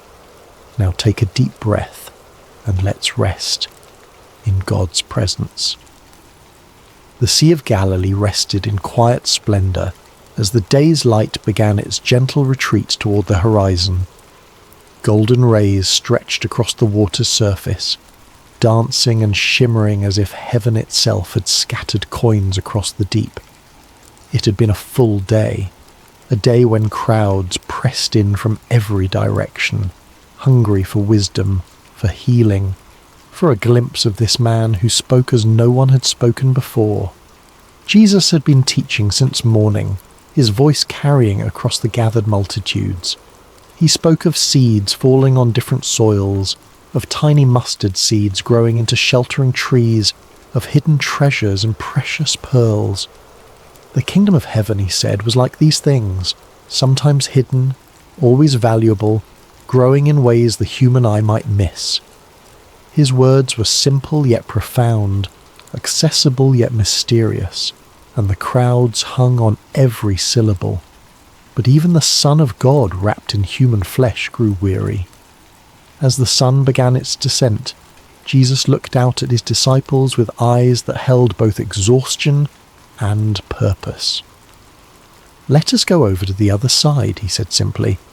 No fanfare accompanied these words, no dramatic declaration, just a quiet invitation to cross the sea. This is where our meditation begins tonight, with this small, seemingly unremarkable statement. Let us go over to the other side. 5 ordinary words that carried extraordinary meaning. For when Jesus says, "Let us go," he already knows what lies ahead. The storm that would soon rage was not a surprise to him. The fear that would grip his disciples' hearts was already known. The peace he would speak was already prepared. The disciples, eager to follow their teacher wherever he led, began to prepare the boat. Some of them were fishermen by trade, Peter, Andrew, James, and John. Their hands calloused and strong from years of casting nets and pulling oars. They knew this sea intimately, had crossed its waters countless times. This evening crossing seemed unremarkable to them, simply another journey in their extraordinary adventure with this remarkable man. Other followers bid Jesus and the disciples farewell from the shore, perhaps still pondering the parables they had heard throughout the day. The kingdom of heaven is like. These words would linger in their hearts as they returned to their homes, planting seeds of truth that would grow in ways they couldn't yet imagine. As the boat pushed away from shore, Jesus settled into the stern. A small cushion was placed there, nothing luxurious, just a simple comfort for the teacher's rest. Several of the disciples took up the oars, their strong arms working in rhythmic unison to guide the vessel forward. Others perhaps sat quietly, watching the shoreline recede or gazing up at the vast canvas of sky that was beginning to transition from azure blue to deepening indigo. The evening air was cool against their skin, a welcome relief after the heat of the day. Birds wheeled overhead, their silhouettes dark against the warming colours of sunset. Fish occasionally broke the surface of the water, creating ripples that expanded outward in perfect circles. All seemed peaceful, all seemed well. Jesus, his body surrendering to weariness, closed his eyes.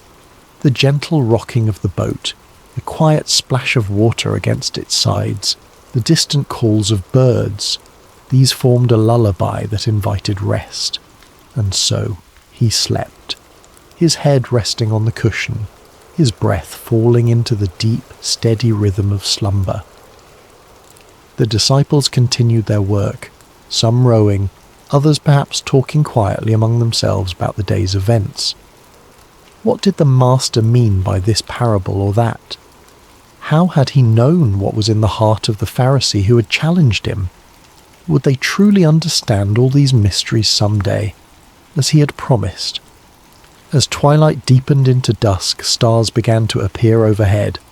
First one, then dozens, then hundreds, until the sky above was spangled with light. On any other night, this might have been a moment of transcendent beauty, a reminder of God's promise to Abraham that his descendants would be as numerous as these very stars. But those with experience on these waters noticed something concerning. The air had changed, becoming charged with an expectancy that seasoned fishermen recognized. A slight shift in the wind's direction, a subtle change in temperature, small signs that spoke volumes to those who knew how to read them. Peter exchanged glances with Andrew, then with James. No words were needed between men who had spent their lives on these waters. Something was coming. The sea, now growing restless beneath them, had secrets to tell. Yet Jesus slept on, his face peaceful in the gathering darkness. Did the disciples consider waking him then, when the first signs appeared? Did they debate among themselves whether to alert their teacher to the changing conditions? We don't know. Perhaps they chose to let him rest, confident in their own abilities to handle whatever came. Perhaps they thought the signs would come to nothing. As the boat continued its journey across the darkening waters, the shoreline they had left grew distant, a thin line of shadow against the night sky. Ahead lay their destination, the country of the Gerasenes, but it remained out of sight, beyond the curve of the horizon. They were in the middle space now, too far from where they had been to return quickly, not yet close enough to where they were going to find shelter. It is in these middle spaces of our lives that storms often find us. Not when we're safely harboured, not when we've reached our destination, but in the vulnerable in-between, in the waiting, in the journeying, in the not yet there. The disciples could not know what lay ahead, but Jesus did. His rest was not the ignorant sleep of one caught unaware, but the peaceful repose of one who knows the end from the beginning. In this, there is profound comfort for us tonight as we rest. Whatever journey we're on, whatever middle space we find ourselves in, Jesus knows. He has already seen what we have not yet encountered. As our minds begin to slow and our bodies relax into this moment of rest, let us picture ourselves in that boat. Feel the gentle rocking beneath you. Hear the quiet splash of water against wood. See the stars appearing one by one in the vast expanse above, and know that Jesus is there with you, perfectly at peace even as the first winds of change begin to stir. It began with a whisper, a subtle change in the rhythm of the night. The stars that had shone so brightly overhead began to disappear, one by one, as clouds moved across the sky like silent spectators gathering for some celestial event. The gentle lapping of water against the sides of the boat grew more insistent, less soothing. The disciples, some of whom may have been drifting towards sleep themselves, grew more alert, their senses heightened by years of experience on these unpredictable waters. The Sea of Galilee, also known as Lake Gennesaret or the Sea of Tiberias, sits more than 600 feet below sea level, nestled in a basin surrounded by mountains. This unique geography creates a natural phenomenon well known to local fishermen. When cool air from the Mediterranean Sea, about 30 miles to the west, collides with the hot, humid air over the lake, sudden and violent storms can emerge with startling speed. This night would prove no exception to that natural law. One moment, the disciples were crossing in relative calm. The next, they found themselves battling a windstorm that seemed to descend upon them from nowhere. The Greek word used in Mark's Gospel to describe this storm is leilaps. Not a gentle rain shower or passing breeze, but a furious squall, a tempest of frightening power. The wind began to howl, no longer a whisper but a roar that filled their ears and made conversation nearly impossible.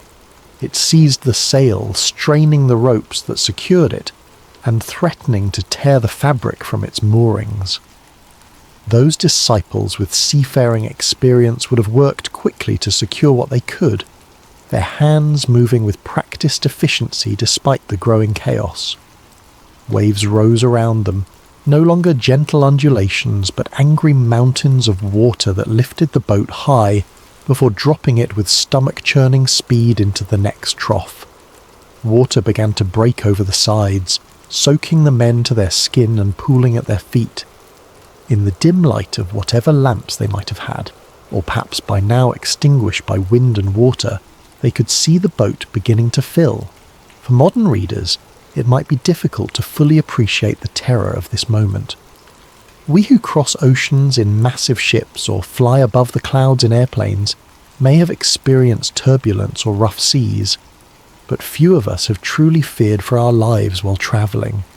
These men, however, even those who had spent their lives on the water, understood their mortality with stark clarity in this moment.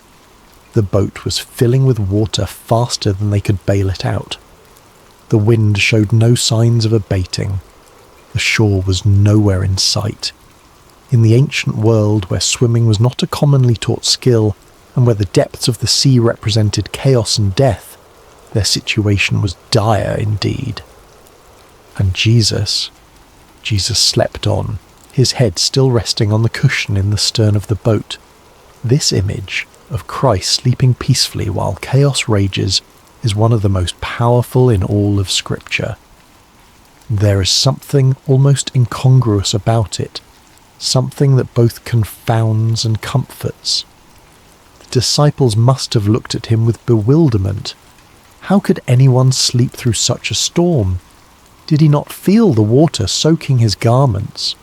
Did he not hear the howling wind, or feel the violent pitching of the vessel? Perhaps some of them remembered the words of Psalm 121. He who watches over you will not slumber. Indeed, he who watches over Israel will neither slumber nor sleep.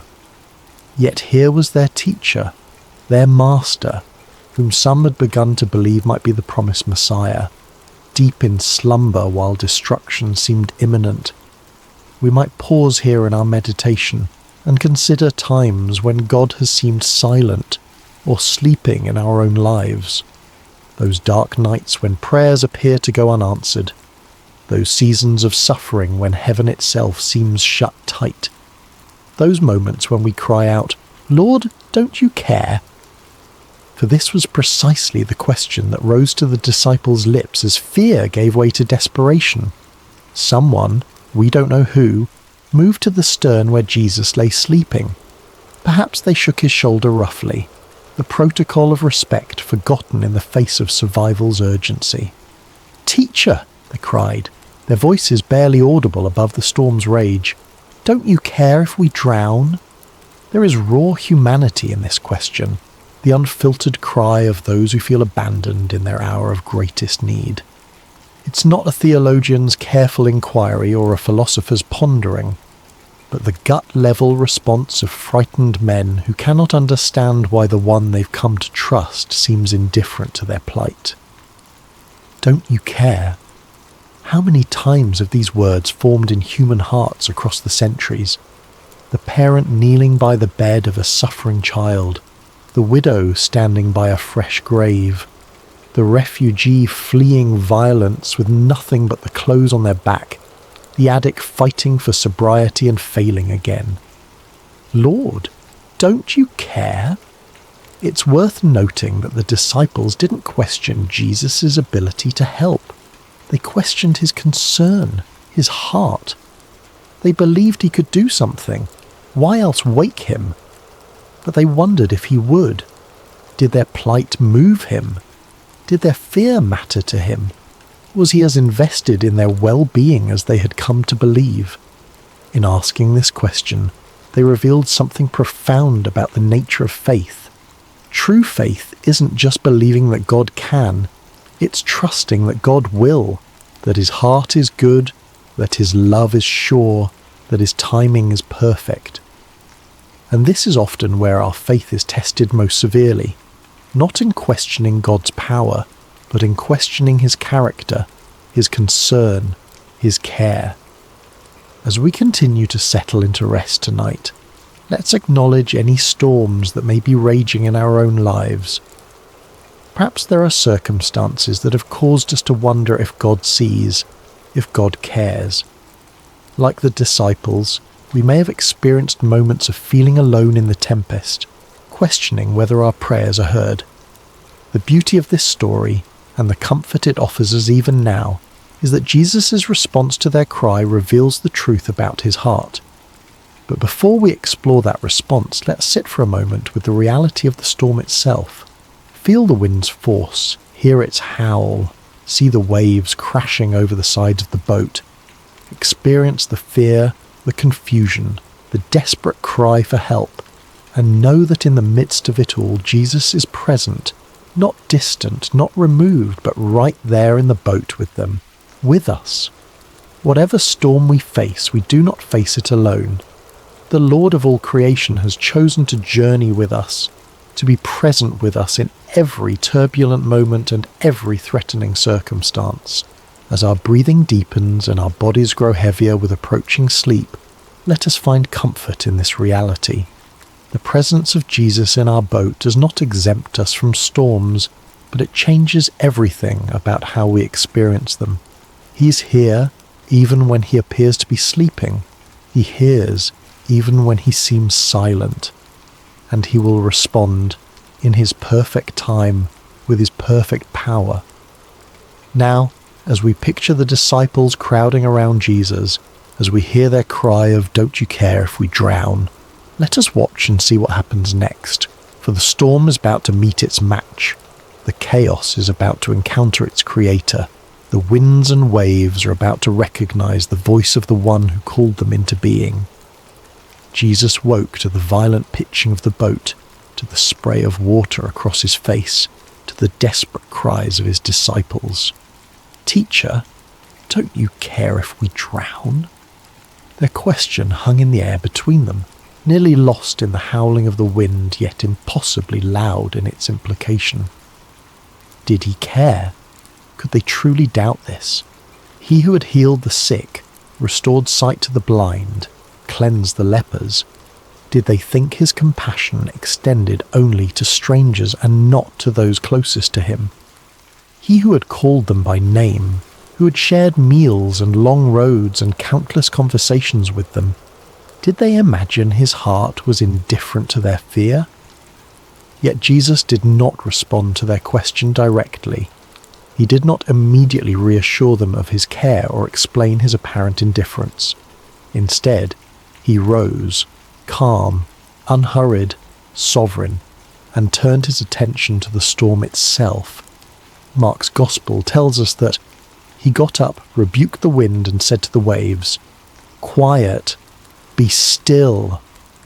The Greek phrase used here, siopa pephimoso, carries the sense of be silent, be muzzled. It is the language one might use to quiet a disruptive animal or silence a disturbing noise. There is authority in these words, command and expectation of immediate obedience, and obey they did. The wind, which had been screaming across the water with destructive force, died away at once. The waves, which had been crashing over the sides of the boat and threatening to sink it, flattened into submission. The entire chaotic scene transformed in an instant from deadly peril to perfect calm. Imagine witnessing this moment. 1 second, you're fighting for your life against one of nature's most terrifying displays of power. The next, you're floating on a sea as smooth as glass under a clearing sky. The contrast would be disorienting, almost unbelievable. The silence following such tumult would ring in your ears. The stillness after such violent motion would leave you feeling strangely weightless. Only then, after demonstrating his authority over creation itself, did Jesus turn back to his disciples, and his words to them were not what they might have expected.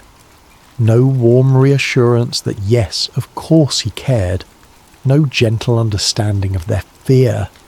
Instead, he asked them 2 pointed questions. Why are you so afraid? Do you still have no faith? These questions weren't meant to shame or condemn. Jesus was not expressing disappointment so much as issuing an invitation to examine the gap between what they professed to believe about him and how they responded when those beliefs were tested by circumstance. The first question, why are you so afraid, invites examination of the source of our fears.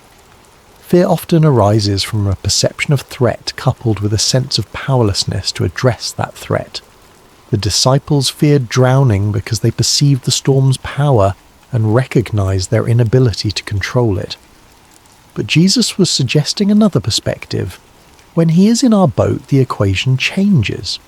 The presence of the Creator fundamentally alters the balance of power in any situation.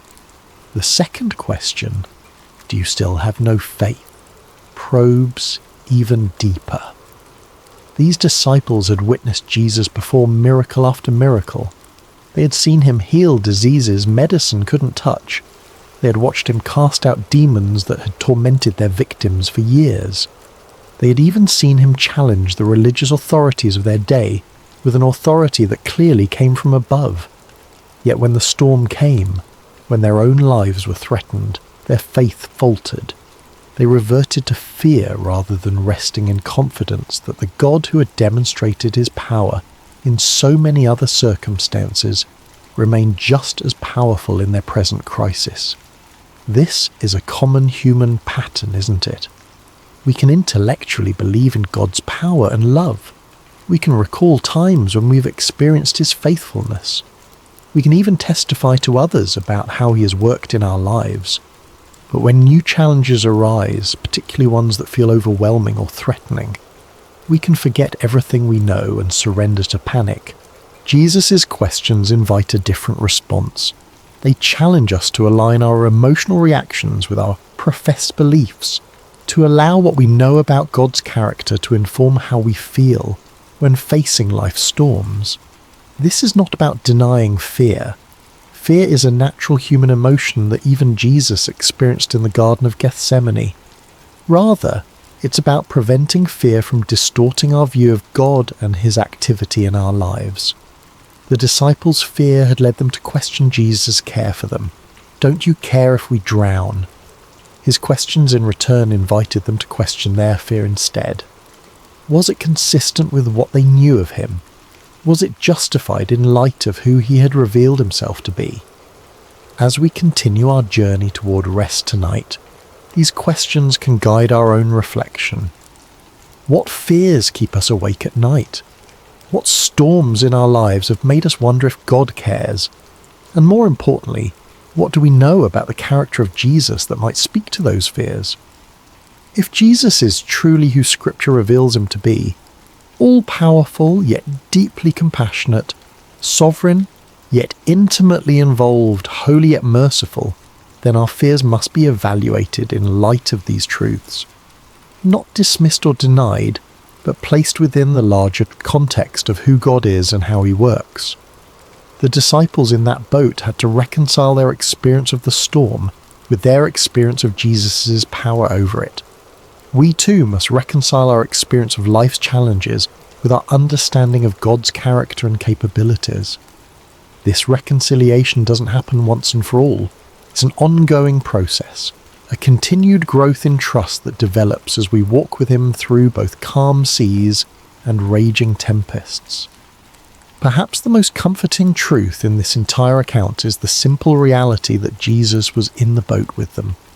He had said, "Let us go over to the other side, you will," not "let me meet you on the other side," or "to try to make it to the other side." When Jesus says, "let us go," he commits to the entire journey, not just the destination. Similarly, when Jesus calls us to follow him, he doesn't promise absence of storms. He doesn't guarantee that the path will be smooth or the journey comfortable. What he does promise is his presence with us in whatever we face. "I am with you always," he would later tell his followers, "to the very end of the age." This presence changes everything. It doesn't always change our circumstances, though sometimes, as in this story, it dramatically does. But it always changes the meaning of those circumstances and how we can respond to them. As we feel sleep drawing nearer, let us rest in this truth. Whatever storm we face, Jesus is in our boat, not as a passive passenger, but as the Lord of wind and wave, the one whose word can transform chaos into calm, the one whose presence transforms our fear into faith. The question Jesus asks, "Why are you so afraid?" isn't meant to dismiss our feelings, but to direct our focus toward the greater reality of his presence and power.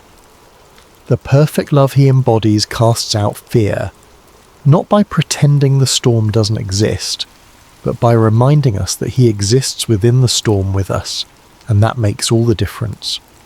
In the aftermath of the storm's sudden cessation, a profound silence settled over the Sea of Galilee.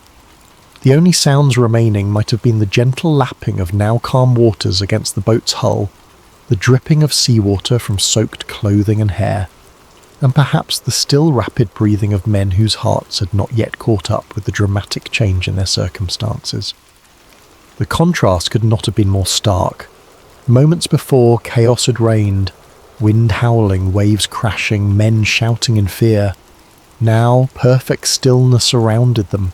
The sky was clearing, stars reappearing like hesitant witnesses emerging after danger has passed. The sea, which had threatened to claim their lives, now cradled their boat with gentle care. In this strange new quiet, Jesus' words hung in the air. "Why are you so afraid? Do you still have no faith?" These questions weren't harsh or condemning. They were asked by the same voice that had just commanded the elements and been instantly obeyed. They were spoken by the same lips that had taught multitudes about the kingdom of heaven, that had pronounced forgiveness to the repentant, that had offered living water to the thirsty.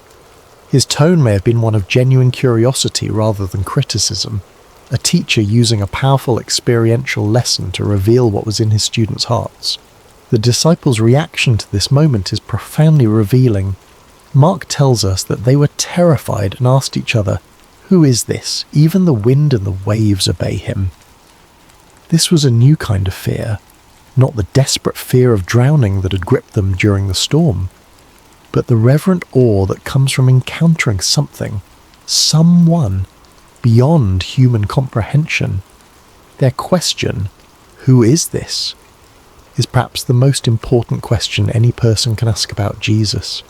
It's a question that has echoed through centuries across cultures within countless human hearts. Who is this man who spoke with unparalleled authority, who healed with a touch, who forgave sins as if they were his to forgive, and who, as they had just witnessed, commanded the very elements of nature with a word? The disciples had already seen Jesus perform many miracles. They had watched him heal sickness, cast out demons, even restore withered limbs. But this display of power struck them differently, perhaps because it touched so directly on their own expertise. Peter, Andrew, James, John, these were fishermen who had spent their lives on this very sea. They knew its moods and dangers. They had weathered storms before through their own skill and experience. But they had never seen anyone simply speak to a storm and have it obey. Their question reveals something profound about spiritual growth. Revelation comes in layers. We don't grasp the full reality of who Jesus is all at once. Even those who walked with him physically, who ate with him and listened to his teaching daily, came to understand his identity gradually, through accumulated experiences and progressive revelation. This moment on the sea represented a significant shift in their understanding. The Jesus they thought they knew, teacher, healer, friend, suddenly revealed himself to be Lord of creation itself. The one who had been sleeping on a cushion moments before now stood before them as the one who held authority over the very forces of nature. "Who is this?" they asked each other. They were beginning to realize that the answer was far more profound, far more cosmic, far more divine than they had previously imagined. This question invites us into our own reflection tonight. Who is Jesus to us? Is he simply a wise teacher whose moral guidance we appreciate? A historical figure who founded a religion? A comforting presence when life gets difficult? Or is he the sovereign Lord of all creation, whose authority extends over every aspect of our existence, from the largest cosmic forces to the smallest details of our daily lives? Our answer to this question shapes everything about our faith journey. If Jesus is merely a good teacher, then his words are suggestions we can take or leave. If he is simply a historical religious figure, then his relevance to our modern lives may be limited. But if he is who he claimed to be, the Son of God, one with the Father, the Word made flesh, then every word he spoke carries divine authority. Every promise he made is utterly trustworthy, and every command he gave deserves our complete obedience. The disciples in that boat were confronting this reality in a visceral, immediate way. The Jesus they thought they knew had just done something only God could do. The Psalms describe God as the One who stilled the roaring of the seas, the roaring of their waves. Psalm 65:7, and the one who stilled the storm to a whisper, the waves of the sea were hushed. Psalm 107:29.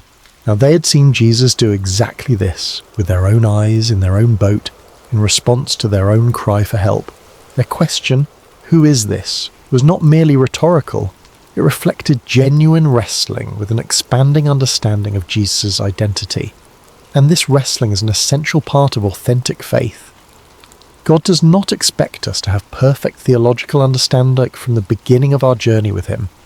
He reveals himself to us gradually, meeting us where we are and gently expanding our capacity to know him as he truly is. For the disciples, this storm became a classroom, a place where their understanding of Jesus grew deeper and wider. Similarly, the storms of our lives often become the context in which we come to know God more truly. It's relatively easy to affirm God's goodness when life is calm and comfortable. It's when the winds howl and the waves threaten that our true understanding of his character is both revealed and refined. As we continue our journey towards sleep tonight, let's allow this holy question to linger in our minds. Who is this Jesus? Not as an abstract theological inquiry, but as a personal exploration of relationship. Who is he to me? What have I seen him do in my life? How has my understanding of him grown through seasons of both calm and storm? The beauty of this story is that it invites us to know Jesus more fully, not just as a distant miracle worker, but as the one who journeys with us through every circumstance of life. He is in our boat. He may sometimes appear to be sleeping, but he is never absent, never unaware, never unconcerned. And when he speaks, whether to rebuke a storm or to question our fear, his words carry the authority of the one who created all things and holds all things together. The wind and waves recognize his voice, because they came into being through that same voice. All things were created through him and for him, Paul would later write to the Colossians. He is before all things, and in him all things hold together. Colossians 1:16-15. This is the Jesus who accompanies us through every storm. This is the one who has promised never to leave us or forsake us. This is the Lord who may ask us, as he asked his first disciples, "Why are you so afraid?" Not to shame us for our fear, but to invite us into deeper trust based on deeper knowledge of who he truly is. As our bodies grow heavier with approaching sleep, as our thoughts begin to slow and quiet, let us rest in this profound truth. The one who commands the wind and waves is with us. And if even the storm obeys his voice, how much more can we trust him with the circumstances of our lives, with the fears that sometimes keep us awake, with the future that remains unknown to us but is fully known to him? In this trust we find not just theological truth but practical peace, the kind of peace that allows us to rest even when circumstances remain uncertain. Jesus didn't promise his disciples a storm-free journey. He promised them his presence through whatever storms might come. He offers us the same today. Who is this? The disciples asked. The answer to that question continues to unfold for all who choose to journey with him. Not in abstract propositions, but in lived experience, in daily walking with the one whose authority extends over every realm and whose love reaches into every heart that opens to receive him. As the boat continued its journey across the now peaceful sea, the disciples must have fallen into a contemplative silence. The question they had asked each other, "Who is this? Even the wind and the waves obey him," would linger in their hearts and minds for days, weeks, perhaps even years to come. Each time they recalled this night, this storm, this miracle, their understanding of Jesus would deepen a little more. This is often how spiritual growth unfolds for us as well. Not primarily through intellectual study, though that has its place, but through lived experiences that reveal God's character and power in ways that transform our understanding. Head knowledge becomes heart knowledge when we see God act in response to our deepest needs and most desperate prayers. The disciples were beginning to grasp something profound. Jesus was not merely with them, he was over all things. His presence in their boat didn't just mean companionship, it meant protection, provision, and peace that transcended circumstances. Even when he appeared to be sleeping, his sovereignty remained active and absolute.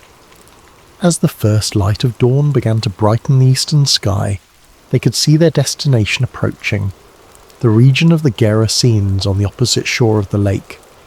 Jesus had said, "Let us go over to the other side," and despite all that had transpired during the night, they were indeed arriving exactly where he had intended to take them.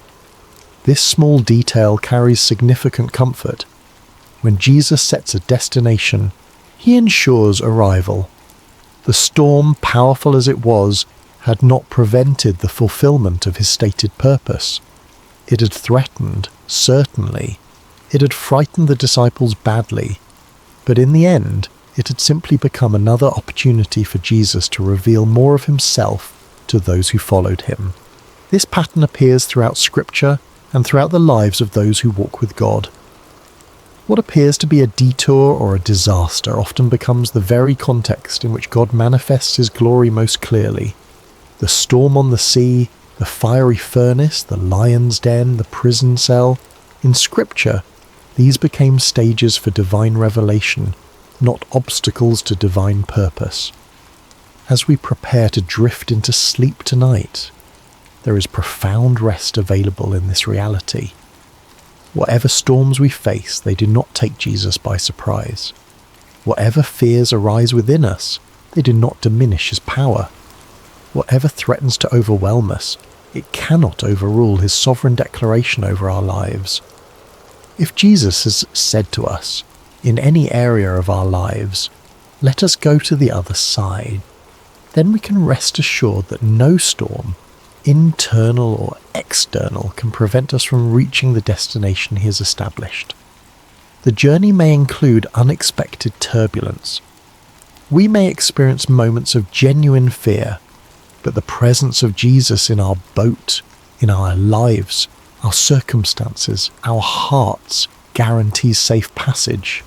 This doesn't mean we won't get wet, doesn't mean the journey will always feel comfortable or proceed according to our preferred timeline. The disciples in that boat experienced genuine terror before they witnessed miraculous calm. They got soaked to the skin.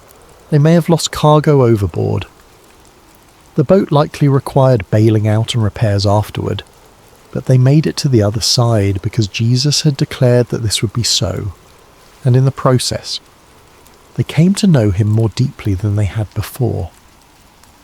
The storm became not an obstacle to their progress, but a vehicle for their spiritual growth. As we reflect on this story one final time tonight, let's consider 3 enduring comforts it offers to all who journey with Jesus. First, Jesus is present in every storm. He may not manifest his power immediately or in the ways we expect, but he's never absent from our struggles. The psalmist wrote, "God is our refuge and strength, an ever-present help in trouble.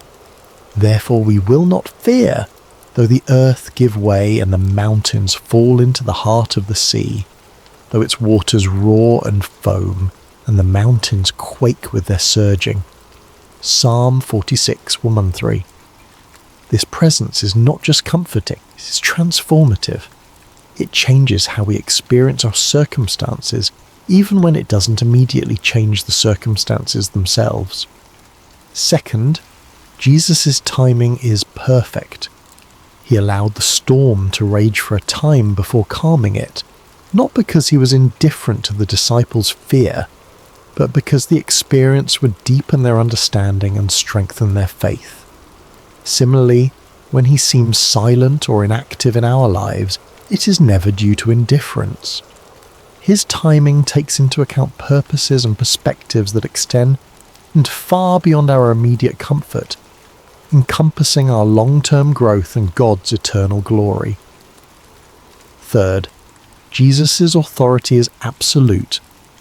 When he spoke to the wind and waves, they had no choice but to obey. The same voice that said, "Let there be light" at creation, now said, "Be still" to the storm, with the same creative authority and the same immediate result. This ultimate authority means that nothing we face, no circumstance, no enemy, no fear, no failure, is beyond his power to redeem, restore, or transform according to his perfect will. These truths don't eliminate life's storms, but they fundamentally change how we experience them. They allow us to sleep, literally and figuratively, in the sovereignty of the one who has promised to bring us safely to the other side. As your body relaxes more deeply now, as your breathing slows and your thoughts begin to drift, imagine yourself in that boat after the storm has ceased. Feel the gentle rocking of the vessel on calm waters. See the stars reflected on the surface like scattered diamonds. Hear the quiet lapping of small waves against the wooden hull. And most importantly, know that Jesus is there with you, awake, aware, almighty. The night is passing. Dawn approaches. The shore draws nearer with each moment. And the one who commanded the storm with a word continues to hold you in the palm of his hand, guiding your vessel to exactly where he intends it to go. In this assurance there is deep peace. In this knowledge there is perfect rest. In this presence there is complete safety. Whether we find ourselves currently in the midst of a raging storm, in the calm that follows, or in the ordinary moments between dramatic events, the truth remains. Jesus is with us. Jesus is for us, and Jesus will bring us safely to the other side. So breathe deeply now. Release the tension you may be holding in your shoulders, your jaw, your hands, your mind. Allow your body to grow heavy with approaching sleep.